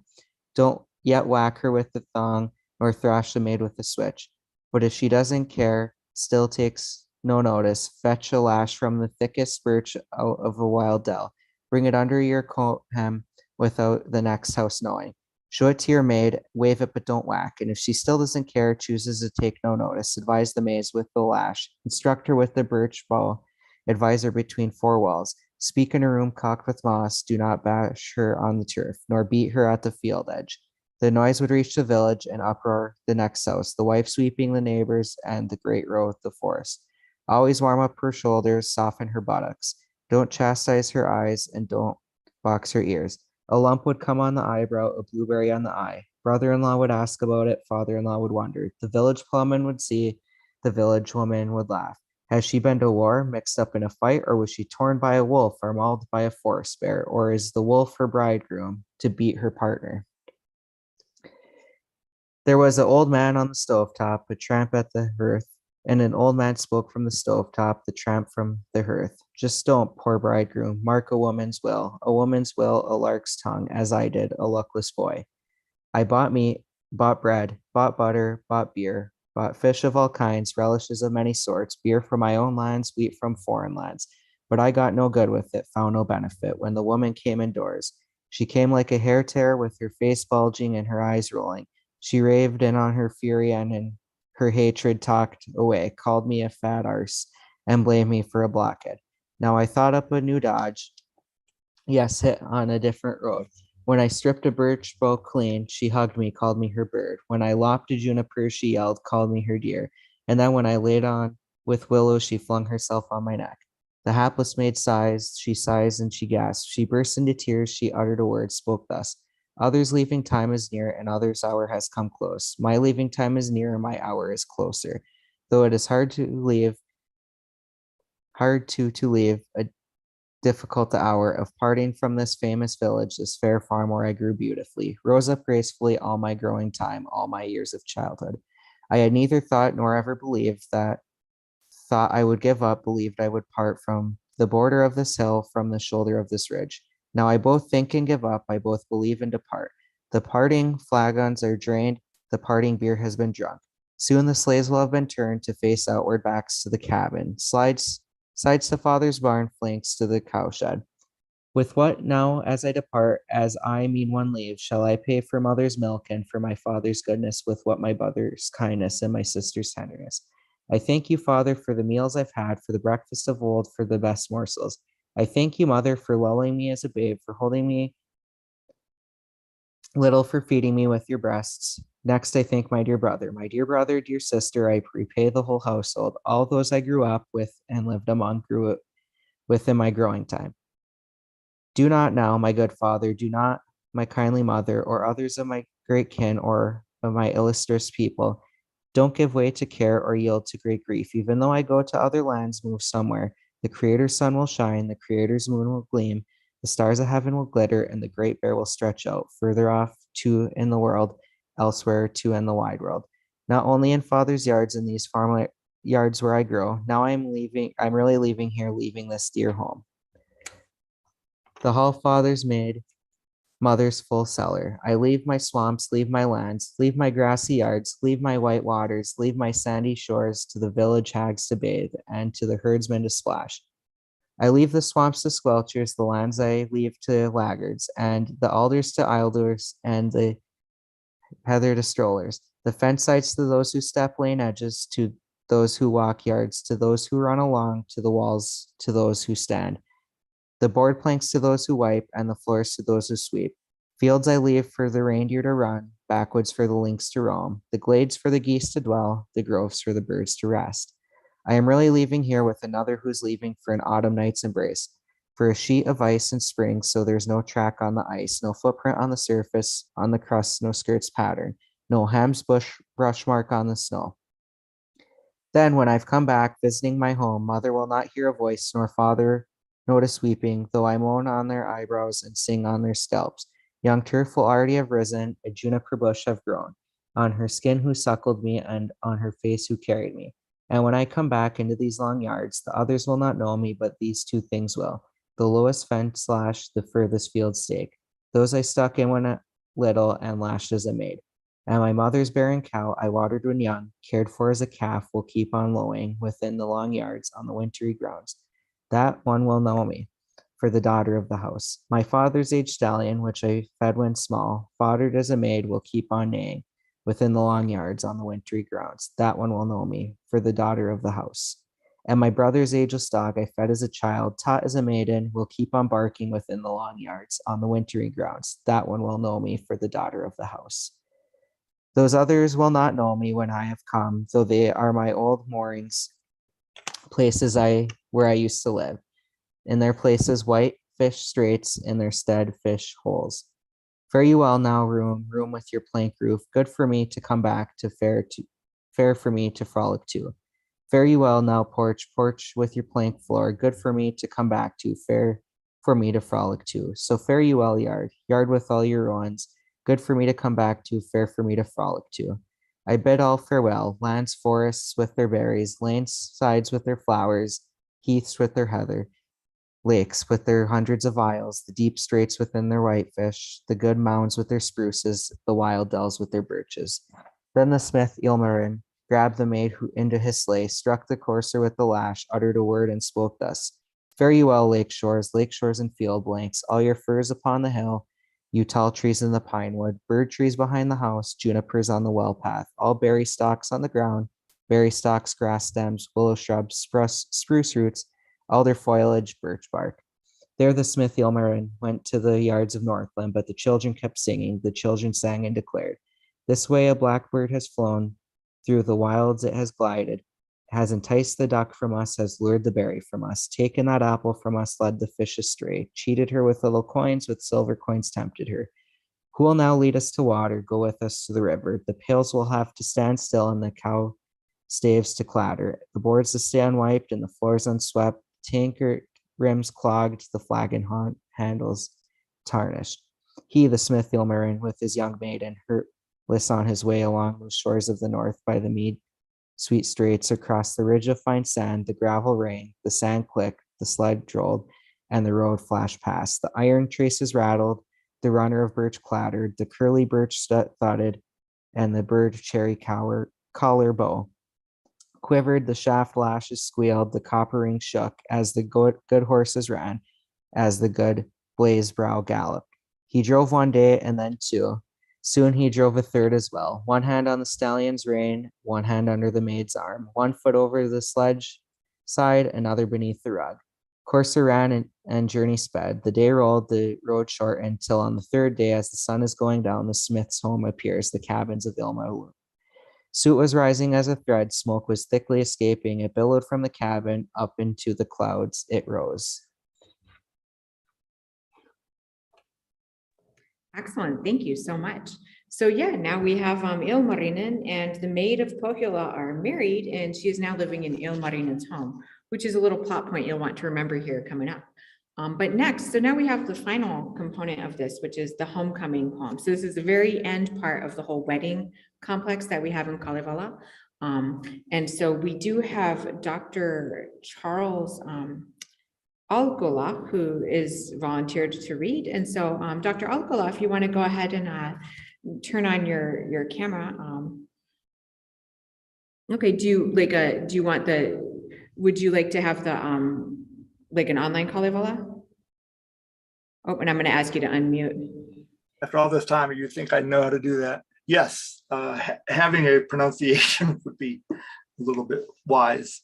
Okay, no problem. I'm just going to walk over to my seat and I will send that to you. And it's just a PDF, and it's in alphabetical order for the Finnish words that you're likely to see. So that'll just take me a half a second as I go down. But while I'm walking over there, do you want to tell us where you're calling in from and what brings you here?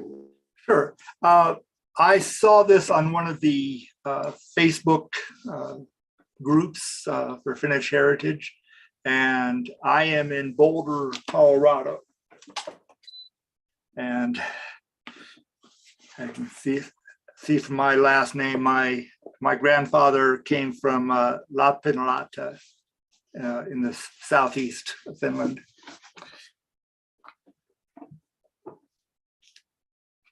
So. Excellent. And I sent along the.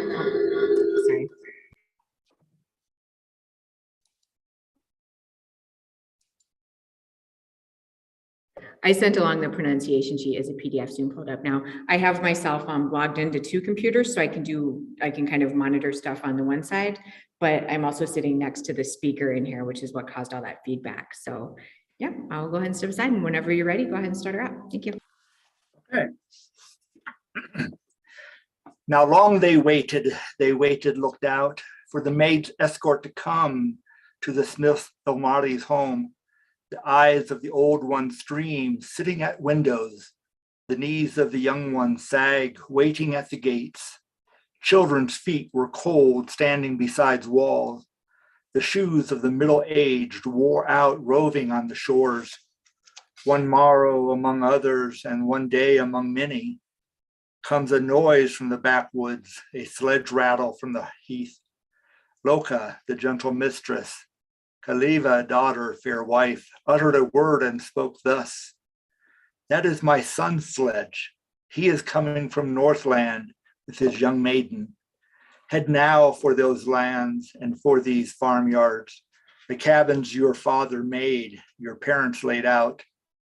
Smith Ilmarinen, soon he arrives home in the yards his father made, his parents laid out.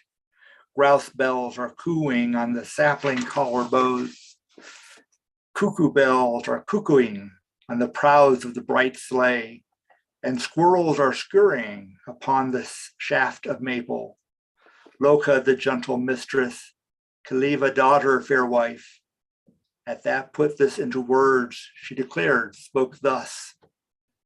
The village waited for the new moon, the young ones for the sunrise, children for a land of strawberries, water for a terry boat. I not even a half moon, no sun whatever. I waited for my brother, daughter-in-law. I looked morning, looked evening, did not know where he'd vanished, if he was raising a little one or fattening a lean one, since he did not come at all, though he certainly promised to come while his tracks were there, to arrive before they cooled. I kept looking out mornings, for days he was on my mind. Since my brother's sled does not roll, nor does brother's sleigh clatter to these little yards, these narrow farmyards. Had I a stallion of straw, a sledge with 2 struts? Even that I'd call a sled, promote to a sleigh. If it drew my brother here, brought my fair one home, so I spent my time hoping. I looked out all day, looked out till my head was askew, till my top knot was awry, and my straight eyes were oval, hoping my brother would come to these little yards, these narrow farmyards.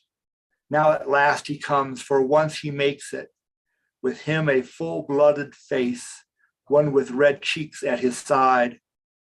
Bridegroom, my splendid brother, let the blaze brow go, and let the good horse be led to the hay it had before, to the oats it used to have, and give us greeting, give us, give others, give all the village. When you have done the greetings, tell us your stories. Did you travel untalked of?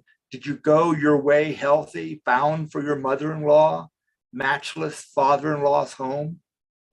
Did you get the maid, defeat the might, crush the gate of war, flatten the maiden's stronghold, demolish the upright wall, step on mother-in-law's board, sit upon the master's bench? Now I see without asking and guess without questioning. Yes, he fared well on his way, sweetly upon his journey.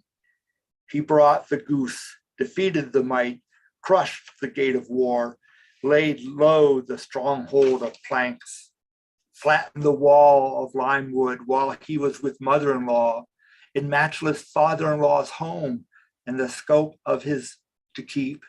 The hen under his arm, the pure maid is his to have, the white one is his to hold. But who brought this lie? Who bore the wrong news that the bridegroom was coming empty-handed? The stallion was running light. He's not come empty-handed. The stallion has not run light. There's something for it to draw the hemp mane to move. For the good horse is sweating and the choice foal is frothing. For bringing the chickens here, drawing the full-blooded one. Rise now from the sleigh, fair fine one, good gift out of the bobsleigh. Rise, do not be raised, get up, do not be helped up. Though one to raise you is young, one to help you is proud. When you are up from the sleigh and let out from the sledge back, step along the well-swept road, the liver-hued earth, trodden smooth by pigs, trampled by piglets, stomped on by a sheep, rubbed down by a horse's mane, on the steps of a goose, pad with the feet of a teal, upon these washed yards, on these level grounds. The yards father-in-law made and mother-in-law set out, the banks where the brother carves sister's meadows out of blue dye, set foot on the steps and shift on the porch boards, and step through the mead sweet porch. From there, shift inside under the famous roof beam, under the fair roof. Here through this very winter, through the summer past, the boards of duck bones have rung.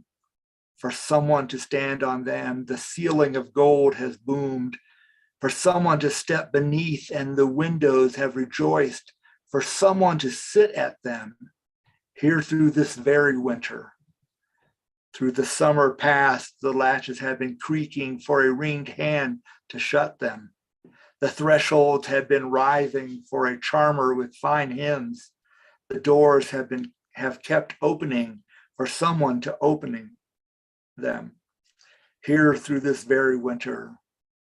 Through the summer past, the room has been in a whirl for someone to sweep the room. The porch has been making space for someone to wipe the porch. And the huts have been moaning for a hand to brush the huts here through this very winter. Through the summer past, the yard has secretly turned for someone to pick up chips. The sheds have lowered themselves for someone to step inside.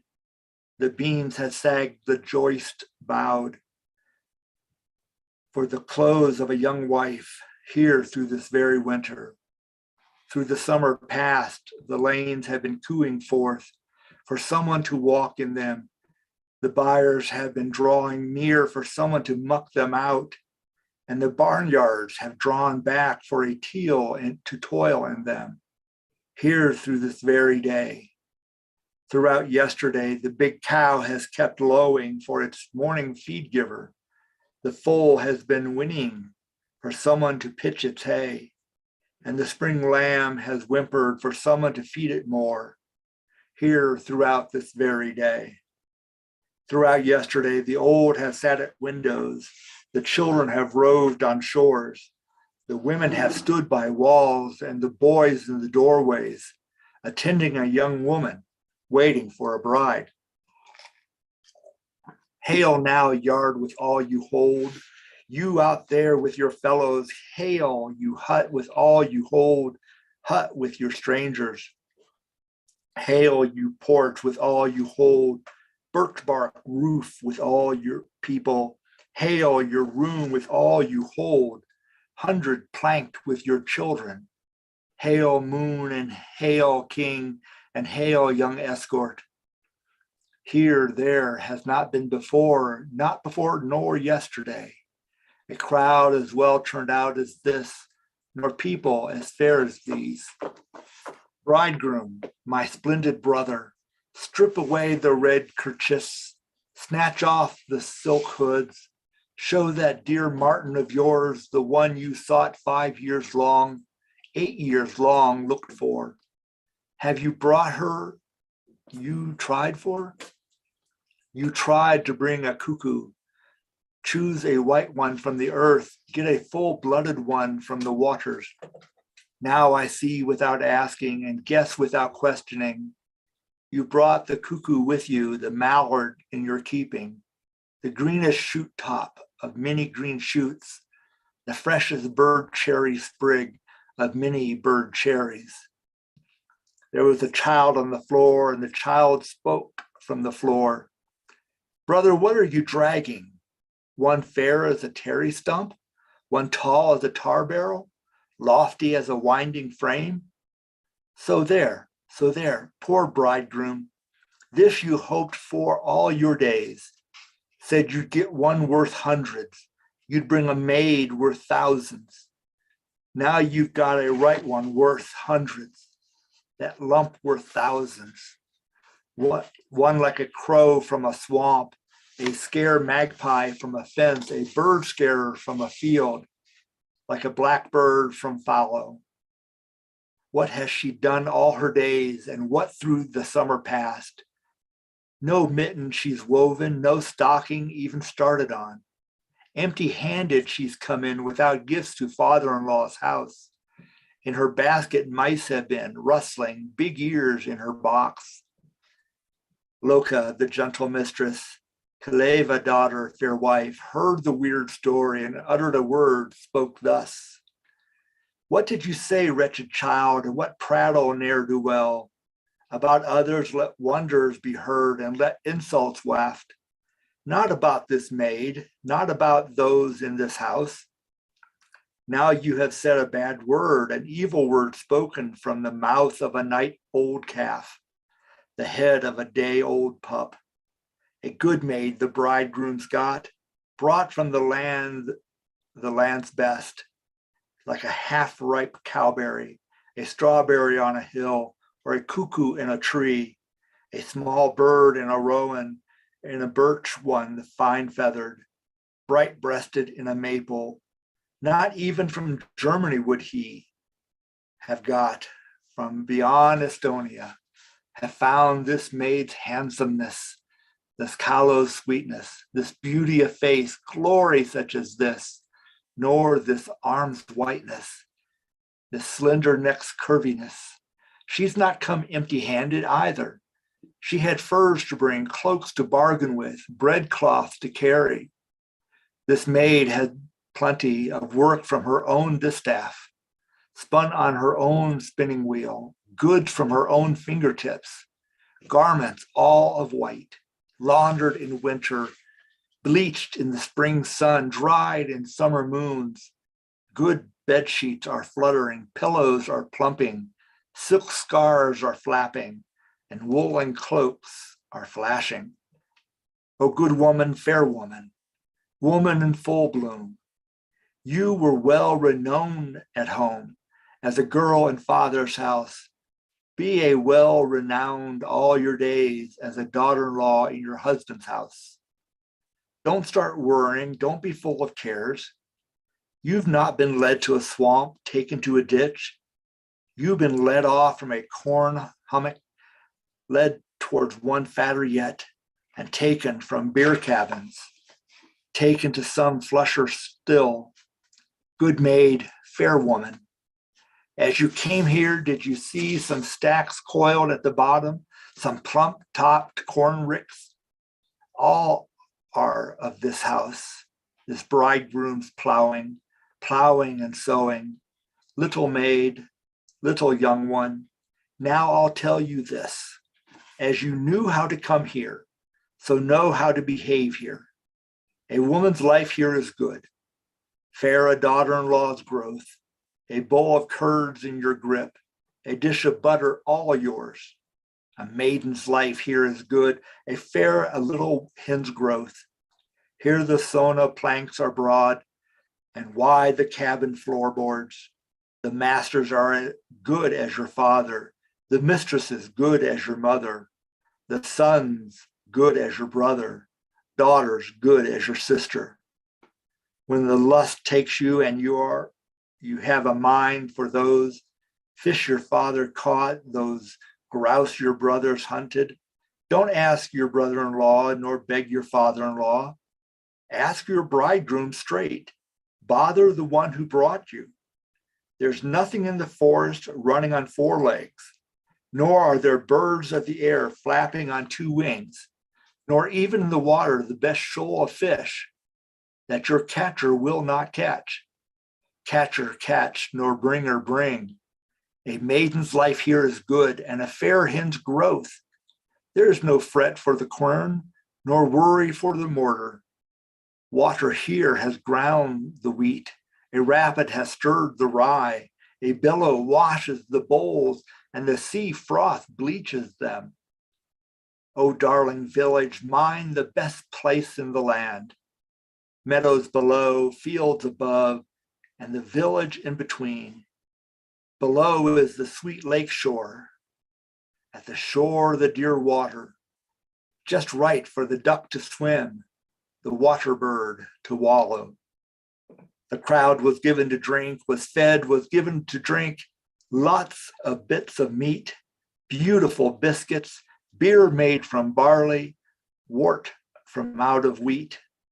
Yes, there was enough ready, enough to eat and drink in vessels of red, in handsome dishes, pies to put about, butter bits to bite, whitefish to dish out, salmon to share out, with a silver knife, a golden dagger.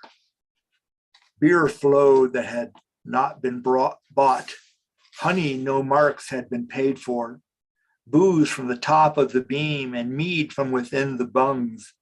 Beer to steep the lips, honey to turn wits. Now who here was to be the cuckoo, the proper singer, steady old Weinemann, the everlasting singer. He started the song and set about the job of tales.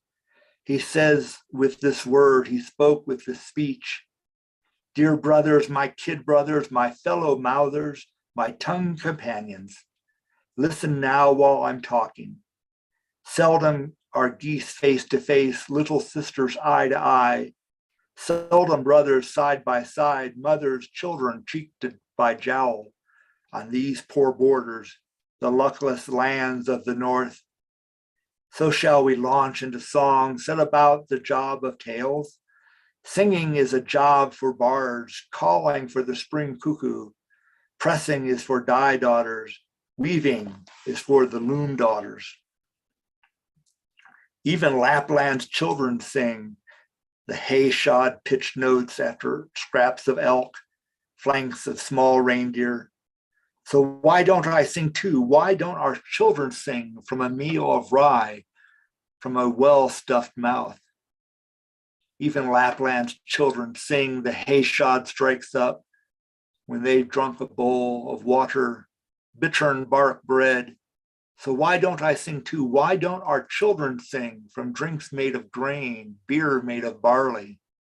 Even Lapland's children sing the hay-shod strike up from sooty campfires, from beds full of grime. So why don't I sing too? Why don't our children sing under a famous roof beam, under a fairer roof?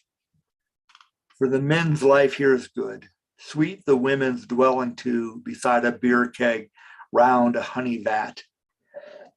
At our side, straits of whitefish, by us sane fit shores of salmon, where the food does not run out and the drink does not run short. For the men's life here is good, sweet the women's sojourn too.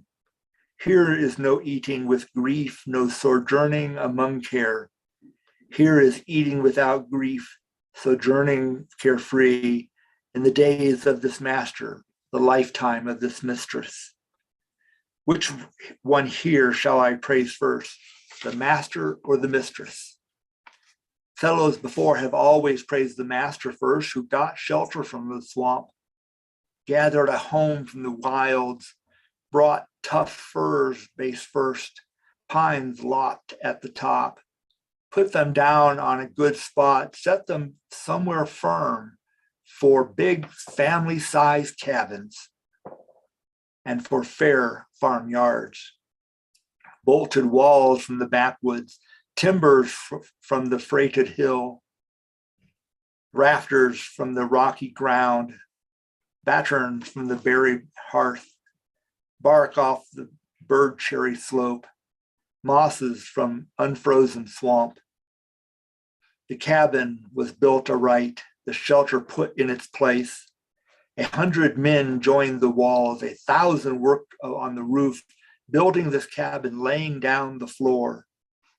But still, while this master was making this cabin, many winds his locks had seen, his hair terrible weather. Many times the good master's mitten was left on a rock, his hat was snagged on a twig, his stockings sunk in a swamp. Many times the good master, quite betimes on the morrow, before others had got up and the village folk could hear, has got up from the log fire, woken in his huts of sprigs, and a sprig has brushed his hair. And dew has washed his quick eyes. Then the good master brings indoors people he knows, a whole bench full of singers, windows of merrymakers, floorboards full of soothsayers, inglenooks full of crooners, wall sides full of folk standing, fence sides full of folk stepping, yards of folk walking along, lands of travelers across. I have praised the master first, and now the kindly mistress for making the food ready, for filling the long table. 'Tis she has baked the thick loaves, has patted the great dumplings with her nimble palms, with 10 bent fingers. She has raised the loaves gently. She has fed the guests promptly with plenty of pork, with crusty fish pies. The blades of our knives have slipped, the tips of our dirks have dulled, chopping salmon heads, cutting off pike heads. Many times the good mistress, this careful housewife, learned to rise without the cock, leap up without the hen's child. While this wedding was prepared, pies were being made, and the yeast was got ready, and the beer was brewed. Full well has the good mistress, this careful housewife, known how to brew beer, got the tasty drink flowing from fermented shoots and out of sweet malt, which she worked on with no wood, scooped with no cowl staff, but stirred with her fists and turned with her arms. In the sauna rid of smoke on the well-swept planks. Neither does this good mistress, this careful housewife, beat the shoots to pulp, spill the malt upon the earth. She's often in the sauna as dead of night on her own.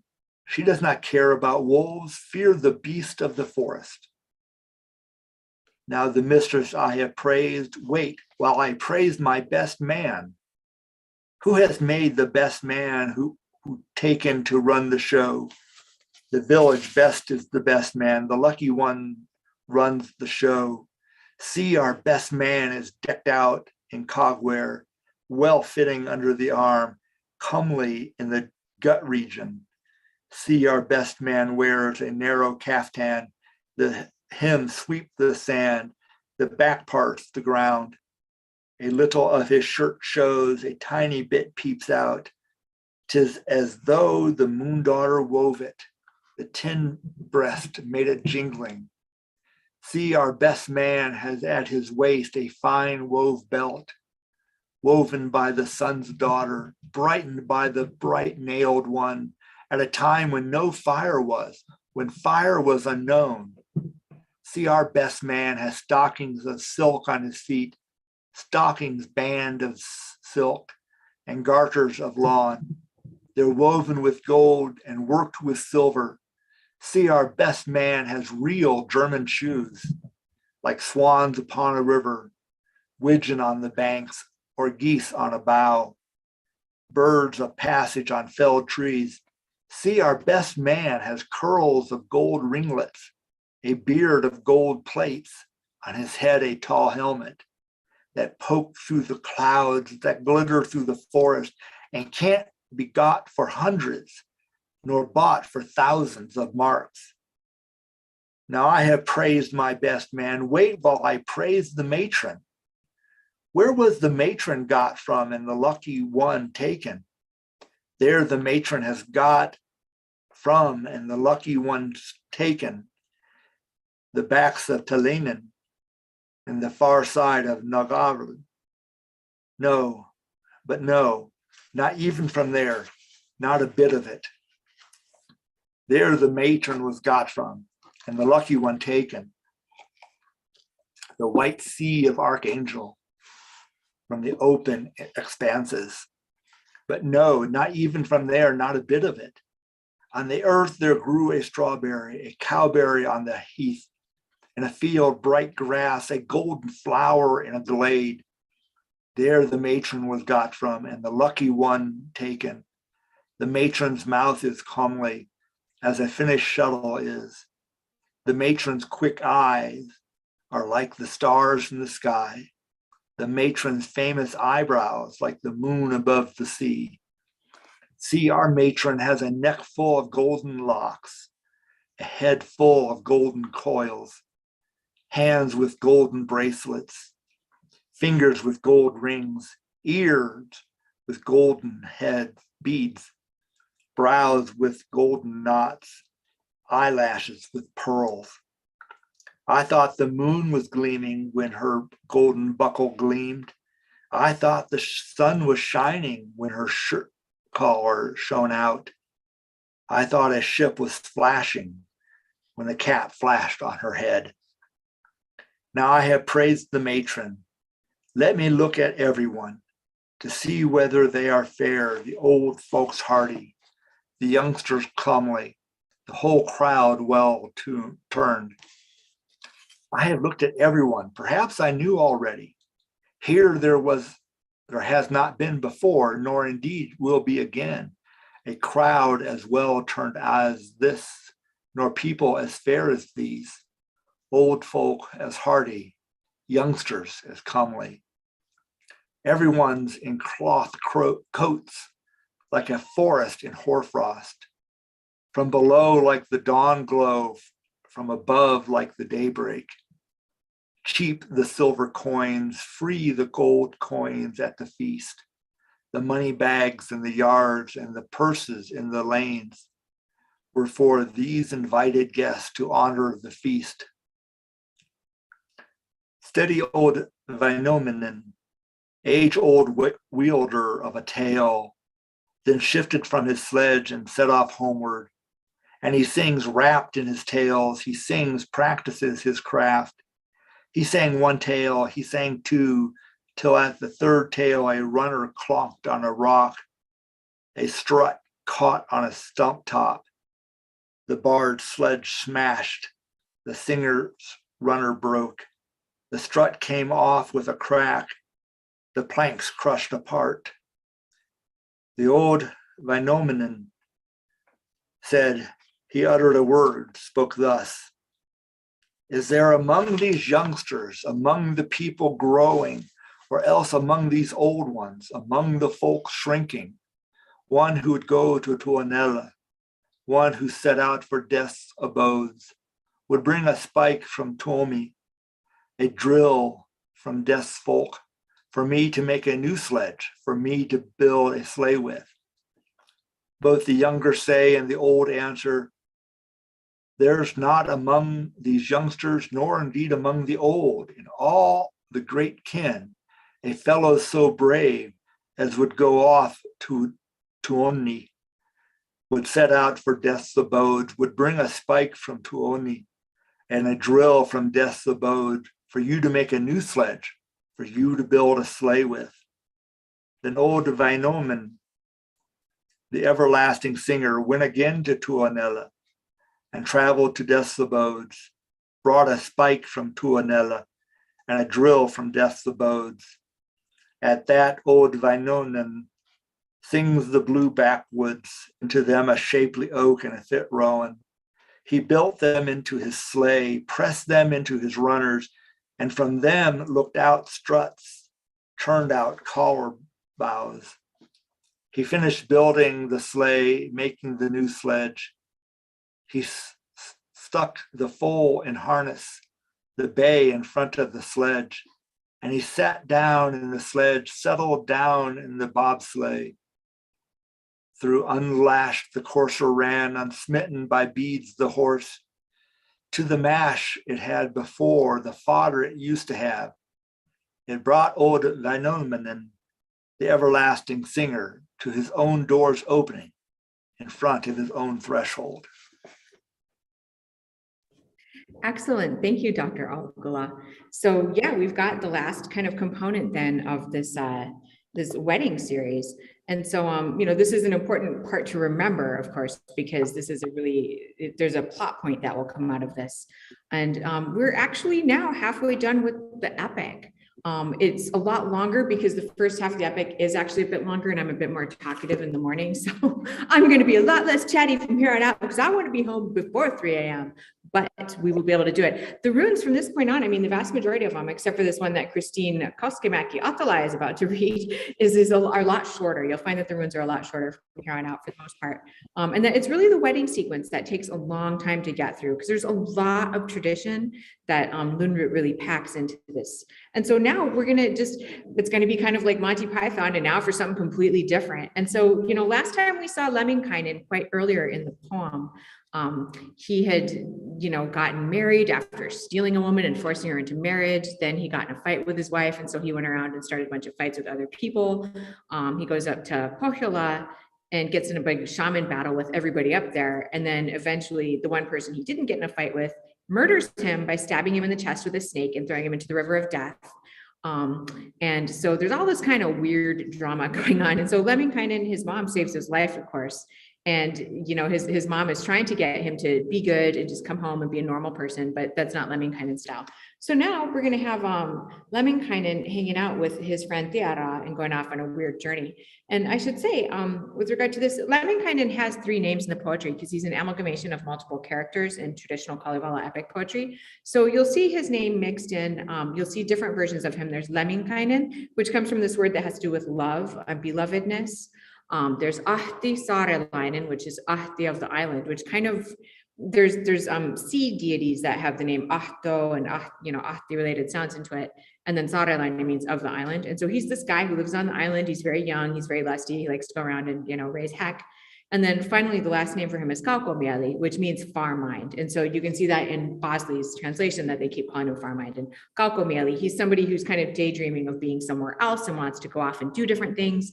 And so this is where we are now. And so Christine Koskamaki Atalai from Toronto, Canada, will be reading us poem number 26 in the Bosley edition, A Perilous Journey. Atti dwelt in the island. Underneath far headland's arm, was plowing a field, tilling an acre.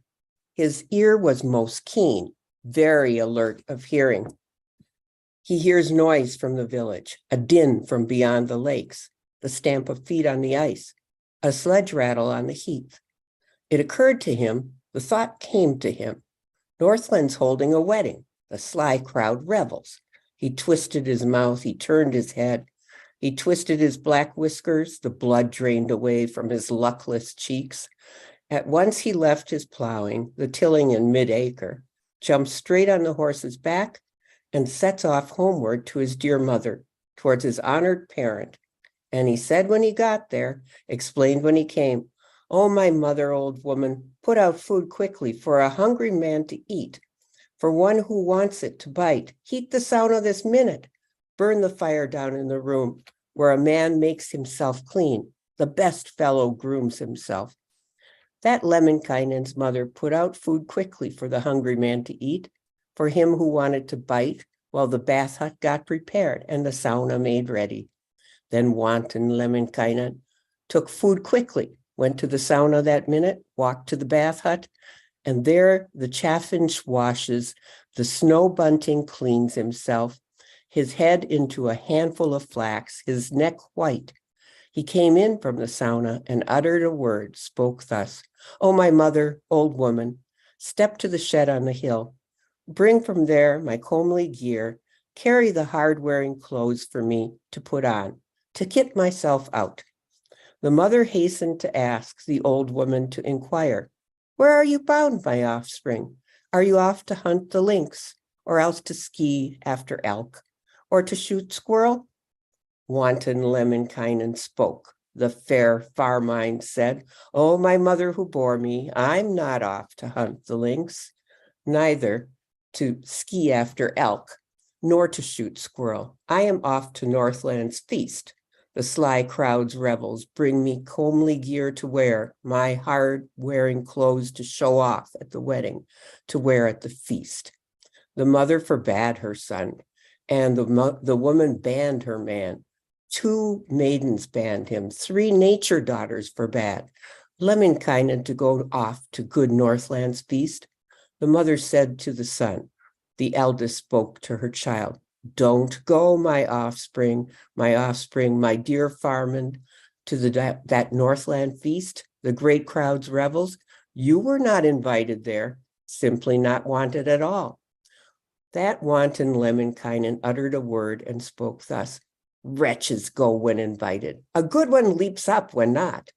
Summoners old as the moon and perpetual heralds stand in a sword of fiery blade and a sparkling brand." That Lemminkainen's mother still tried to forbid, "Just don't, my offspring, go to Northland's feast. Many the wonders on your journey, great on your road the marvels. 3 of the worst dooms, 3 deaths for a man." Wanton Lemminkainen spoke. The fair Farman said, "Hags are always full of dooms of death everywhere. No fellow frets about them. No, he'll not beware at all. Be that as it may, say so that my ears may hear. What is the first doom, the first and the last as well?" Lemminkainen's mother spoke, and the old woman answered, "I'll tell the dooms as they are, not as a man would have them. I'll tell the first doom. This doom is the foremost doom. You will go a little way, you'll finish a day's journey. You'll meet a fiery river over against you. In the river, a fiery rapid, and in the rapid, a fiery crag. On the crag, a fiery peak, and on the peak, a fiery eagle. by night sharpening a tooth, and by day whetting a claw for the stranger who comes, for one on his way there. Wanton Lemminkainen spoke, the fair far mind said, that doom is a woman's doom, 'tis no death for a fellow. Yes, I'll spot a way around it. Think up something good. I'll sing a horse of elder, sing a fellow of elder, to shift past my side, to walk before me. While I as a duck will dive, as a kalu, I'll go down, beyond the eagle's clutches, past the wyvern's toes. Oh, my mother who bore me, tell the midmost doom. Lemminkainen's mother said, this doom is the second doom. You will go a little way, just a second day's journey. You'll meet a fiery ravine that's across the road, stretching eastward forever, northwest without end, full of red-hot rocks, of burning boulders. In it, hundreds have landed, thousands have piled up, 100 swordsmen, 1,000 iron stallions. Wanton Lemminkainen spoke. The fair far mind said, that is no man's doom, nor a death for a fellow. I'll think of a dodge around that. Think of a dodge, spot away. I'll sing a man out of snow. From hard snow, fudge a fellow. I'll thrust him amid the fire, press him hard into the flame, to bathe in the hot sauna with a bath whisk of copper, while I shift aside and squeeze through the fire so that my beard will not burn and my curls will not be singed. Oh, my mother who bore me, tell the latest doom. Lemminkainen's mother said, this doom is the third of dooms. You will go a bit further. You'll finish a day from there, heading for Northland's gateway. Through the narrowest region, a wolf will pounce upon you. A bear will attack you next at Northland's gate. In the smallest lane, they've eaten 100 men, destroyed 1,000 fellows. So why should they not eat you? Destroy one with no defense. Wanton Lemminkainen spoke. The fair far mind said, let you be eaten young, be torn apart fresh, but not even the worst man, the sleepiest of fellows. I'm belted with a man's belt, fixed with a man's pin, tied with a fellow's buckles, so that I shall not fall yet. Into the dreamer's wolves' mouths, the jaws of the cursed maids, I will think of a dodge for the wolf, spot a way round the bear too. The wolves I'll bridle with song, sing the bears in iron chains, or I'll flatten them to chaff. I'll sift them piecemeal. That's how I'll get free of that, reach my journey's end. Lemminkainen's mother said, you have not reached the end yet. While you were on your way there, they were great marvels, 3 grievous wonders, 3 ways for a man to die. When you arrive there, will be the worst wonders yet. You'll travel a tiny way and you'll come to Northland's yard.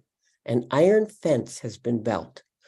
A steel pen has been fashioned from the earth up to the sky, from the sky down to the earth.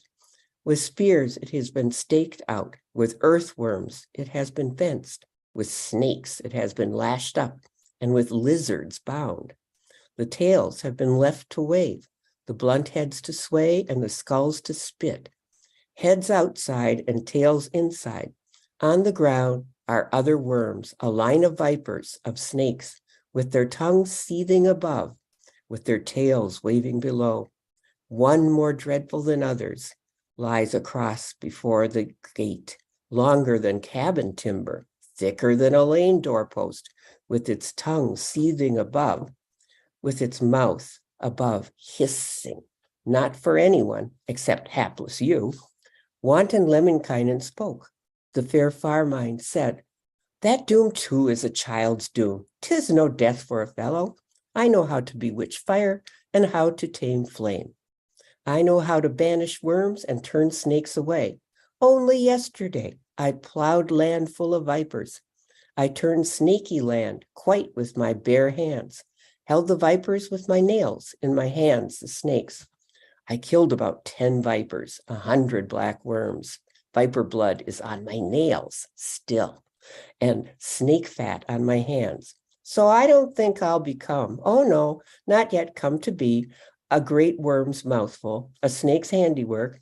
I'll seize the scoundrels, wring their wicked necks, sing the vipers further on, move the snakes along the road, and I'll step from Northland's yard and slip inside the cabin. Lemminkainen's mother said, just don't, my offspring. Go into Northland's cabin, to Sariola's buildings. Men there have swords at their belts. Fellows have weapons of war. Men are mad from hops, bad from much drinking. They will sing you, luckless, on to a sword of fiery blade. Better have been sung, greater ones overcome too. Wanton Lemminkainen spoke. The fair far mind said, I have been before, you know, in those cabins of Northland. No lap sings at me. No man of Turga shoves me around.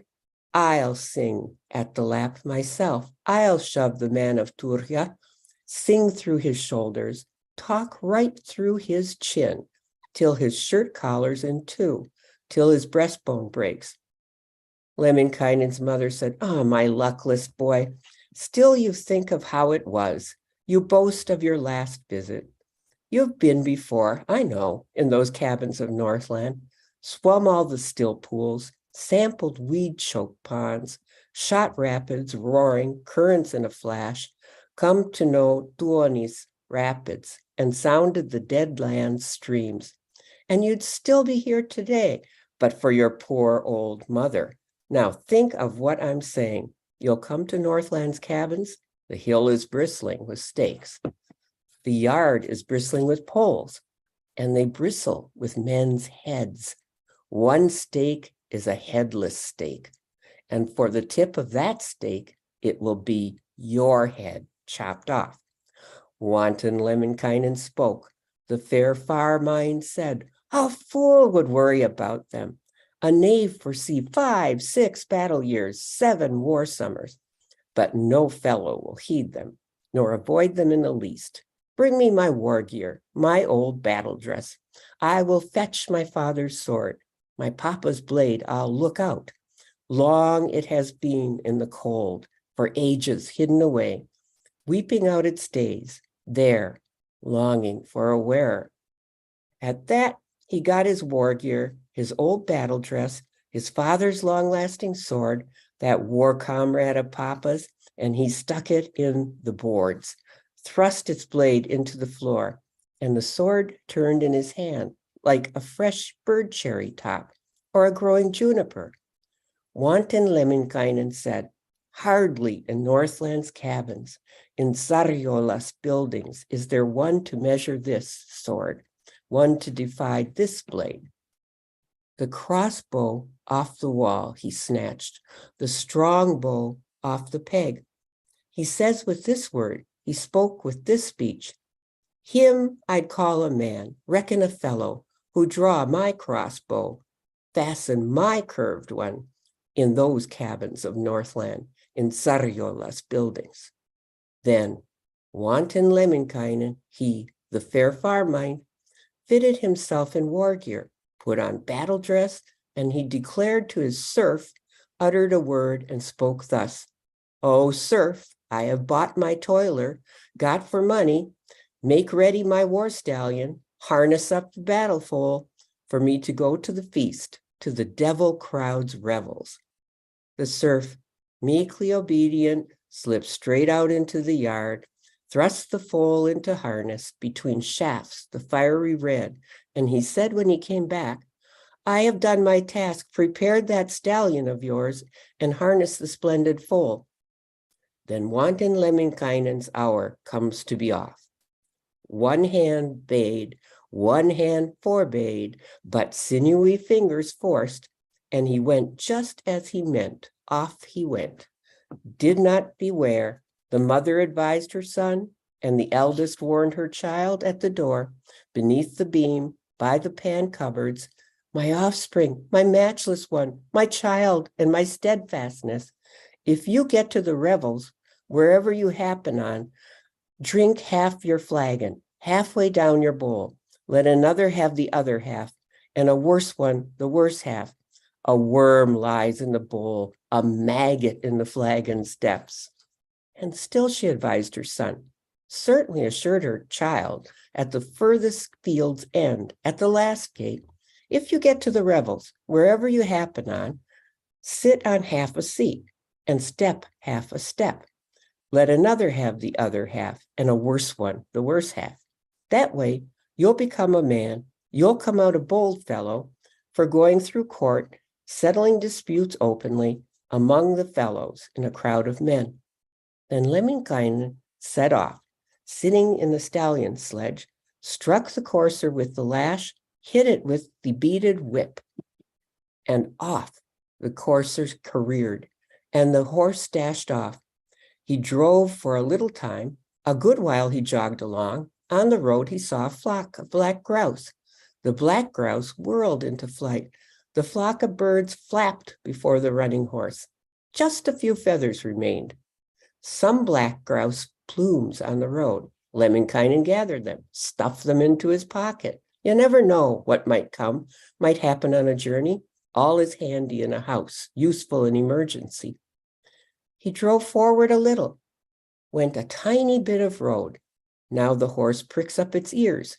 The flop ear fidgets. That wanton Lemminkainen, he, the fair Farmine, leapt out of his sleigh, leant over to look. It is as his mother said, as his own parent assured. Yes, there's a fiery river across in front of the horse. In the river, a fiery rapid, and in the rapid, a fiery crag, and on the crag, a fiery peak, and on the peak, a fiery eagle. It had a mouth spewing fire, a mouth pouring flame, feathers as of fire whirling, and as sparks sparkling. It sees Farmine from afar, Lemminkainen from further. Where is Farmine going? Where are you off to, lover boy? Wanton Lemminkainen spoke. The fair Farmine said, I am off to Northland's feast, the sly crowd's revels. Move aside a bit, give way, away from the road, let a traveling man pass. Lemminkainen most of all, to shift past your side, to walk beyond you. The eagle managed to say, and the fire throat to whisper, I'll let a traveler pass. Lemminkainen most of all, to roam through my mouth, to make his way down my throat. That's where the road goes for you, to go from there for its sake, down to that long feast, those everlasting sessions. What did Lemminkainen care? He did not, then, greatly fret, for he groped into his pocket, dipped into his purse, took some black grouse plumes. He rubs them slowly between his two palms and betwixt his 10 fingers.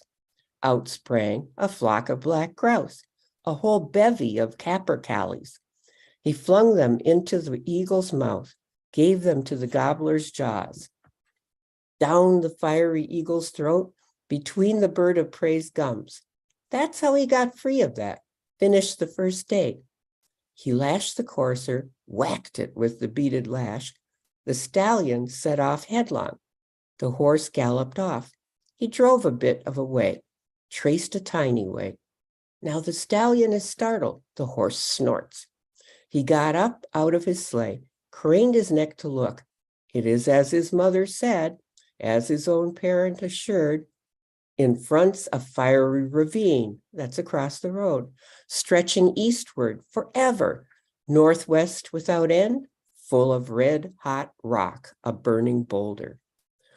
What did Lemminkainen care? He beseeches the old man, old man, chief God, that is, Heavenly Father, raise a bank of cloud from the northwest, another send from the west, set a third out of the east, lift one out of the northeast, shove them edge on together, knock them against each other, rain a ski stick's depth of snow, run up a stake's depth on those red hot rocks, those burning boulders.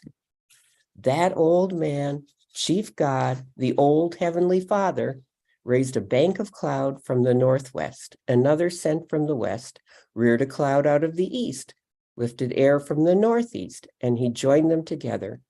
knocked them against each other, rained a ski stick's depth of snow, ran up a stake steps on those red-hot rocks, those burning boulders, and there came a pool of snow and a lake of slush was formed.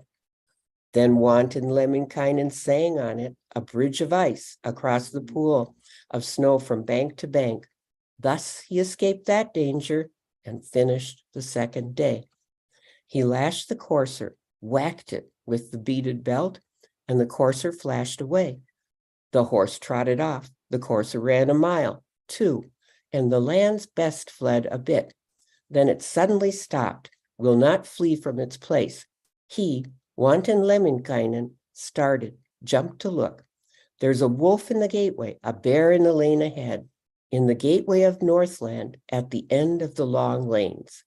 Then wanton Lemminkainen, he the fair far mind, groped in his pocket, fumbled in his purse, took scraps of ewe wool and softly rubs them in the midst of his 2 palms, and betwixt his 10 fingers, he blew once upon his palm.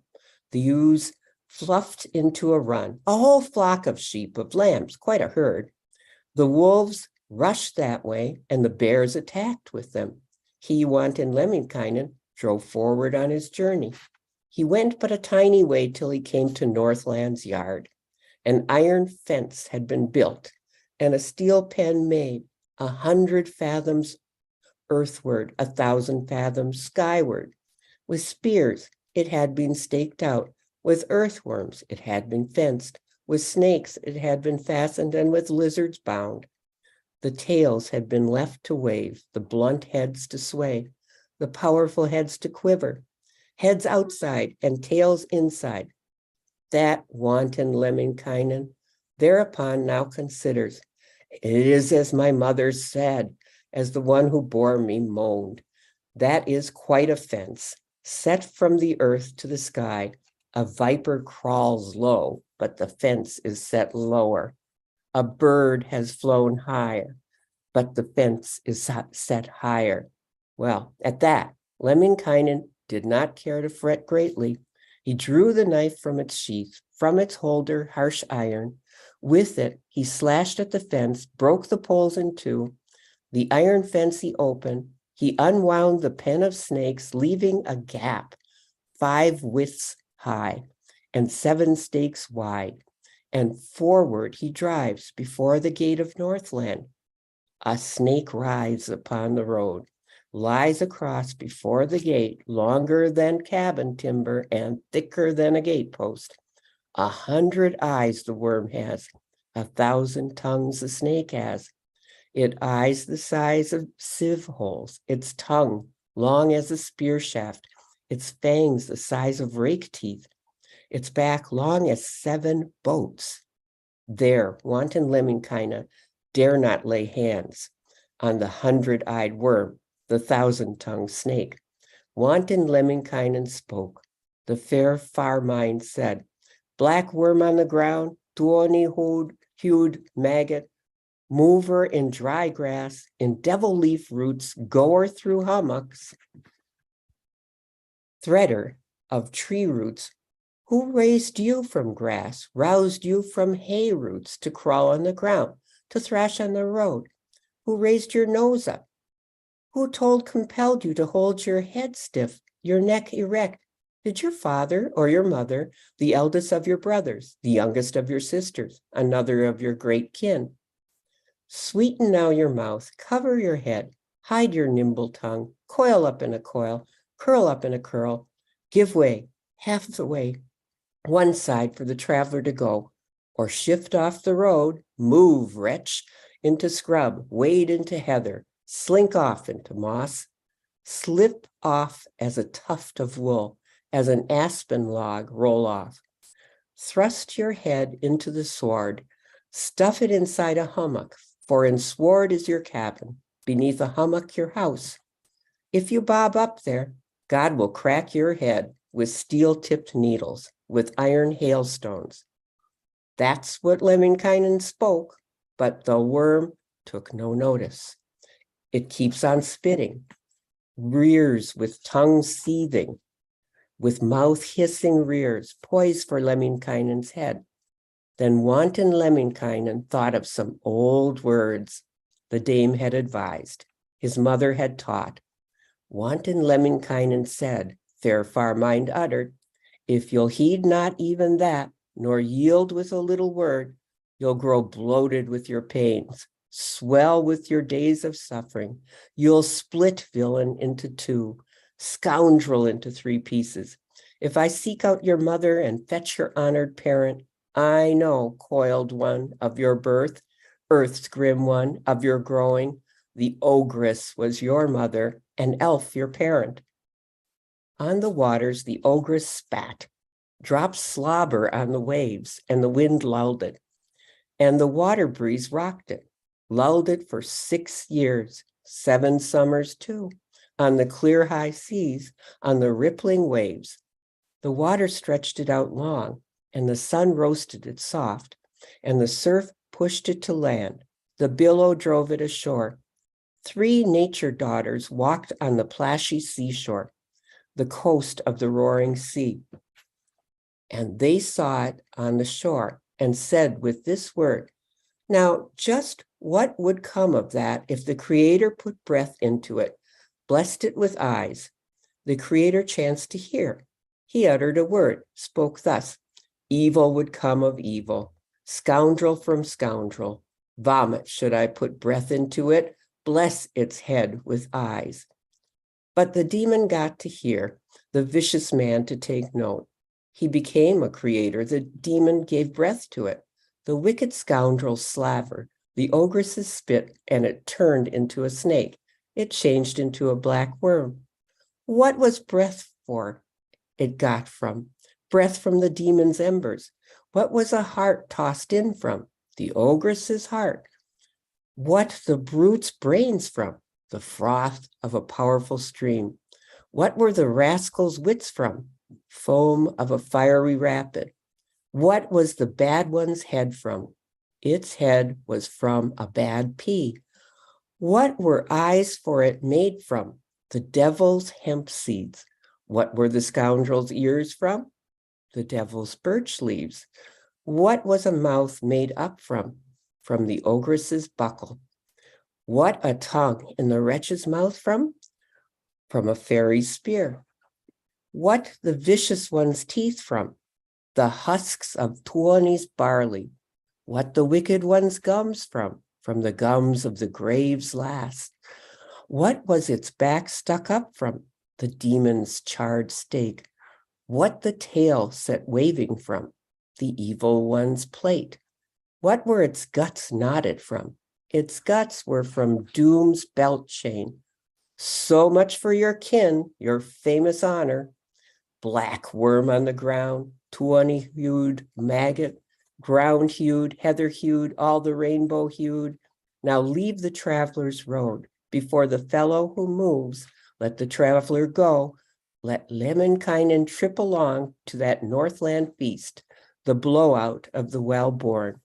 Now, the worm pushed off, and the 100-eye shifted, and the fat snake turned away, changed its place along the road. Let the traveler go. Let Lemminkainen trip along to that Northland feast, the sly crowd's revels. So yeah, we see Lemminkainen again going off in his weird bad ways, right?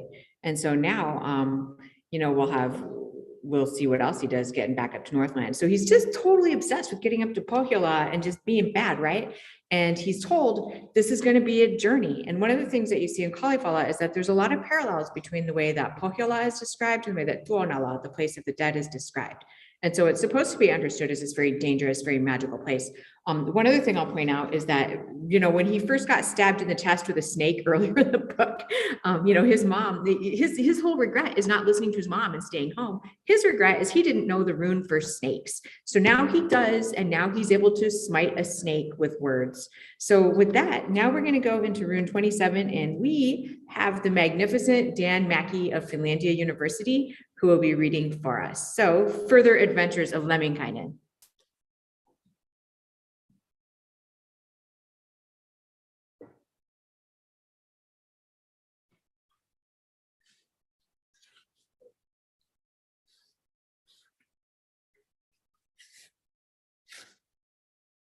Now indeed we have guided our man with a far-roving mind, have escorted island Ukti past the mouth of many depths, beyond the reach of the grave spirit's tongue, to that feast at North Farm, to the farmstead of that crowd meeting in secret. Now must be told, reported by tongue, how reckless Lemminkainen, that handsome man with a far-roving mind, came into the dwellings at North Farm, into the log cabins at Sedgy Farm, uninvited to the feast, without escorts to the drinking party. As soon as reckless Lemminkainen, the lad, ruddy-cheeked rascal, came into the house, he stepped onto the middle of the floor. The lindenwood floor shook, the firwood house resounded. Reckless Lemminkainen said, uttered a word, spoke thus: "Hail my arrival here, hail the hailer. Listen, master of North Farm, would there be on this farm some barleycorns for a stallion to nibble, beer for a man to drink?" The master of North Farm was sitting at the head of a long table. From there he answers, uttered a word, spoke thus: "There may be on this farm a place for your horse to stay. Nor are you forbidden while you are in this peaceful house to stand in the doorway, under the lintel, between two kettles, close by 3 pothooks."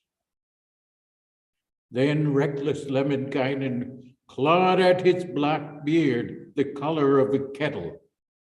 He uttered a word, spoke thus: "May the devil come here to stand in the doorway, to clear out your suit, to scrape off bits of caked suit. Formerly my father did not indeed, not my esteemed parents, stand in that place, in the doorway, under the lintel.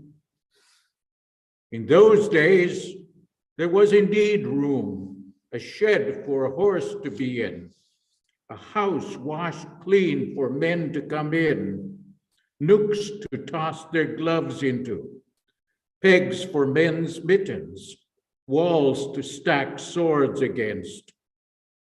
Why indeed is it not for me, as formerly for my father?" Then he moved farther up the room, swung around to the head of the table, sat down at the end of the seat, at the end of the deal bench. The bench rattled, the deal bench shook.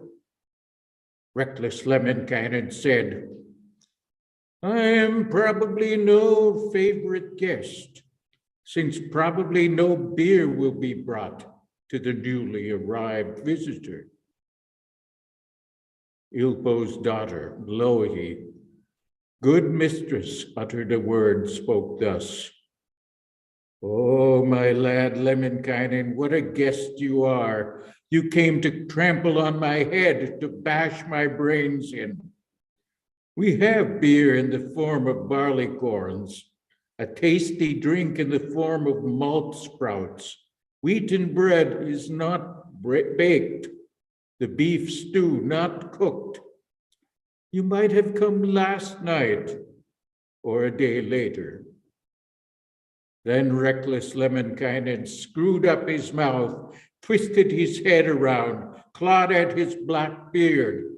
He uttered these words: "Here the food has already been eaten, the wedding drunk out, the feast over, the beer portioned out, the mead measured out to the men, the mugs all collected, the flagons piled up in stacks.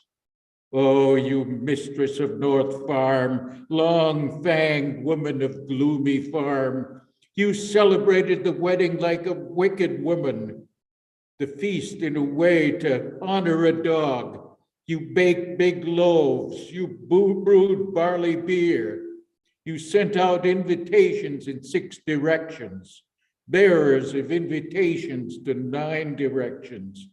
You invited wretches, you invited the poor, invited outcasts, invited scoundrels, all the skinny tenants, workmen with snug fitting coats. You invited a whole crowd of other people. You left me uninvited. Why this refusal to me of my own barley corns? Some brought them to by the spoonful, others dribbled them by the cupful. I dumped them out by the bushel, poured them out by the half kegful. My own barley corns, grains I had sown. Maybe I am not Lemminkainen, not a guest of good repute, since no beer is likely to be brought. No pot put on the fire, no stew in the pot, no 20-pound weight of pork for me to eat, nothing for me to drink after I reach the end of my journey. Ilpo's daughter, good mistress, uttered these words. "O little maid servant, my perpetual slave, put stew in the pot, bring beer to the guest." The little maid, desolate child, washed a dish badly, cleaned the spoons badly, scraped off the wooden ladles badly. She put stew in the pot, meat bones, fish heads, old turnip stalks, crusts of hard bread, then brought a flagon of beer, a jug of the worst brew for reckless Lemminkainen to drink, for the ravenous man to drain. She uttered these words. "I wonder if there was anything of a man in you, drinker of this beer, drainer of this jug." Lemminkainen, reckless lad, then looked into his flagon. A grub was at the bottom of the mug, snakes in the middle. On the edges, reptiles were creeping, lizards slithering about. Reckless Lemminkainen spoke. The man with the far-roving mind said suddenly, "Beware of the flagon, to death's domain with you, carriers of this mug, to the abode of the dead with you, before the moon comes up, before the end of the day." Then he uttered these words, "Oh, you miserable beer, now you have already become pointless, become useless. Perhaps one may take the beer into one's mouth, throw the refuse onto the ground with the third finger, with the left thumb." He groped in his wallet, felt in his pouch. He took a fish hook from his wallet, a barb from his pouch. That indeed he thrust into his flagon, began to angle in the beer. Reptiles caught fast on his hook, angry adders on his barb. He brought up 100 frogs, 1,000 black reptiles. These he cast on the ground for the ground, threw them all on the floor. He pulled out his sharp knife, that keen sheath knife. With it he cut off the reptiles' heads, broke off the snakes' necks. He drank the beer to his own good health, the dark mead to his own good luck. He uttered a word, spoke thus. "I am probably no favorite guest, since no beer is likely to be brought me. Nothing better to drink by a more liberal hand in a bigger vessel. Nor is a ram slaughtered, or a big bull killed, or a steer brought into the dwelling, no cloven-hoofed animal into the house." The master of North Farm uttered a word, spoke then. "Why did you come here? Who invited you to the gathering?" Reckless Lemminkainen spoke. The handsome man with a far-roving mind said, "A splendid guest is splendid. None more splendid is an uninvited stranger. Listen, chap of North Farm, you master of North Farm. Let me buy some beer, a drink had for money." The master of North Farm got angry at that and lost his temper, got very angry and mad. He sang up a pond onto the floor in front of Lemminkainen. He uttered the words, spoke thus, "There is a river there for you to drink, a pond for you to splash about in." What did Lemminkainen care? He uttered the words, spoke thus, "I am no woman's calf, nor a steer with a tail to drink river water, to splash about in pond water." He began to practice magic, suddenly started to sing. He sang up a bull onto the floor, a big steer with golden horns that was the one that splashed about in the pond, drank up the river to its own good luck. The man of North Farm, tall fellow, by his words created a wolf that he sang onto the floor as a death to that. Lemminkainen, reckless lad, sang up a white hare onto the floor to hop about in front of the wolf's mouth. The man of North Farm, tall fellow, sang up a dog with an undershot jaw to kill that hare, to eat up the slant eyes. Lemminkainen, reckless lad, sang up a squirrel onto the lintel, to climb about on the lintels for the dog to bark at. The man of North Farm, tall fellow, sang up a golden-breasted marten. The marten snatched the squirrel from where it was sitting on the lintel. Lemminkainen, reckless lad, sang up a russet fox. It ate the golden-breasted marten, destroyed the one with a handsome coat. The man of North Farm, tall fellow, by his words created a chicken to patter about on the floor in front of the fox's mouth. Lemminkainen, reckless lad, by his words created a hawk. By his utterance created one with fast working claws. It tore the chicken to pieces. The master of North Farm said, uttered a word, spoke thus, "The feast here is not likely to get better unless the guests get fewer. The house to work, the guests away, even from a good drinking party. Get out of here, demons rascal, away from all humankind.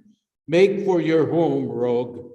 Flee to your land, evil one." Reckless Lemminkainen spoke. The handsome man with a far-roving mind said, "By exorcism, one does not get a man, or even an inferior man, to move from his position, to flee from where he is." Then the master of North Farm seized his sword from the wall, snatched up his keen blade. He uttered a word, spoke thus, "O you island Ahti, or handsome man with a far-roving mind, let us measure our swords, appraise our blades, to see whether mine is the better sword or just island Ahti's." Reckless Lemminkainen said, "What is left of my sword now that it has splintered on bones, smashed to bits on skulls? But be that as it may, if the feast is not likely to get better, let us measure then, appraise them to see which of our swords is the more eager." Formerly, my father did not hold back in the measuring off of swords. Has his son's generation changed? Has his child's clan degenerated? He took the sword, bared the blade, snatched the sharp steel from its leather sheath, from the bast-line belt. They measured, appraised the length of those swords. The sword of the master of North Farm was a little longer by the edge of one fingernail, by the joint of half a finger. Island Dusty said, the handsome man with a far roving mind spoke. Your sword is indeed longer. Yours must be the first to strike. Then the master of North Farm struck out, made a pass, made a try, did not hit the crown of Lemminkainen's head. Once he hit a beam, knocked against a lintel. The beam cracked, the lintel flew apart. Island Dusty said, the handsome man with the far-roving mind spoke. What harm did the lintel do? What evil deed the lintel? And you are aiming at the beam, knocking down the lintel. Listen, chap of North Farm, you master of North Farm, a fight in a house is grievous, adventures among the women grievous. We will damage the new house, get blood on the floors. Let us go out in the farmyard, outside to a field for the fight, to the meadows for the fray. Blood is better in a farmyard, more beautiful out in the yard, more fitting on snow. They went out to the farmyard. They came upon a cowhide. They spread it out on the yard so as to stand on it. Island Dusty said, listen, you fellow of North Farm, your sword is indeed longer, your blade more terrible. Perhaps you will need it before we part on a neck, or a neck is broken. Strike first, fellow of North Farm. The fellow of North Farm struck offhandedly. He struck once, struck twice. He soon lay on a third time. He did not aim right. He just grazed some flesh, does not even scratch the skin. Island Dusty said, the handsome man with a far-roving mind spoke. Please let me try too. It is my turn now. The master of North Farm paid no heed to that. He struck again, did not hesitate, took aim, did not hit. The sharp blade flashed fire. The steel blade really flamed in reckless Lemminkainen's hand. Its gleam extended farther, slapped against the neck of the fellow of North Farm. The handsome man with a far-roving mind said, oh, master of North Farm, indeed, your neck, wretch, is ruddy like the dawn. The lad of North Farm, the master of North Farm himself, shifted his gaze there toward his own neck. Reckless Lemminkainen then lashed out with a blow, struck the man with his sword, gave a quick cut with his blade. He gave one lashing blow. He struck the head from the shoulders, whipped the pate from the neck. He took it like a turnip from its stalk, or an ear of grain from a straw, a fin from a whole fish. The head rolled onto the courtyard, the man's pate onto the yard, as when hit by an arrow, a capercaillie hen falls from a tree. Outside there were 100 stakes, 1,000 upright in the farmyard, heads by the hundreds on the stakes. There was one stake without a head. Reckless Lemminkainen took the capable fellow's head, carried the skull from the yard to the tip of that very stake. Then after Island Ahti, the handsome man with the far-roving mind had returned to the house, he uttered a word, spoke thus: "Bring some water, hateful maid, for me to wash my hands clean of the blood of the bad master, of the gore of the wretched man." The dame of North Farm began to get angry, to get furious. She sang up a man with a sword, an armed man, 100 men with swords, 1,000 bearers of swords, to go for Lemminkainen's head, to get the neck of the man with the far-roving mind. Now the time is really coming to set out, the day advancing to the time of departure. Truly, it is getting more unpleasant, becoming harder for the lad Ahti to stay on, for Lemminkainen to remain comfortable at that feast of North Farm, at the drinking party of the crowd meeting in secret. That's an understatement. Yeah, so Lemminkainen's really kind of put himself up a creek, huh? Yeah, so, he's gone to Pohjola, and there's this really great scene. I love it when he's shape-shifting with the master of Pohjola. It kind of, if you've ever seen that Disney movie, The Sword in the Stone, with Merlin and Madame Mim, and they just go back and forth in different animals. That's what I envision. So hopefully, one of the things I like about Kalevala for myself and for reading anything is that I visualize what's going on in it, and I can see this very well. So yeah, Lemminkainen went, he picked his fight, and he's so cocky about it too, right? He's just so rude. He gets done killing the master of Pohjola, puts his head on a stake, goes inside and is like, "Hey guys, where's your sink?" So not good. And then he's kind of like, "Yeah, maybe I should leave." So it's very bad. He's done some bad things, and this is going to bite him now. So now we have Sandra Wines from the West Coast. Sandy, are you with us? I am indeed. Yes. And so this is not her first Kalevalathon either. And so I'm super thrilled to see you, and I'm so glad that you could make it. So I've been kind of multitasking. So instead of listening to the radio while working, I've been listening to the Kalevala. It's been grand. Good. I'm so glad. Well, now you're going to read the Kalevala. So I'll let you go ahead and do. Indeed. Okay. I'll be reading Rune 28, Into Hiding.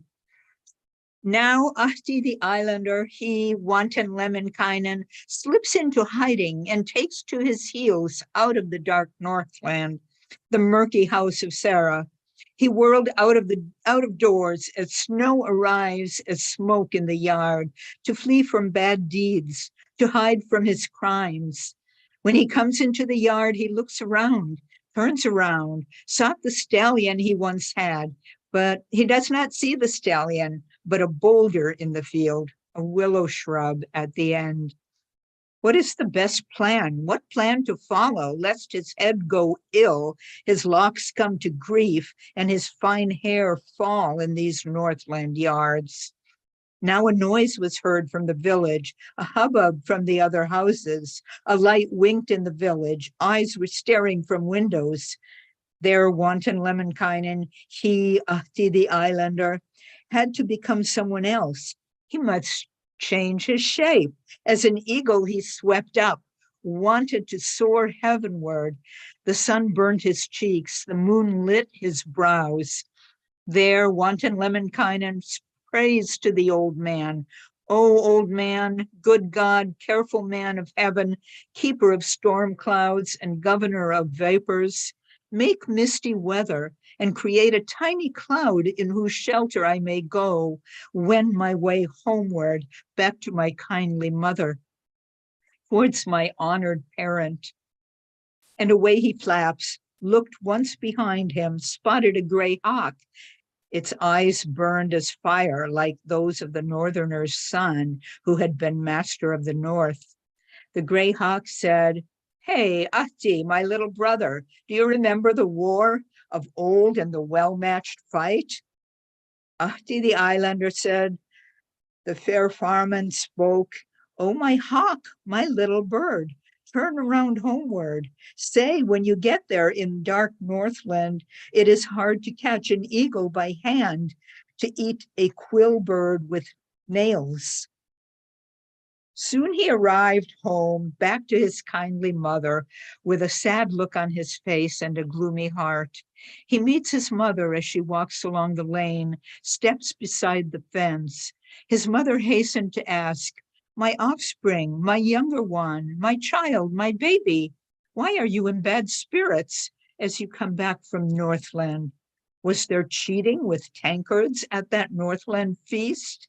If they cheated with tankards, you'll get a better tanker got by your father from war, fetched back from a fight."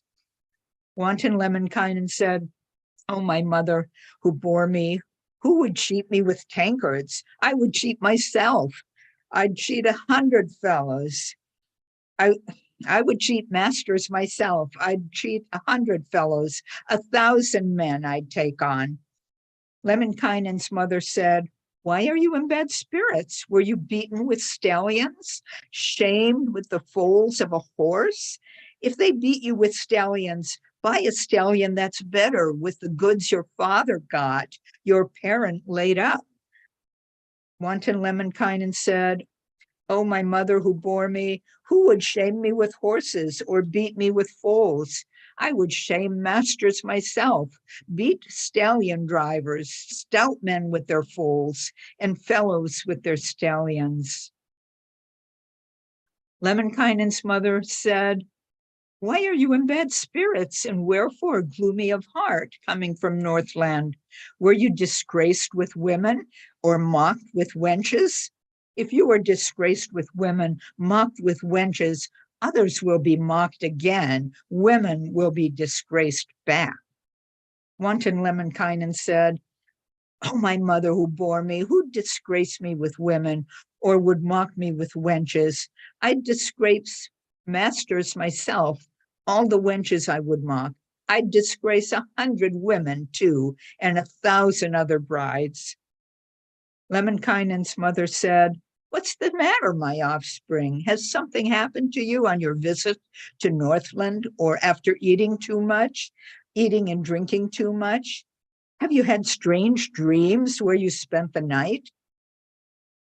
Then Wanton Lemminkainen managed there to say, "Let hags think about those dreams in the night.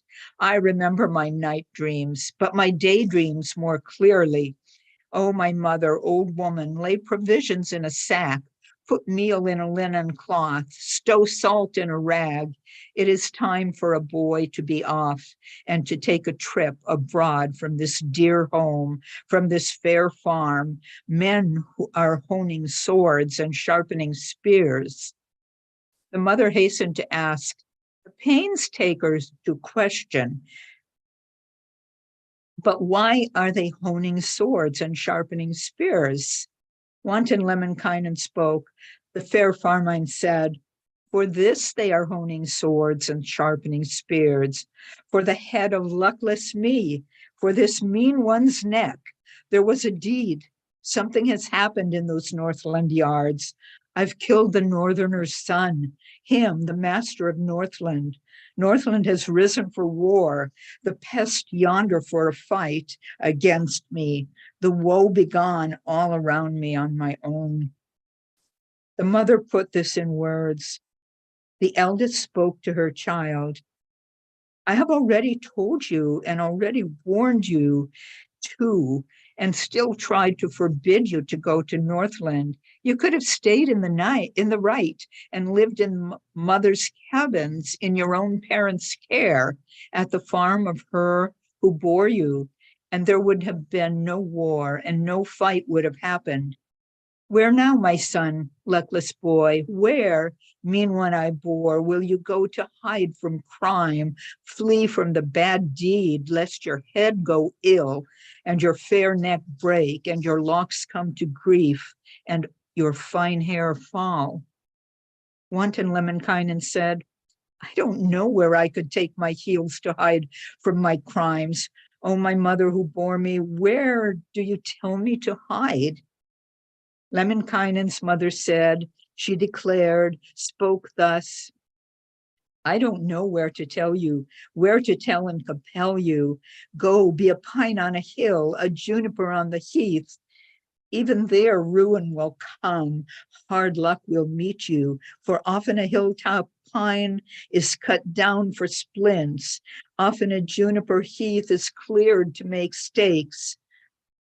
Rise, be a birch on a marsh, or a grove in an alder. Even there ruin would come, hard luck would find you, for often a marshland birch is chopped for stacking, often a grove of alders is hewn for sowing. Go and be a berry on a hill, a cowberry on the heath. On these lands be strawberries, bilberries on other lands. Even there ruin would come, hard luck would meet you, for the young maids would pluck you, the tin-breasted would tear you. Go, be a pike in the sea, be a whitefish in the smooth river. Even there would come, a hard end would strike, for a sooty man would take his net to the waters, haul the young ones in the seine, catch the old ones in his net. Go and be a wolf in the forest, bruin in the wilderness. Even there ruin would come, hard luck would meet you, for a young sooty-faced man would sharpen his spear for slaughtering wolves, felling forest bears. Then wanton Lemminkainen uttered a word and spoke thus, but I know the wickedest can work out the worst places where doom would bite hold, a hard end would strike.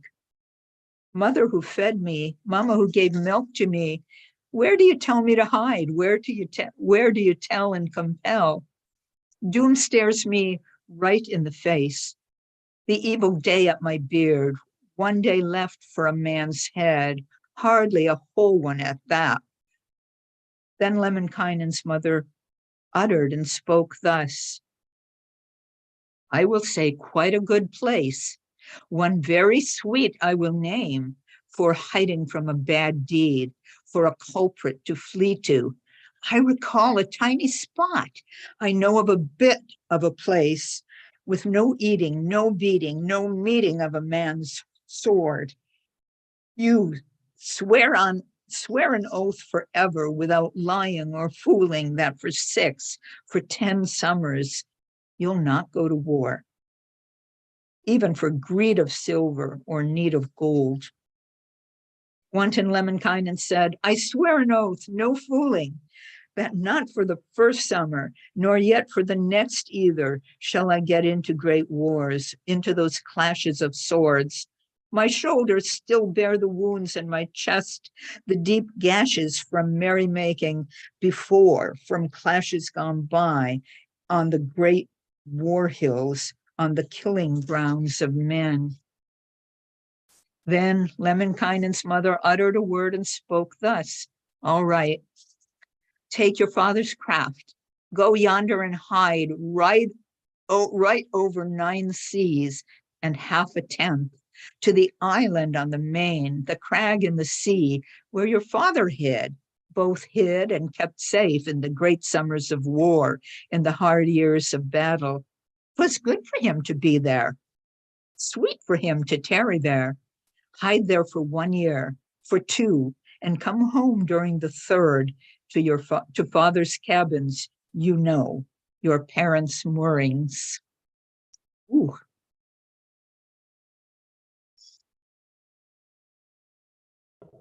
Yeah, we're gonna find out why the dad liked to hang out on that island. It's not good. Yes, we are. So, this is a kind of interesting example of this like blood price that's kind of old, very old school, super old school tradition whereby, again, an eye for an eye. If somebody gets killed in your clan, you get to kill somebody in that clan. And, so it's a form of vengeance. And Lemminkainen has unleashed that upon himself. And so now we're going to have Maya Rothenberg from Chicago go ahead and read rune number 29, where we find out about this mysterious island that he's going to be hanging out on. And thank you so much, Sandy, for reading. It's so great to get to see you again. 29 Conquests. Lemminkainen, wanton boy, he the fair Farmind, gets provisions in a sack, summer butter in his box, butter to eat for his year and pork for the next. Then he went into hiding, he both went and sped. He uttered a word, spoke thus, so now I'm off on the run for the whole of 3 summers for 5 little years. I leave lands for worms to eat, groves for lynxes to rest in, fields for reindeers to romp in, and glades for geese to dwell in. Farewell, my good mother. When the people of the north come and the large crowd of Darkland asking for my head, say I wandered off, went from here after felling the very clearing whose crop has just now been reaped. With a jerk, he launched the boat. Let the ship go to the waves off rollers of steel from copper moorings. He hoisted sails up the pole, canvas on the mast. He sits in the stern, got himself going, with the birch prow's help, the long paddle's aid. He uttered a word, spoke thus, he declared, chattered. Blow, wind, on the sail, gale, drive the vessel, let the wooden craft run, the pine boat go to the island with no word to the headland, with no name.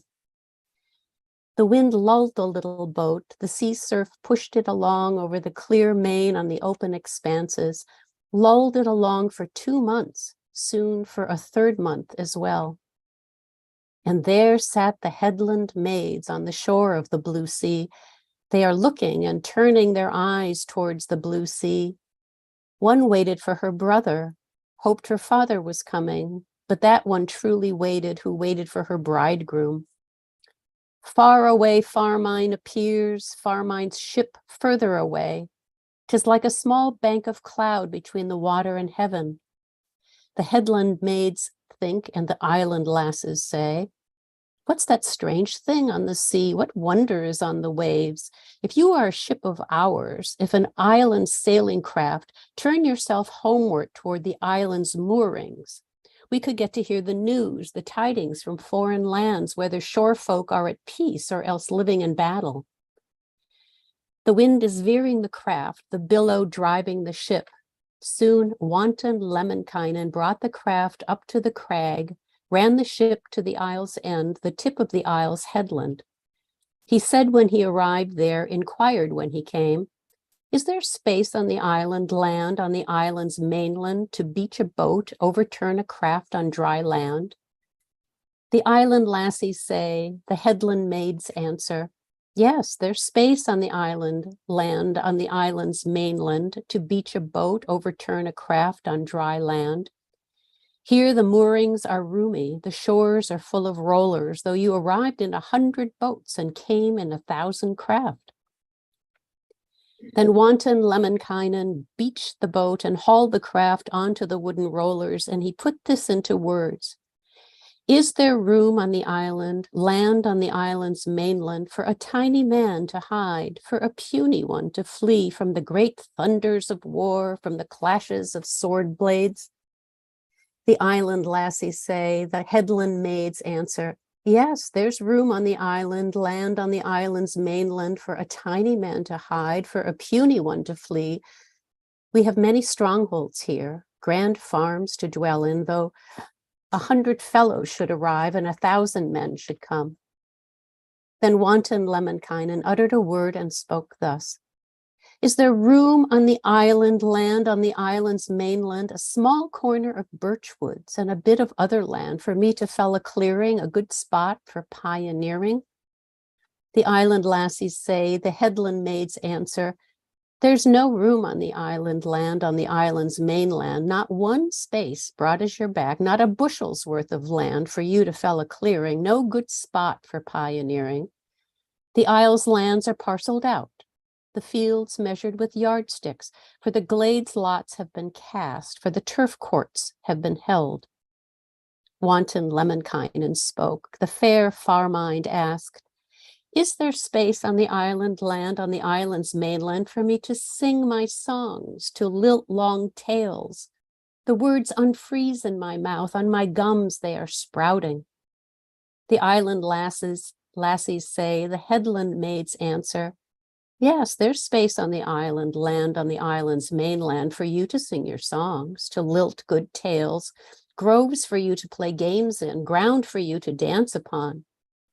Then Wanton Lemminkainen set about singing. He sang rowans in the yards, oaks in the midst of barnyards, upon an oak shapely boughs, upon each bough an acorn, upon the acorn a golden whorl, upon the golden whorl a cuckoo. When the cuckoo calls, gold rushes out of its mouth and copper flows from its jaws. Silver comes foaming on a golden knoll on a silver hill. And still Lemminkainen sang. Still he sang and recited. Sang the sands to beads, all the rocks till they glistened, all the trees till they glowed red, the flowers till they were gold-hued. And then Lemminkainen sang a well in the farmyard, a golden lid on the well, a golden pail on the lid, from which brothers drink water, sisters wash their eyes.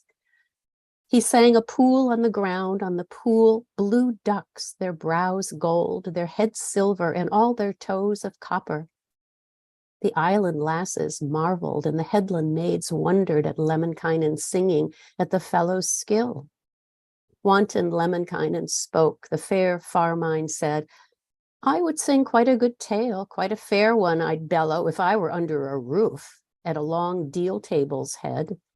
If there's no cabin to spare and no floor to yield, I'll take the words off to the backwoods, tip the tales in the thicket. The island lassies say, the headland maidens think, we have cabins to come to, grand farms to dwell in, to bring your tales from the cold, get the words in from the outside. Then Wanton Lemminkainen, the moment he came indoors, he sang flagons from beyond to the long deal table's head, sang the flagons full of beer, the jugs fair with mead, the bowls up to the bulwarks, the cups to the brim, flagonfuls of beer, jugfuls of honey that had been brought in and butter laid in ready, pork to go with it for Wanton Lemminkainen to eat, Farmind to enjoy. But Farmind is most haughty. No, he will not start eating without a silver-tipped knife, without a golden dagger. He got a silver-tipped knife and sang a golden dagger. Then he eats his fill, drank a beer to his heart's content. Then Wanton Lemminkainen went out visiting, making merry with the isle's lasses amid braided heads' beauty. Wherever he turned his head, there his mouth is kissed. Wherever he reached his hand, there his hand is touched. He stayed out all night in the pitch darkness. There was no village. Where there were not 10 houses, there was not a house. Where there were not 10 daughters, nor yet a daughter, not a mother's child, by whose side he did not stretch and whose arm he did not tame. 1,000 the brides he knew, 100 widows he laid. There were not 2 out of 10, 3 out of a whole 100 wenches left unheld, widows left unlaid. So Wanton Lemminkainen relishes a quiet life for 3 whole summers. In the isle's great villages, delighted the isle's lasses, all the widows too he soothed. One remained unsoothed, one wretched old lass, who's at the long headland's end in a 10th village. By now he had a mind to travel, to go off to his own lands, but the wretched old lass came, and she put this into words. Wretched Farmind, handsome man, if you don't remember me, I will, as you go from here, run your craft upon a rock. But he did not hear to rise without the cock, leap up without the hen's child, to enjoy that lassie, to disgrace the wretched woman. So one day among others, one evening among many, he set on an hour to rise before the moon, the cock too, and he rose before his hour, before his appointed time, and straight off he went, roaming through the villages to enjoy that lassie too, disgrace the wretched woman. As by night alone he went his way through the villages, there to the long headland's end, to the 10th village. He saw not one house in which there were not 3 dwellings. He saw no dwelling in which there were not 3 fellows. He saw no fellow who was not honing a sword, nor sharpening a hatchet meant for Lemminkainen's head. Then wanton Lemminkainen uttered a word and spoke thus: "Woe, darling day has broken, and the dear sun has risen on me, luckless boy, on this mean one's neck. Will the devil shield but one fellow in his clothes, keep him in his cloaks, guard him in his capes, as hundreds arrive, as thousands set upon him?" The maids remained unembraced, and the embraced unfondled. He strolled to the boat rollers now, the luckless to his craft. The craft had been burnt to ash and reduced to dust. He felt his ruin coming, his day of trouble catching up. He began to carve a boat, work on a new craft, but the craftsmith needed trees, the boat builder planks. He gets wood, a tiny bit, and planking, very little, 5 pieces of a distaff, 6 fragments of a bobbin. Out of that, he carves a boat, works on a new craft. He built the boat with knowledge on stocks of wisdom. He struck once, one side emerged. He struck twice, 2 sides were born. He struck a 3rd time as well. From that, the whole boat arrived. Now he launched the boat, let the ship go to the waves. He uttered a word, spoke thus, he declared, chattered: "Be bubbles, boat, on waters, water lilies on the waves. Eagle, 3 of your feathers, eagle, 3, and raven 2, for the small boat's sake, the slight craft's handrails." He steps into his vessel, he scrambled to the boat's stern, his head down, in bad spirits, helmet all askew. For he could not stay the nights, nor dally the days, making merry with the isle's lasses, capering with braided heads. Wanton Lemminkainen spoke. The fair Farmind said, "'Tis time for a boy to go on his way from these abodes, from making merry with these lasses, capering with these fair ones. But for sure, when I have left, when I'm gone from here, lassies will not make merry, nor braided heads skip about in these dull cabins and these mean farmyards." Now the island lasses wept, the headland maids groaned. "Why, Lemminkainen, have you left, departed, best of men? Were the wenches too proper, or were the women too few?" Wanton Lemminkainen spoke. The fair Farmind said, "The wenches weren't too proper, nor were the women too few. Why, I'd have 100 wives, could hold 1,000 wenches. That's why I, Lemminkainen, left, departed, best of men. I have felt a keen longing, a longing for my own lands strawberries, for my own slopes raspberries, for my own headlands maidens, for my own farmyards hens." Then wanton Lemminkainen let his ship go further out. A wind came, blew it, and a billow came, drove it out upon the blue high seas, upon the open expanse. The wretches remained ashore, the soft ones on a wet rock, the island lasses weeping and the golden ones moaning. The isle's lasses only wept, and the headland maids cried, "Woe," while the mast is visible and the iron row-locked looms. They do not weep for the mast, yearn for the iron row-locked, but for him below the mast, for the keeper of the sheet. Lemminkainen himself wept, but he only wept and grieved while the island's lands are visible and the island's ridges loom. He does not weep for the island's lands, yearn for the island's ridges, but for the island lassies and those goslings of the ridge.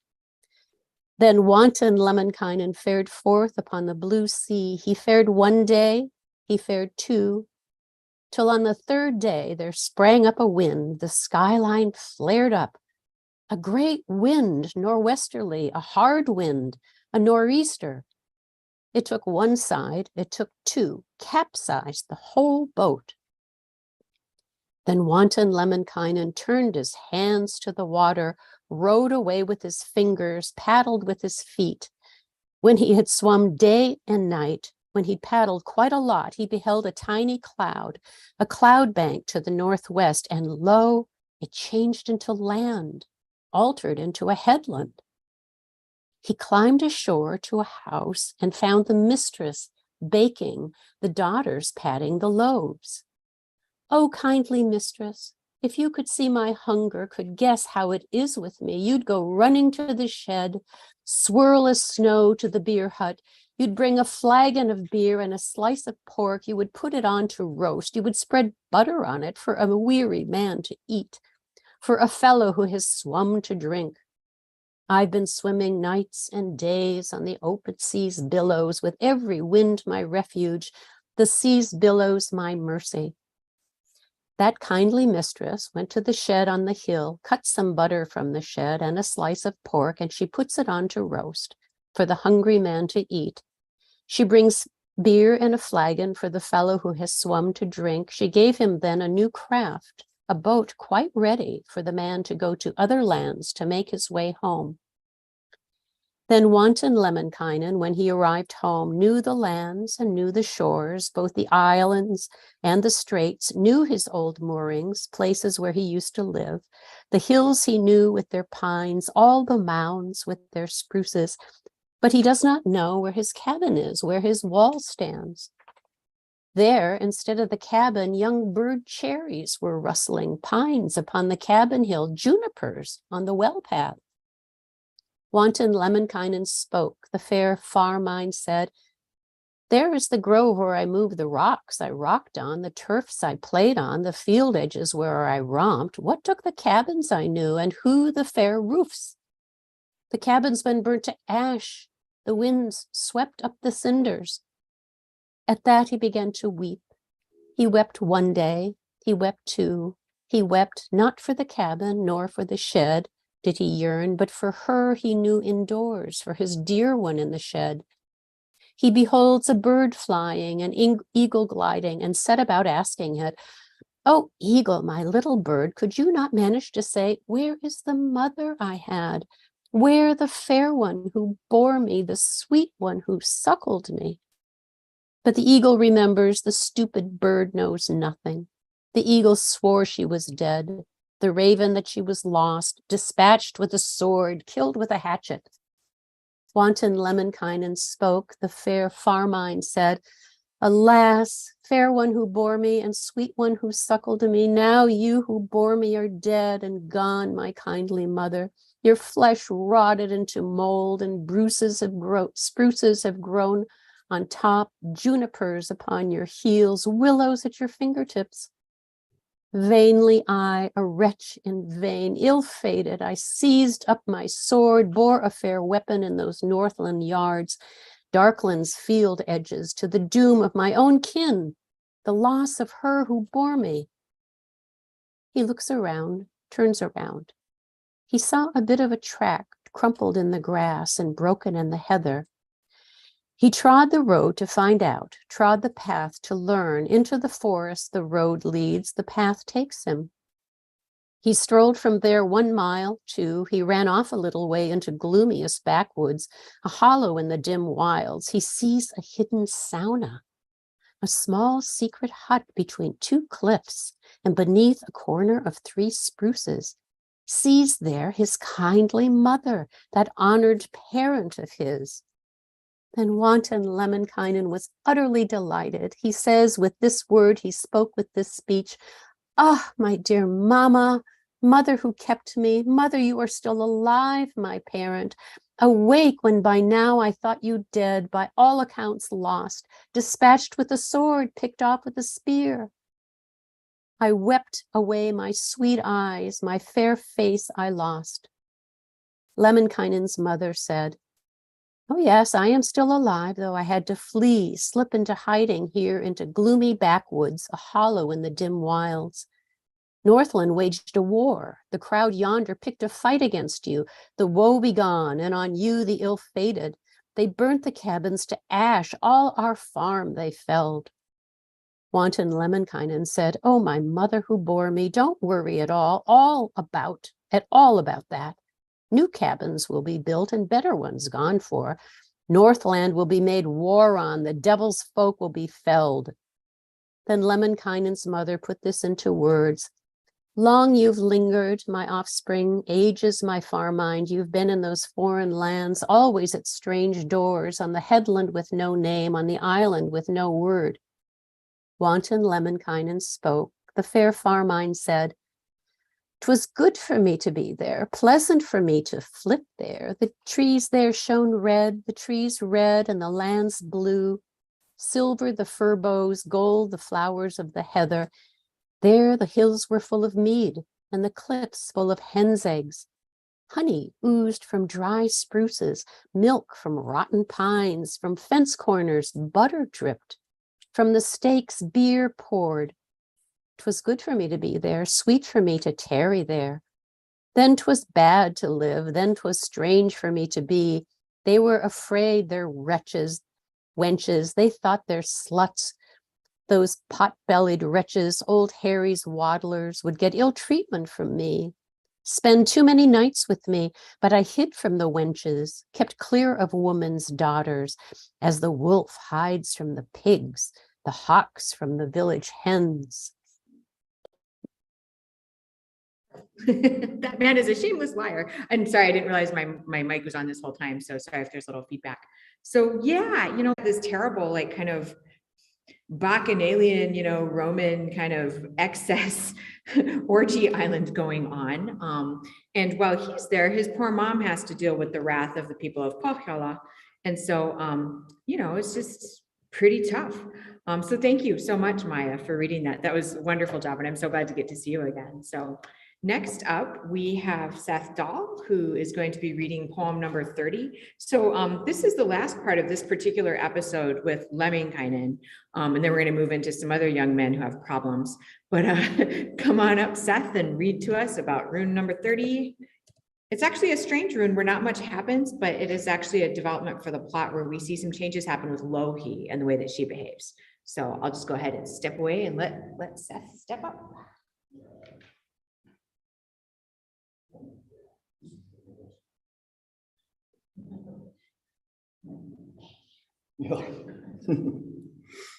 Okay.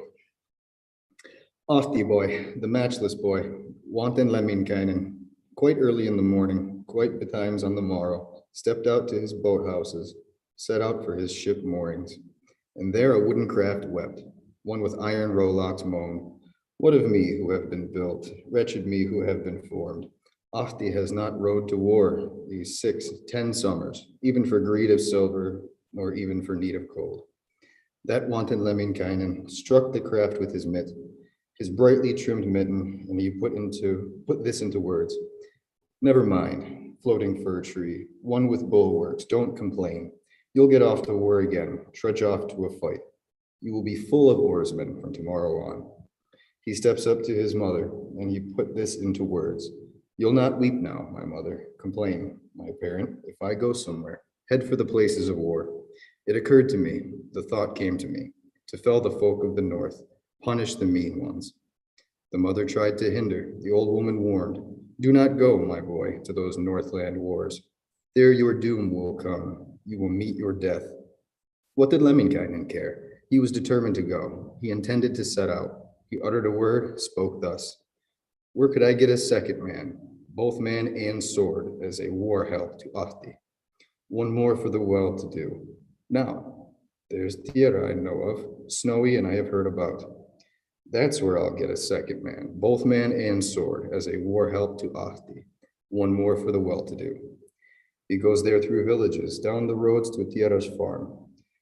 And he said when he got there, explained when he came, Tierra, my old mate, my friend, my buddy, do you recall how we were, how we used to live, when once the two of us walked in great places of war? There was no village where there was not 10 houses. There was not a house where there were not 10 fellows. There was no fellow, nor a man to reckon with, who we did not fell, and the two of us cut down. Father was at the window, whittling a spear shaft. Mother on the shed threshold was rattling a churn. The brothers in the gateway were building bobsleds. The sisters at the quay end were fulling some cloaks. Father spoke from the window, mother from the shed threshold, the brothers from the gateway, the sisters from the quay end. Tierra has no time for war. Tierra's ice pick for a war. Oh, Tierra's ice pick for a fight. Tierra's made a famous deal, struck a bargain forever. He's just wedded a young wife, taken on his own mistress. The nipples are yet unfingered, the breasts unworn.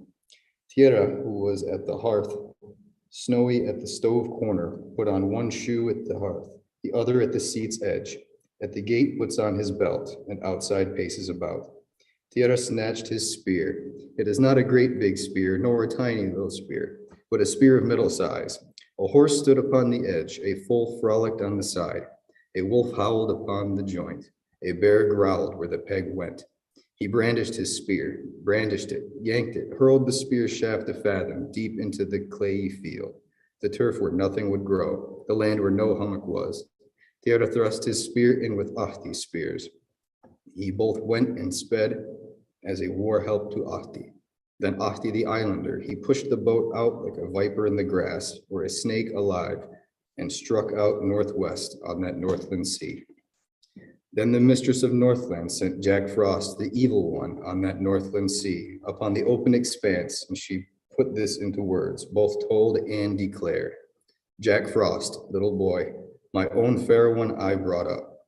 Go where I tell you, tell and compel you. Chill the rogue's small boat, wanton Lemminkainen's craft, upon the high seas, upon the open expanse, and chill the master himself. Freeze the rogue on the water so that he'll never get out, never in this world be free, unless I get to letting him out, get round to relieving him. Jack Frost, bad kin, an ill-mannered boy, went to chill the sea, to fix the billows, and on his way there, going over land, bit the trees leafless, the grasses huskless. Then, when he got there, to the edge of Northland Sea, to the brink of the boundless, right on the first night, he chilled bays, chilled pools, struck seashores rigid, but did not yet chill the sea, nor fix the billows. There is a small chaffinch on the main, a wagtail upon the waves. Its claws are not chilled either. Its small head has not felt cold. Only 2 nights after that, he sprang to full size, cast about him shamelessly, and grew to be quite dreadful. He chilled then with all his might, the force of frost bit, chilled with ice a cubit thick, snowed a ski pole deep, and chilled the rogue's boat, Ahti's ship upon the waves. He meant to chill Ahti too, to freeze the mighty fellow. He asked for his nails, went for his toes from below. Then Lemminkainen was angry, took it badly. He thrust Jack Frost into the fire, pushed him into a furnace. He laid hands upon Jack Frost, seized the hard weather. He says with this word, he spoke with this speech, Jack Frost, son of a blast winter's slushy sun, do not chill my nails, don't demand my toes, and don't touch my ears, do not bite my head. There is enough for you to chill, a lot too to bite without a man's skin, the body of one born by a mother. Chill swamps and chill lands and chill chilly rocks, bite weeping willows, take gnarls of aspen, make barch of birch ache, nibble young spruces, not a man's skin, the hairs of one made by a woman. If that's not enough for you, chill another, more wondrous things. Chill some red hot rocks, some burning boulders, some cliffs of iron, some mountains of steel, the steep rapid of Vuoksi, wicked Imatra, the mouth of the whirlpool's throat, the frightful eddy. Shall I tell you now, your kin, make your honor known, for I know about your kin, all about your growing up. Jack Frost was born on willows, hard weather among birches, deep inside a Northland tent, down in a Darkland cabin of an ever rascally father, a useless mother. Who suckled Jack Frost, moistened hard weather when mama was without milk, mother without dugs. A viper suckled Jack Frost, a viper suckled, a snake fed with nipples without tips with a withered dug. The north wind lulled him, the chilly air dandled him upon evil willow streams, upon overflowing mires. The boy became ill-mannered. He grew destructive, but he had no name, yet the worthless boy. The bad boy was called a name. He was called Jack Frost. Then along fences he dashed, among brushwood he rustled. Summers he darted in mires on the largest open swamps. Winters he throbbed among firs, pounded among pines, slammed about among birches, among alders flapped about, chilled trees and haystacks, leveled out bare ground, bit the trees leafless, the heather flowerless, stripped the pines of bark, the firs of slivers. Now you have sprung to full size, come up to be most handsome.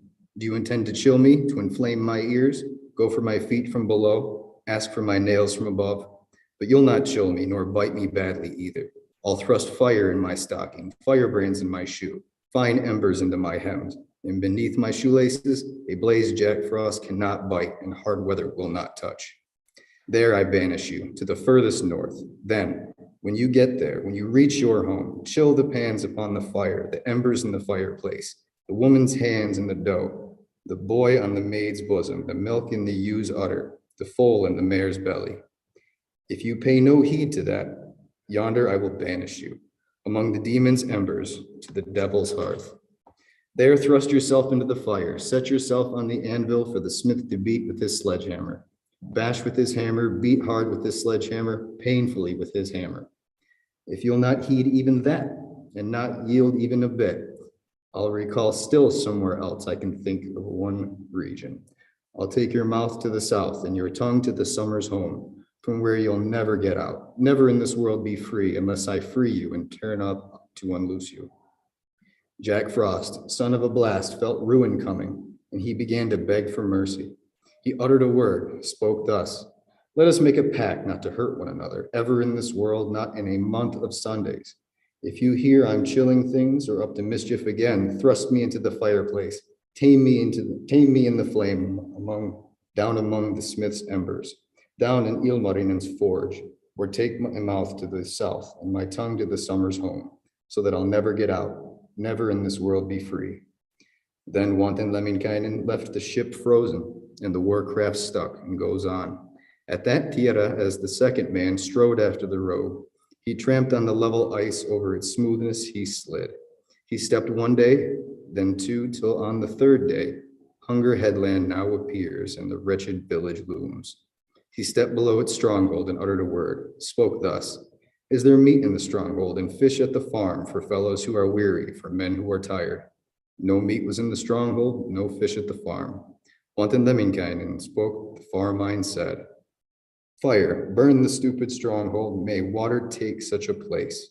He fares further on, up into the wilds he went, on ways where no dwelling was, and on roads unknown.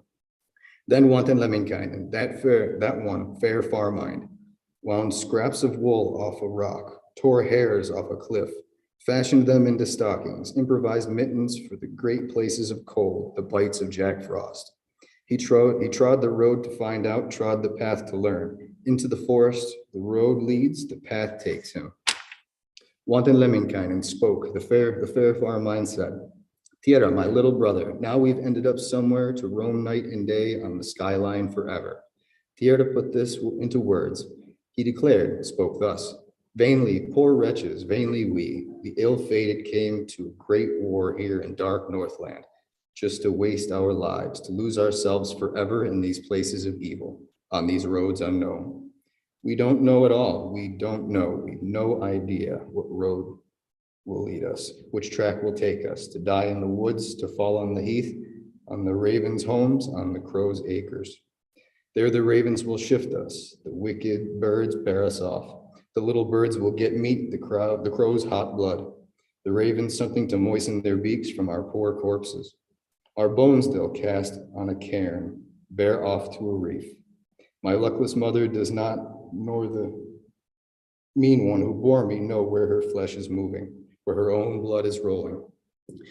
Whether 'tis in a great war, in a well-matched fight, or on the mighty main, upon the vast waves, or treading a piney hill, wandering scrubby backwoods, mother knows nothing of her luckless son. Mother has learnt that he's dead. She bore him that he's lost. This is how my mother weeps, my parent complains. There's the son of luckless me, there, woe is me, my support, at Tuoni's corn crop, the harrow lands of the grave. Now my sons, my child's crossbows, hapless me, will be left idle. The mighty bows to dry out, the little birds to grow fat, the grouse in the grove to strut, the bruins to live it up, the reindeer to romp afield. Wanton Lemminkainen spoke. The fair Farmine said, "That's right. Yes, luckless mother, that's right. Mean one who bore me. You brought up a brood of chicks, a whole crowd of swans. The devil came and scattered us. The devil came and strewed us. Some this way, some that, and a third lot somewhere else. I well recall long ago, I think of a better time when we went about as flowers, as berries in our own lands. Many looked at our forms, stared at our stems. Not like nowadays in this evil age. There is of our friends only the wind, the son of those we once saw. Even this the clouds cover, the rain hides. But I do not care to give, nor greatly to grieve, though the lasses should live well, the braided heads skip about, the wives all with smiling lips, and the brides in honeyed mood, not weeping out of longing, giving way to care. Witches won't bewitch us yet. Witches bewitch nor seers see, to die on those roads, to sink on these ways, to fall asleep young, to roll over full-blooded. Whoever witches bewitch, whoever seers see, may he make it home and molder in his dwelling.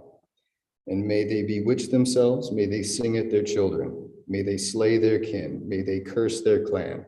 My father did not, nor did my honored parent heed a witch's will, give gifts to a lap.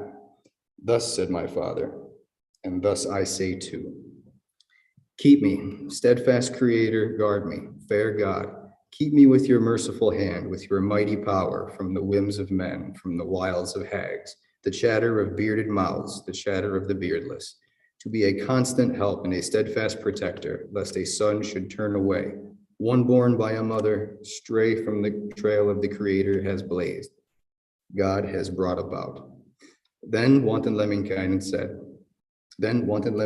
he, the fair mind, made his cares into horses, sorrows into black geldings, headstalls out of evil days, saddles out of secret hates. He leapt on a good one's back, upon a good blaze brow's flanks, and he thunders on his way with his friend Tierra, and he clattered along shores. He swished along sandy shores back to his kindly mother, towards his honored parent. There I will leave my far mind, out of my tale for some time, sending Tierra down the road on his way homeward, and I'll switch the tale, set it on another track. Great, thank you. So that was weird, huh? We've got this guy who gets his friend to go off on an adventure, a very ill-advised adventure, right? It's like when you're in, college or young, and the guy shows up at your house with a messed up car and like, come on, dudes, we're gonna go out and party in the woods. Well, it's, what Lemminkainen wants to do is go out, fight party with his friends Tierra. But we see that the lady, the mistress of Pohjola, Louhi, sends Pakkanen or Jack Frost out to attack these guys. And it's not the cute Jack Frost who makes your windows look great in the winter. He's the one who wants you dead. And so we get to hear the charm against frostbite. So that's another useful medical technology that Kalevala can offer. And this poem, it ends weird, right? It seems kind of pointless. He starts on this adventure, he gets waylaid and he thinks he's going to freeze to death. And then in the end, when he's whining, he's like, what the heck? And he makes some horses and his friend and he get to leave. So it's strange. But again, the main thing that you can take out of this, and I'd like to thank Tom Dubois for talking about this before, and some of the things that he's written, is that this really shows Louhi changing into this more powerful person. She's got a lot of anger in her now, rightfully so, because her family keeps getting harmed by these people. And she's using it now with the weather. So with that, we're going to go into rune 31. Now we're leaving Lemminkainen again for a bit, but don't worry, he'll be back. This man never learns. And now we're going to meet a guy named Kullervo. And this is actually an interesting kind of mini epic within Kalevala. And so actually the Kullervo cycle, which is 5 or 6 runes, can be read on its own without necessarily having to know what happens before or after, but it's this pivotal point in the epic that causes the next set of chains of events that's going to lead to the whole rest of the epic, basically. So with that, Hari, come along and take it away.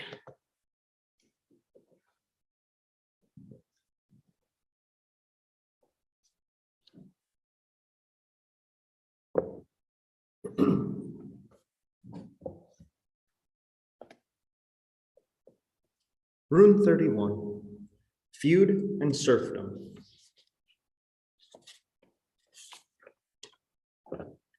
A mother reared chicks, a great crowd of swans.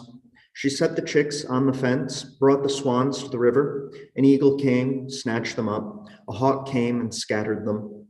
A winged bird strewed them. One it bore to Kalevala, one it bore to Russian soil, and the third it left at home.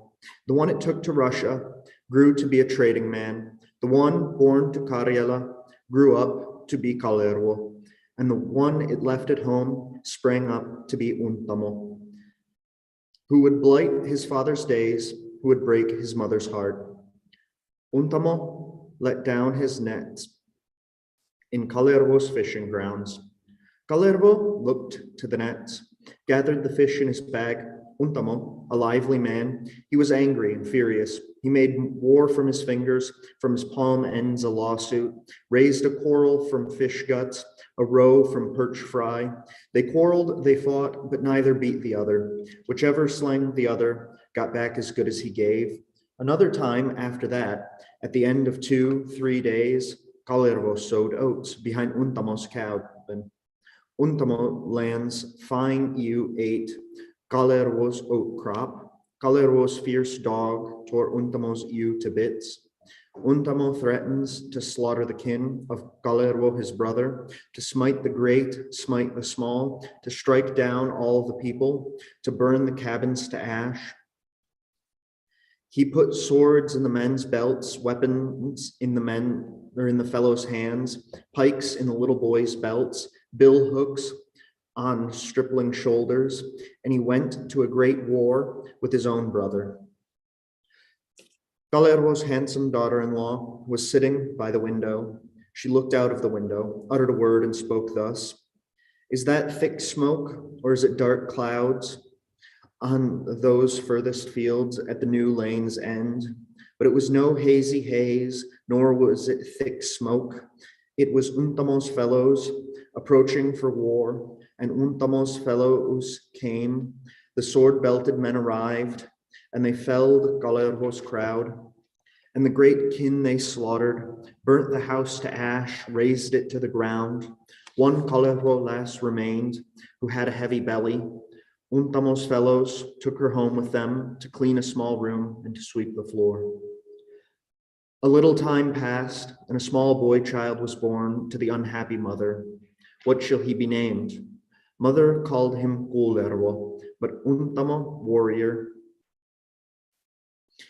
The small boy was put, and the orphan child was laid, in a cot to sway and in a cradle to rock. The child rocked in the cradle, the child rocked, his locks wafted. He rocked one day, he rocked two, till soon by the third, when that boy kicked out, tensed himself. He burst through the swaddling bands, got on top of his cover, smashed the rocker of lime wood, ripped up all his rags. A promising one was seen, a fit one spotted. Untamo land waits for this one to grow, from this into a good mind, a man, a right fellow, to become a serf worth 100, to turn out one worth 1,000. He grew 2-3 months, till by the 3rd month, the boy at knee height began to think for himself. Would I were to get bigger, to grow stronger in body. I'd avenge my father's knocks. I'd pay back my mother's tears. Untamo happened to hear, and he put this into words. From this, my kin's doom will grow. From this, Kalervo will grow. And this fellow considers. All the hags think where the boy shall be put, and where meet his doom. He's put in a kilderkin, thrust into a barrel, then he's taken to the water, dropped into the wave. They go out to sea after 2-3 nights, whether he is drowned in the water and died in the kilderkin. He's not drowned in the water, not died in the kilderkin. He's escaped the kilderkin. He's sitting on the billows, a copper rod in his hand, a silken line on the end. He is angling for sea fish, measuring the seawater. There's quite a lot of water, for he has 2 ladlefuls. Were he to measure it right, he would get part of a third. Untamo considers, where shall the boy be put? Where will this one be destroyed? Where will he meet his doom? And he told his serfs to gather birches, hardwood trees, firs with sprigs by the 100, lumps of tar wood, they knew of. For the burning of one boy, the losing of Kullervo. They collected, they gathered birches, hardwood trees, firs with sprigs by the hundred, lumps of tar wood they knew of, birch bark 1,000 sledgefuls, ash wood 100 armfuls. And the wood was set on fire, the pile set ablaze. Into it the boy was hurled, right into the burning fire. It burned one day and then two. It burned a third day as well. They went out to check. The boy was in ash up to his knees and dust up to his forearms, with a charred hook in his hand, with which he stirs up the fire, rakes the embers together, without a hair being lost, without a curl being crimped. And Untamo rages, where shall the boy be put? Where will this one be destroyed? Will doom come to him? The boy is hanged in a tree, strung up on an oak. 2 or 3 nights passed, the same number of days too, and Untamo considers. It is time to go and see whether Kullervo is lost. The boy's dead on the gallows. He made a serf look. The serf brought word back. No, Kullervo is not lost. He's not dead on the gallows. The boy's drawing on the wood with a small thorn in his hand. The whole tree is full of pictures. The oak is full of drawings. Here are men, here swords, here spears at the side. Well, what could Untamo do with this wretched boy?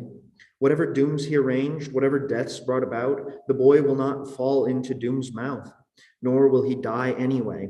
In the end, he had to tire of arranging dooms for him, had to bring up Kullervo, raise the serf as his own son. And Untamo said this, he uttered a word, spoke thus. If you live nicely, always behave well, you may remain in this house and do a serf's job. Wages are paid in arrears, earnings are assigned, a handsome belt for your waist, or else a belt on the ear. When Kullervo had grown up, put a span of body, he was set to work. He was put to toil, looking after a small child, rocking one with small fingers. Look after the child nicely, feed the child, eat too yourself, rinse out its rags in the stream, wash its little clothes. He looked after the child one day, two, broke its hand, gouged out its eye. Soon after, on the third day, he killed the child with disease, flung its rags for the stream to bear off, and burnt its cradle with fire. And Untamo considers. He is not cut out for this, looking after a small child, rocking one with small fingers. I don't know where to put him, what work to set him. Shall I make him slash and burn? And he made him slash and burn. Kullervo, Kalervo's son, at that point was put into, or at that put this into words.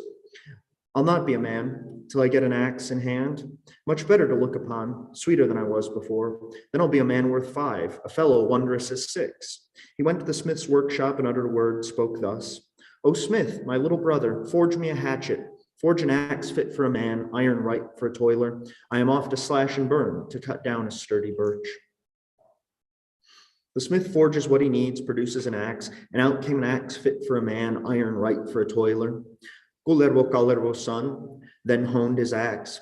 He spends a day honing the axe, an evening making a heft, and he set out to slash and burn into the high wilderness, up to the best timberland, to massive standing timber. He struck a tree with the axe. He lunged with the even blade. At a stroke, good timbers go, and bad ones at half a stroke. Fiercely, he felled 5 trees, by all accounts 8. Then he put this into words. He declared, spoke thus. To the devil with this toil, let the demon fell timbers. He bashed the top of a stump. He shouted out loud. He whistled, he shrilled. He uttered a word, spoke thus. Let the slash and burn be done, let the sturdy birch be cut. As far as my voice is heard, as far as the whistling rolls, let no sapling stretch, let no stem spring up, ever in this world, not in a month of Sundays. In Kalervo's son's clearing, on this excellent man's plot. Should the earth take on a shoot, should a young crop rise, if a stem should come stemming and a stalk should come stalking, let it not bring forth a blade, nor the stalk produce an ear. Untamo, the lively man, went to look at that clearing of Kalervo's son, the cutting of the new serf. The clearing seemed no clearing cut by a young man, and Untamo considers he's not cut out for this. Good timber he has ruined and felled the best timberland.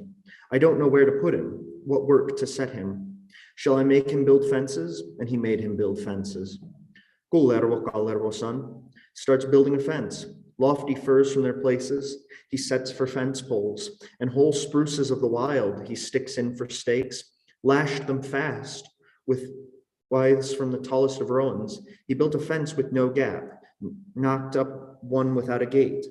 Then he put this into words, he declared, spoke thus, unless a bird he can soar, flutter two wings, let nobody get over the fence of Kullervo's son. Untamo chances to come and look at that fence of Kullervo's son, that war surface cut down. He saw that the fence had no opening, no slit, no hole, had been built from Mother Earth, pointed up to the clouds. He uttered a word, spoke thus, he's not cut out for this. He's built a fence with no opening, knocked up one without a gate, and he's raised it to the sky, lifted it into the clouds. I cannot get over it, nor in through a hole. I don't know where to put him, what work to set him. Shall I put him to thresh rye? And he put him to thresh rye. Kalevala's son was threshing rye now. He threshed the rye to chaff, the straw he reduced to bran. Well, the master came along, went himself to look at Kullervo's son's threshing, at Kalevala's son's threshing, at Kullervo's beating. The rye is now chaff, and the straw was rustling bran. Untamo rages. Nothing can come of this toiler. Whatever work I set him, he stupidly spoils. Shall I take him to Russia, or trade him in Kalevala to Ilmarinen the smith, to wield the smith's sledgehammer? Then he sold Kalevala's son, traded him in Kalevala to Ilmarinen the smith, the skillful craftsman. What did the smith give for him? The smith gave a lot for him, 2 pans with holes in, 3 hooks snapped in half, 5 scythes quite worn out, 6 hoes past their prime, for a man of no account, for a serf who was worthless. So yeah, we have a character now whose life starts out horribly, right? There's the terrible blood feud going on between 2 brothers, and it embroils generations. And Karen, I see your message. I'm gonna go and respond to you after I read this one. And yes, we can definitely get you in. So sorry, it's tough because I have if you guys want to send me messages, I have 2 Hilary Vertonens here on the thing, ones that I can kind of manage from the sidelines. And it's the one that's not the talking one. So I guess I don't really know how to differentiate without setting up 2 separate Zoom accounts. So I'm really sorry about that. But yes, I'll get back to you as soon as I sit back down over there, Karen. Yeah, so we've got Kullervo. He is born angry at his uncle who's ruined his whole family, which is a terrible thing. And he's like Hercules, and he really is really comparable to Hercules. You know, he's kind of human, but he's got this real super strength going on. And you can see that not only everything he does is riddled with hate, but it's also riddled with hateful strength. And so, you know, even if it's something like threshing grain, he can't even do because he's just too angry and too strong. So, you know, it's a weird situation. Oh, preparing live stream. I wonder, did the YouTube go out? Sorry, I'm just going to check that really quick to make sure that it's going to happen. It is happening. So I know there's people watching on YouTube. Nope, it's still doing it. Never mind. It's all good. Sorry. So I'm going to go ahead and read rune number 32, where we see now Ilmarinen, or Kullervo gets sold to Ilmarinen for junk, right? So now we're seeing Ilmarinen, who we haven't seen in a while. And we know that Ilmarinen is recently married and quite happy with a lovely lady from Pohjola. So let's see how this works out when they have a new farmhand. So to guard a herd, Kullervo's son, the blue-stockinged gaffer's son, yellow-haired, handsome, fair of shoe upper, straight away in the smith's home, asked for work in the evening, the master for evening work, the mistress for morning work. Let the jobs here be named. Let a job be given a name. What is the work to be set, the toil made to do? The smith Ilmari's mistress, she is thinking there, what work to set the new serf, what toil the one brought. She made the serf a herdsman, guard of the big herd. That wicked mistress, the smith's grinning hag, baked a loaf for the herdsman, a thick roll she roasts. Below the oats and above the wheat, in between she works a stone. She smeared the roll with melted butter. The crust she coated with fat, gave it for the serf's rations, a tidbit for the herdsman. And she instructed the serf, uttered a word and spoke thus. Don't eat this before the herd has gone towards the forest. Well, that's a weird thing to say, but okay. At that, Ilmari's mistress drove the herd out to pasture. She says with this word, she spoke with this speech. And now we're going to hear a cow herding charm against bears and other problems in case you like to herd cows and need magic. I send my cows to the grove, the milk givers to the glade, the wide horns to the aspens, the crook horns to the birches. I set them to take grease, to fetch tallow from the wide glade lands, from the broad grove lands, from the tall birches, from the squat aspens, the golden spruces, the silverback woods. Look after them, O fair God. Keep them, steadfast Creator, and keep them out of harm's way. Guard them from all ills, lest they come to grief, get up to mischief. As you looked in the cowshed and in safekeeping watched them, to look where no cowshed is, care for them where none watches, that the herd may grow fair, that the mistress's wealth may thrive, as a well-wisher would like, an ill-wisher would dislike. If my herdsmen are wretched, the herd wench is very shy, make a willow a herdsman, an alder a cow watcher, a rowan a keeper, a bird cherry a bringer home, without the mistress searching or other folk worrying. If the willow will not herd, nor the rowan keep them well, nor the alder drive the cows, the bird cherries bring them home. Put your better ones, set nature's daughters to cherish my wealth, to watch all my herd, for you have many wenches, hundreds of order takers, those who live beneath the sky, good-natured daughters. Summer daughter, choice woman, south daughter, dame of nature, fir daughter, O good mistress, juniper daughter, fair maid, rowan daughter, little wench, bird cherry daughter, Tapio's girl, Mieliki, forest daughter-in-law, Talervo, Tapio's maid. Look after my herd and cherish my wealth, all summer nicely, in leaf time softly. When the leaf waves on the ground, the grass ripples on the ground. Or leaf ripples on the tree, grass ripples on the ground.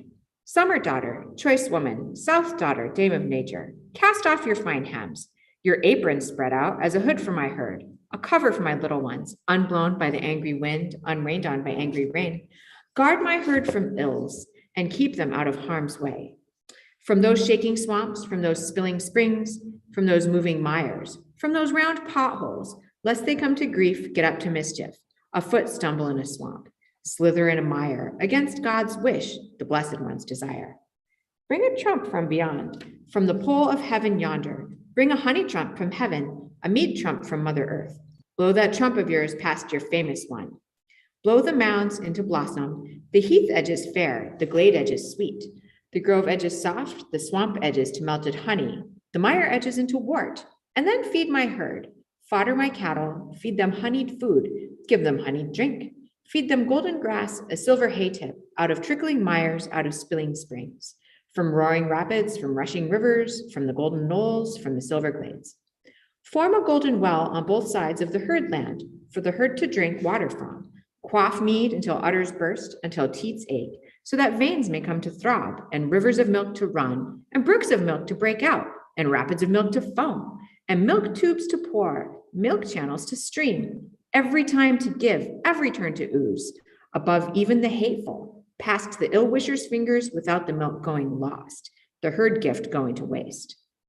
Many there are and evil who make milk go lost, and the herd gift go to waste. What a cow brings go elsewhere. Few they are and good who save milk from loss, their curds from the village grasp, and their fresh milk from elsewhere. My mother did not ask the village for advice, nor the next house for know-how. No, she saved her milk from loss, and her curds from the grasper, and her fresh milk from elsewhere. She let it come from beyond, arrive from further away. Let it come from Tuonela, the dead land, lost underground, come by night all on its own, and in the dark secretly unheard by the wicked one, by the bad one unspotted, by the hateful one unchecked, by the envious unenvied. Thus said my mother, and thus say I too. Where has my cow wealth lingered? Which way has my milk vanished? Has it been taken abroad, tethered in the village yards, in the parish whore's bosoms, under envious folks' arms, or in woods has it got tangled? In forests has it perished? Has it been spilt on grove lands? Has it vanished upon heaths? But the milk shall not go lost, nor the cow wealth go abroad, to the parish whore's bosoms, under envious folks' arms, nor in woods will it get tangled, in forests will it perish, nor in groves will it be spilt, nor will it fall on the heath. The milk is needed at home, all the time it is longed for. At home the mistress waits, a juniper pail in her hand. Summer daughter, choice woman, south daughter, dame of nature, come now and feed my muncher, give my guzzler a drink, make nervy trickle and make fresh one drip, and give milk to sweetie, to apple new curds, out of bright hay tips, fair dewy grasses, sweet mothers of earth, honey sweet hummocks. From turf thick with honey plants, from land full of berry stalks, from flower daughters of heather, husk daughters of hay, curd daughters of cloud, pole daughters of heaven, bring milky drippers, forever bursting udders, for the nimble wife to milk, for the little wench to squirt. Rise made from a marsh, fine hemmed from a mire, warm made from a spring, clear faced from the mud. Take some water from the spring and sprinkle my herd with it, that the herd may grow fair, that the mistress's wealth may thrive before the mistress goes out and the herd wench checks. The mistress who is worthless, the herd wench who's very shy. Bieliki, forest mistress, broad-palmed herd dame, set the tallest of your wenches and the best of your hirelings to cherish my wealth. Look after my herd, this great summertime, the Creator's warm summer, the God-granted one given by the merciful. Delervo, Tapio's maid, buxom forest girl, delicate shirted, fine hemmed, yellow-haired, handsome, you who guard the herd, you who cherish the mistress's wealth in delightful forest land in careful Tapiola. Guard the herd nicely and cherish the wealth briskly. Guard them with fair hands, with comely fingers guide them. Brush them to a lynx fur, comb them to a fish's fin, to a mermaid's hair, a forest ew's down. Come evening, darkening night, the dimming of dusks, bring my herd homeward in front of the good mistress, a moving mire on their backs, a pool of milk at their flanks. As the sun goes to the sheds, as the evening bird warbles, tell my herd yourself, say to my horned line, home with you, crook horns, milk givers toward the shed. At home it is good for you to be. The ground is sweet for you to lie on. The wilds are gloomy for you to walk, and the shore for you to trot. For your homecoming, the wives are lighting a fire on turf thick with honey plants, on ground full of berry stalks. Nuriki, Tapio's son, blue-cloaked thicket boy, stick-tall spruces by the base, shock-headed pines by the top, for a bridge where there is dirt, for hard core across bad lands. On unfrozen swamps and soils, upon bobbing ponds, let a curve horn walk, a cloven hoof trot, and reach every smudge unhurt and unharmed, without sinking in the swamp or falling flat in the dirt. If the herd does not care, does not come home for the night, rowan daughter, little wench, juniper daughter, fair maid, cut down a birch from the grove, take a lash from a thicket, use a rowan rod, a herd whip of juniper, from the back of Tapio's stronghold, that side of bird cherry slope. Drive the herd towards the farm where the sauna is being stoked. Homeward, the home herd, the forest herd into forest land. And now there's a bear charm. So this is what you especially want to say if you don't want bears to mess with you. Beastie, forest apple, bear, honey pod hunchback. Let us make a pact, settle our border dispute for our lifetime. For our world, for our age, for all our days, that you'll not crush a hoof shank, fell a milk bearer, this great summertime, the Creator's warm summer. When you hear a bell sound or the toot of a trump, crash down upon a hummock on the turf to fall asleep. Thrust your ears into the grass, press your head on the hummock, or make for the wilds. Get into a mossy hut, go to other hills, to other mounds move, so that no cowbell is heard, nor yet a herdsman's chatter. My beastie, my precious one, honey paw, my fair darling, I don't forbid you to turn, nor ban you from wandering. I forbid your tongue to touch, your ugly mouth to attack, to scatter your teeth, cuff with your paws, swerve around the herd lands, hide from the curd heaths, turn from the tinkle of bells, and flee the herdsman's voice. When the herd is on the heath, slink off to a swamp. When the herd has slithered on a swamp, then make for the wilds. When the herd goes up a hill, you step down the hill. When the herd goes down a hill, go over the hill. When 'tis stepping in a glade, stroll in a thicket. And when it strolls in a thicket, you step in a glade. Go as a golden cuckoo, as a silver dove, shift aside as a whitefish, withdraw as a fish, roll as a bundle of wool, move as a sheaf of flax, hide your claws in your hair, your teeth in your gums, lest the livestock scare the little wealth shy. Give the cattle peace, the hoof shanks quiet. Let the herd wander nicely, neatly trot about across swamps, across lands, through the heaths of the wild, so that you never touch them, nor ever get rough with them. Remember your oath of old at Tuonela's river, at steep claw rapids before the Creator's knees. Leave was given you 3 times in the summer to go within earshot of a bell on lands where cowbells tinkle, but it was not granted you, nor was leave given you to start any rough stuff or get up to any mischief. If you grow furious, your teeth desirous, fling your fury into a thicket, your evil desires into the firs. Strike some rotten wood, fell some blocks of birch, turn logs in the water round, grub among berry hummocks. When you're in need of food and you have a mind to eat mushrooms from the forest, break up some ants' nests, roots of red angelica, forest land's honey tidbits, but not my fodder grasses and the hay I depend on. Forest land's vat of honey is fizzling as it ferments on a golden knoll on a silver hill. There is food for the greedy, drink for the man who guzzles. Eating won't use up the food, nor will drinking shrink the drink. We'll make a pact forever, peace unravel forever, so that we may live kindly all summer nicely.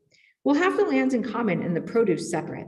But if you should want to fight, to live on a war footing, let us fight in the winter. In the snowtown, let us scrap. Come summer and swamp melting, when the pools warm up, don't ever come here within earshot of the darling herd.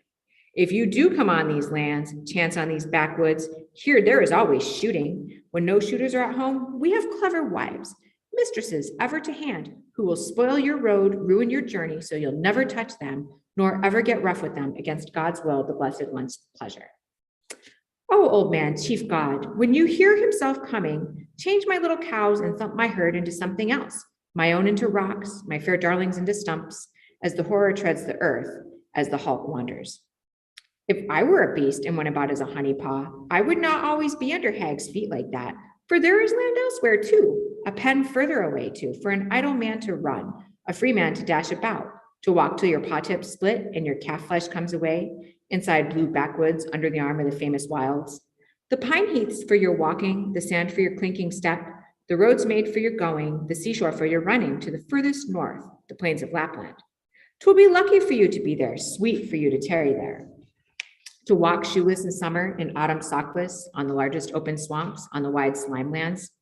If you'll not go there at all, nor find the right way, take a path for your running and a track for your tripping, there to Tuonela's backwoods or to the Graves Heath. There's a swamp there to trot on, heather to wade through. There is Brighty, there Flighty, there are other yearlings in iron traces upon 10 tethers. There even the lean grow fat, even the bones put on flesh. Sweeten grove and soften, wilds and be tender, blue backwoods. Give the cattle peace, the hoof shanks quiet, this great summertime, the Lord's hot summer. Long neck, forest king, the forest's graybeard keeper, carry off your dogs and clear away your curs. Stick a mushroom in one nostril, in the other an apple, so no scent is sniffed, the herd smell smelt out. Bind their eyes with silk and tie their ears with a tie, so they'll not hear them moving nor see them walking. Should not enough come of that, should he not yet take good care, call away your son and ban your bastard. See him off from these backwoods, from these shores thrash him, far from these narrow herdlands, from these wide borders. Hide your dogs in a hollow and lash your curs fast, to golden tethers, to thongs of silver, lest they do damage, get up to mischief. Should not enough come of that, should he not yet be wary, old man, golden king, silver governor, hear my golden words and my sweet phrases. Press a rowan collar down around his snub nose. If the rowan will not hold, have one cast out of copper. If the copper is not firm, make a collar of iron. But if he snaps the iron, if he still goes wrong, wedge a golden cowl staff from jawbone to jawbone. Jam the ends in hard and fix them really fast, so the bad jaws cannot move, nor the few teeth part, unless they're shattered with iron, wrenched away with steel, or bloodied with knives, or jerked with an axe. Then Ilmari's mistress, that careful wife of the craftsman, sent the cows out from the byre, let the herd out to pasture, put the herdsman in the rear and the serf to drive the cows. So that was a long poem, huh? About just making sure your cows are safe. So if there's people who are just joining us, welcome to the 5th annual Kalevala Reading Marathon here at Finlandia University. I'm Hilary-Joy. I'm the Associate Professor of Finnish and Nordic Studies, which as of next fall will be a bachelor serving program here at the university. We're reading the Kalevala. We're into rune 33 coming up next. And so if there's anybody who'd like to read, people can volunteer either by putting their name in, or I see Harold standing up. Are you standing up trying to read? And Kathleen wants to read too. Did you guys want to rock, paper, scissors it, or? Okay, would you like to read, Kathleen? Okay, excellent. Good. So we've got Kathleen Arton, who's right from up here in the Copper Country and has been a trooper for a big chunk of the day. And you'll be reading rune 33, which is going to be a pretty dramatic story. So more from Kalevala.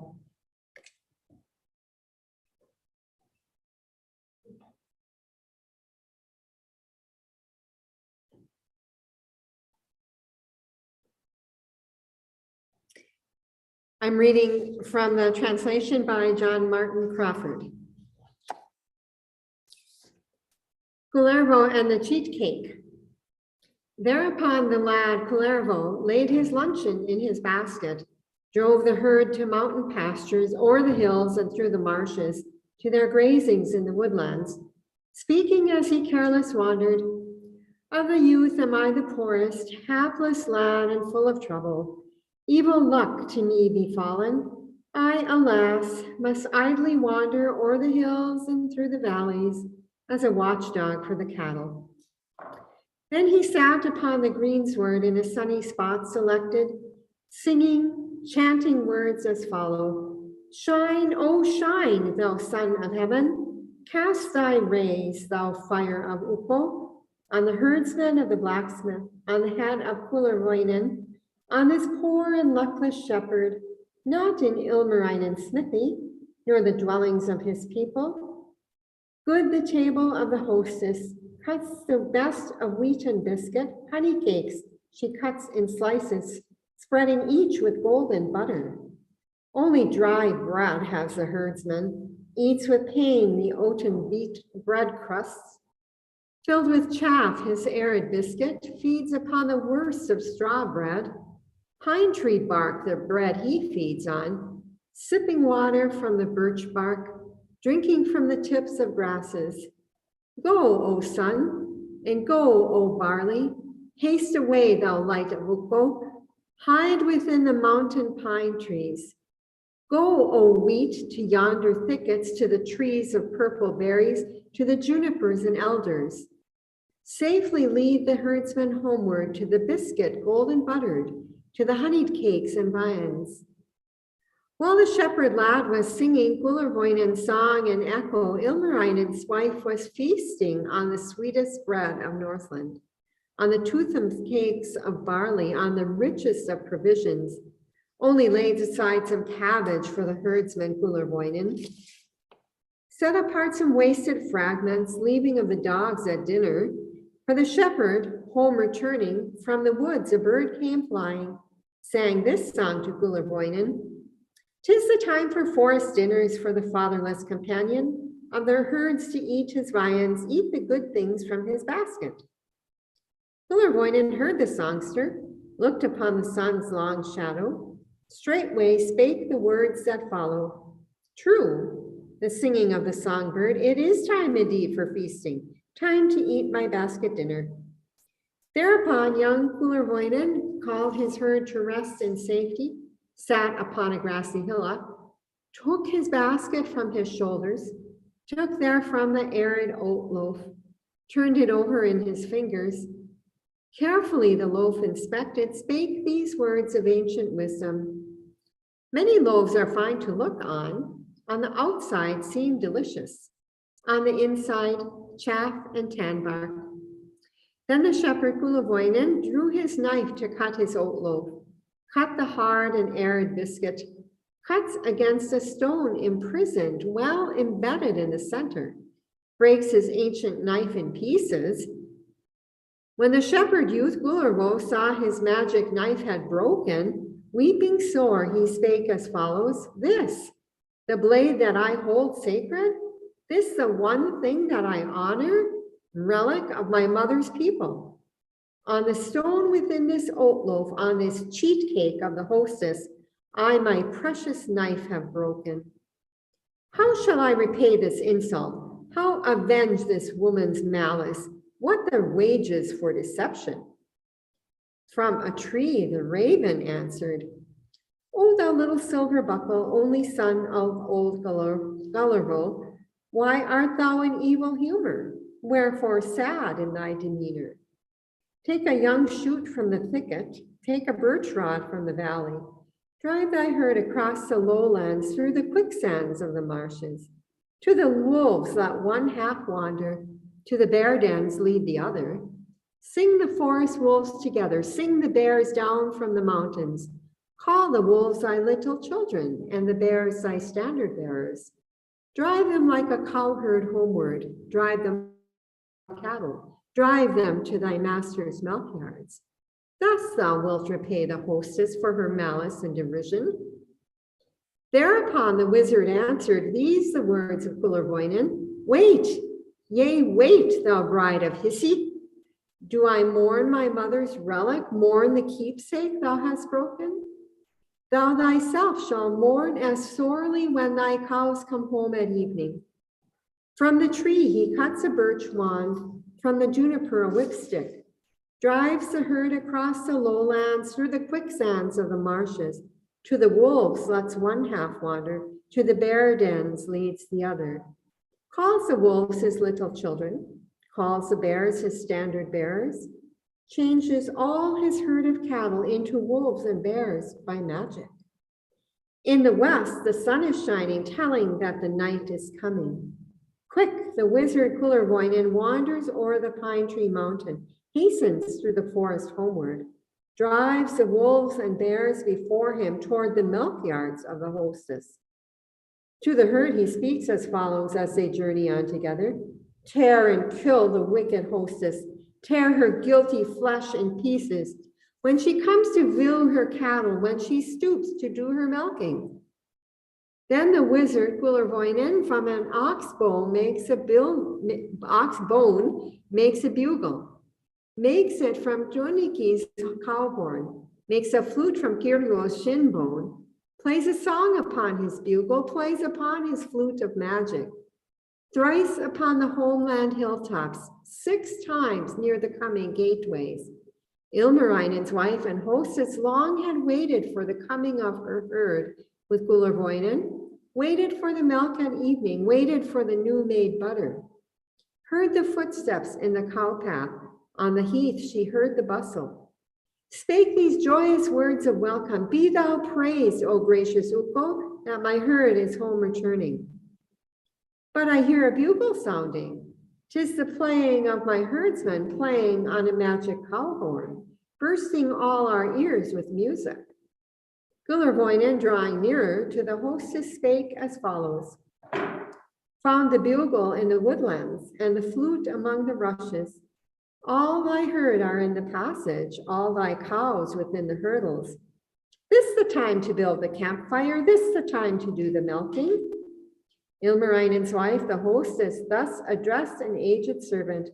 Go, thou old one, to the milking. Have the care of all my cattle. Do not ask for mine assistance, since I have to knead the biscuit. Kullerwoinen spake as follows.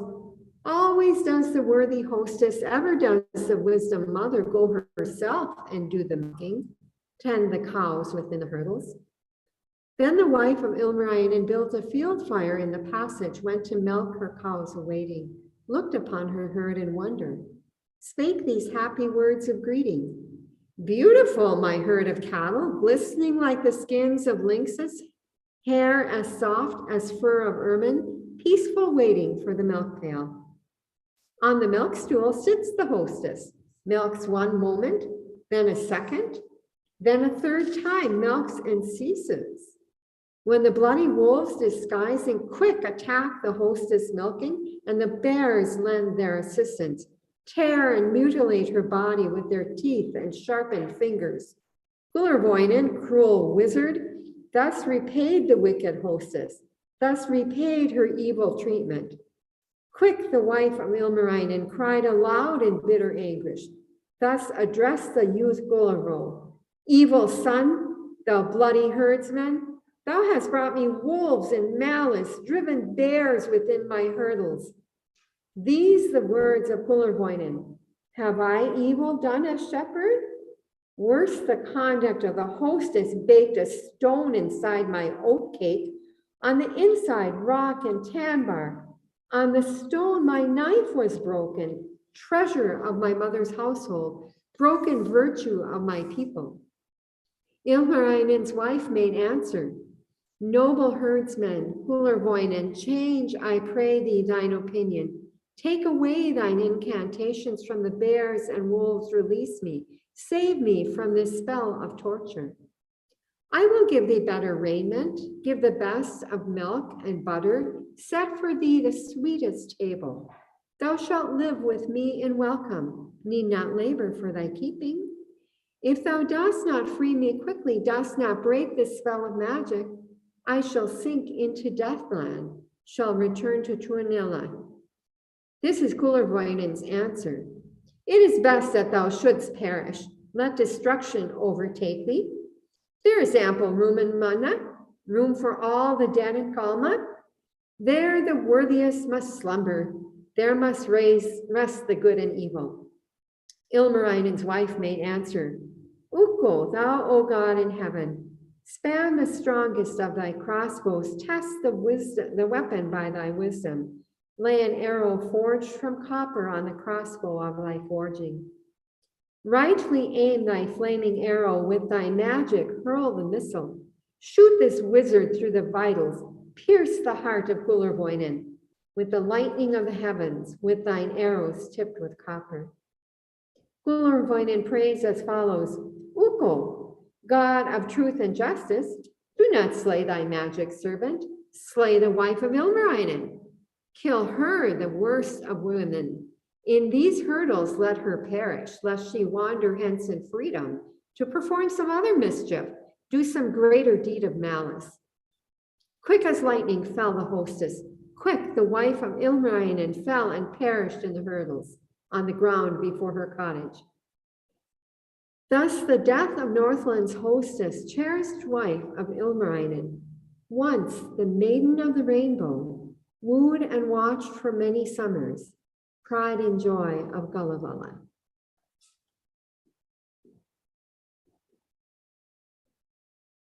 Thank you so much, Kathleen. So yeah, this is pretty terrible, right? I mean, Kullervo just can't get over it. And of course, Ilmarinen's wife also can't just be decent. And so this is, these poems, these serfdom poems come from more like Ingria and parts on the Russian border, because of course in Finland, there wasn't a such thing as serfdom ever. And so when Lönnrot went into these other regions and heard these stories, he really did expand upon the Kullervo story. And now it's, it's like a mini epic that you can watch on its own. One of the interesting things that we see here is, we've always seen like the Maid of Pohjola do kind of odd things and be kind of like, weren't you going to build that boat? No, I don't feel like marrying you, even though my mom said that you could marry me if you build a machine, all this stuff. And so now we see that, she really did become the unpleasant farm wife that even into modern-ish times in the 1800s, there were still songs about terrible farm wives and jokes about terrible farm wives and the really unequal society that existed in agricultural Finland. So now, we have Kullervo has done something pretty bad. He's gone kind of Lemminkainen on this situation. And so now he's going to have to go do something about it. And so we do have Donna. Did you want to read one now, or do you want a little time? Or? Okay, excellent. So we have Donna Dykert, and can you tell us where you're from? Grand Ledge.